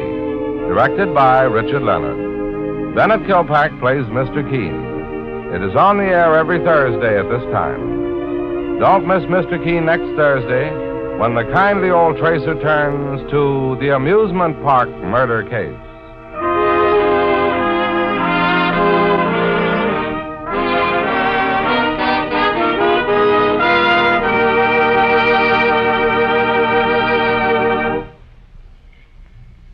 Ever suffer heartburn or upset stomach from acid indigestion? Safe new Bicidol mints, medically proven, quickly rid stomach of that blown-up feeling. Give longer-lasting relief than baking soda. Yes, hours of relief. Bicidol mints not only neutralize, but actually carry away excess stomach acids. Soothe irritated stomach lining. Let you sleep all night long when acid indigestion strikes. Carry new Bicidol mints for fast relief, anywhere, anytime.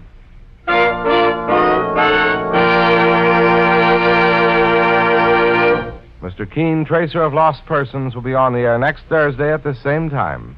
This is Larry Elliott saying goodbye for Mr. Keene and the Whitehall Pharmaceutical Company, makers of Anacin and Colinos, and many other dependable high-quality drug products. This is CBS, the Columbia Broadcasting System. It's time now for Mr. Keene, Tracer of Lost Persons.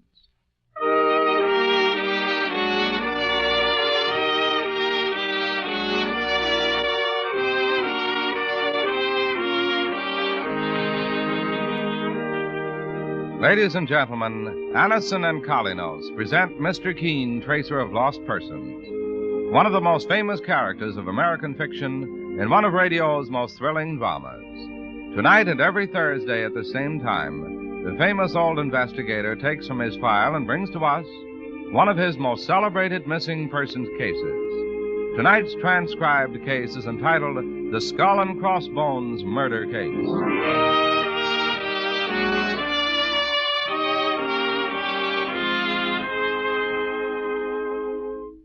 Here is something you should know if you ever suffer from the sudden pain of headaches, neuritis, or neuralgia.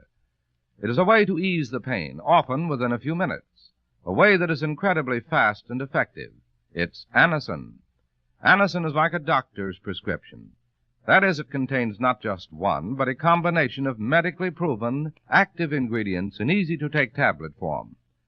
Thousands of people were first introduced to Anacin through their own physicians or dentists. But today it is in such a widespread use that all drug counters have it, and anyone may enjoy its benefits. Next time you suffer from the pains of a headache, neuritis, or neuralgia, by all means try Anacin. You'll like the convenience of Anacin tablets, and you'll be delighted with Anacin's incredibly fast action. For most effective relief, use only as directed. Anacin, Anacin. Ask for it today at your druggist's.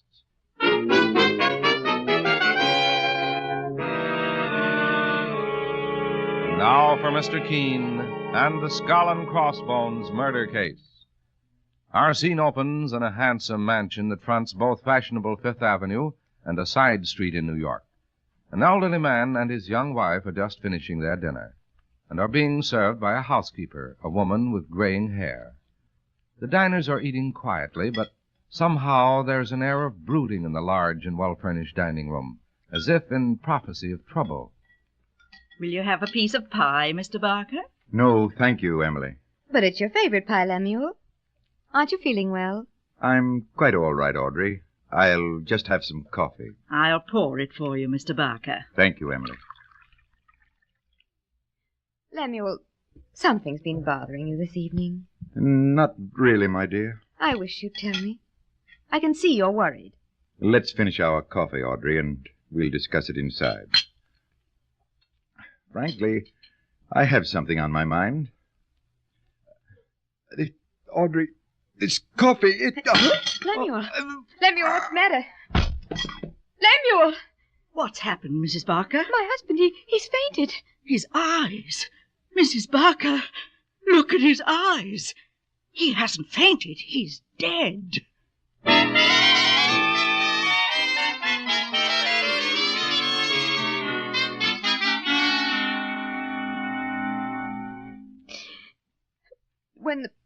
When the police took my husband's body for an autopsy, Mr. Keene, they found he'd been poisoned. A very powerful poison had been put in the coffee he drank. A poison that reacted in a matter of seconds. You were fortunate not to have drunk some of that poisoned coffee yourself, Mrs. Barker. Well, Emily Cross, our housekeeper, served Lemuel, my husband, first. He'd drunk his coffee before I was starting to drink mine. Otherwise, I wouldn't be here now telling you and your partner, Mr. Clancy, my story and asking for your help. And the police believe it was not accidental poisoning, but murder? Yes, Mr. Keene. And they believe they have a suspect in the case, but they have to find her first. Are you referring to your housekeeper? Yes. Emily Cross left the house before the police arrived, and she hasn't been seen since. Well, sure, and that's pretty good proof that she's trying to hide something. Yes, Mike, it is. Mr. Keene, I've come here to ask you to help find Emily Cross. I owe it to my husband to do everything I can to find his murderer and do justice to his memory. A memory that I'll always keep with me as long as I live. You were fond of your husband, weren't you, Mrs. Barker? We hadn't been married very long, Mr. Keene, only a year, but it was one of the happiest years of my life. If I knew 1 week ago what I know now, maybe I could have saved him. But he only tried to tell me when it was too late. Your husband tried to tell you what, Mrs. Barker? The evening Lemuel was poisoned, he seemed to be very worried about something. Yes, you mentioned that before. After the police came, Mr. Keene, we found out what was on his mind. In his pocket was a small label, and on the label was a picture of his skull and crossbones. Saints preserve us. A skull and crossbones? Where did it come from? My husband had evidently gotten it as a warning, Mr. Clancy, and that's what he was worried about. Do you have that label by any chance, Mrs. Barker? Police have it, Mr. Keene. All right, I'll check with them about it. Police feel that it might have been sent to my husband by Emily Cross, our housekeeper, as part of some kind of a blackmailing scheme. How did they come to that conclusion? Well, I had to tell them the truth about Emily, even though I knew how bad it would make things look for her. The truth? She'd been keeping house for Lemuel for 11 years. Lemuel came to New York originally from Nevada, where he made a fortune in silver, and retired when he was about 45. He bought the townhouse on Fifth Avenue and lived in it alone until a year ago when he married me. Emily Cross and another servant took care of the house. I see. Before our marriage, Lemuel had been a bachelor, and I think Emily had hoped that one day, well... That he'd marry her? Yes, Mr. Keene.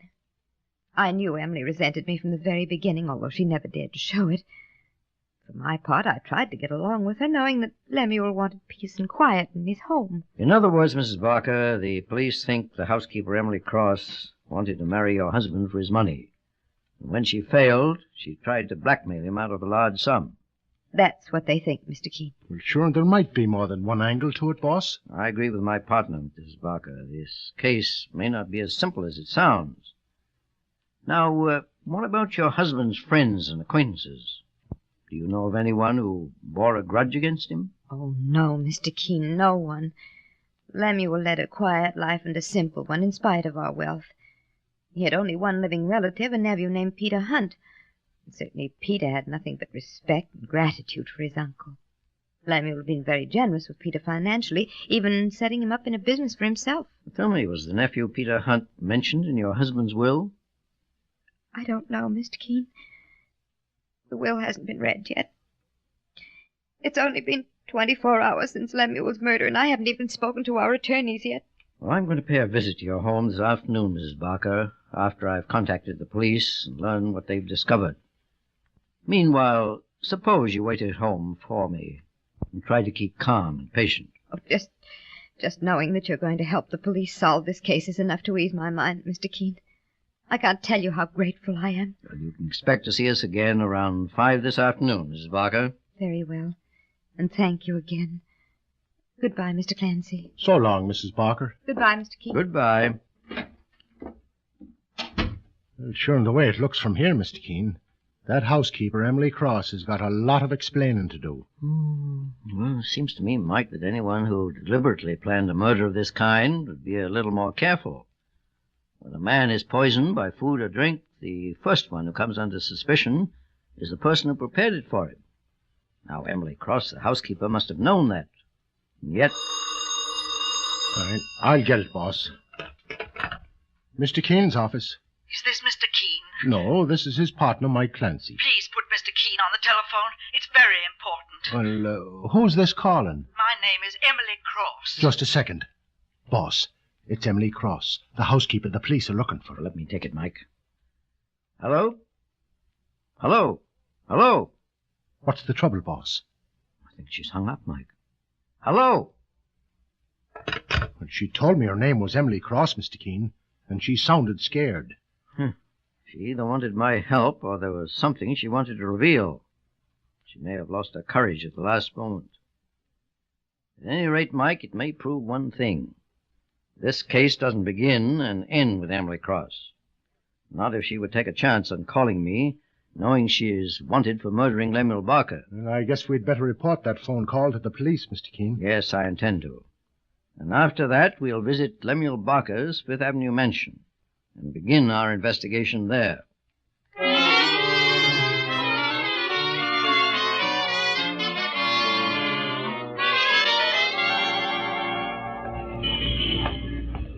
Mr. Barker's home certainly is a showplace, Mr. Keene. Look at the size of it.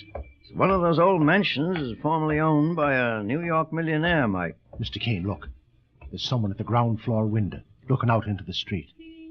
Young man. I wonder if that's Lemuel Barker's nephew, Peter Hunt. He's turned away from the window now. Well, let's go in, Mike.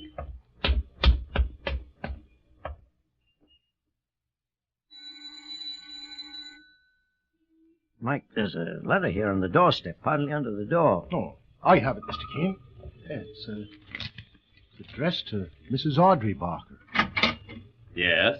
We've come to see Mrs. Barker. Oh, you must be Mr. Keene and Mr. Clancy. Audrey told me you were coming. Please come in, gentlemen. My name's Ted Garrett. I am a friend of the family's.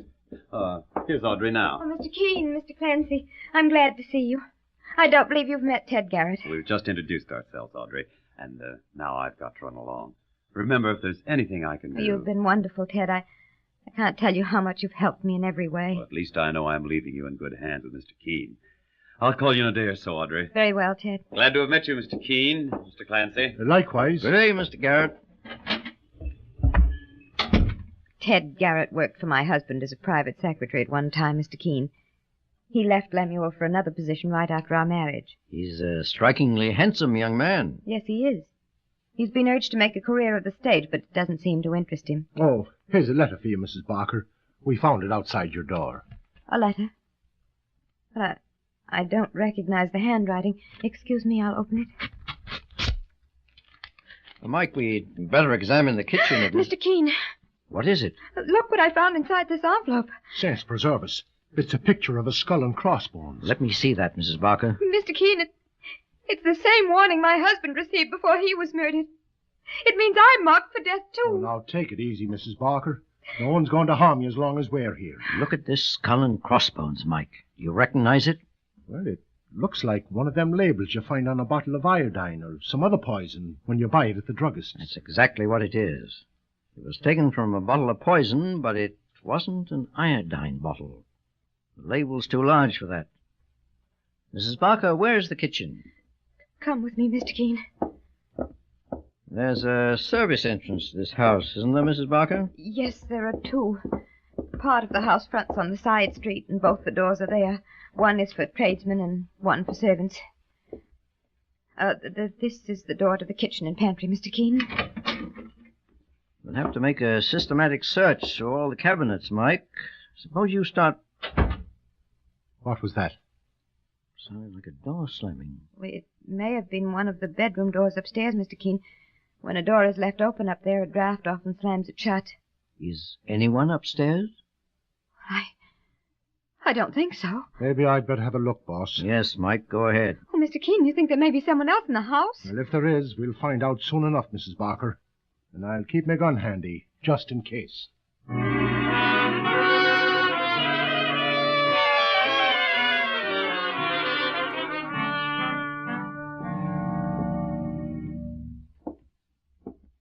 Stand where you are, young fella. What? Don't move or I'll shoot. Who are you? That's a question you'll answer first. If you're a thief... I'm a private investigator, mister. My name is Mike Clancy. What's yours? Peter Hunt. Peter Hunt? You're Mr. Barker's nephew, eh? Yes. Well, what are you doing up here snooping around the hall? I dropped in for some things. I left here several weeks ago when I spent a weekend with Uncle Lemuel and his wife. Would you mind putting that gun away? It frightens me. Well, you could have told Mrs. Barker you were here. Come on downstairs with me, young fella. I'm in a hurry. I mean, get out of my way. Come back here. What's up, Mike? Look out, Mr. Keene. He's running for the stairs. Just a moment, young man. Let go of me. All right, boss. I'll handle it from here. Let me go, do you hear? Stay put, I say. You're tearing my clothes. Be My sleeves. quiet or I'll use my gun on you. All right, Mike. Let him go. Who is this young man? Well, he says he's Mr. Barker's nephew, boss. Peter Hunt. Look what you've done. You've pulled my coat sleeve off and torn my shirt. So I see. Mike, look at his right forearm. Mr. Keene. What's the matter? What are you looking at? It's only a tattoo on my arm. Yes, a tattoo of a skull and crossbones. Mike, it's a replica of that label. And something tells me that Emily Cross, the housekeeper, isn't the only one in this case who has to do a great deal of explaining.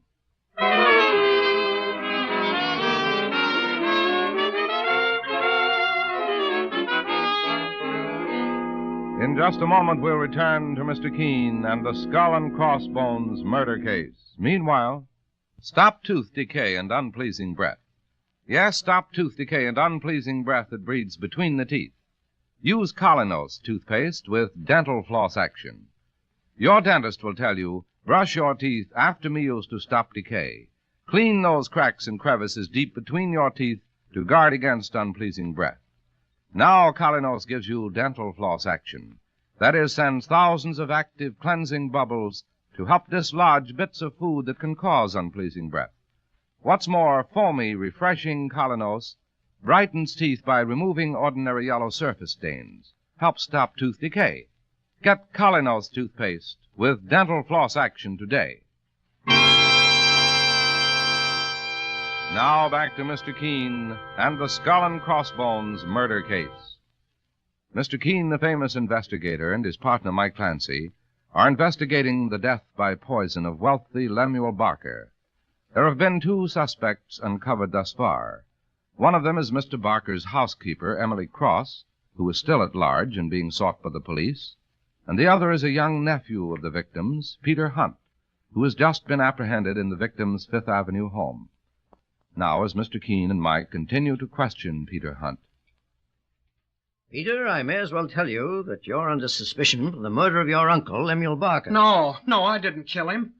Anyway, who are you to accuse me? My name is Keene. This is my partner, Mike Clancy. Maybe you've heard them names before, mister. Mr. Keene, the great investigator? Well, I didn't know. Before your uncle was poisoned to death, someone sent him a warning. It was the skull and crossbones from the label on a poison bottle. A few minutes ago, Audrey Barker, your uncle's wife, received the same warning in a letter. And now we find a tattoo of a skull and crossbones on your forearm, young fella. This tattoo was made years ago as a joke, when I was a kid. I've grown to loathe it, but it's almost impossible to get rid of a tattoo mark once you have it on your body. You're telling us. I'll bet dollars to donuts you'd have gotten rid of it fast if you could. You can't believe that this tattoo on my arm has anything to do with those skull and crossbone warnings and my uncle's murder. It's just a coincidence, I tell you. Peter, you still haven't explained what you're doing here in your uncle's house. I told Mr. Clancy before. I came back for something I'd left here several weeks ago. What was it? Nothing important, Mr. Keene. Search him, Mike. No, wait. I'll show you what I took. You'll find it on me anyway, I guess. Here. Mr. Keene, it's a canceled check. No, it's not canceled, Mike. It's marked no funds. It was made out to Lemuel Barker for $5,000, and it's signed by Peter Hunt. What's the story behind this check, Peter? Would you believe me if I tell you? Well, you've got little to lose one way or another, since you're in a very bad spot already. A week before my uncle was murdered, Mr. Keene, he found out I'd taken some money from his house safe here. I knew the combination. You took the money or stole it? I admit it was a theft, Mr. Clancy, but I was in trouble. Lots of trouble. A few months ago, Uncle Lemuel had staked me to $8,000 to go into business. Instead, I took the money and gambled it away. Go on, Peter. I gambled the money away and went into debt for $5,000 more, so I stole the $5,000 from Uncle Lemuel's safe to cover myself. And your uncle found out about it? Yes, Mr. Keene. He was furious. So furious, I thought he was going to turn me over to the police, so I lied to him. I told him I'd put the money in my own bank account and hadn't used it yet. So you wrote out a check for him, a check you knew was worthless. That's right, Mr. Keene. Oh, I've learned my lesson all right. But it was a little too late. Uncle Lemuel called me and told me about the bad check. Then he gave me 24 hours to make it up to him. Called me ungrateful. Said I hadn't deserved all the help and affection he'd given me in the past. Which is probably true, Peter. I suppose it was. Anyway, the next thing I knew, I was told that Uncle Lemuel was murdered. So I wanted to get that bad check back in case... In case the police found it and concluded that because of it you'd murdered your uncle? I'm afraid your story only makes things more difficult for you, Peter. Mr. Keene, you've got to believe me. I didn't murder my uncle. Peter, what's the matter? Aunt Audrey, back me up. They think I murdered Uncle Lemuel. Oh, no, Mr. Keene. No, Peter was very devoted to Lemuel. I believe in his innocence. Circumstances happen to be against him, however. Mrs. Barker, what have you got there in your hand? The bottle of poison you were looking for, Mr. Keene. When you left the kitchen, I continued to search for it, and I found it. It's a form of poison we used once to kill ants in the kitchen, and the label is missing. Evidently, the label was one of the skull and crossbone warnings that was sent to you and your husband. That's your telephone, isn't it, Mrs. Barker? Oh, yes, there's an extension up here in the bedroom, Mr. Keene. Well, perhaps you better let me answer it. Mike, take Peter Hunt downstairs and remain with him. Move along, young fella, and no funny business. Hello? Is this Mr. Keene? Yes. Now, this is Ted Garrett. I'm glad you're still there at Audrey Barker's house. I'm calling from my apartment. Emily Cross, the housekeeper, just came to me for help. She's with you now, Mr. Garrett? Yes, I persuaded her to talk to you. How soon can you bring her over here to Mrs. Barker's home? 10 minutes. I have my car. All right, come over immediately. Okay, sir. Mrs. Barker, Emily Cross, your housekeeper, seems to have given herself up. She's with Ted Garrett? Yes, they're coming over right now. Meanwhile, I want you to show me just where you found this poison bottle. It may be the clue I'm looking for.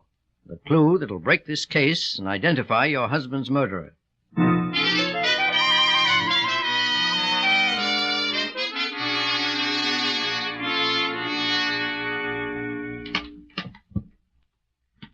I found that poison bottle right here, Mr. Keene, in this cabinet with these other bottles. They're mostly cleaning fluids. Are they, Mrs. Barker? Do you know anything about poisons? No, nothing at all. When you wanted to get rid of those ants that invaded your home, who bought the bottle of poison? Why, Emily Cross, the housekeeper, did. She told me she was going to. She handles everything connected with the kitchen. I see. Well, boss, Ted Garrett's here with the housekeeper, Emily Cross. All right, Mike. I'll go in and see them at once. Where is Peter Hunt? In the study, boss. Well, perhaps you better stay with him while I talk to Emily Cross. Mrs. Barker, I think you'd better be there with me when I do.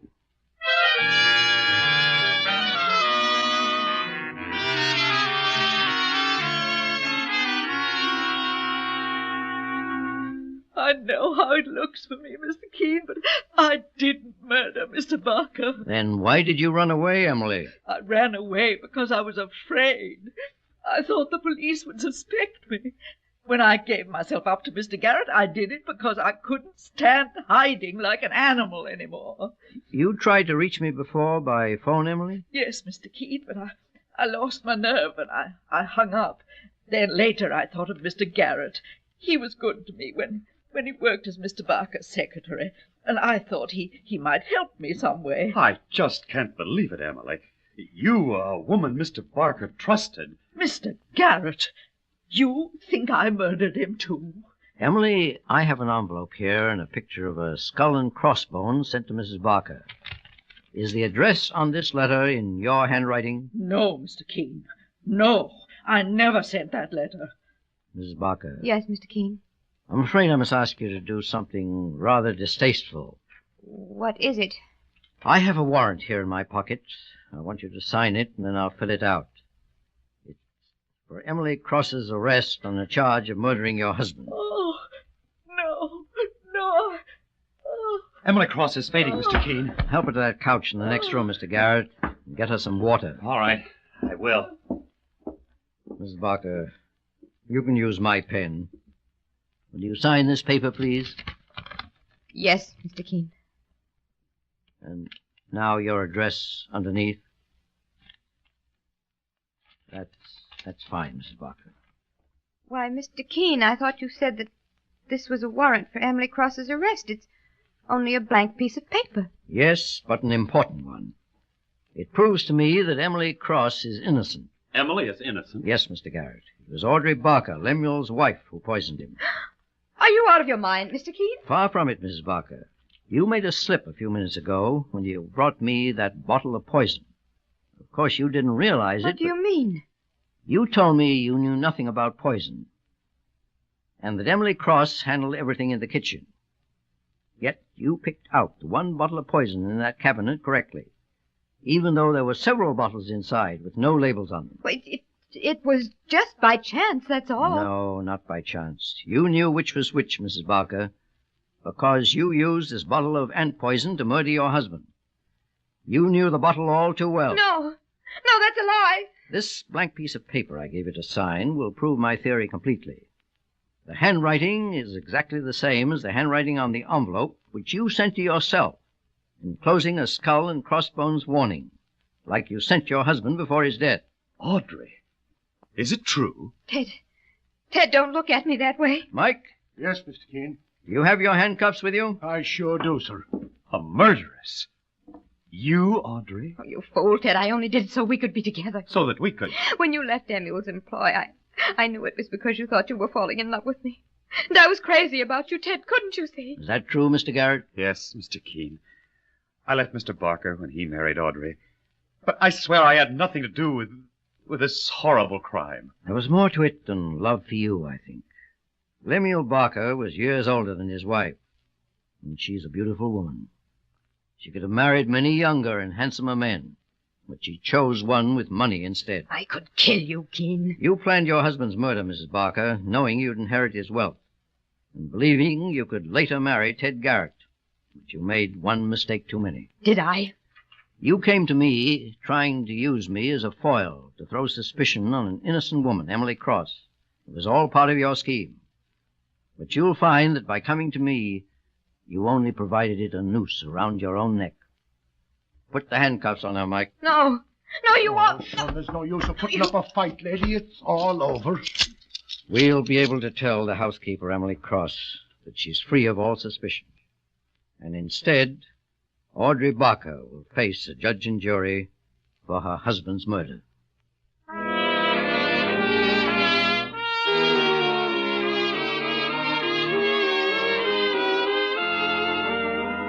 And so Mr. Keene finds the solution to the Skull and Crossbones murder case.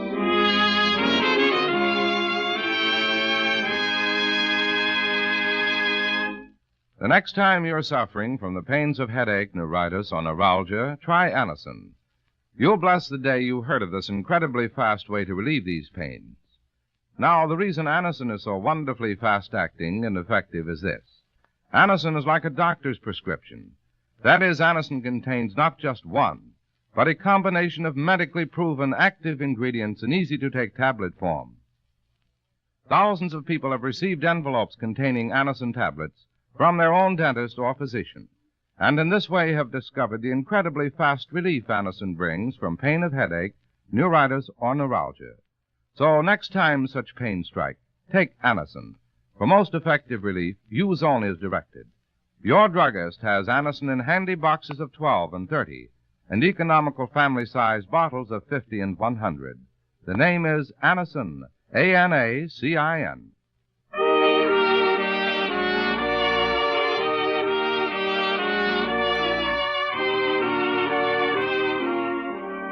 Mr. Keene, Tracer of Lost Persons, is based on the novel Mr. Keene. The radio sequel is originated and produced by Frank and Ann Hummert.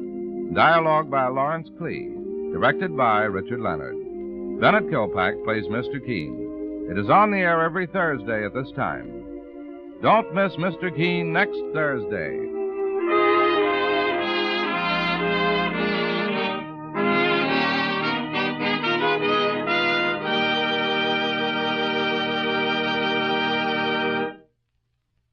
Ever suffer heartburn or upset stomach from acid indigestion? Safe, new Bicidol mints, medically proven, quickly rid stomach of that blown-up feeling.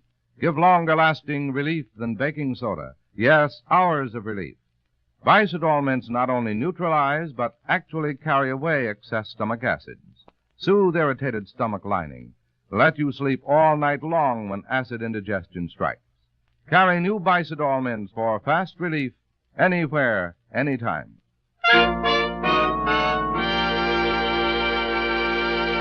Mr. Keene, Tracer of Lost Persons, will be on the air next Thursday at this same time. This is Larry Elliott saying goodbye for Mr. Keene and the Whitehall Pharmaceutical Company, makers of Anacin and Colinos, and many other dependable high-quality drug products. This program was transcribed. This is CBS, the Columbia Broadcasting System. It's time now for Mr. Keene, Tracer of Lost Persons.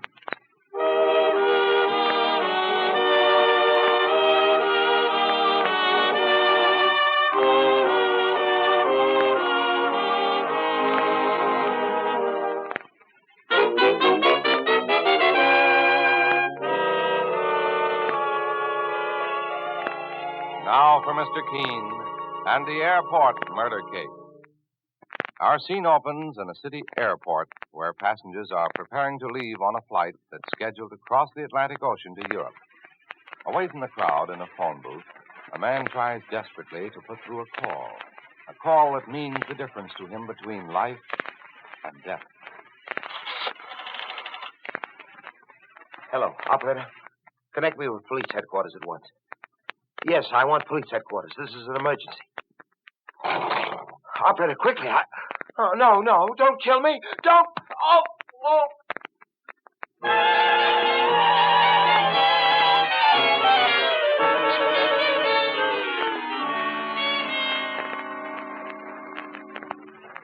Mr. Keene, I'm Mrs. Emily Haskell. I phoned you before to make an appointment here in your office. Oh, yes, Mrs. Haskell. Please sit down. This is my partner, Mike Clancy. Pleased to meet you, ma'am. How do you do? I see you've managed to compose yourself since I spoke to you. I'm sorry I broke down like that on the phone, Mr. Keene. But I couldn't help myself. My husband, the only man I've ever loved, was murdered last night. Murdered? You didn't tell me that over the telephone. He was stabbed to death in a phone booth at the city airport. Well, sure, I read about that murder in the papers this morning, Mr. Keene, sir. I saw it too, Mike. Mr. Haskell was stabbed to death within 10 yards of several passengers at the airport. But because he was in a phone booth, the murder wasn't noticed until the killer had a chance to get away. Walter, my husband, was on his way to Europe, Mr. Keene. The police found out he'd tried to contact him just before his murder. But it was too late. Were the police able to establish a motive for his murder, Mrs. Haskell? No. They found his sample case and his suitcase intact, and no money was stolen from his wallet. So they don't believe the motive was robbery. Did your husband have any enemies? He may have had one. Did you tell that to the police, ma'am? No, Mr. Clancy. Why not, Mrs. Haskell? Well, because, Mr. Keene, it involves a close member of Walter's family, his half-brother, Charles Prentice. We all call him Charlie. Yes? Well, Charlie and Walter had the same mother, but she married twice. That's why their last names are different. Well, what about Charlie Prentice? Suppose you tell us about him. Well, Walter, my husband, was a very successful exporter of costume jewelry. He was going to Europe to show a new line when he was murdered. His half-brother, Charlie... Well, Charlie never seemed to get started in business. He was continually borrowing money from Walter, particularly after he'd married his wife, Arlene. Go on, Mrs. Haskell.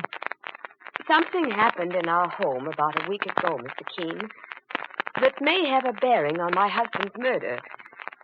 Charlie and Walter were alone in the study. Charlie come to borrow money again. And I heard everything that went on between them as I sat in the next room. All I need is $500 this time, Walter. I'll pay you back within a month. The way you paid back the last $500, Charlie, and the one before that? You've never paid back a debt in your life. What's the matter, Walter? Don't you trust me? Remember, I'm your own half-brother. Charlie, I'm beginning to feel that as long as you can borrow from someone, you'll never try to amount to anything. I didn't come here for a lecture. And I'm not going to lend you the money for your own good. Don't give me that holier-than-thou attitude, Walter. Your slate isn't so clean, either. What do you mean by that, Charlie? Suppose I told Emily, your wife, about Margot Allison. You wouldn't like that much, would you? Margot Allison is only an employee of mine. Oh, sure. You gave Margot a job as your Eastern representative. I gave her that job because she knows the costume jewelry business. She's also handy to have around whenever you feel lonely. Now, look here. One more remark like that and I'll... Walter! Oh, Emily, it's you. And Margot Allison. Margot came into the house a few minutes ago, dear. Unfortunately, we both heard every word Charlie said just now. Yes, I heard it. All right. Then let's have it out. Margot, tell my half-brother Charlie the truth. Show him up to be the liar he is. Sure, Margot. Show me up. And then try to deny what you told me a few weeks ago. Margot, what did you tell Charlie? I said I ought to quit my job, Emily, because I was falling in love with Walter, your husband. You were falling in love with me. Margot! Emily, there's been nothing between Margot and me. I didn't know she felt that way about me. That's quite true, Emily. Don't blame Walter. It's all my fault. And I've come here today to tell you I was leaving his employ. I'm sorry for everything. Oh, but Margot... Don't say any more, Walter. There's no more to be said. Goodbye, Walter. Emily. Emily, I hope you understand. I think I do, Walter. And as far as you're concerned, Charlie, get out of my house and stay out for good. I'm going, Walter. But one of these days I'll make you crawl, and don't forget it.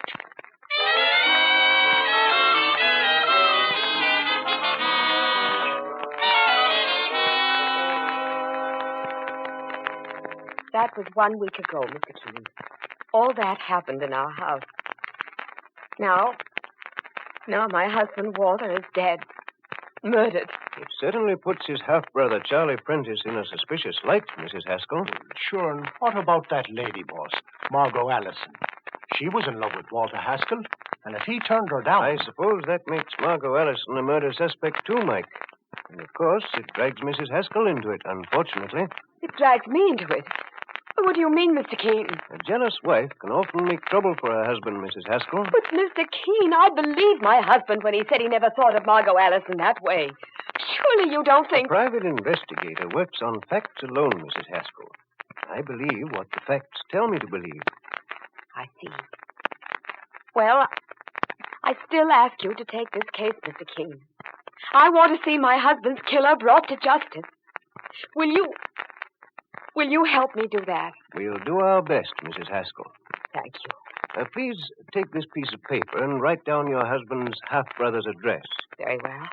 Mike, I think we'll see Charlie Prentice first. Oh, Mr. Keene, be careful. Charlie's an excitable man, and he can be violent. Well, Mr. Keene and I are used to violence, Mrs. Haskell. And I've got myself a little pacifier, just for that emergency. You'll be hearing from me very shortly, Mrs. Haskell. And perhaps I'll have something of interest to tell you.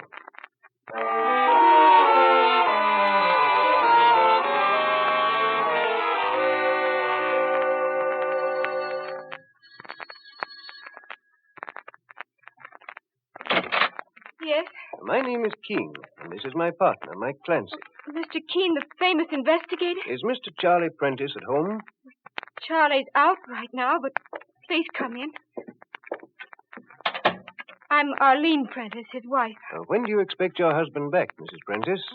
I don't know, Mr. Keene. Has he heard the news yet? What news, Mr. Clancy? Walter Haskell, your husband's half-brother, was murdered last night. Walter murdered? Oh, no. He was stabbed to death in an airport phone booth. Oh, how horrible. Charlie will be heartbroken. Will he? What do you mean? Mr. Keene, you sounded as we understand it, Mrs. Prentice, your husband quarreled with his half-brother, Walter Haskell, last week. I didn't know anything about that. We are here to ask him a few questions. Tell me, when did he leave the house? Early this morning, Mr. Keene. To go to work? Yes. Let me have his office phone number, please. I'd like to contact him. I don't know the phone number. Well, what's the name of the firm he works for? Please, Mr. Keene, don't ask me so many questions. Mrs. Prentice, you're holding something back from me. No, I'm not. As I understand it, your husband never had a steady job. You just said he'd gone to work as an excuse. Mr. Keene, Are you going to tell me the truth, Mrs. Prentice? Or must we send a police alarm out for your husband? Oh, no, Charlie's innocent. He didn't murder his half-brother, Walter. Then where is he now? I don't know. Mike. Yes, sir? Make a search of this apartment. Right, sir. My husband isn't hiding from you, Mr. Keene. He didn't come home last night at all. Did he have any reason that you know of for staying away? We had a fight yesterday. It was about money. I told Charlie that if he didn't try to get a steady job, I'd leave him. He left the house in a rage. I'm afraid I'll have to notify the police, Mrs. Prentice. Walter Haskell was murdered last night. And your husband is a suspect in the case. Oh, I'd say he is, boss. What's that you're holding, Mike? Well, I found this in a closet inside, hidden under some clothes. It's a sample case, Mr. Keene. And take a look inside of it. Loaded with jewelry. Well, it's costume jewelry, that's all. Yes, Mrs. Prentice. Some of these trinkets are partially made of gold. I'd say the contents of this sample case might be worth about $500. I was only keeping it here for Walter. Then this sample case of costume jewelry belongs to Walter Haskell, the murdered man. Yes, Mr. Keene. And you were keeping it here? Then your husband had nothing to do with it. Charlie didn't even know the sample case was in the house. His half-brother, Walter, came here to the apartment early yesterday evening and asked me to hide that case for him. The murdered man asked you to hide it? Those were the words that he used, Mr. Keene. And sure, the whole thing sounds fishy to me, boss. Charlie Prentice and his wife here needed money. And I've heard a murder committed for $500 before. Mr. Clancy, are you trying to say that I'd kill my own brother-in-law for a sample case full of cheap jewelry? If that's your husband, Mrs. Prentice, I warn you not to tell him we're here. Hello? Oh, yes, Charlie. What? Oh, I see. Very well, I will right now. Yes. Goodbye. Mr. Keene, it was my husband. Charlie asked me to pack a suitcase and meet him at the information booth at Pennsylvania Station in half an hour. All right, Mike. Suppose you go down there and pick up Charlie Prentice. Bring him back to our office. I'm going to take this sample case of jewelry over there now. Right, sir. Mrs. Prentice, is this your husband's picture on the piano? Yes, Mr. Clancy. Well, I'll take it along so I can identify him. I advise you to remain right here in your home, Mrs. Prentice. This sample case belonging to the murdered man places you under as much suspicion as your husband. I won't try to leave, Mr. Keene. All right, Mike. Keep that appointment with Charlie Prentice at the railroad station. I have a feeling we may be coming closer to the solution of Walter Haskell's murder with every passing minute.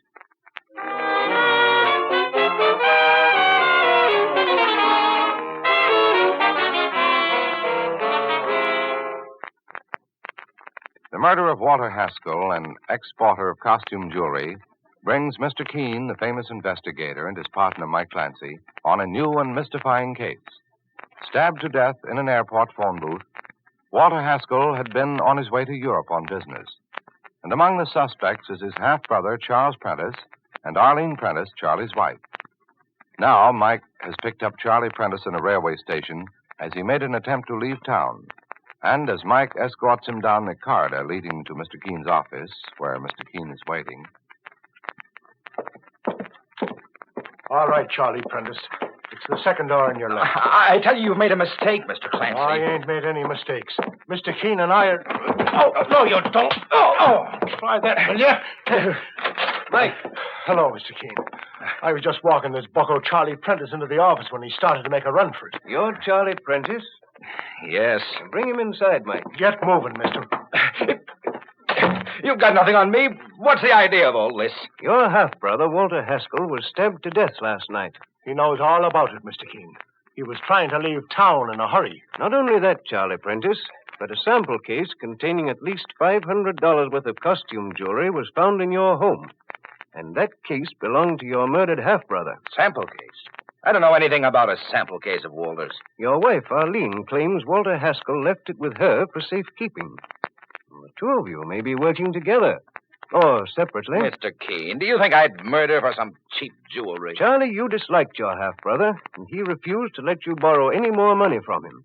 Well, that alone could have been a murder motive, if you became angry enough. Yes? Well, I'll give you two more suspects, Keene. My half-brother Walter and a woman named Margot Allison were having a love affair. His wife Emily had as much of a motive for murdering him as I had. And as far as Margot Allison's concerned, many a woman's committed murder when she was thrown over by a married man. Sure, and just listen to him, Mr. Keene. You'd think he was investigating this case. Prentice, we know all about Walter Haskell and Margot Allison. Mrs. Haskell told us. Sure, she gave you her version. Just let me accuse Emily Haskell to her face and see what happened. I'll give you that opportunity right now. Mike, while you were gone, I telephoned Mrs. Haskell. I told her we were coming over here, and I asked her to get in touch with Margot Allison. I wanted to ask Miss Allison about that sample case of Walter Haskell's. She worked for him, so she might be able to enlighten us. What'll we do with the sample case, boss? We'll leave it here in the office. Come on, Mike. We'll give Charlie Prentice a chance to prove his accusation of Emily Haskell, the murdered man's wife, and Margot Allison.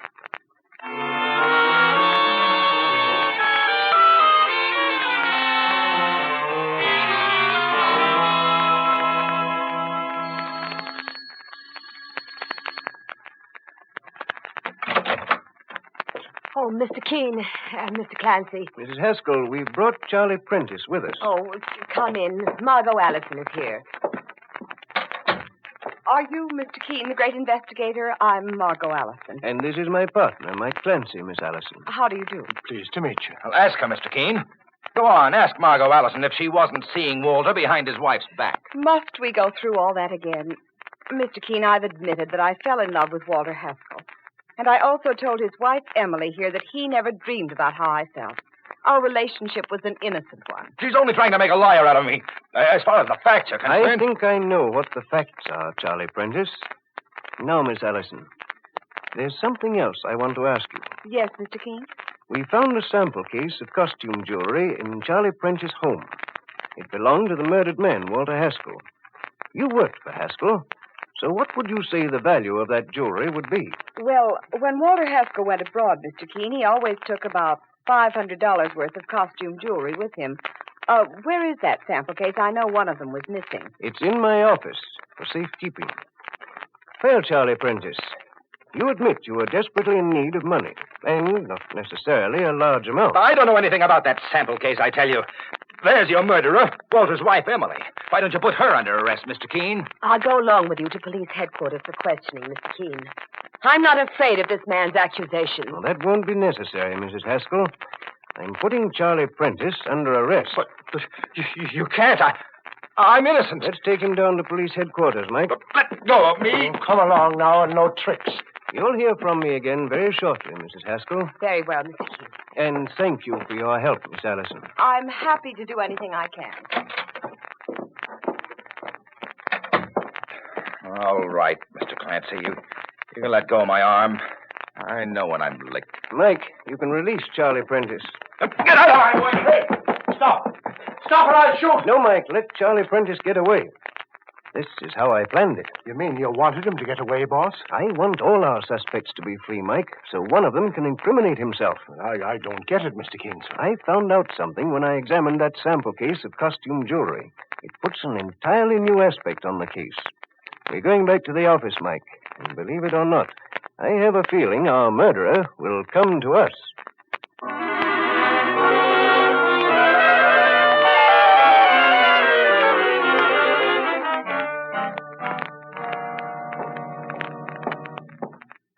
Mike, have you got your key to the office door? Right here, Mr. Keene, sir.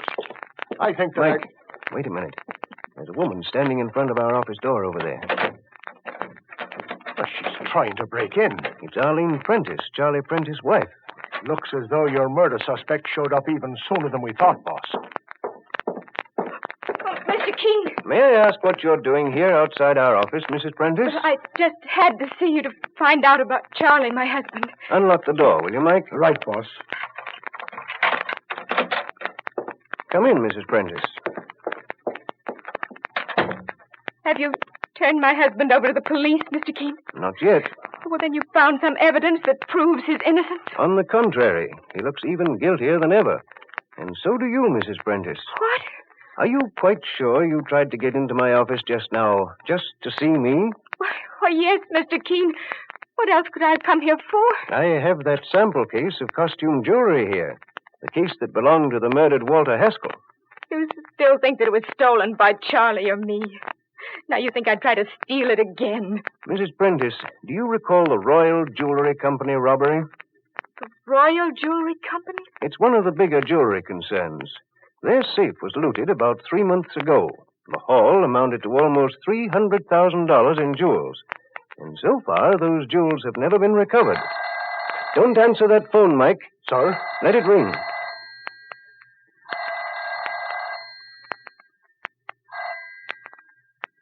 And whoever was calling has hung up, Mr. Keene. But why didn't you want me to answer? I'll explain later, Mike. Take Mrs. Prentice into my private office and stay there with her. Keep the light off and don't make a sound unless I need you. Come with me, Mrs. Prentice. I don't understand. You will very shortly. Mike, I'm putting out the light in this office, too. And hiding in the file closet. We'll probably have 10 or 15 minutes to wait. And then I think we'll have our solution to Walter Haskell's murder.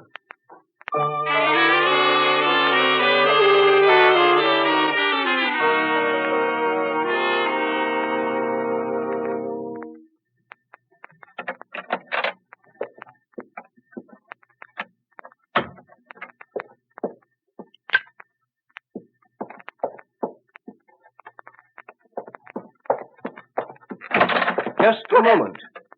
Mr. Keene. Well, Margot Ellison. Just the person I was waiting for. But I thought no one was here. The office was dark. Well, were you planning to take that costume jewelry sample case home with you, Margot Ellison?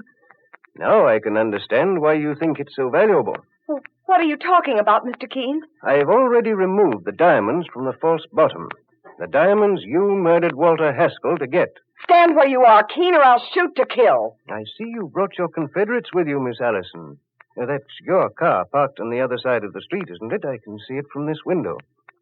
I imagine they're keeping the motor running for a quick getaway. You're pretty clever, Keene. And so are you, Miss Allison. When you took a job working for Walter Haskell, he never realized you were the famous jewel thief the police have been after ever since the Royal Jewel Company was robbed of $300,000 worth of diamonds. You stole those gems, then devised a very interesting way of smuggling them out of the country so they could be safely sold abroad. If that fool Walter Haskell hadn't crossed me, my plan wouldn't have failed. He said he'd go in on this with me, then he tried to double-cross me at the airport by calling the police. Well, first, he hid this sample case in his half-brother Charlie Prentice's apartment. That's something you didn't count on. You're right, Keene. Walter Haskell took another sample case to the airport with him, pretending it was the one we'd hidden the diamonds in. But I didn't have to figure out what to do when I saw him going to that phone booth.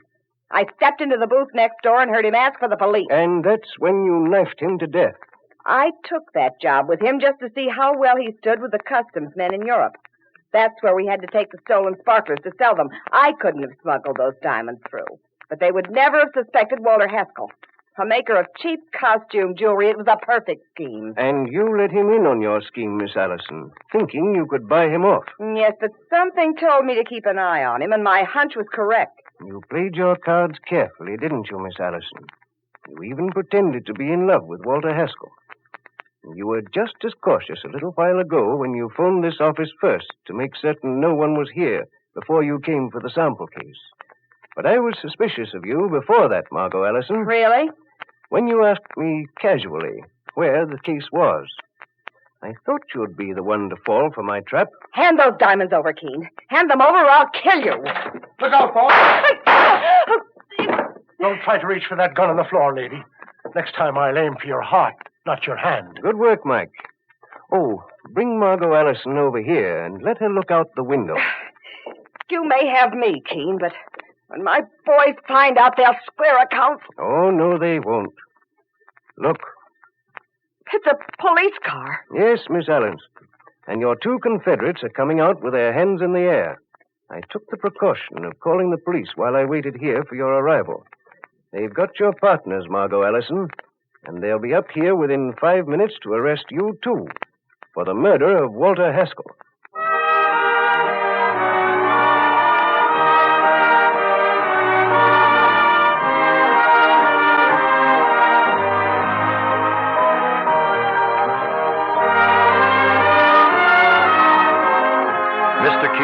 Tracer of Lost Persons comes to you each week as a regular dramatic feature of the United States Armed Forces Radio Service, the voice of information and education.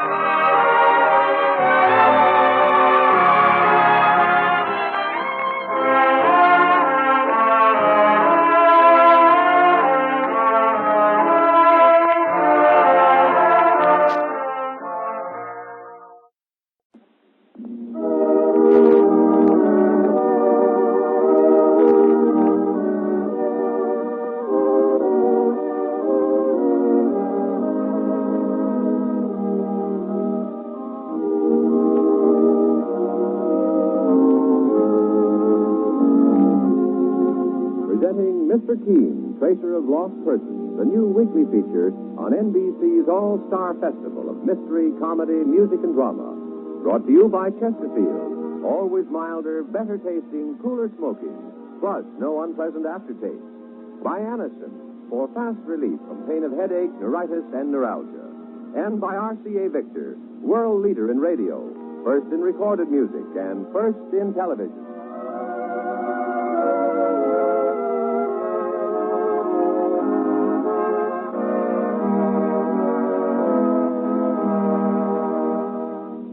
And now, here's Bing Crosby with a word about vacations. Oh, Ken, when you mention vacations, it brings a tear to my eye and a lump in my throat. Poor Uncle Herbert. Well, what happened to your Uncle Herbert? Uncle Herbert loves to fish. So on his vacation, he hired himself off all alone to a secluded spot way back in the woods. Poor Uncle Herbert. He forgot his fishing pole? He forgot his Chesterfield. So, friends, take a tip from me. Whether you're packing to take off for the weekend or for that long-anticipated vacation, pack a couple of cartons of those milder Chesterfields. When you take off on a trip like that, you like to go where you want and do what you want. So take along the cigarette that gives you what you want. Chesterfield. Chesterfield gives you its famous ABCs. Always milder, better tasting, cooler smoking. Plus, no unpleasant aftertaste. Yep, the country's first and only cigarette taste panel reported, of all brands tested, only Chesterfield leaves no unpleasant aftertaste. Vacation time, anytime. Take Chesterfields with you.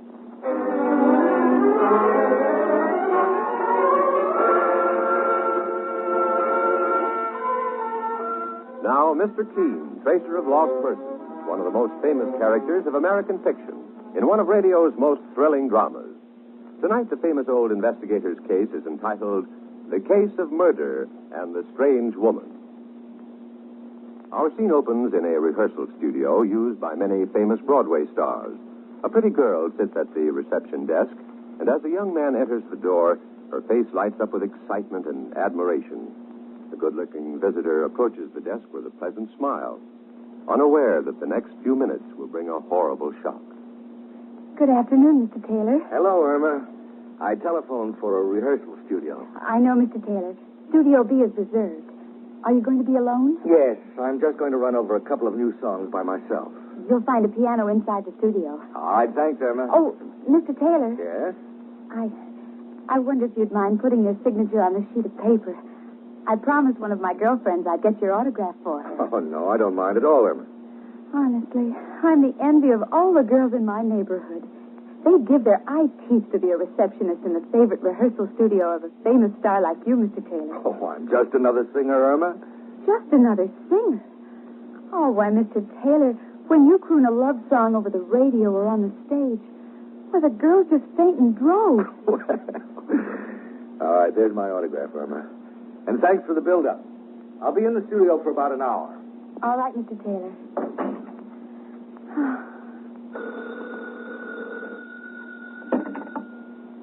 Acme Rehearsal Hall. Oh, hello, Helen. Guess who just walked in here? Don Taylor. Yes. And I got his autograph for you. Oh, he's just wonderful in person, Helen. He's not the least bit swell-headed, even though he's a famous star. Oh, and he's just fascinating. And when he sings... Helen, wait. I just heard something that sounded like shots. I'll talk to you later, Helen. Mr. Taylor? Mr. Taylor! Oh, no!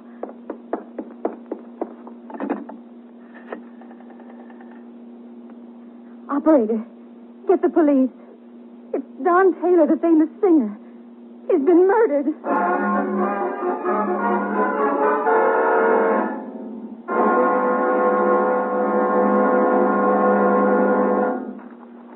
Mr. Keene, did you read this headline in the papers? I haven't had a chance to look at the newspapers this morning, Mike. Well, the famous singer, crooner, Don Taylor, was shot to death yesterday afternoon in a rehearsal studio. Oh, really?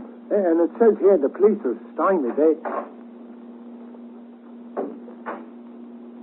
Can I help you, ma'am? Are you Mr. Keene, sir? Well, I'm his partner, Mike Clancy.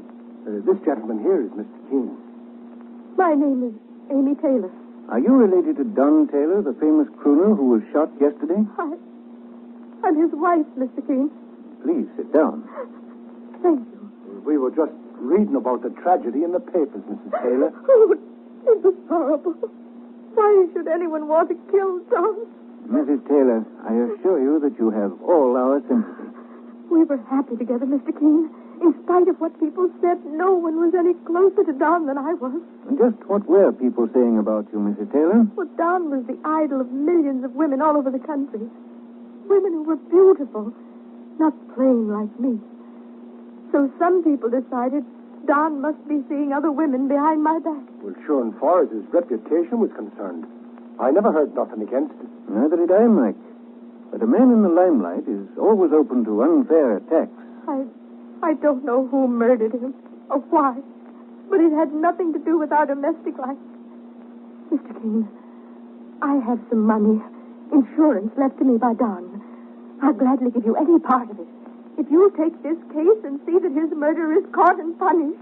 I'll take the case, Mrs. Taylor, but not because of the money you offer.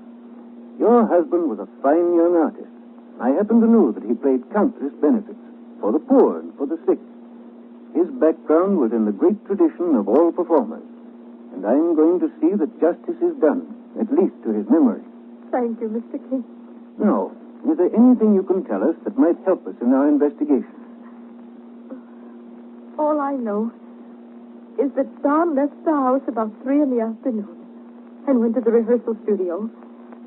He was going to rehearse a new song. Don could concentrate on singing better away from the house, where he wouldn't be bothered by telephone calls. Whoever killed him must have known that and planned to trap him in the rehearsal studio. Who found his body? A young girl receptionist. There were 2 entrances to the studio Don was working in, Mr. Keene. The killer escaped through one of them. And there's no one you suspect of the crime? Well, there was someone who'd bothered Don for the past few weeks, but I don't know who she was. Then how did you know about her, Mrs. Taylor? Mr. Fleming mentioned something to me, Arthur Fleming, the Broadway producer. Don had been appearing in a musical show of his for the past 2 months. And what did Mr. Fleming tell you? He called me up once and asked me if a dark-haired woman had tried to force her way into our home to speak to Don. I said no, and Mr. Fleming told me to forget about it. And did you mention it to your husband? Yes, but Don laughed it off, said the woman was an autograph crank. But underneath, I had a feeling that he was worried. Mrs. Taylor, where can I reach Mr. Fleming, the Broadway producer? His office is above the Grand Theater. We'll go down and see him now, Mike. Okay, Mr. Keene. Mrs. Taylor, from all appearances, this case is an extremely difficult one to solve. When a murder involved a man like your husband, who was in the public eye, any one of a number of people may have had a hand in it. Well, then, Mr. Keene, you think it's hopeless to try to find the person who murdered Don? No case is hopeless. But you must have patience. And above all, caution. Caution? Until we find out who the murderer is, there's always a chance that you may be next on the list, Mrs. Taylor. You mean the motive for the murder may have something to do with me? Jealousy of you. Hatred of you. It's always a possibility with a handsome man who's a star and matinee idol. Oh, yes, I understand, Mr. Keene. All right, Mike, let's get started. Perhaps we can pick up the first scent on our trail for murder at Mr. Fleming's office at the Grand Theater.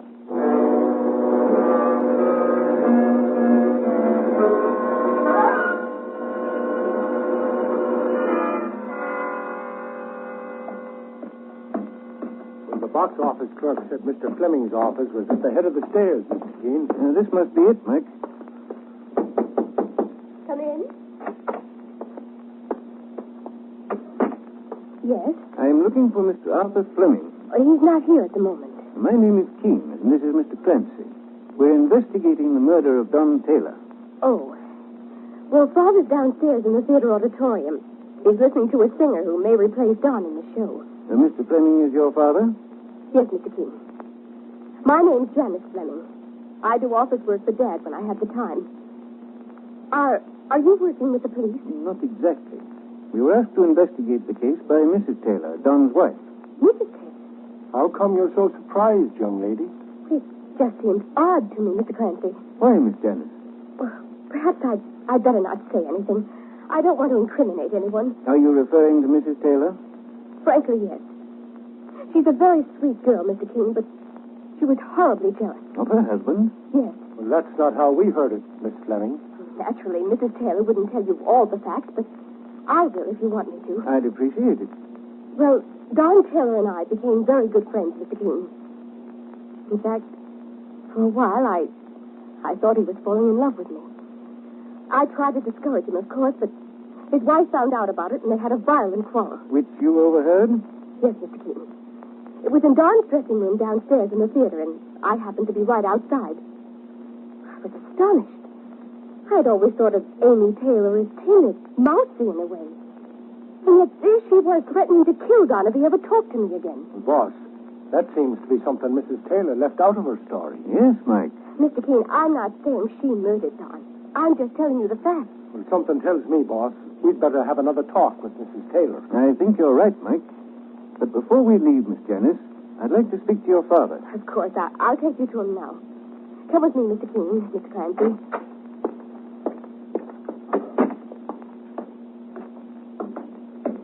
Father's in an awful jam right now. He's got to find a substitute singer for Don Taylor. And the musical show is going to continue? Oh, yes. Through here, Mr. Keene. We seem to be inside the theater auditorium. That's odd. Dad was on stage a little while ago. I wonder if... Keep away from me! Keep away! I'll kill you! I'll kill you! Transfer's office. Who was that? He came from one of the dressing rooms backstage. Come on, Mike, and make sure your gun is handy. Right, Mr. Kingston. This door leads backstage, Mr. Keene. Open it, Mike. Dad! Janice, keep away from here. What happened, Mr. Fleming? Dad, this is Mr. Keene, the famous investigator. Mr. Keene, good. I'd have gone for the police, but I was afraid she'd get away. She locked herself in that dressing room, and she just threatened me with a gun. Who threatened you, Mr. Fleming? Her name is Mildred Sellers. At least that's what she told me when I found her trying to steal Don Taylor's things. Was this the murdered Don Taylor's dressing room? Yes, Mr. Keene. I found this Mildred Sellers stuffing some pictures of Don Taylor in her handbag, along with several other things he left on his dressing table. When I tried to put her out, she pulled a gun. She told me to get out, and then she locked the door. Mike, see if you can get inside that dressing room. Well, shooting the lock off is the only way, Mr. Keene. But maybe she'll listen to reason. Miss Sellers? Open up in there. Keep away from that door, or I'll shoot right through it! Miss Sellers, no one is going to hurt you. Open the door. We only want to talk to you. Oh, it's no use, boss. She'll stay locked up in there unless we butt down the door. I guess we have no choice, Mike. Be careful, Mr. Keene. She's dangerous. You'd better stand aside with your daughter, Mr. Fleming. Come over here, Janice. Yes, Father. All right, Mike. Shoot the lock off. It's your last chance, Miss Sellers. Come out quietly, or we're coming in to take you. Well, that's that. Here goes. What's your step, Mike? Why, Mr. Keene, the room is empty. Well, that window's open. It leads to the fire escape. Quickly, Mike. No, she's gone, boss. She got away. Mr. Keene, do you think this Sellers woman could have murdered Don Taylor? I don't know, Miss Janice. You supplied us with another suspect yourself. After what you told us of Don Taylor's violent quarrel with his wife. His wife was so jealous of him. And so you said. But I now believe we will find out who killed him, even though this case seems to get far more complex and mysterious as we go along.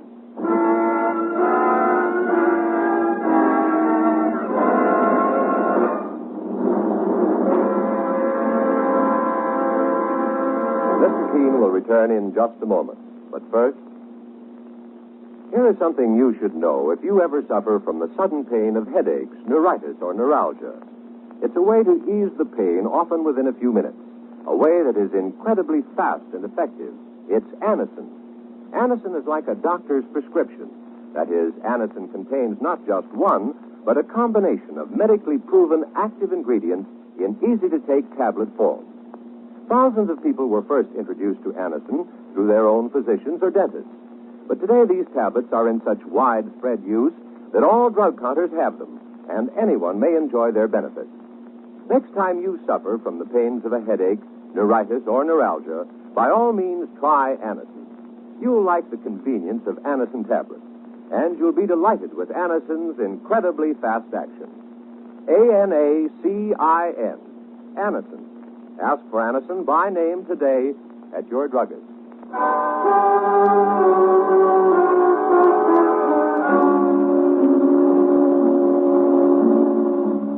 Now back to Mr. Keen and the case of murder and the strange woman. Mr. Keen, the great investigator, and his partner, Mike Clancy, are investigating the murder of Don Taylor, an immensely popular singer, who was shot to death in a rehearsal studio. We find Mr. Keen and Mike backstage at the Grand Theater with Arthur Fleming, the theatrical producer, and his daughter Janice, who has hinted that Amy Taylor, the singer's wife, may have been responsible for his death. A new suspect has appeared on the scene, however.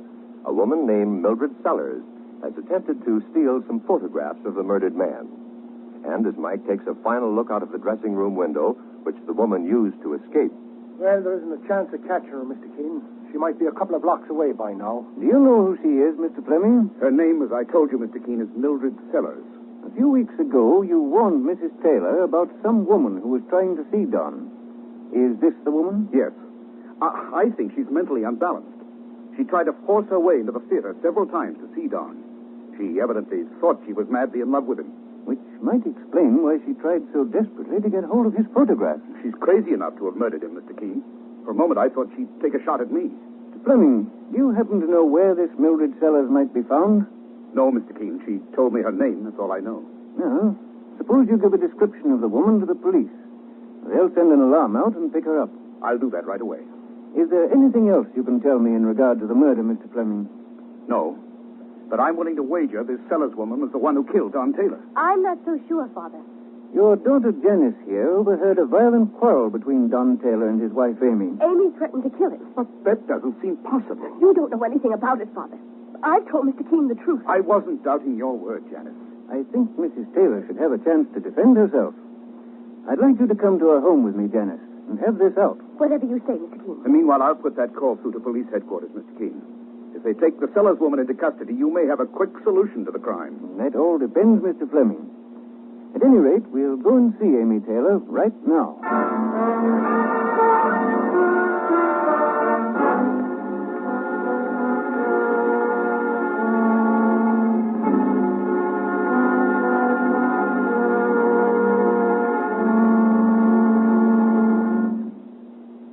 Come in, Mr. Keene.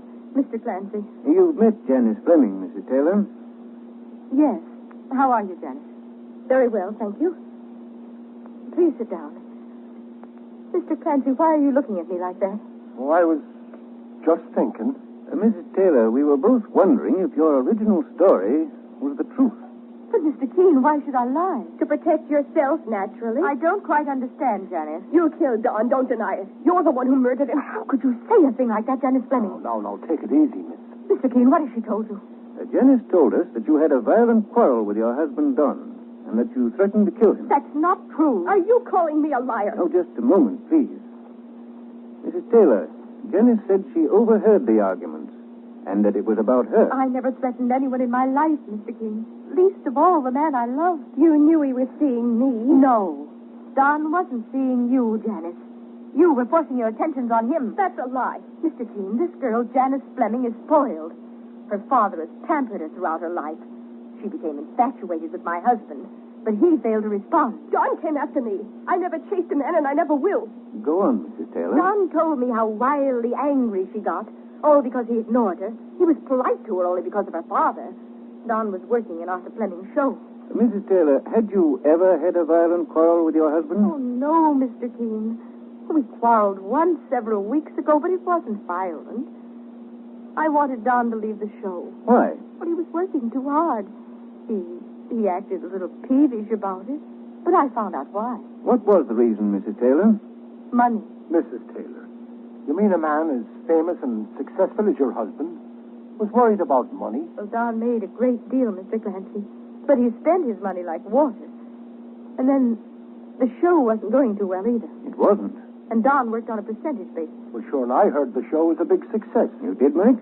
Just the other night, boss, when I was listening to Walter Winchell's broadcast. Father's show is a hit, all right. But the production costs are very high, and the investors have to be paid off first. You know a great deal about your father's business, don't you, Janice?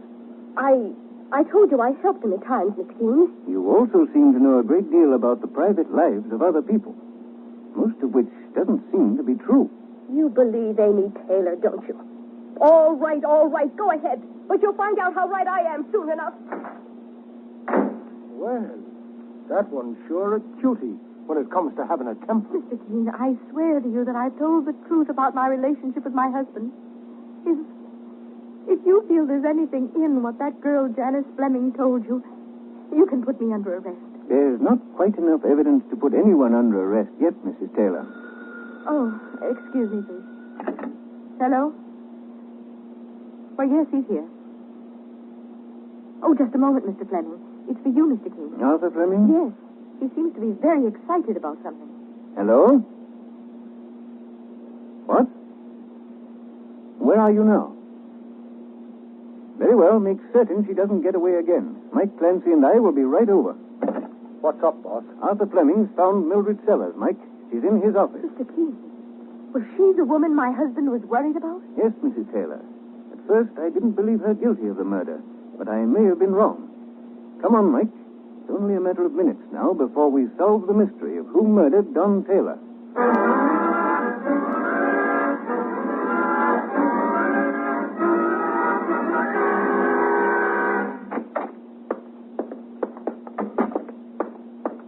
Mr. Fleming. Oh, there you are, Mr. Keene and Mr. Clancy. I'm glad you didn't waste any time. I've been holding this woman at bay with this revolver. Are you Mildred Sellers? That's none of your business. It looks as though we're going to have a bit of trouble with this one, boss. Miss Sellers, I'm afraid you don't know how serious this is. I think she does, Mr. Keene. You see that hole in the wall over there? Why, it's a bullet hole. Yes, Mr. Clancy. She took a shot at me and missed, just before I took her gun away from her. Is that true, Miss Sellers? You shouldn't have tried to grab me that way. You came here to steal something. I found you going through my desk. I came here to meet Don Taylor. He phoned me and told me to come over here to the theater. Sure, she's as balmy as they come, boss. So it appears, Mike. Mr. Keene, it seems to me she's only pretending. Miss Sellers, don't you know that Don Taylor is dead? Don is dead? Yes. Oh, no, I don't believe it. You're lying to me. Hand me that newspaper on the desk, Mike. Right, boss. Here. Here. You can see for yourself. Look at the headline. Oh, no. Don's voice was the most wonderful I ever heard. I lived for only that. You mean you didn't kill him? Kill him. Kill the man I've worshipped. That's quite an act she's putting on, Mr. Keene. But the facts can be easily proven. Can they, Mr. Fleming? How? I took this gun away from her. The police experts can check it with the 2 bullets that were fired at Don Taylor. I'll take that gun if you don't mind. Here you are, Mr. Keene. However, the evidence still doesn't point to this woman, Mildred Sellers. But who else is there to suspect? Janice. Father, Mr. Keene. What are you holding in your hands, Janice? Nothing, Let me see those books. No. Are those your account books, Mr. Fleming? The ones you used for your musical show? I guess they are. I have a feeling they've been doctored. Doctored? Your daughter kept the accounts for you part of the time, didn't she? Yes, Mr. Keene. Then she's the one who doctored them. She changed the figures after stealing money that was owed to Don Taylor. What? Mr. Fleming, you asked me whom I suspected of killing Don Taylor. Well, I'll tell you. I'm going to arrest Janice, your daughter, for murder. No. Oh, no. Put the handcuffs on her, Mike. Wait, Mr. Keene, leave my daughter alone.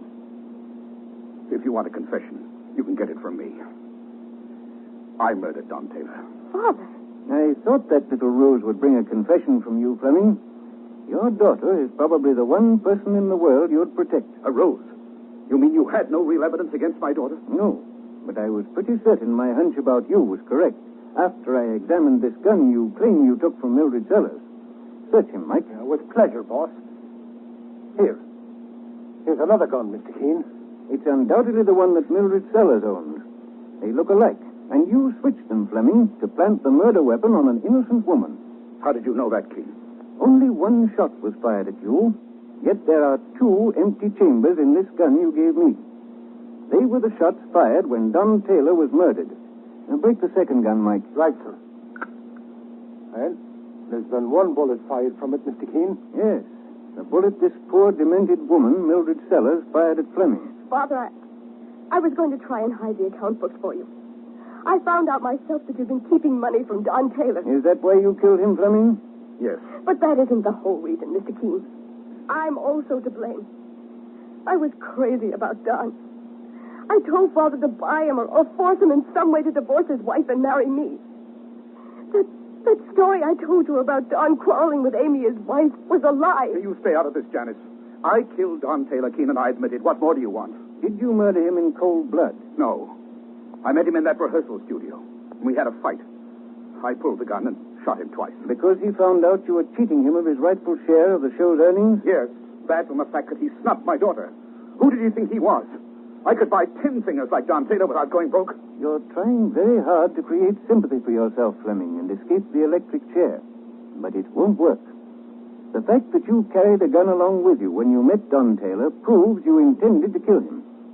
And then you tried to pin your crime on Mildred Sellers here, a woman who obviously can't protect herself. It was murder in the first degree, and you'll have to pay for it in the death house.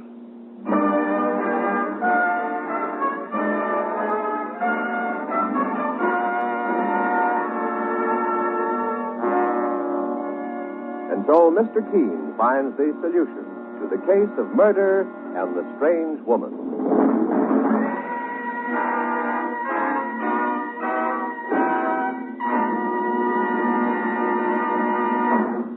Here's a word from RCA Victor. There's one good reason for you to buy television. It's fun. And there's no better reason for you to stop in at your RCA Victor dealers tomorrow and see the wide selection of RCA Victor television sets available now. You and your family will have a lot more fun every day of the week, all year round, with television in your home. Tomorrow you can buy the receiver you want, the right one to suit your budget. And here's a good reason for you to buy RCA Victor television. It's the best. You get a clearer picture, a steadier picture, a picture locked in place with RCA Victor's exclusive Eyewitness Picture Synchronizer. And besides the world of entertainment television brings you, you'll find the RCA Victor television set of your choice a magnificent addition to your living room. It's wonderful to look at, beautiful to see. RCA Victor Million-Proof Television.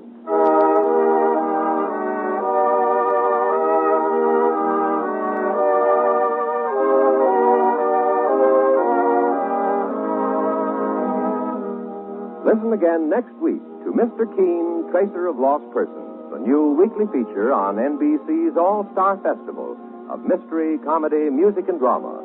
Brought to you by Chesterfield, always milder, better tasting, cooler smoking, plus no unpleasant aftertaste.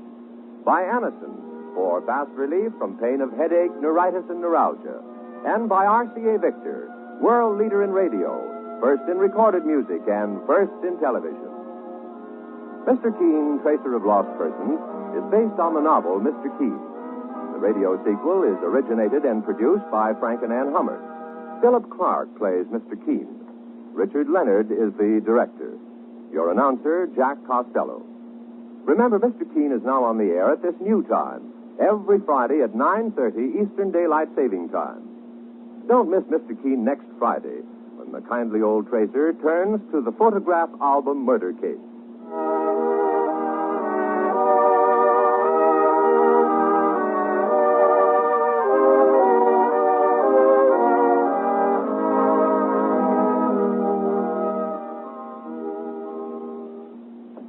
Next, join Roy Shield. Sunday, it's the Symphony on NBC.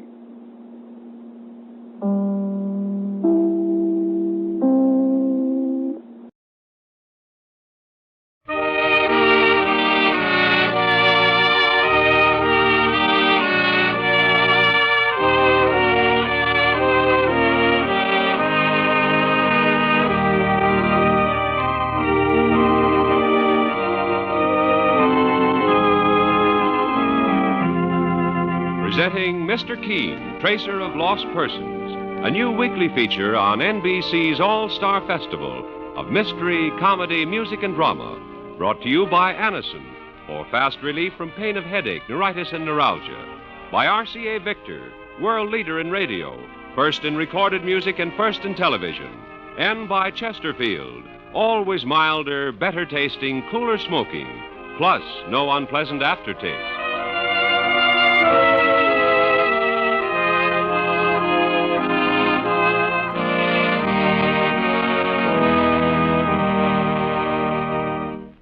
Every day you hear more and more about an incredibly fast way to relieve the pains of headache, neuritis, and neuralgia. It's Anacin, A-N-A-C-I-N. Now, the reason Anacin is so wonderfully fast-acting and effective is this. Anacin is like a doctor's prescription. That is, Anacin contains not just one, but a combination of medically proven active ingredients in easy-to-take tablet form. Thousands of people have received envelopes containing Anacin tablets from their own dentist or physician, and in this way discovered the incredibly fast relief Anacin brings from pains of headache, neuritis, or neuralgia. So the next time a headache strikes, take Anacin, A-N-A-C-I-N. Anacin comes in handy boxes of 12 and 30, economical family-size bottles of 50 and 100. Ask for Anacin at any drug counter.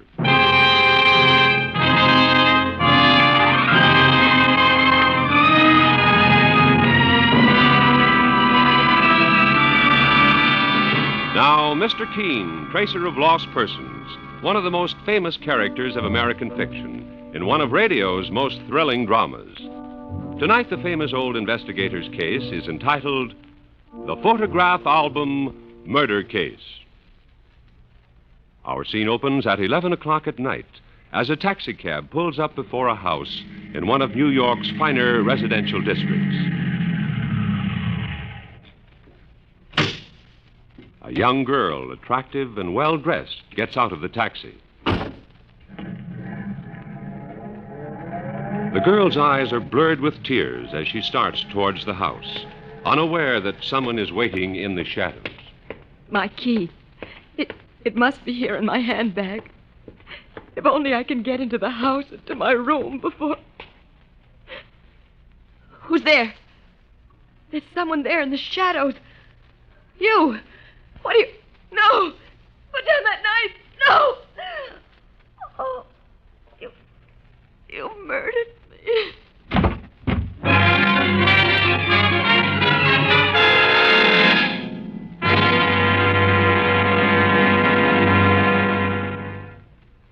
Which one of you gentlemen is Mr. Keene? Well, this is Mr. Keene, young fella. I'm his partner, Mike Clancy. Mr. Keene, I'm Larry Benton. Oh, yes, Mr. Benton. You're the young man who phoned for an appointment. Yes. Mr. Keene, did you read in the morning paper about the murder of a girl named June Reynolds? Yes, Mr. Benton, I did. It occurred around 11 o'clock last night. The young woman was an actress, I believe the newspaper said. That's right, Mr. Keene. June was stabbed to death as she was about to enter the house. Well, sure, and I read about it too, Mr. Keene. The young lady's handbag was stolen, and the police figure some hoodlum robbed her and stabbed her to death when she tried to call for help. Only they're wrong, Mr. Clancy, completely wrong. June was deliberately murdered. Her handbag was stolen to throw the police off the track. Mr. Benton, just how are you related to the murdered girl? And why do you believe robbery was not the motive for the murder? June Reynolds was my fiancée, Mr. Keene. We'd been going together ever since she came to New York from a little town in Iowa a year ago. She worked as a stenographer in the same firm where I'm employed as an accountant. Only June's real ambition was to become an actress. I see. She belonged to one of those little amateur theater groups in Greenwich Village. One night, about a month ago, she was in a play down there, and Mrs. Elsa Foster saw her and decided to sponsor her.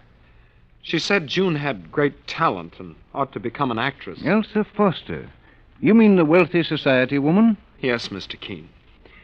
Mrs. Foster took June to live with her in her beautiful home. She persuaded June to give up her job as a stenographer and devote all her time to studying for the theater. I I begged June not to accept Mrs. Foster's offer. Well, sure, and why did you object to her living in an elegant house with a rich society lady? Because, Mr. Clancy, I had a feeling there was something strange about it. Mrs. Foster seemed to take charge of June completely. Whenever I phoned the house, I was told June couldn't talk to me. She never called me back, and when I finally did get to see her, she... Yes, Mr. Benton. Go on. June was like a different person, Mr. Keene. She seemed terribly worried about something. Then yesterday afternoon, I met her outside Mrs. Foster's home. I was stunned to see how pale she was. I could see that she was desperately afraid of something. Saints preserve us, but what would the young lady be afraid of, Mr. Benton? She wouldn't tell me, Mr. Clancy. But she did say that she was leaving Mrs. Foster's house the very next day.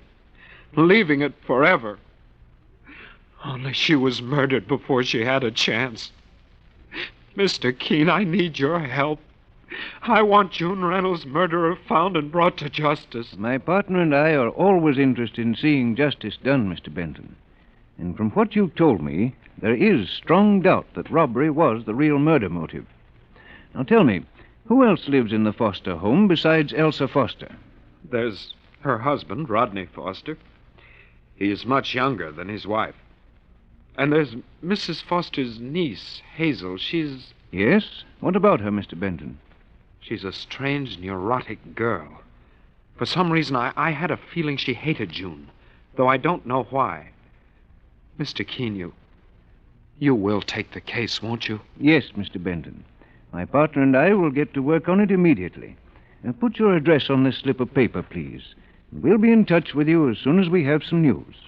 Mike. Yes, boss. We'll go directly to Mrs. Foster's home and start our investigation of June Reynolds' murder at the scene of the crime.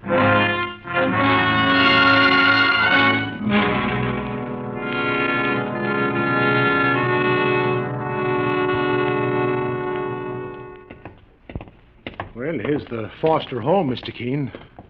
Sure, and it's a beautiful house. Yes, Mike. And June Reynolds must have been stabbed to death right here at the front door. Well, I'll ring the bell, sir. Yes? What is it? Are you Mrs. Elsa Foster? I am. My name is Keene. I'm a private investigator. And this is my partner, Mike Clancy. Mr. Keene, come in. Thank you. We should like to ask you a few questions, Mrs. Foster, about the murder of June Reynolds. About June's murder? Surely there's no reason to investigate her murder, Mr. Keene. It's obvious that some hoodlum robbed her and stabbed her to death when she tried to cry out for help. It's quite possible, Mrs. Foster, that the person who murdered June Reynolds hoped the police would think exactly that. I understand that June Reynolds was your protégée, that you were encouraging her to become an actress, and that she was living here in your home. Yes, Mr. Keene. I wanted to help her in every way possible. You see, I was on the stage myself some years ago. I suppose I wanted June Reynolds to become the great actress I had once hoped to be. You must have become very devoted to the murdered girl, Mrs. Foster. Why, Yes. Mr. Keene, who asked you to investigate this case? The murdered girl's fiancé, Larry Benton. Larry Benton? Larry Benton? You seem upset. Mr. Keene, what did Larry tell you? What did he say about me? Mrs. Foster. Larry Benton hates me. And if anyone had a motive for murdering June, I suggest it was Larry Benton. The young man says he was in love with her. Why do you make such an accusation, Mrs. Foster? Mr. Keene, I shouldn't have said that. I don't know what came over me. Elsa, my dear. Who are these men? Rodney, dear, this is Mr. Keene, the private investigator, and Mr. Clancy. Mr. Keene, this is my husband, Rodney Foster. How do you do, Mr. Foster? Glad to know you. How do you do? Rodney, that young man, Larry Benton, has asked Mr. Keene to investigate June Reynolds' murder. Really? Why, Mr. Keene? Because there seems to be some doubt, Mr. Foster, that robbery was the motive for the murder. There may have been another reason. Good heavens. Then that ties in with... With what? Rodney, don't. Please don't say anything. Well, Elsa, my dear, I think Mr. Keene should know the facts. And just what are the facts? Mr. Keene, last night my wife and I made a discovery which may have some bearing on June Reynolds' murder. Rodney, please. I suggest you allow your husband to go on, Mrs. Foster. When I returned from a business trip to South America a week ago, I brought a present for my wife, an expensive diamond necklace. Last night, we discovered it was missing from the safe. Could it have been mislaid? Hardly. Mr. Keene, I suspected that the necklace might have been stolen by June Reynolds. After all, we knew very little about the girl when she came here to live. Did you confront her with your suspicions? I didn't have a chance. June had gone out for the evening. I intended to question her in the morning. Now I'm wondering if she wasn't mixed up in some way with criminals, and if the theft of my wife's diamond necklace had something to do with her murder. Rodney, I'm sure you're wrong. June Mr. wouldn't... Foster, I take it you told the police about the missing necklace? Why, no, I haven't. Why not? Mr. Keene, I asked my husband not to say anything about it to the police. June Reynolds is dead, murdered. It would be cruel to cast suspicion on her name. And the diamond necklace was insured, so there'll be no loss. I agreed to go along with my wife on the matter, Mr. Keene. The fact that you concealed the theft of the necklace from the police, Mr. Foster, places you and your wife in a suspicious light. People who hide facts in a murder case often have a sinister reason for doing so. Mr. Keene, are you trying to imply that my wife or I had anything to do with the murder? I'm only telling you what the police may think. Mrs. Foster, during the time she lived here with you, did the murdered girl seem worried about anything? Or frightened? Why, no, Mr. Keene. June seemed very happy. I see. I should like to have a look at June Reynolds' room. Her room? But there may be something in her effects that will give us a clue to her murder. Where is her room, Mrs. Foster? It's the last door at the end of the hall. I'll show you. Oh, don't bother. Mike Clancy and I will find the way. Come along, Mike. Right, sir. But what do you think, Mr. Keene? Do Mr. and Mrs. Foster know more about the murder than they're saying? It's hard to say, Mike. Well, this must be June Reynolds' room. Mike, look through the dresser for any letters or papers. Anything that might be a clue. Right, boss.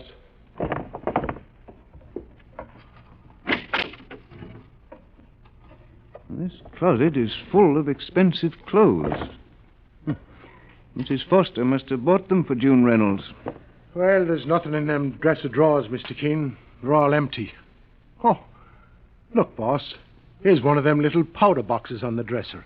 I wonder if it's the kind that plays a tune when you open it. Well, sure enough, and it plays it. Saints preserve us, Mr. Keene. Look what's in the powder box. It's a necklace, Mike. A diamond necklace. Then the murdered girl, June Reynolds, must have stolen it, like Mr. Foster said.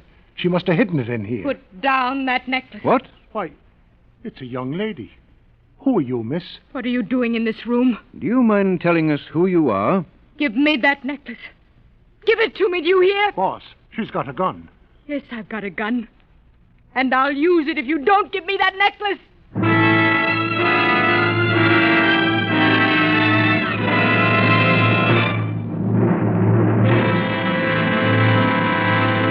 Mr. Keene will return in just a moment, but first, here's a word from RCA Victor. If you think back just 3 years, you'll recognize the tremendous strides television has made in bringing us finer entertainment. Keeping pace with these advances is your local radio television serviceman. He's your neighborhood community servant, whose job it's been to keep his knowledge and equipment up to date in order to provide you with prompt, dependable service.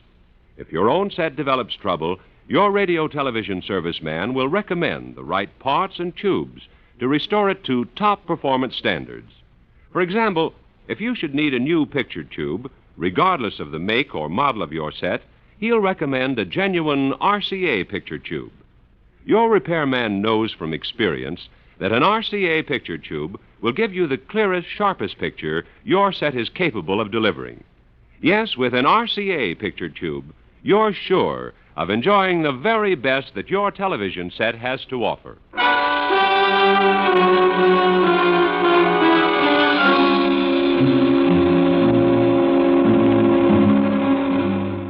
Mr. Keene and the photograph album Murder Case. Mr. Keene is investigating the murder of June Reynolds, beautiful young actress, who was stabbed to death outside the home of wealthy, socially prominent Elsa Foster, who had been sponsoring her career. In the room which June occupied in the Foster's home, Mr. Keene and his partner, Mike Clancy, have discovered a missing diamond necklace. But now an intensely distraught young girl with a gun in her hand is saying to them, Give me that necklace or I'll kill you. I warn you. Oh, no, you don't, young lady. There now, I've got the gun. Well, that's a nasty weapon for a young lady to be carrying around. Who are you? I'm Hazel Collins, and I've got a right to be here, but you haven't. This is Mr. Keene, young lady. Oh, Mr. Keene? The famous investigator? Oh, I'm sorry. I didn't know. I came in here and saw you with Aunt Elsa's diamond necklace. Then you are Elsa Foster's niece. Yes. And you recognize this diamond necklace? Of course I do. Where did you find it? It was in that powder box on the dresser. I might have known it. I might have known June Reynolds was a thief. I warned Aunt Elsa that June was no good. I take it, Miss Collins, you didn't like the murdered girl. Why would I like her? What right had she to come into this house and take everything that belonged to me? I'm Aunt Elsa's niece. But you'd have thought that it was the other way round. Well, I'm glad she's dead. I'm glad. Saints preserve us, Mr. Keene. She don't sound normal. Miss Collins, hate as strong as yours could be a motive for murder. Mr. Keene, if you're looking for a motive for June Reynolds' murder, why don't you find out how Aunt Elsa really felt about June? Just how did she feel? She hated June Reynolds. But your aunt befriended June. Why would she have done that if she hated her? Oh, my aunt didn't hate June at first, Mr. Keene. It was only after Aunt Elsa's husband, Rodney Foster, came back from South America, and Aunt Elsa realized what was happening. Miss Collins, just what do you mean? Have you met Uncle Rodney? Have you noticed how much younger he is than my Aunt Elsa? June Reynolds was young, too. You mean to say that your aunt's husband was in love with the murdered girl? I knew he took her out to dinner, Mr. Clancy. He met her outside the house. Aunt Elsa knew it, too. She's always been intensely jealous of Uncle Rodney. Hazel, what are you doing here? Uncle Rodney, What has my wife's niece been telling you, Mr. Keene? Some rather interesting things, Mr. Foster. I've been telling Mr. Keene the truth, Uncle Rodney. That besides seeing you behind Aunt Elsa's back, June Reynolds was also a thief. Go to your room, Hazel. No, I don't want to. Do as I tell you. Very well, I'll go. But June Reynolds was a thief. She was a thief! Mr. Keene, I must apologize for Hazel. She hasn't been well mentally for quite a while, and... Great Scott, you found my wife's diamond necklace. Yes, Mr. Foster. It was in that powder box on the dresser. Then June Reynolds must have stolen it. Mr. Keene, this will break my wife's heart. She was so devoted to June. And what about you, Mr. Foster? I hardly knew the girl. I met her for the first time when I got back from South America a week ago. But you knew her well enough to take her to dinner, to meet her at places outside your home. What? Well, how did you... Then it's true, Mr. Foster. Very well, Mr. Keene. I won't deny it. I was attracted to June in spite of myself. I met her secretly several times. But after the other evening, I realized what a fool I was. What about the other evening, Mr. Foster? I'd met June in a restaurant on 53rd Street. Suddenly, Larry Benton walked in. Larry Benton? June Reynolds' fiancé? Yes. Larry flew into a jealous rage and made wild threats against both June and me. Well, sure, Mr. Keene, Larry Benton never mentioned that fact to us. No, Mike, he didn't. I'm beginning to wonder now if Larry Benton didn't carry out his threat against June and murder her. There's also another possibility, Mr. Foster. What is that? You admit that you were infatuated with June. If she turned you down, that might be a clear motive for murder. No! I was attracted to her, but it really meant nothing, Mr. Keene. I'm in love with my wife, Elsa. Unfortunately, you've also put your wife in a highly suspicious position. Elsa? Why, she didn't even know I was meeting June. You can't be sure of that. Your wife may have learned of it in some way and taken matters into her own hands. No. Elsa would never commit a murder. Jealousy is a strong incentive for murder. That same motive which you say could have driven Larry Benton to violence. Come along, Mike. Where to, Mr. Keene? I want to have another talk with Larry Benton, the murdered girl's fiancé. This time, he won't withhold important facts, as he obviously did before.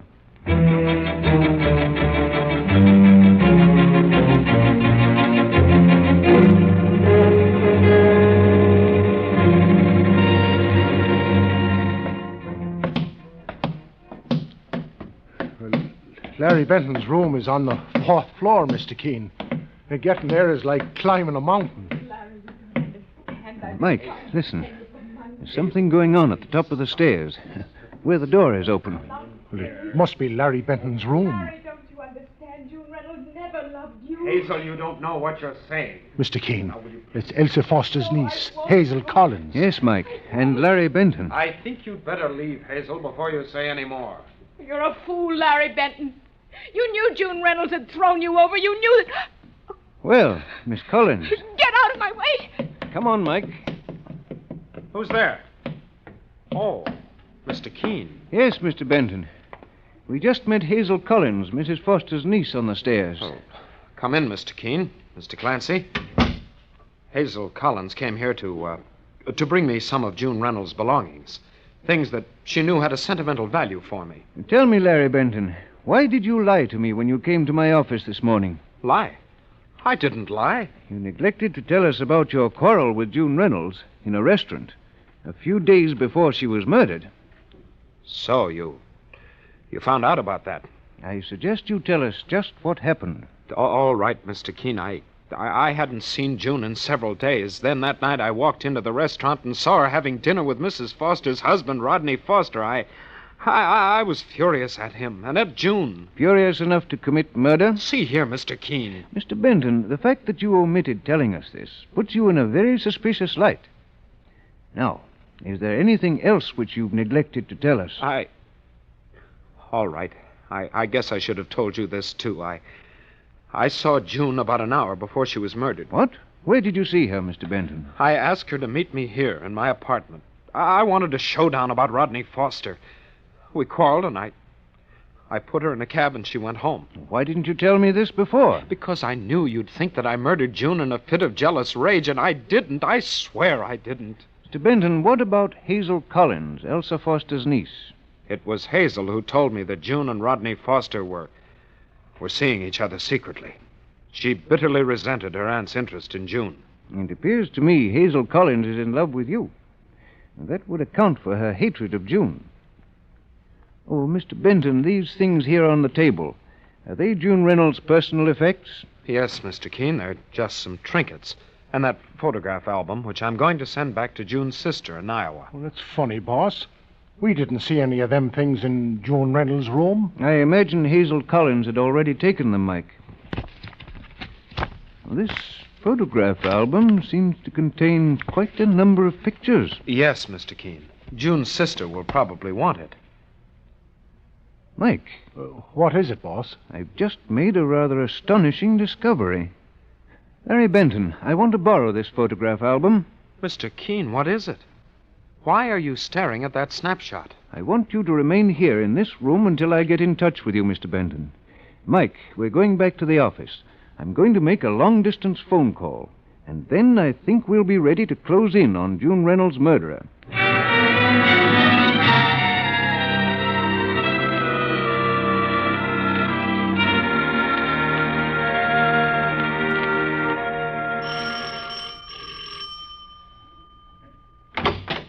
Oh, Mr. Keene and Mr. Clancy. Come in. Thank you, Mr. Foster. Is your wife at home? I'd like to talk to her again. Yes, Elsa's in the library. Come right in.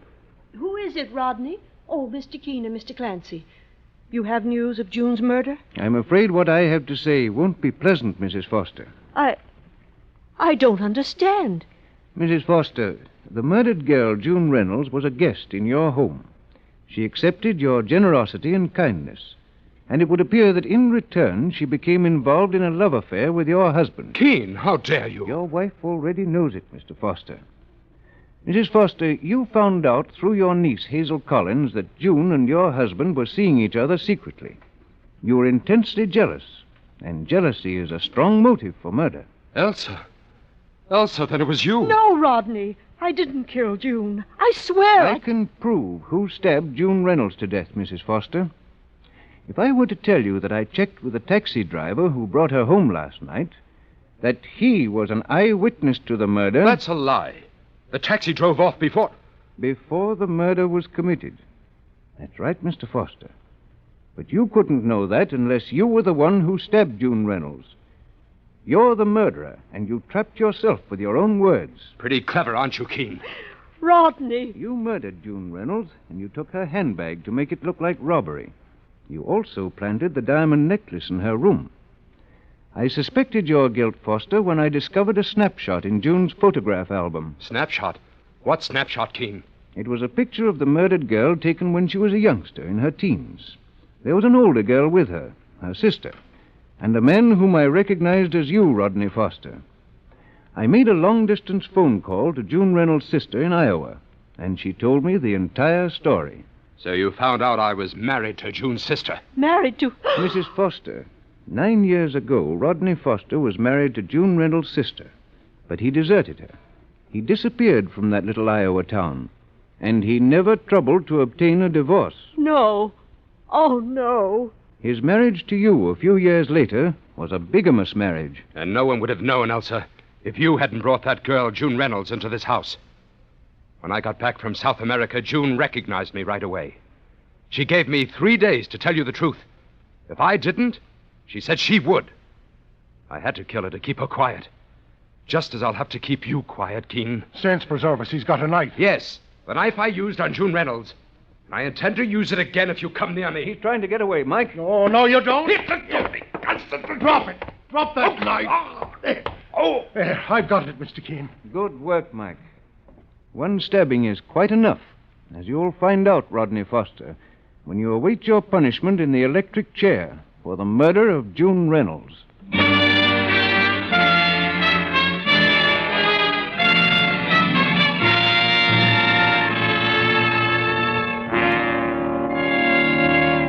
And so Mr. Keene finds the solution to the photograph album murder case.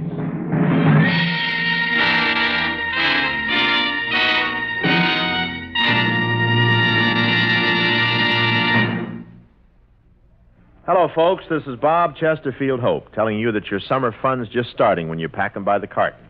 Of course, I mean cartons of those milder Chesterfields. Think of it this way, folks.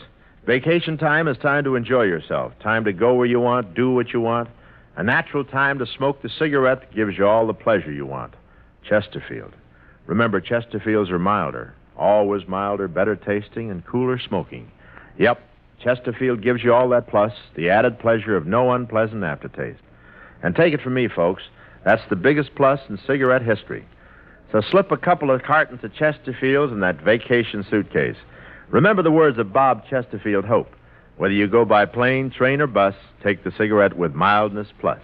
I mean Chesterfield.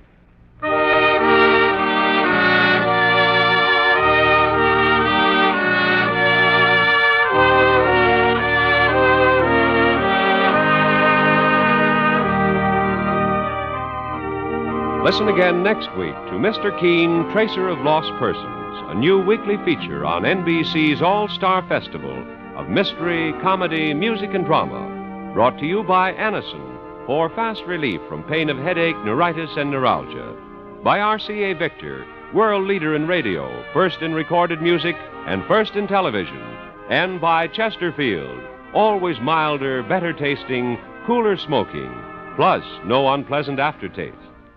Mr. Keene, Tracer of Lost Persons, is based on the novel Mr. Keene.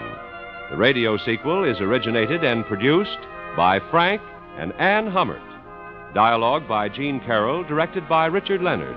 Philip Clark plays Mr. Keene. Your announcer, Jack Costello.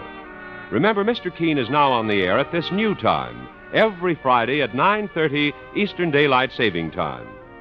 Don't miss Mr. Keene next Friday, when the kindly old tracer turns to the case of the strange murder of Carrie Ellis.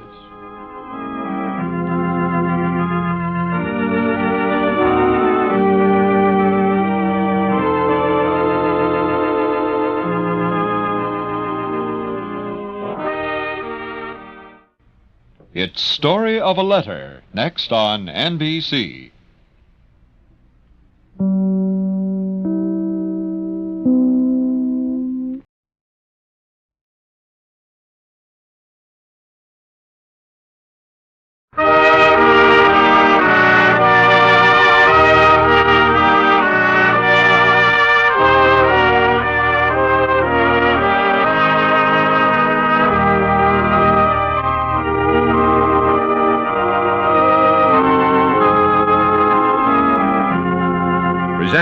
Mr. Keene, Tracer of Lost Persons, a new weekly feature on NBC's All-Star Festival of Mystery, Comedy, Music, and Drama. Brought to you by RCA Victor, world leader in radio, first in recorded music and first in television. By Chesterfield, always milder, better tasting, cooler smoking, plus no unpleasant aftertaste. And by Anacin, for fast relief from pain of headache, neuritis, and neuralgia.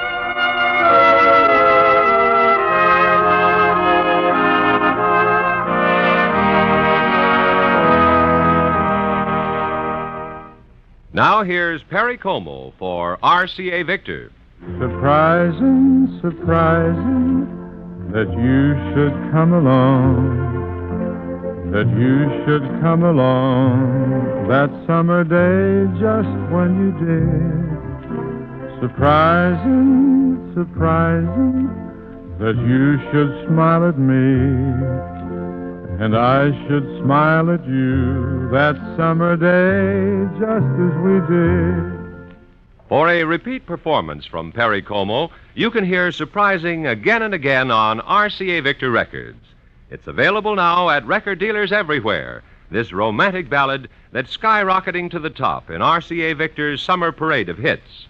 And coupled with Surprising is another terrific new pop number, Cara Cara Bella Bella. One side Surprising, the flip side, Cara Cara Bella Bella, sung by America's leading baritone Perry Como on RCA Victor Records.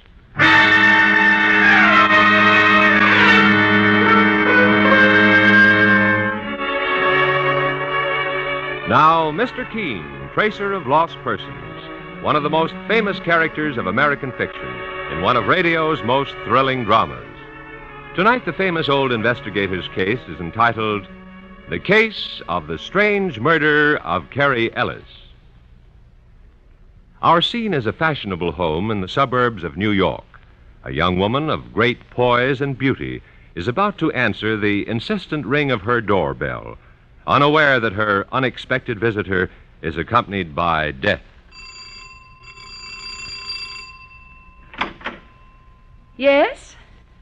Are you Mrs. Carrie Ellis? Yes, I am. Well? I wanted to see you about something. Well, who are you? Who am I? What on earth's the matter with you? Are you ill? I hate you. What? I said, I hate you. Are you out of your mind?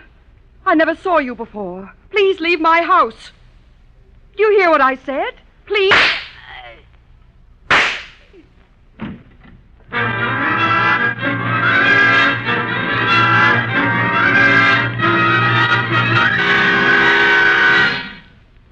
Going out to lunch, Mike? Oh, I thought I'd grab myself a sandwich, Mr. Keene. Oh, someone's at the door, boss. I'll see who it is. Yes, lady?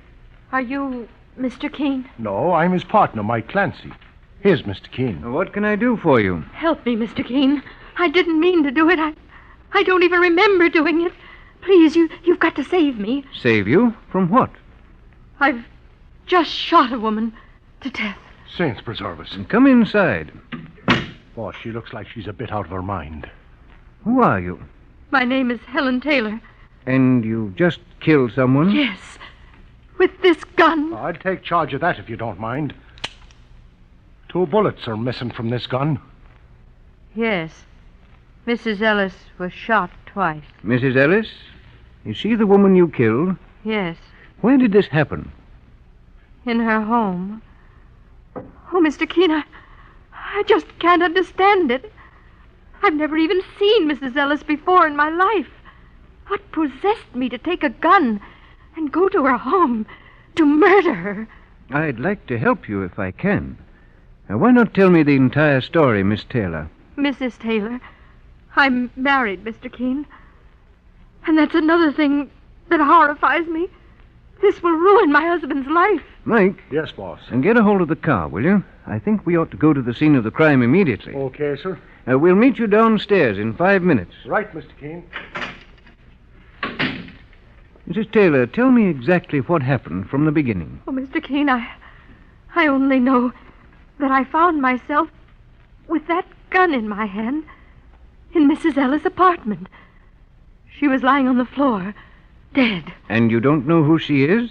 Well, her name is familiar, but that's all.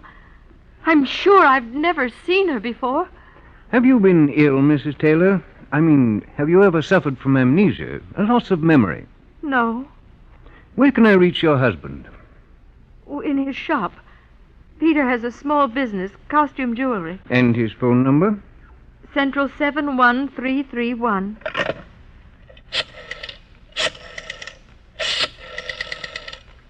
Mr. Keene, you're going to tell him about me? I'm going to ask him to meet us at the home of Mrs. Ellis.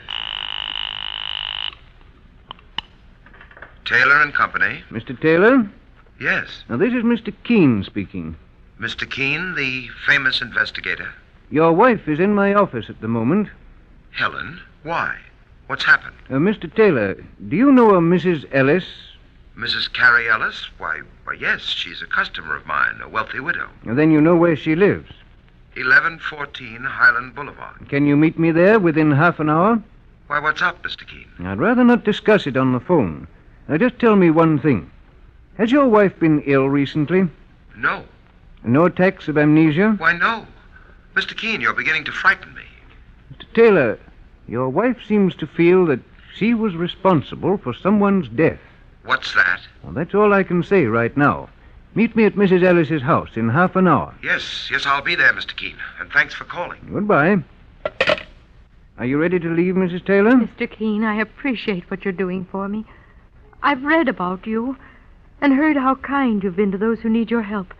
That's why I came to you almost instinctively. You don't appear to be the type of a woman who'd settle things with a revolver, Mrs. Taylor. Let me warn you, however, that if this is some kind of a ruse, I'll see that you pay for it. Every word I've told you is the truth, Mr. Keene. I swear it. Very well, Mrs. Taylor. Let's leave and check this thing completely at the scene of the crime.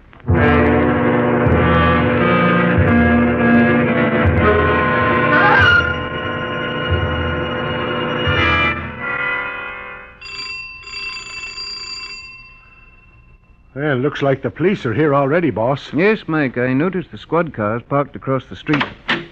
Well?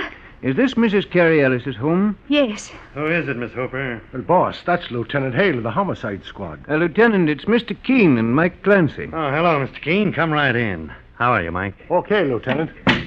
How did you know about this murder, Mr. Keene? This woman, Mrs. Taylor, came to my office. Taylor, huh? Is this your scarf, Mrs. Taylor? It's initialed H.T. Yes. It's mine. Where did you find it, Lieutenant? Near the body, Mr. Keene.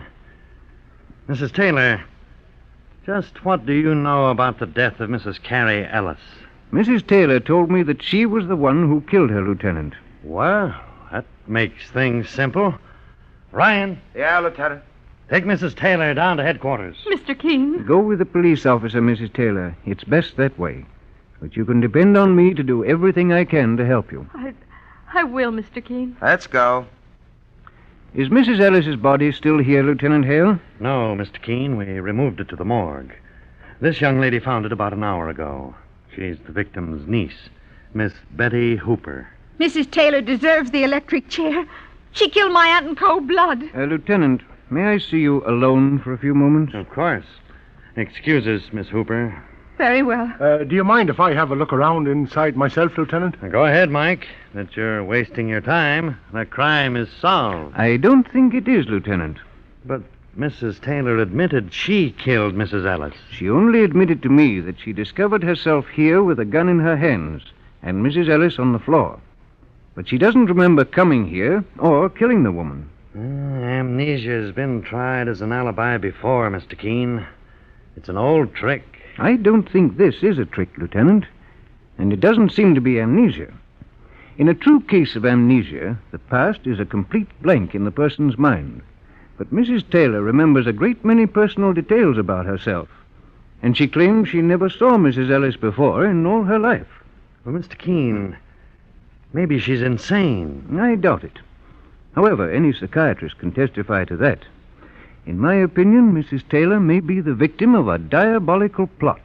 You mean You don't think she actually killed Mrs. Ellis? No, Lieutenant Hale. And perhaps I'll be able to prove it to you very soon.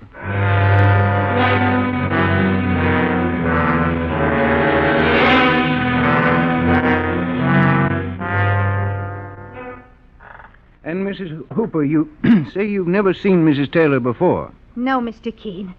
But this questioning seems ridiculous. The woman confessed that she killed my aunt, didn't she? I have reason to believe that Mrs. Taylor didn't murder your aunt. You're about the only one who thinks so. When Lieutenant Hale of the police left, he took her along to prison, didn't he? Tell me, Miss Hooper, are you Mrs. Ellis's closest relative? Why, yes. I had no one except Aunt Carrie, Mrs. Ellis. I understand she was a wealthy woman. When her husband was killed in an accident, he left her almost $1 million. And as her closest relative, you inherit that. Of course I... What are you getting at, Mr. Keene? Nothing, at the moment. Boss, that must be Mrs. Taylor's husband. Let Mike Clancy answer the door, Miss Hooper. There are one or two things I still want to question you about. I'll get it, boss. Mr. Keene, there's nothing I can tell you. Have you been living here with your aunt, Miss Hooper? Not for several months. Then you lived with her before? Yes, after my father died. Why aren't you still living with her? Because Aunt Carrie tried to boss me around and I didn't like it. I'm old enough to do as I please. That's funny, Mr. Keene, sir. What's the matter, Mike? Well, when I opened the front door, there was no one there. There wasn't? Mr. Keene, look! What is it, Miss Hooper? There's a face staring in at us through the window. She's right, Mike. I'll find out what this business is in a hurry. Stop! Stop where you are, mister, or I'll shoot. Get him inside, Mike. Inside, mister. And since you're so fond of windows, you can get in through this one. And no tricks. Now, step over here. Who are you? My name is Smith. John Smith. Oh, and so is mine. We must be the fellas who invented the cough drops. Search him, Mike. Take your hands off me. Stay quiet, young fella. Here. Here's his wallet, Mr. Keene, sir. There's an identification inside. The name is Vernon Phillips. And what were you doing outside that window, Mr. Phillips? None of your business. And none of your lip either. He must have heard our voices as he rang the doorbell a few moments ago, Mike. Then he ran around to the back of the house to check on who was inside. Well, sure, and he's got reason to hide, boss. Look what this bucko's been carrying around. It's a gun, Mr. Keene. Are there any bullets missing from the gun, Mike? Yes, boss. 2 bullets have been fired. Well, it appears as though this case has taken another mysterious turn. I think we'll have a little talk with Mr. Phillips. It should prove to be an interesting one.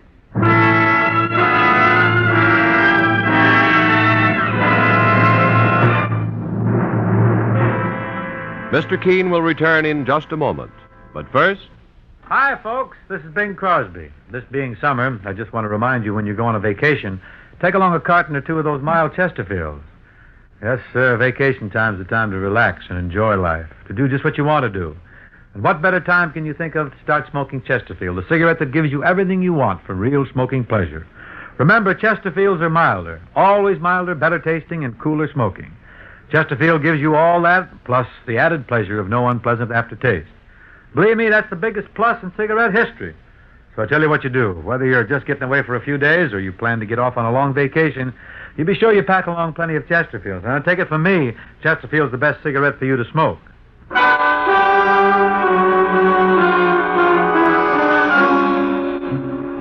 Now back to Mr. Keene and the case of the strange murder of Carrie Ellis. Mr. Keene, the famous investigator, and his partner Mike Clancy are investigating the strange murder of Carrie Ellis, a wealthy and beautiful young widow. A woman named Helen Taylor has confessed to the murder, but the strange circumstances lead Mr. Keene to believe she's been made the victim of a diabolical plot. Now a new suspect, a man named Vernon Phillips, who was prowling outside the Ellis home, has been caught by Mike. Mr. Keene is trying to find out why a gun with 2 missing bullets was found in his pocket. Mike is saying... All right, mister. I think it's time you did a little talking. Perhaps when Mr. Phillips realizes what a difficult position he's in, Mike, he'll be more cooperative. I have a license to carry that gun, if that's what you mean, Mr. Keene. Did you also have a license to use it on Mrs. Carrie Ellis? Carrie? What's happened to her? She was murdered, Mr. Phillips. Carrie. Murdered? Now will you tell us why you came here with a gun and acted so suspiciously? No. You're trying to pin the murder on me. I won't answer your questions. That must be Mrs. Taylor's husband now, boss. No, please bring him in here, Mike. Okay, sir. When did the murder happen, Mr. Keene? Carrie Ellis was shot to death several hours ago, here in her home. Boss, here's Peter Taylor. Where is my wife, Mr. Keene? Why, it's Vernon. Mr. Taylor, you seem to recognize Vernon Phillips. Yes, I recognize him. I've seen him with Mrs. Ellis. That's a lie. You're the man she quarreled with one afternoon while I was here. I was delivering some jewelry she'd ordered at my shop. Mrs. Ellis has been murdered, Mr. Taylor. Murdered? Then, Mr. Keene, that's what you meant when you said on the phone that Helen, my wife, was responsible for someone's death. I didn't say she was responsible. I said she thought she was. Where is my wife, Mr. Keene? I've got to see her. She's been taken to the city prison, Mr. Taylor. All right, I'm going there now. Just a moment, please. There are one or two things I must ask you. Did your wife know Carrie Ellis? Did they ever meet? No, they never met, as far as I remember. Would she have any reason to murder Mrs. Ellis? Mr. Keene, must I answer that question? I ought to consult a lawyer first, for my wife's sake. I'm trying to help her as much as you are, Mr. Taylor. Very well. I'll promise to tell you everything I know, if you'll allow me one privilege first. What is it? Let me talk to Helen. After you talk to her, where can I meet you? At my home. Here's my card. And just one thing before you go.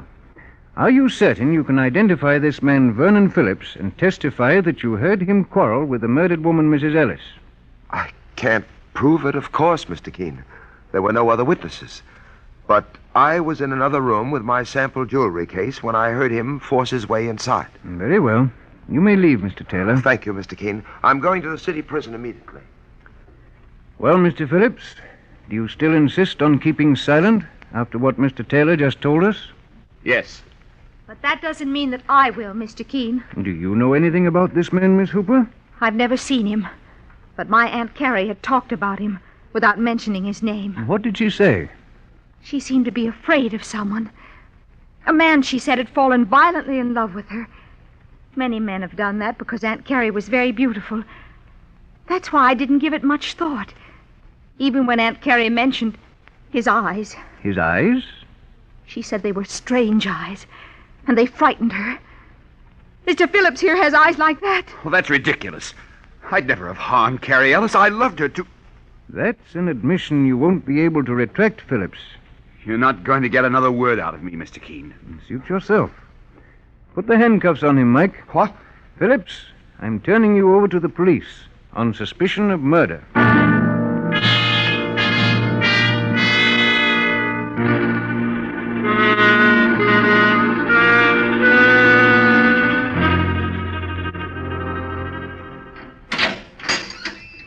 Mrs. Taylor's in cell number 4. On your right, Mr. Keene. Thank you, Lieutenant Hale.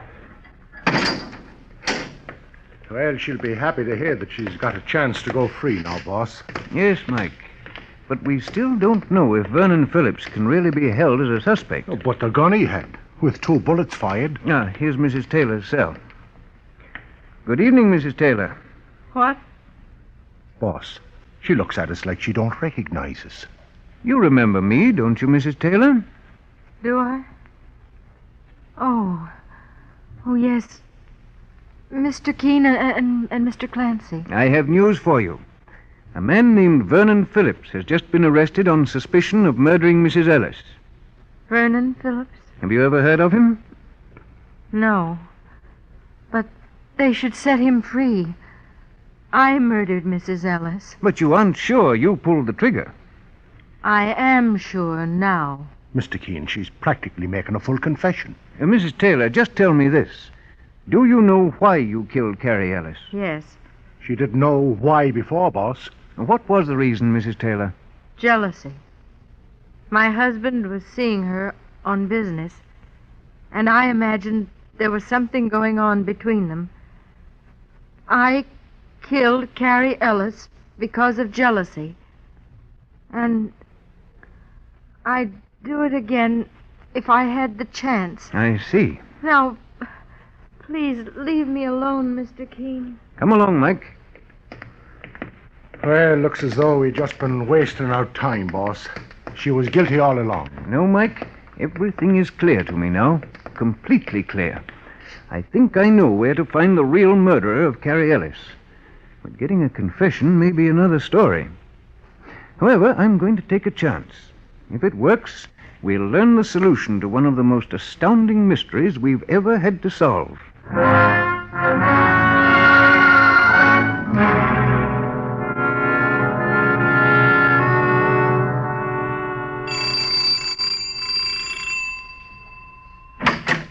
Oh, Mr. Keene, come in, sir. I hope I haven't kept you waiting long, Mr. Taylor. No, that's quite all right.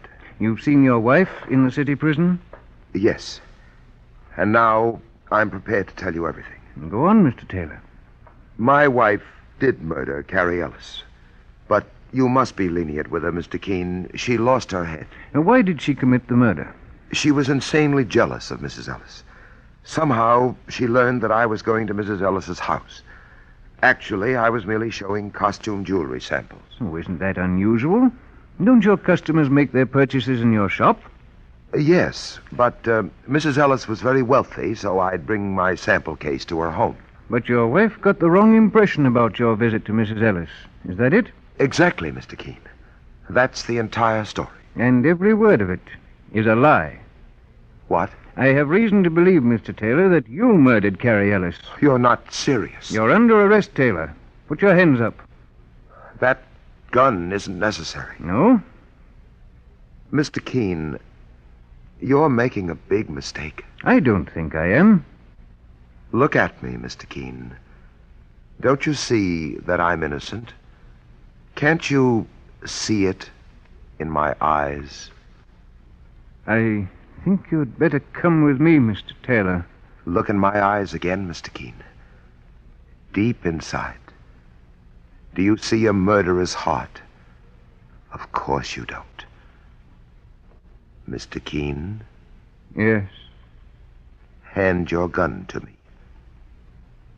I'm commanding you to give me your gun now. Very well. Here's my gun. Thank you. The great Mr. Keene. The amazing investigator. As easy to hypnotize as a child. Do you hear what I'm saying, Mr. Keene? Yes. I hear. This situation is really amusing. Here you are, knowing I killed Carrie Ellis. But you're hypnotized, and you can't do anything about it. Sit down. In that chair. Yes. My wife was easy to hypnotize, too. Very easy. I've had her under a semi-hypnotic spell ever since I married her. She does exactly as I command. Mr. Taylor, I must... Just be quiet, Mr. Keene. Would you like to know why I killed Carrie Ellis? She found out that I was married, and she was going to tell my wife that I'd tried to make love to her. She tried to... And then she was going to turn me over to the police for threatening her for money. The fool. Why else did she think I wanted to marry her? Why are you telling me this, Taylor? Because you're now under my hypnotic control, and you're helpless.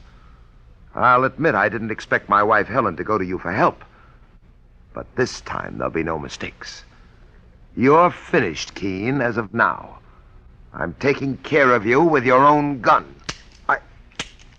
Why, this gun, it's not loaded. I have another gun here, Taylor, that is loaded. What? Put up your hands.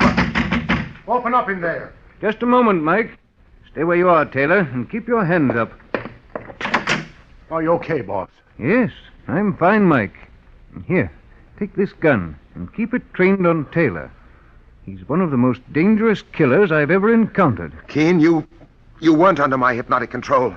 You were acting. I happen to know something about hypnotism myself, Taylor, and I wanted to get admission of guilt out of you.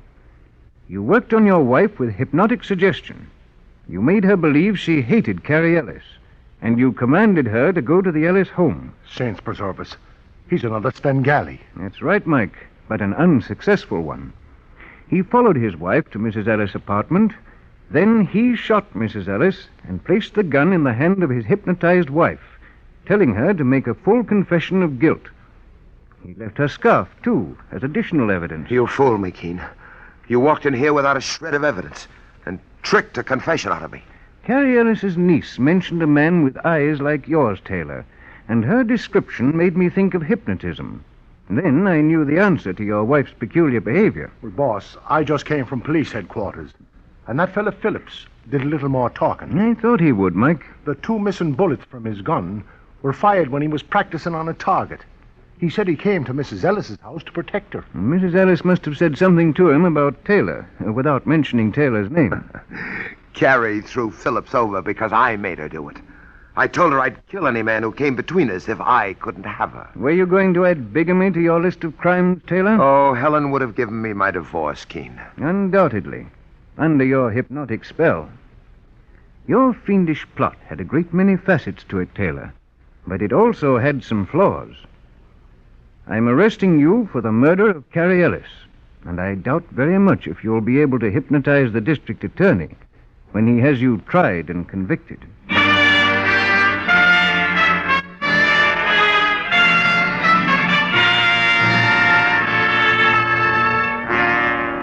And so Mr. Keene finds the solution to the case of the strange murder of Carrie Ellis.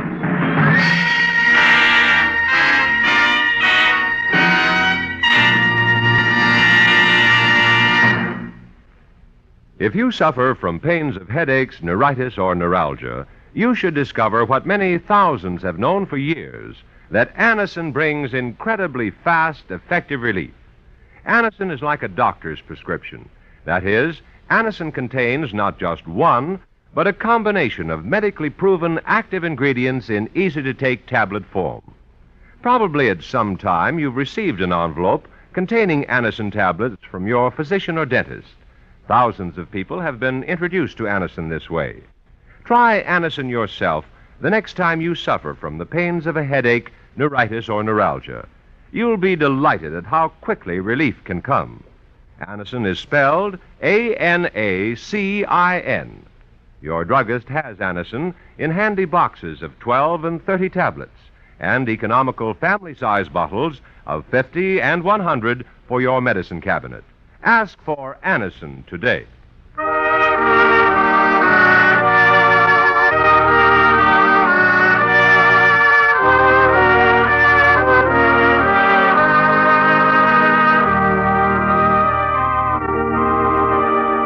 Listen again next week to Mr. Keene, Tracer of Lost Persons, a new weekly feature on NBC's All-Star Festival of Mystery, Comedy, Music, and Drama. Brought to you by RCA Victor, world leader in radio, first in recorded music, and first in television. By Chesterfield, always milder, better tasting, cooler smoking, plus no unpleasant aftertaste.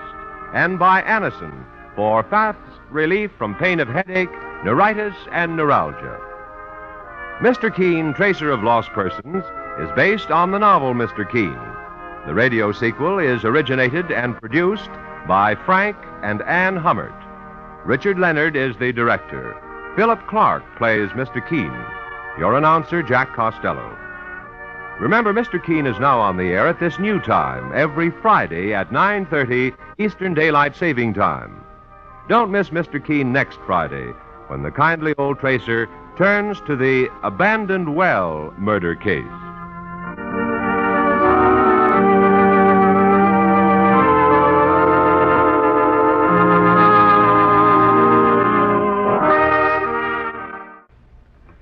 Next, it's music with Roy Shield on NBC.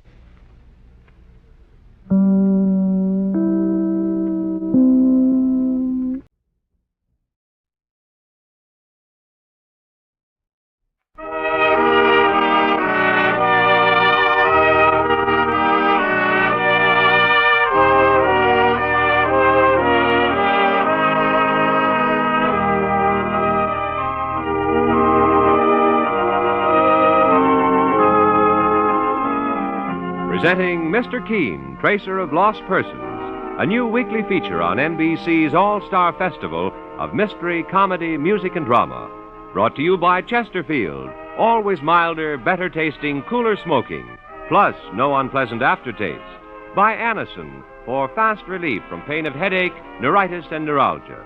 And by RCA Victor, world leader in radio, first in recorded music and first in television.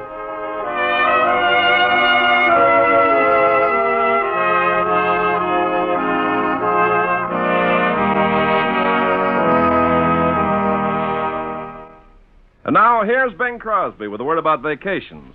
Oh, Ken, when you mention vacations, it brings a tear to me eye and a lump in my throat. Poor Uncle Herbert. Well, what happened to your Uncle Herbert? Uncle Herbert loves to fish. So on his vacation, he hied himself off all alone to a secluded spot way back in the woods.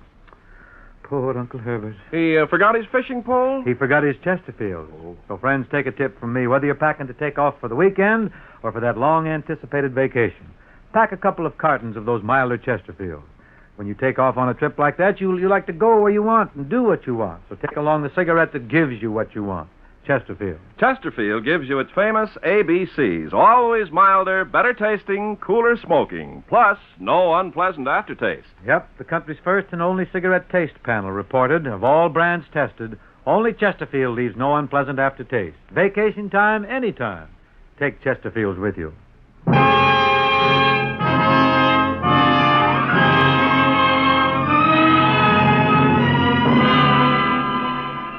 Now, Mr. Keene, tracer of lost persons, one of the most famous characters of American fiction in one of radio's most thrilling dramas.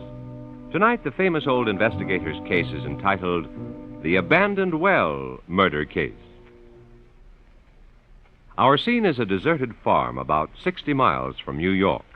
It's almost dusk, and a middle-aged, well-dressed man with iron-gray hair paces back and forth near an abandoned well.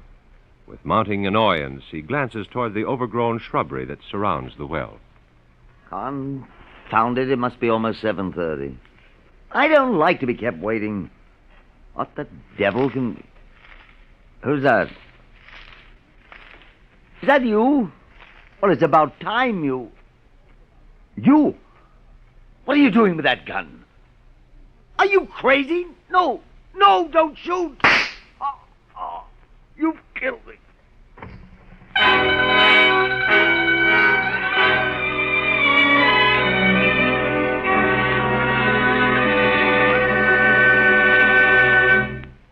Well, here, Mr. Keene, are them papers on the Brennan case. All ready to file and marked closed. Yes, Mike, that was a difficult case. Now, perhaps it's time you and I took a few days' vacation. A fishing trip, or... Can I help you, ma'am? Are you Mr. Keene? No, I'm his partner, Mike Clancy. Oh, please, I must see Mr. Keene at once. I didn't phone for an appointment. Well, now, who are you, ma'am? I'm Mrs. Crane, Mrs. Rachel Crane. Well, this is Mr. Keene right here. How do you do, Mrs. Crane? Oh, Mr. Keene, I'm so upset, so frightened. Well, please sit down and tell me what's the trouble. Thank you. Mr. Keene, my employer, Henry Kellogg, has been murdered. Your employer? Yes, sir. I'm his housekeeper at Hillview. That's Mr. Kellogg's estate, about 60 miles from here. 10 years ago, he took me and my little daughter into his home and gave me a position as his housekeeper. No one could have been more kind, more sympathetic. Try to compose yourself, Mrs. Crane, and go on with your story. Well, Mr. Keene, the night before last, Mr. Kellogg left the house for his evening walk. When he didn't return by midnight, I became worried and called the local police. Yesterday afternoon, they found Mr. Kellogg's body at the bottom of an abandoned well on the farm next to ours. He'd been shot through the heart. Saints preserve us. You mean he'd been murdered and his body dumped into the well? Yes, Mr. Clancy. Oh, it was a horrible thing. Mrs. Crane, I assume the local police are investigating the murder, so why have you come to me? Because, Mr. Keene, unless you can help me, they'll probably arrest me for Henry Kellogg's murder. Why do you say that? Because I happen to know that he was leaving me $20,000 in his will.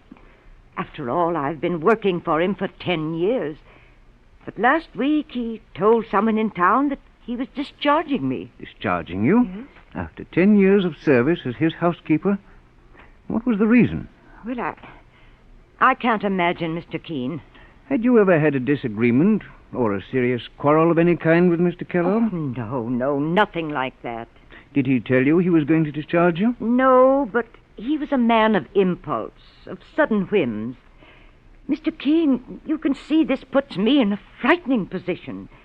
The police will think I knew I was being discharged and that I murdered poor Mr. Kellogg before he had a chance to change his will. Well, a $20,000 inheritance could be a motive for committing murder. And another thing. The police found that the bullet that killed Mr. Kellogg was from a gun he kept on the estate. A gun which any member of his household might have gotten hold of. I see. Mrs. Crane, who else lives there on the estate? Just myself and my daughter Doris. She's a young woman now. She's 21 years old. Mr. Kellogg has no close relatives? Well, he has a nephew, Paul Kellogg, who lives here in New York. The police tried to reach him, but there was no answer at his apartment. I imagine he's at his cabin on Crystal Lake. Mrs. Crane, do you know if the nephew, Paul Kellogg, will inherit the bulk of Henry Kellogg's fortune? Why, no. Mr. Kellogg told me once that he intended to leave everything to charity. Everything, that is, except his bequest of $20,000 to you. Well, yes, Mr. Keene. And that's why I came to you. I beg you to find the real murderer so I can clear myself. Tell me, is there anyone else who might have had reason to murder your employer? Anyone who hated him, possibly? Why... Yes, Mrs. Crane? There's Jasper Gibbs. He's an eccentric old man who used to own the farm next to Mr. Kellogg's estate. 2 weeks ago, Mr. Kellogg foreclosed a mortgage on Jasper Gibbs' place. Jasper made all kinds of wild threats to get revenge. Indeed? Oh, but no one takes Jasper seriously. He's a harmless old crackpot. Well, we'll know more about that after Mike Clancy and I have talked to him. Oh, Mr. Keenan, you will help me? I swear to you I had nothing to do with Mr. Kellogg's murder. Why, I always admired him, and I was grateful for his kindness to me and my daughter Doris. Mike and I will be ready to drive you to the murdered man's home within the hour, Mrs. Crane. I have a feeling that if we're to find Henry Kellogg's murderer, there isn't a moment to lose.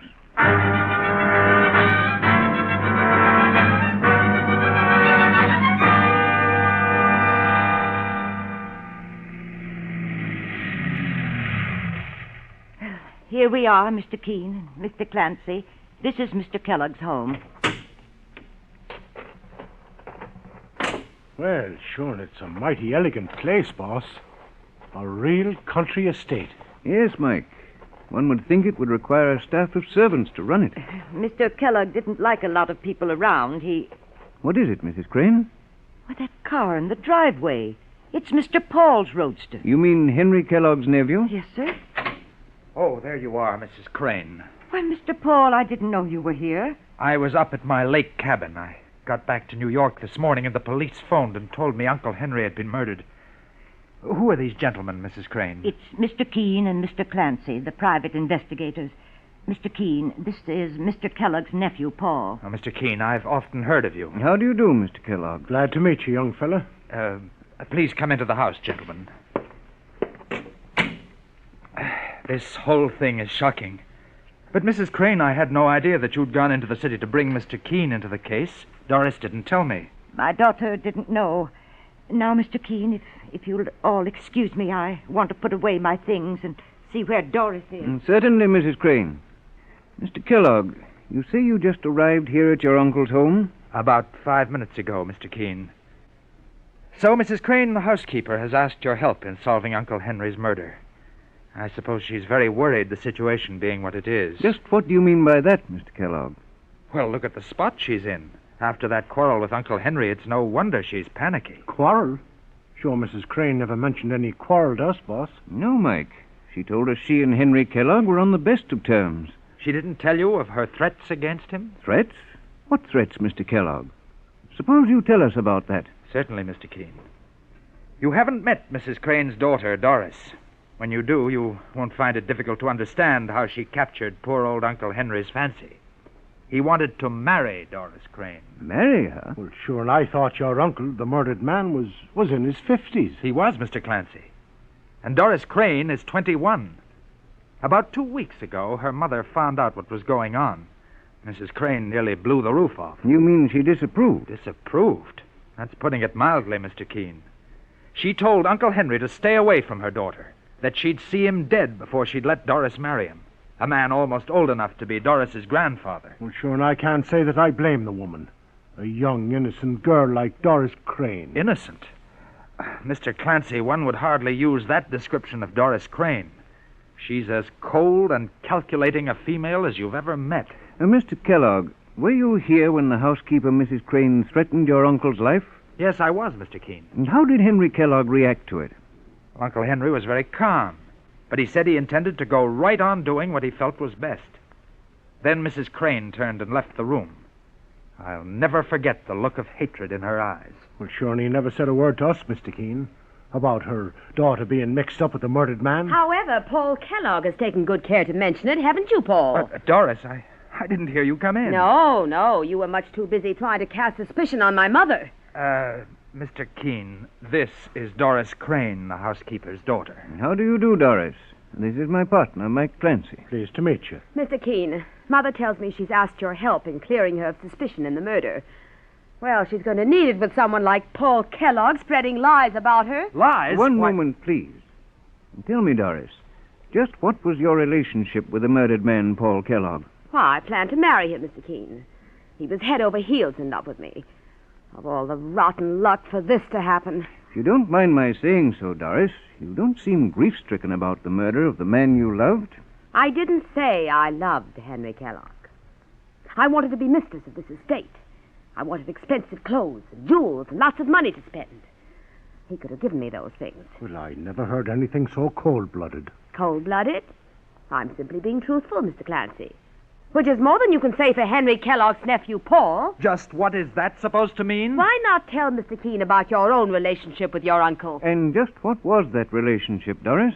Mr. Keene, Doris is making a mountain out of nothing.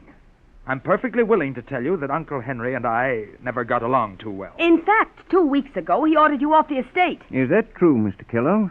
Yes, Mr. Keene, it's true. I told Uncle Henry right to his face that I thought he was a fool for wanting to marry Doris, a girl young enough to be his granddaughter. He ordered me to get out of the house. And I know that what Doris here is insinuating, that I murdered Uncle Henry to get his money. I'm not so sure that you didn't, Paul Kellogg. That's a lie. You know very well I didn't. Now, Mr. Kellogg, do you inherit any of your murdered uncle's estate? No, Mr. Keene. I haven't a chance of getting a penny of it. I'm not even mentioned in his will, so I had no reason whatever to murder him. What? Saints preserve us, what was that? It's Mother. It came from the study. Come on, Mike. Mr. Keene, come here to the study quickly. What is it, Mrs. Crane? Look, there's the window, boss. It's a man trying to climb out. After him, Mike. Right, sir. Oh, no, you don't, me bucko. You're staying right here. Get away from me. Keep away, I'm warning you. Oh, so it's a fight you're after, is it? Well, now, there now. Hold still, mister. Sneaking into other people's houses, are you? Mrs. Crane, do you know this man? Yes, Mr. Keene. It's Jasper Gibbs, the man I told you about. The one whose farm was foreclosed by Mr. Kellogg. Well, now, what do you think of that? Oh, he gave me such a scare. I was coming along the hall when I saw him at the desk in the study. The minute I screamed, he started for the window. Mike, you'd better search Jasper Gibbs. He may be armed. No. Take your hands off me. Hold still now. Well, now, take a look at this, boss. A long, ugly knife in the pocket of his overalls. Give me that. Not until you tell us what you meant to do with it, Jasper Gibbs. And explain why you broke into this house. I advise you to tell the truth, because right now you appear to be the most logical suspect in Henry Kellogg's murder.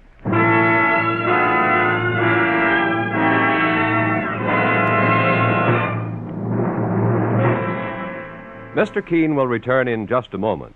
But first, if you'd like to know a quick, easy way to ease the pain of headache, neuritis, or neuralgia, then by all means try Anacin. Your own dentist or physician may at one time or another have handed you an envelope containing Anacin tablets. Then you already know how incredibly fast and effectively Anacin brings relief. Anacin is like a doctor's prescription.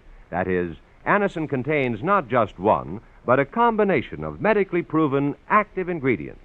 For your own sake, try Anacin. Anacin is sold to you on this guarantee. If the first few tablets do not give you all the relief you want, as fast as you want it, you may return the unused portion and your money will be refunded. You can get Anacin tablets at any drug counter. Anacin comes in handy boxes of 12 and 30 tablets and economical family-size bottles of 50 and 100.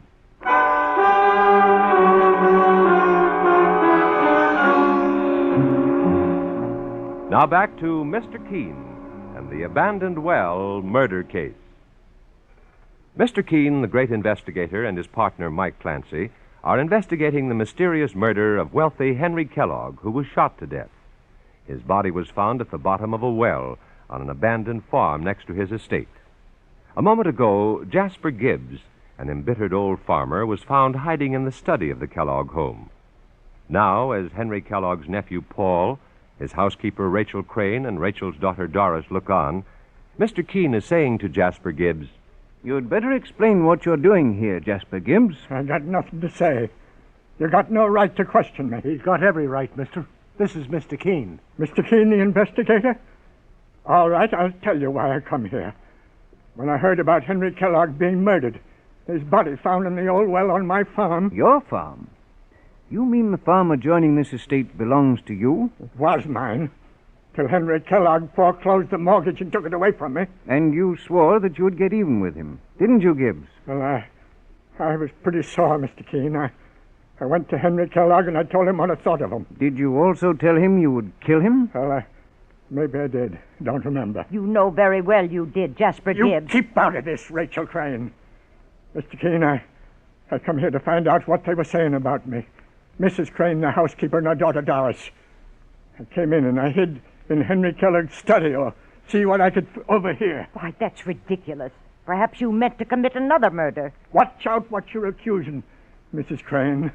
Maybe you won't talk so fast when I tell Mr. Keene what I know about Henry Kellogg and your daughter. What you know about me? How dare you? One moment, Doris. What is it you know, Gibbs? Just this, Mr. Keene. This girl, Doris Crane, she used to meet Henry Kellogg secretly down by the abandoned well, the place where he was murdered.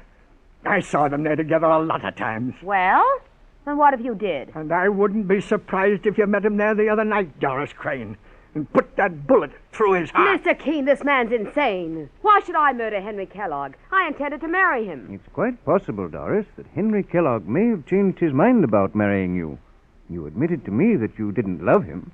Perhaps he found that out. Oh, Mr. Keene, why, you don't know what you're saying.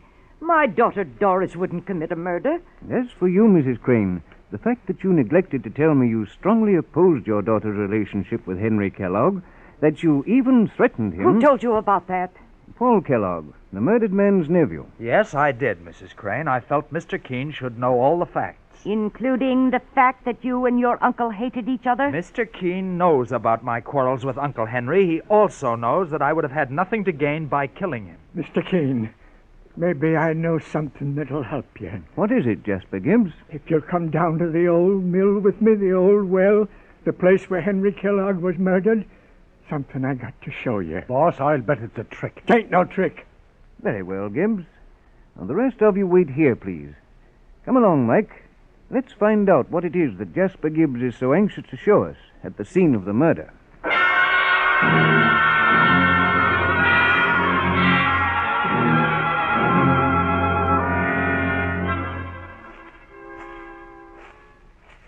There's the old well right up ahead, Mr. Keene. So I see. Now then, Gibbs, what did you want to show us? Mr. Keene, as soon as I heard about Henry Kellogg being murdered here at the old well, I came snooping around, and I found something that the police didn't notice. Look, right there where I'm pointing. What is it, Mr. Keene, sir? Well, there seems to be some tiny pieces of glass at the edge of the well, Mike. That's right. And back at the house, I seen the housekeeper's daughter, Doris Crane. She was wearing a necklace made of glass beads. Saint preserve us, he's right, boss. I saw the necklace myself. And so did I, Mike. But Jasper Gibbs, it seems to me you're very eager to plant suspicion on Doris Crane. I'm only trying to help you find Henry Kellogg's murderer. Well, I'll put these slivers of glass in my pocket. And Mike and I will be getting back to the house. Where are you staying, Gibbs? Well, I got a room in town. I warn you, don't try to leave, or you may find yourself in an even more dangerous position than you already are. Come along, Mike. Let's get back to Henry Kellogg's house.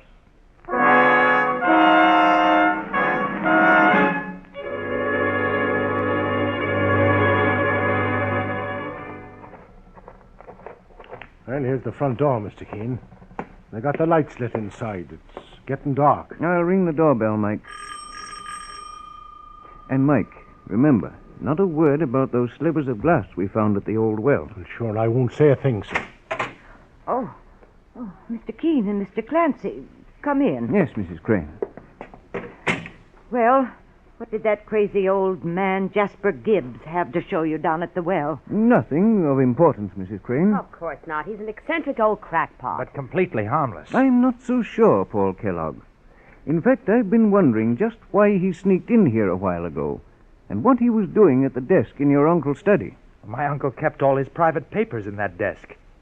Mr. Keene, do you think... Maybe Jasper Gibbs was trying to steal the mortgage papers, hoping to get his farm back. I'm afraid that wouldn't do him much good. Maybe we ought to keep the door to that study locked, at least until Uncle Henry's murderer is caught. I think that's a good idea, Mr. Kellogg. None of your uncle's private papers should be touched until I've had a chance to go over them thoroughly. In fact, I want to search the entire study for a possible clue. Do you want to do that now, Mr. Keene? No, it's getting late. But Mike and I will do it first thing in the morning. Mrs. Crane, is there a room for us to spend the night in here in the house? Oh, yes, Mr. Keene. You and Mr. Clancy can have the guest room on the second floor. Good. And Mrs. Crane, do you have the key to Henry Kellogg's study? Why, yes. It's here on the mantel. Mr. Kellogg always kept it in this little box. Would you give the key to Mike Clancy, please? But Why do you hesitate, Mrs. Crane? Very well. Here's the key, Mr. Clancy. Well, thanks. Mike, I want you to lock the door to Henry Kellogg's study and keep the key in your pocket. Right, sir. Tomorrow morning we'll go over every inch of the study, because I have a feeling we may discover something in that room which may lead us straight to Henry Kellogg's murderer.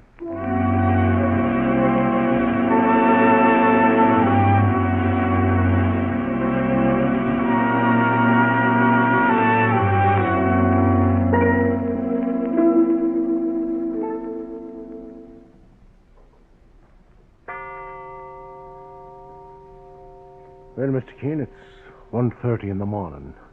We've been hiding here in Henry Kellogg's study for 2 hours.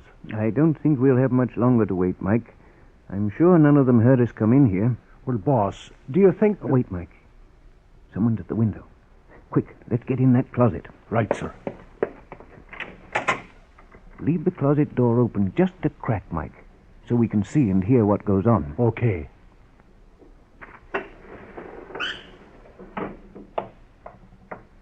Someone's climbing in the window.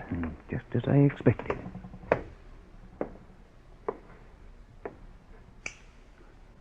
Saints preserve us, boss. Quiet, Mike.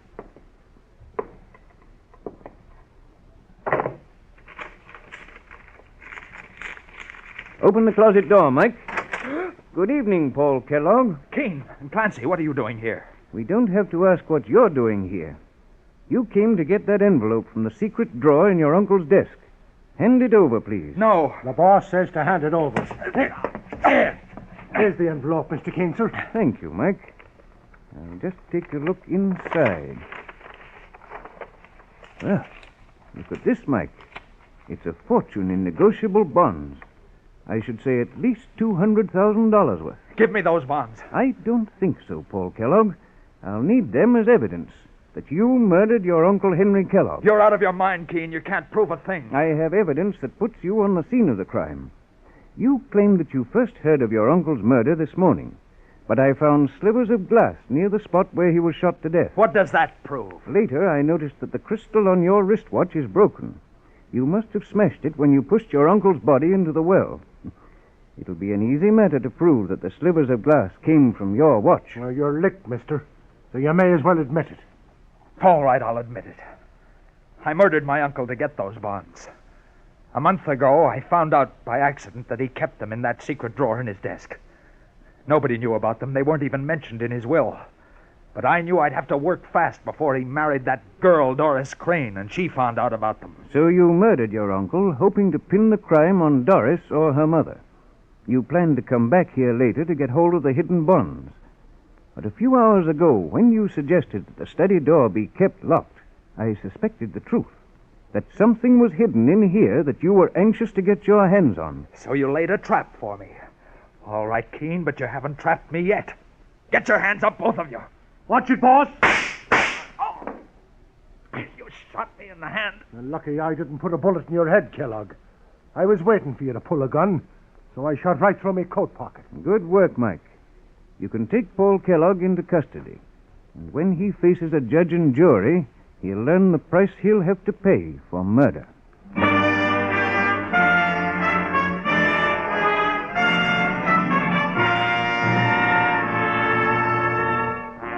And so Mr. Keene finds this solution to the abandoned well murder case.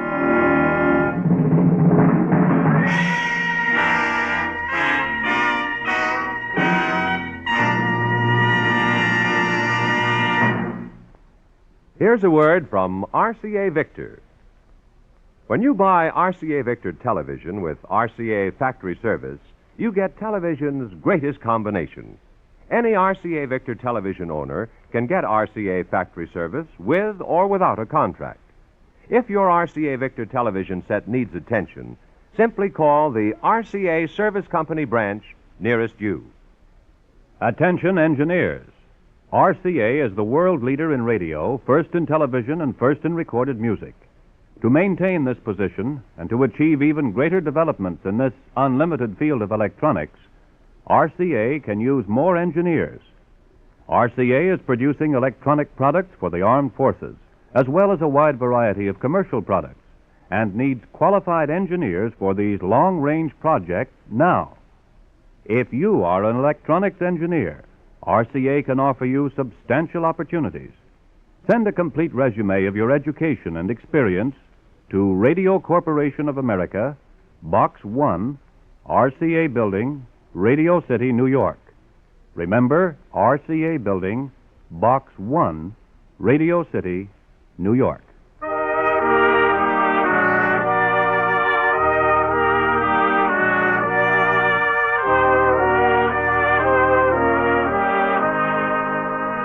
Listen again next week to Mr. Keene, Tracer of Lost Persons, a new weekly feature on NBC's All-Star Festival of mystery, comedy, music, and drama.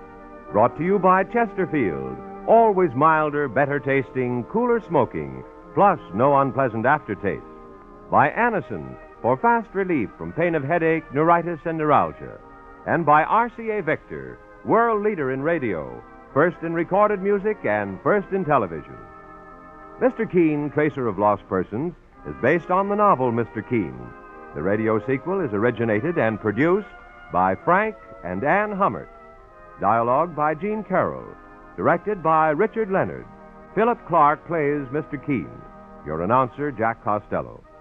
Remember, Mr. Keene is now on the air at this new time every Friday at 9:30 Eastern Daylight Saving Time. Don't miss Mr. Keene next Friday, when the kindly old tracer turns to the poison sandwich murder case.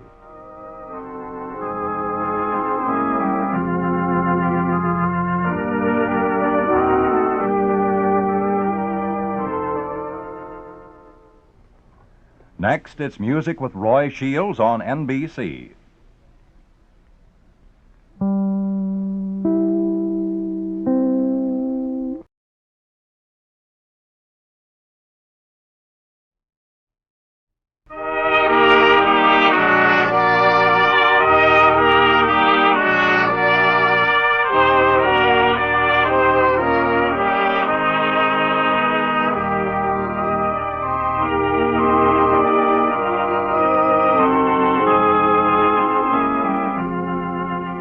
Presenting Mr. Keene, Tracer of Lost Persons, a new weekly feature on NBC's All-Star Festival of mystery, comedy, music, and drama.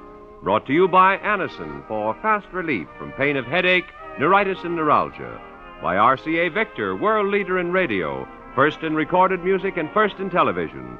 And by Chesterfield, always milder, better tasting, cooler smoking, plus no unpleasant aftertaste.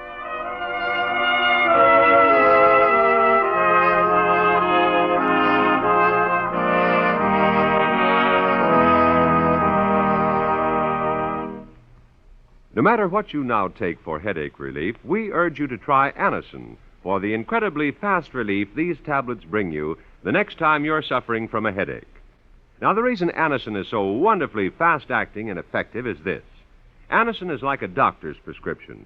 That is, Anacin contains not just one, but a combination of medically proven active ingredients in easy-to-take tablet form. Thousands of people have received envelopes containing Anacin tablets from their own dentist or physician, and in this way discovered the incredibly fast relief Anacin brings from pains of headache, neuritis, or neuralgia.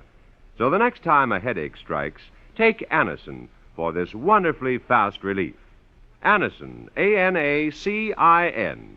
Anacin at any drug counter in handy boxes of 12 and 30, economically family-size bottles of 50 and 100.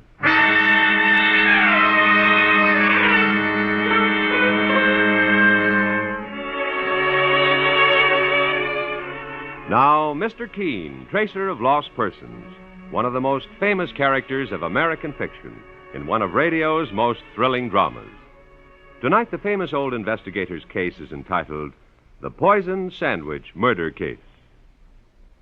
Our scene opens in the office of Mr. Keene, the famous investigator, and his friend and partner, Mike Clancy. The telephone is ringing. And when Mike picks up the receiver to answer, he starts a chain of strange and fearful incidents that will eventually lead to a most surprising conclusion. Mr. Keene's office? Mr. Keene? No, this is Mike Clancy, Mr. Keene's partner. Well, may I speak to Mr. Keene, please? It's very urgent. My name is Stuart Blair. Well, just a second, Mr. Blair. Well, Mr. Keene. Yes, Mike? Someone on the phone named Stuart Blair wants to talk to you. He says it's important. Stuart Blair? I don't believe I know him. I'll take it, Mike. Thank you. Hello? Mr. Keene. Yes? This is Stuart Blair. I'm a law student, Mr. Keene. I live at number 93 Regal Street. What can I do for you, Mr. Blair? I'd like an appointment to see you as soon as possible. It's extremely urgent. What's it about? I'd rather not discuss it over the telephone. Well, let me look at my appointment list. I can see you tomorrow morning if it's convenient. But tomorrow may be too late. I must... Hello? I must see you today, Mr. Keene. Mr. Blair, what's the trouble? You sound ill. I don't know. I feel... I'm dying. Mr. Blair. Hello. Hello. 93 Regal Street, Mike, and we'd better hurry.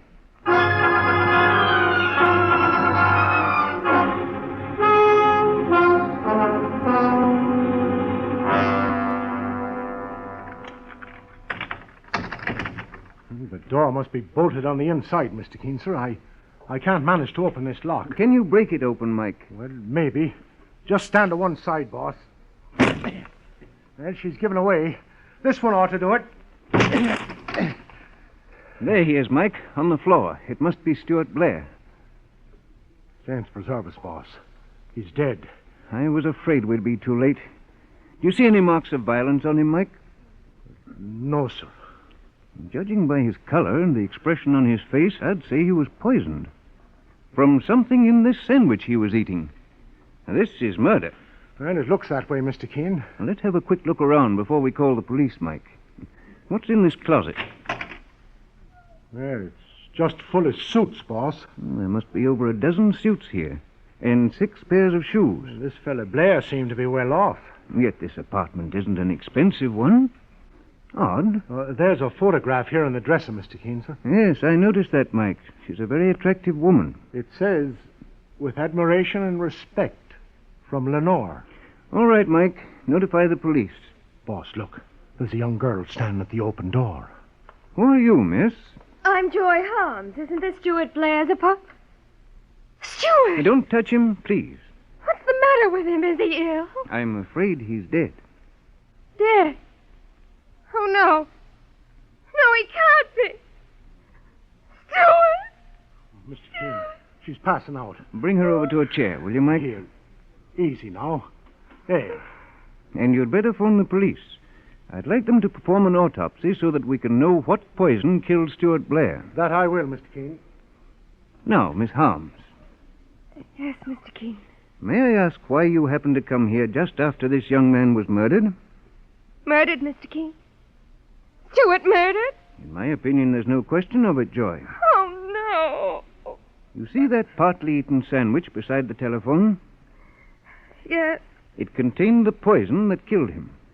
Mr. Keene, surely you don't think I know anything about that sandwich. I didn't say anything about that, Joy. I only asked you why you happened to come here at this time.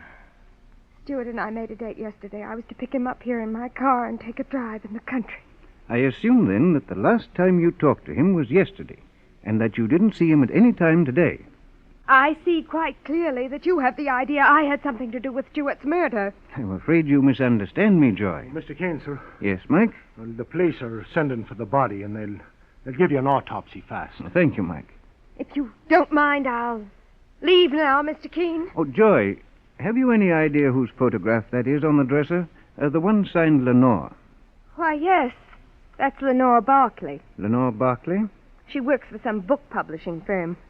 She's what you might call a career woman, Mr. Keene. Well, if you're asking me, miss, you're a bit jealous of the lady in the picture. I'm not asking you anything. Well, now, don't be flying off the handle so quick. Mr. Keene, now may I go? Yes, but first will you please write your name and address on this slip of paper? Please, Mr. Keene, don't ask me to leave my address. Well, the police will undoubtedly want to question you further, Joy. And so will Mr. Keene and I, young lady. Well, Joy probably has some very good reason for her reluctance to give her address, Mike. Oh, I have, Mr. Keene. My father is Philip Harms, the film manufacturer. I can't afford to have my name dragged into a thing like this. There's no way you can avoid that, Joy. Remember, there's a murder involved. Oh, very well, then. Here, Mr. Keene. Thank you, Joy. You may go now. Goodbye, Mr. Keene. It seems to me you're letting her off pretty easy, boss. She said her father was the big film manufacturer, Philip Harms, Mike. And if I'm not mistaken, the poisoned sandwich that killed Stuart Blair smells of a highly poisonous chemical used in making or developing film. Saints preserve us, boss. We'll now proceed to Lenore Barkley as the lady in the photograph. We'll look up her address in the phone book, Mike.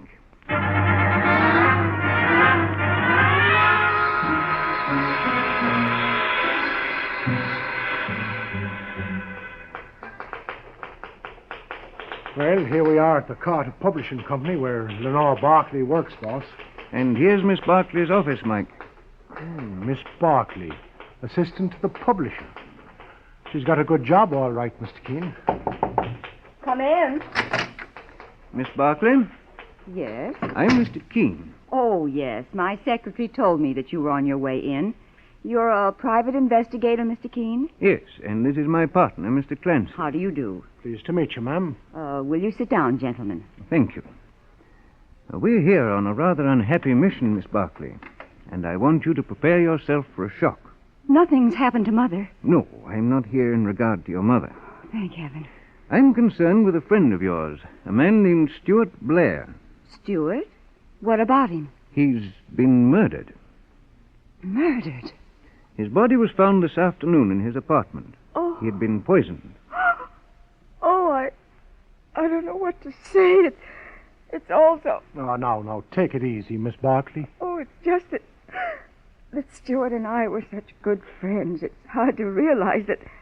I understand. Who poisoned Stuart, Mr. Keene? We don't know yet, Miss Barkley. I was hoping you'd be able to give us some information. I saw Stuart yesterday for about an hour. He seemed upset, but he didn't tell me what it was about. I'm sorry now that I didn't make him tell me. Do you know a girl named Joy Harms? Joy Harms? Yes, I've met her, Mr. Keene. She's blonde and rather pretty. What was her relationship with Stuart? They were very good friends, I believe. She'll be just as shocked about this as I am. Come in. Oh, excuse me, Lenore. I didn't know you were busy. Alfred, this is Mr. Keene and Mr. Clancy. They're private investigators. My employer, Mr. Carter. How do you do? How do you do? Pleased to meet you. Keene. Aren't you the famous investigator who solved the Bester case some time ago? Yes, we handled that case, Mr. Carter. What are you doing here? Something horrible has happened, Alfred. You remember my friend, Stuart Blair. Oh, yes, the law student. He's been murdered. Great Scott. Well, I'm sorry to hear it, Mr. Keene. Stuart wasn't a bad young man, rather impulsive at times, but straightforward. I remember how madly in love he was with that Harms girl. Madly in love with her? You didn't mention that, Miss Barclay. Well, I didn't want to place the girl in an embarrassing position, Mr. Keene. Besides, Stuart rarely talked to me about her, and I didn't pry into his personal affairs. Was Stuart Blair well-to-do? Oh, I doubt it. He came to me once and asked for a job here. Wanted to work during the summer between law school sessions. Did you take him on, Mr. Carter? No, Mr. Keene. Things are usually slow in the summer, and I couldn't use him. Well, I have to get back to my office. And, Lenore, you'd better take the rest of the day off, my dear, and relax. Thank you, Alfred. Well, if there's anything further I can do for you, Mr. Keene, just let me know. Glad to have met you, gentlemen. Well, thank you, Mr. Carter. Mr. Keene, I think I'll go home now. I'm not feeling very well. And perhaps Mike and I can drop you off, Miss Barclay. Oh, I can get a cab, thank you. I don't know what's the matter with me. I feel so peculiar. I think you'd better let us take you home. Yes, perhaps. Oh, no. No, wait, I feel so ill. Mr. Keene, something. Call the doctor. Now, sit down over here, Miss Barclay. Water. I want some Now, more. don't touch that water bottle. Mike, get a doctor quickly. Oh. I think she's been given a dose of what Blair got. She's been poisoned.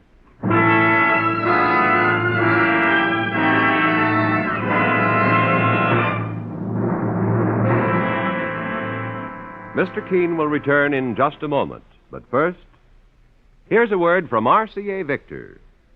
RCA Victor table model television is the best you can buy, and at the lowest possible cost, too. It's million-proof television, with quality proven in millions of homes. Stop in at your RCA Victor dealers tomorrow and see how little it costs to own the best. You'll find a selection of table model receivers ranging from 19-inch to 17-inch to 14-inch tube sizes. The 19-inch York, for example, is television's top table model.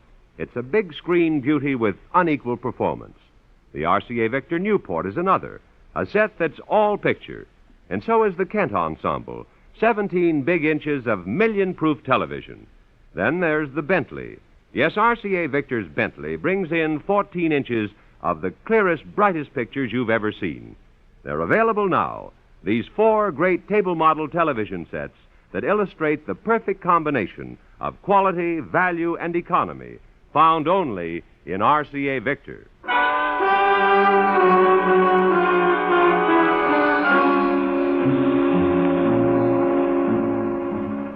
Now back to Mr. Keene and the poison sandwich murder case. While investigating the death of young Stuart Blair, who was murdered by eating a poisoned sandwich, Mr. Keene, the great investigator, and his partner Mike Clancy happen upon another attempted poisoning, that of attractive Lenore Barclay, who is assistant to the publisher Alfred Carter. It's half an hour after Lenore's sudden collapse, and in her office, Mr. Keene is saying, You'll be all right now, Miss Barclay. The doctor suggested that you rest here for a while, and then go home. Thank you, Mr. Keene. I can't understand it. How could anything like that happen right here in my office? The poison was evidently placed in the water bottle on her desk, Mr. Carter. I'm having it analyzed now. Luckily, Miss Barclay only had a sip of it. Saints preserve us, but a glassful of that stuff would kill an elephant. You're right, Mike. Miss Barclay was very lucky. The same type poison was in the sandwich that killed Stuart Blair. But I don't know why someone should want to kill me, Mr. Keene. I have no enemies. Have you had any visitors in your office today, Miss Barclay? Yes, one. Joy Harms. Joy Harms? She came to see me this morning. And now that this has happened, I'm going to tell you everything, Mr. Keene. Joy came here to pick a fight. Why, Miss Barclay? She said that I was turning Stuart's mind against her. Oh, it was all nonsense, of course. But I couldn't reason with the girl. Well, that makes things look pretty dark for Joy Harms. Mike, call Lieutenant Hale at police headquarters right away, will you? Yes, Mr. Keene. Are you sure you're feeling better, Lenore? I'll be all right, Alfred. If Mr. Keene would be kind enough to take me home, I'm sure I'll be all over this in a few hours. We'll take you home as soon as you feel strong enough to move, Miss Barclay. Oh, Lieutenant Hale, Mr. Keene wants a word with you. Here you are, boss. Thanks, Mike. Hello, Lieutenant Hale. Have you the autopsy report on Stuart Blair? He was poisoned. With what kind of poison? That's what I thought from the odor of the sandwich he was eating when he died.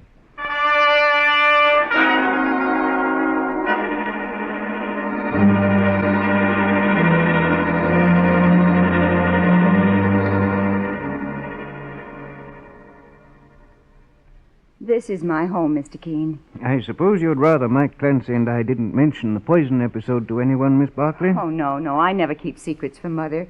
I just as soon tell her. Who's there? It's Lenore, Mother. What are you doing home so early? Oh, you have guests. This is Mr. Keene and Mr. Clancy. Something happened to me today, Mother, and I don't want you to become excited. What was it? Someone tried to poison me. No. Have you seen a doctor? Yes, Mrs. Barkley, and your daughter is perfectly all right now. There's something else I want to tell you, Mother. You'll read about it in the newspapers anyway. What is it, Lenore? Stuart Blair was murdered. Murdered? I think I'd better sit down for a moment. Let me get you a glass of water. I know how shocking all this news must be to you, Mrs. Barkley. But Mike Clancy and I are investigating this case along with the police, and I wanted to ask you a question or two. Yes, of course, Mr. Keene. Did you know Stuart Blair? He came here to the house several times.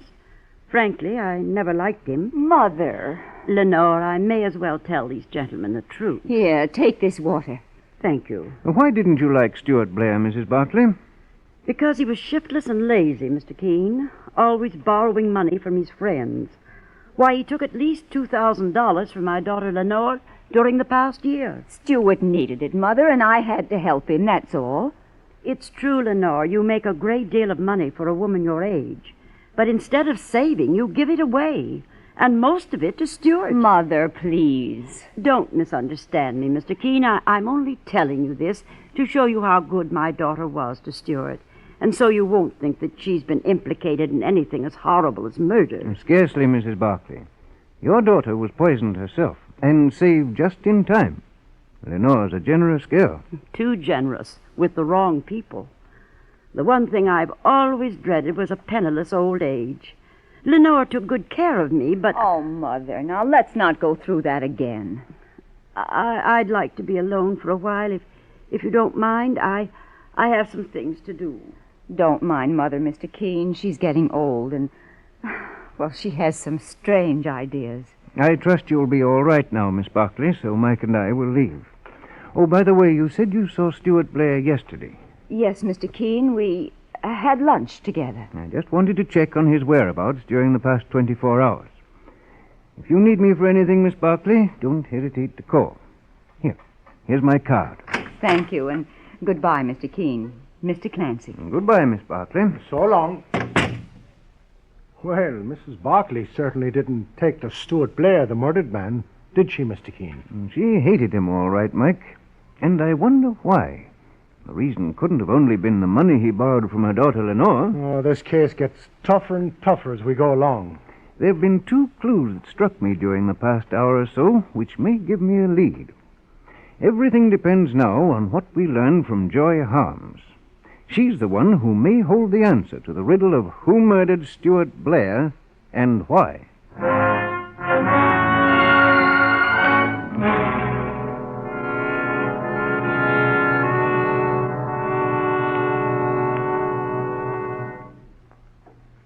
I just want to step into my office for a few minutes, Mike. I left some papers on my desk. Do you have the key? Yes, Mr. Keene. That was careless of me. I forgot to lock the office door when we left this morning. Well, we were in such a hurry to get Stuart Blair's apartment after he called. I didn't think of it myself. I'd better snap on the lights, Mike. Right, sir. Mike. Yes, boss? Someone's hiding in that closet. The door moved shut. Come out of there. And keep your hands high or I'll shoot. No, please don't shoot. Mr. Keene, it's Joy Harms. What are you doing here? I just had to see you. Help me, Mr. Keene. Don't let them put me in jail. My father will disown me if he finds out. I'm afraid there's a strong case against you, Miss Harms. And you're making it stronger by what you're saying now.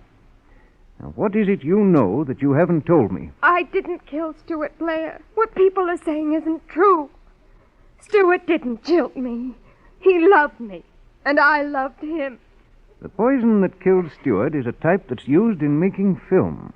Something you might have easy access to, Joy, inasmuch as your father's in the film business. Besides that, there was an attempt on Lenore Barclay's life with the same poison, soon after you'd seen her in her office. I only went there to tell her that Stewart and I were to be married. I swear I didn't try to kill her today, Mr. King. Stuart Blair proposed marriage to you? Yesterday at lunch. You had lunch with Blair yesterday? Yes. Mr. Keene, either this fella Blair ate 9 times a day, or somebody's lying. We'll find out who's lying right now, Mike. Come along, Joy. You're taking me to the police? I'm taking you to Lenore Barclay's home. But first, Mike, we'll make a stop at the laboratory where that poisoned water was analyzed. You've got a new hunch, boss? What is it? If I'm right, Mike, if what I'm beginning to believe is true, we'll discover a solution to this case that will amaze you.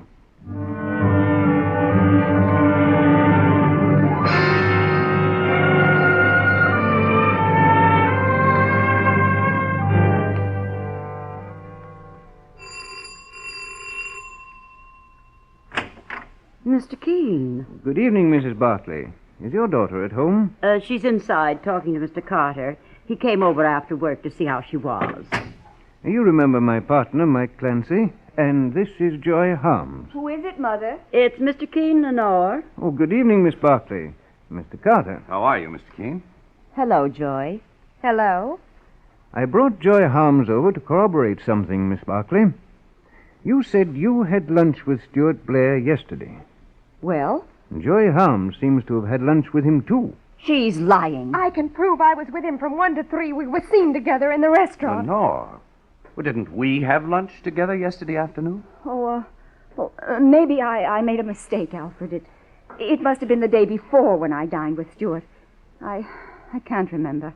You've made several mistakes, Miss Barclay, and they're beginning to catch up with you. What do you mean, Mr. Keene? For one thing, you never touched a drop of water from that bottle on your desk. Well, then what made me so ill? Nothing.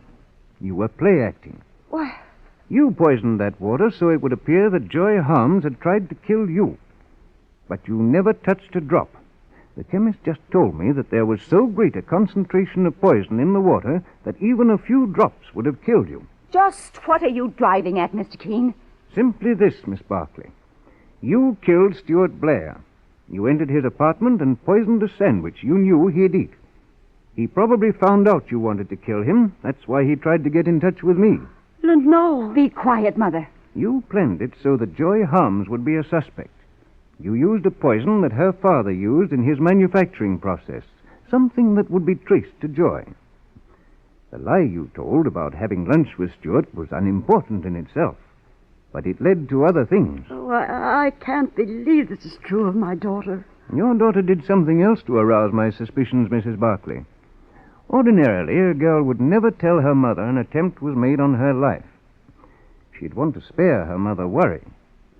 But you practically insisted on telling your mother, Miss Barclay. Why?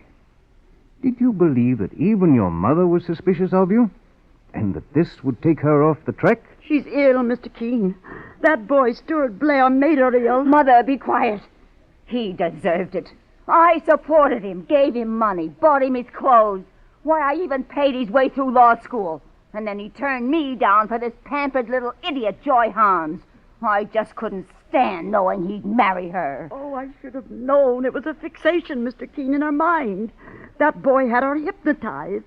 If she'd only married Mr. Carter here, as I hoped she would. Well, I'm certainly glad she didn't. You're glad.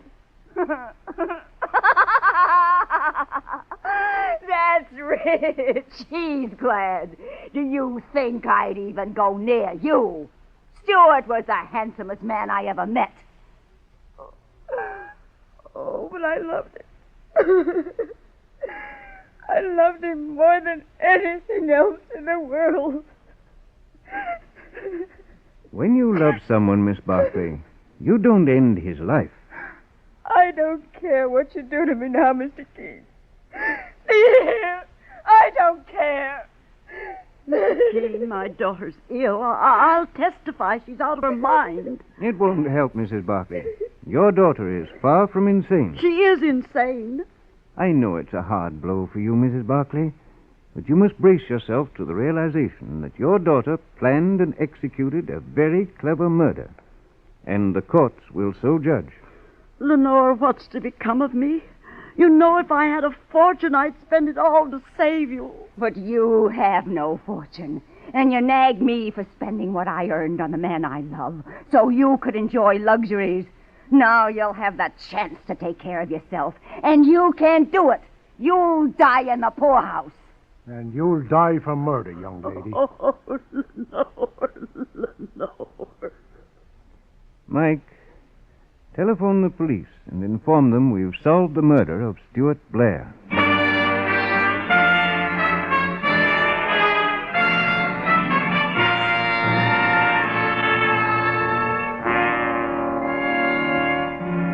And so Mr. Keene finds the solution to the poison sandwich murder case.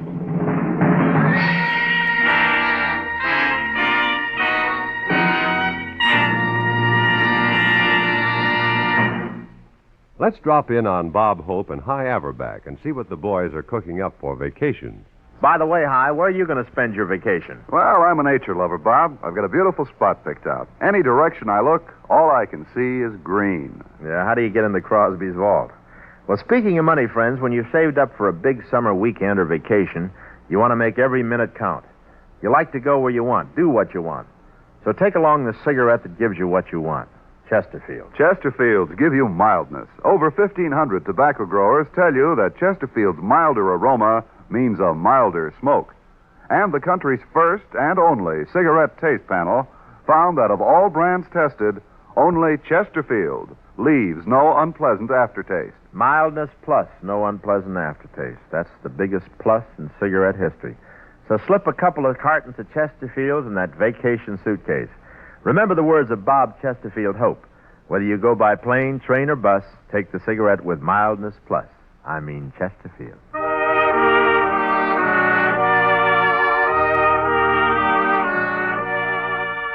Listen again next week to Mr. Keene, Tracer of Lost Persons, a new weekly feature on NBC's All-Star Festival of mystery, comedy, music, and drama, brought to you by Anacin for fast relief from pain of headache, neuritis, and neuralgia. By RCA Victor, world leader in radio, first in recorded music and first in television. And by Chesterfield, always milder, better tasting, cooler smoking, plus no unpleasant aftertaste. Mr. Keene, Tracer of Lost Persons, is based on the novel Mr. Keene. The radio sequel is originated and produced by Frank and Ann Hummert. Henry Howard is the director. Philip Clark plays Mr. Keene. Your announcer, Jack Costello. Remember, Mr. Keene is now on the air at this new time, every Friday at 9:30 Eastern Daylight Saving Time. Don't miss Mr. Keene next Friday, when the kindly old tracer turns to the fire escape murder case.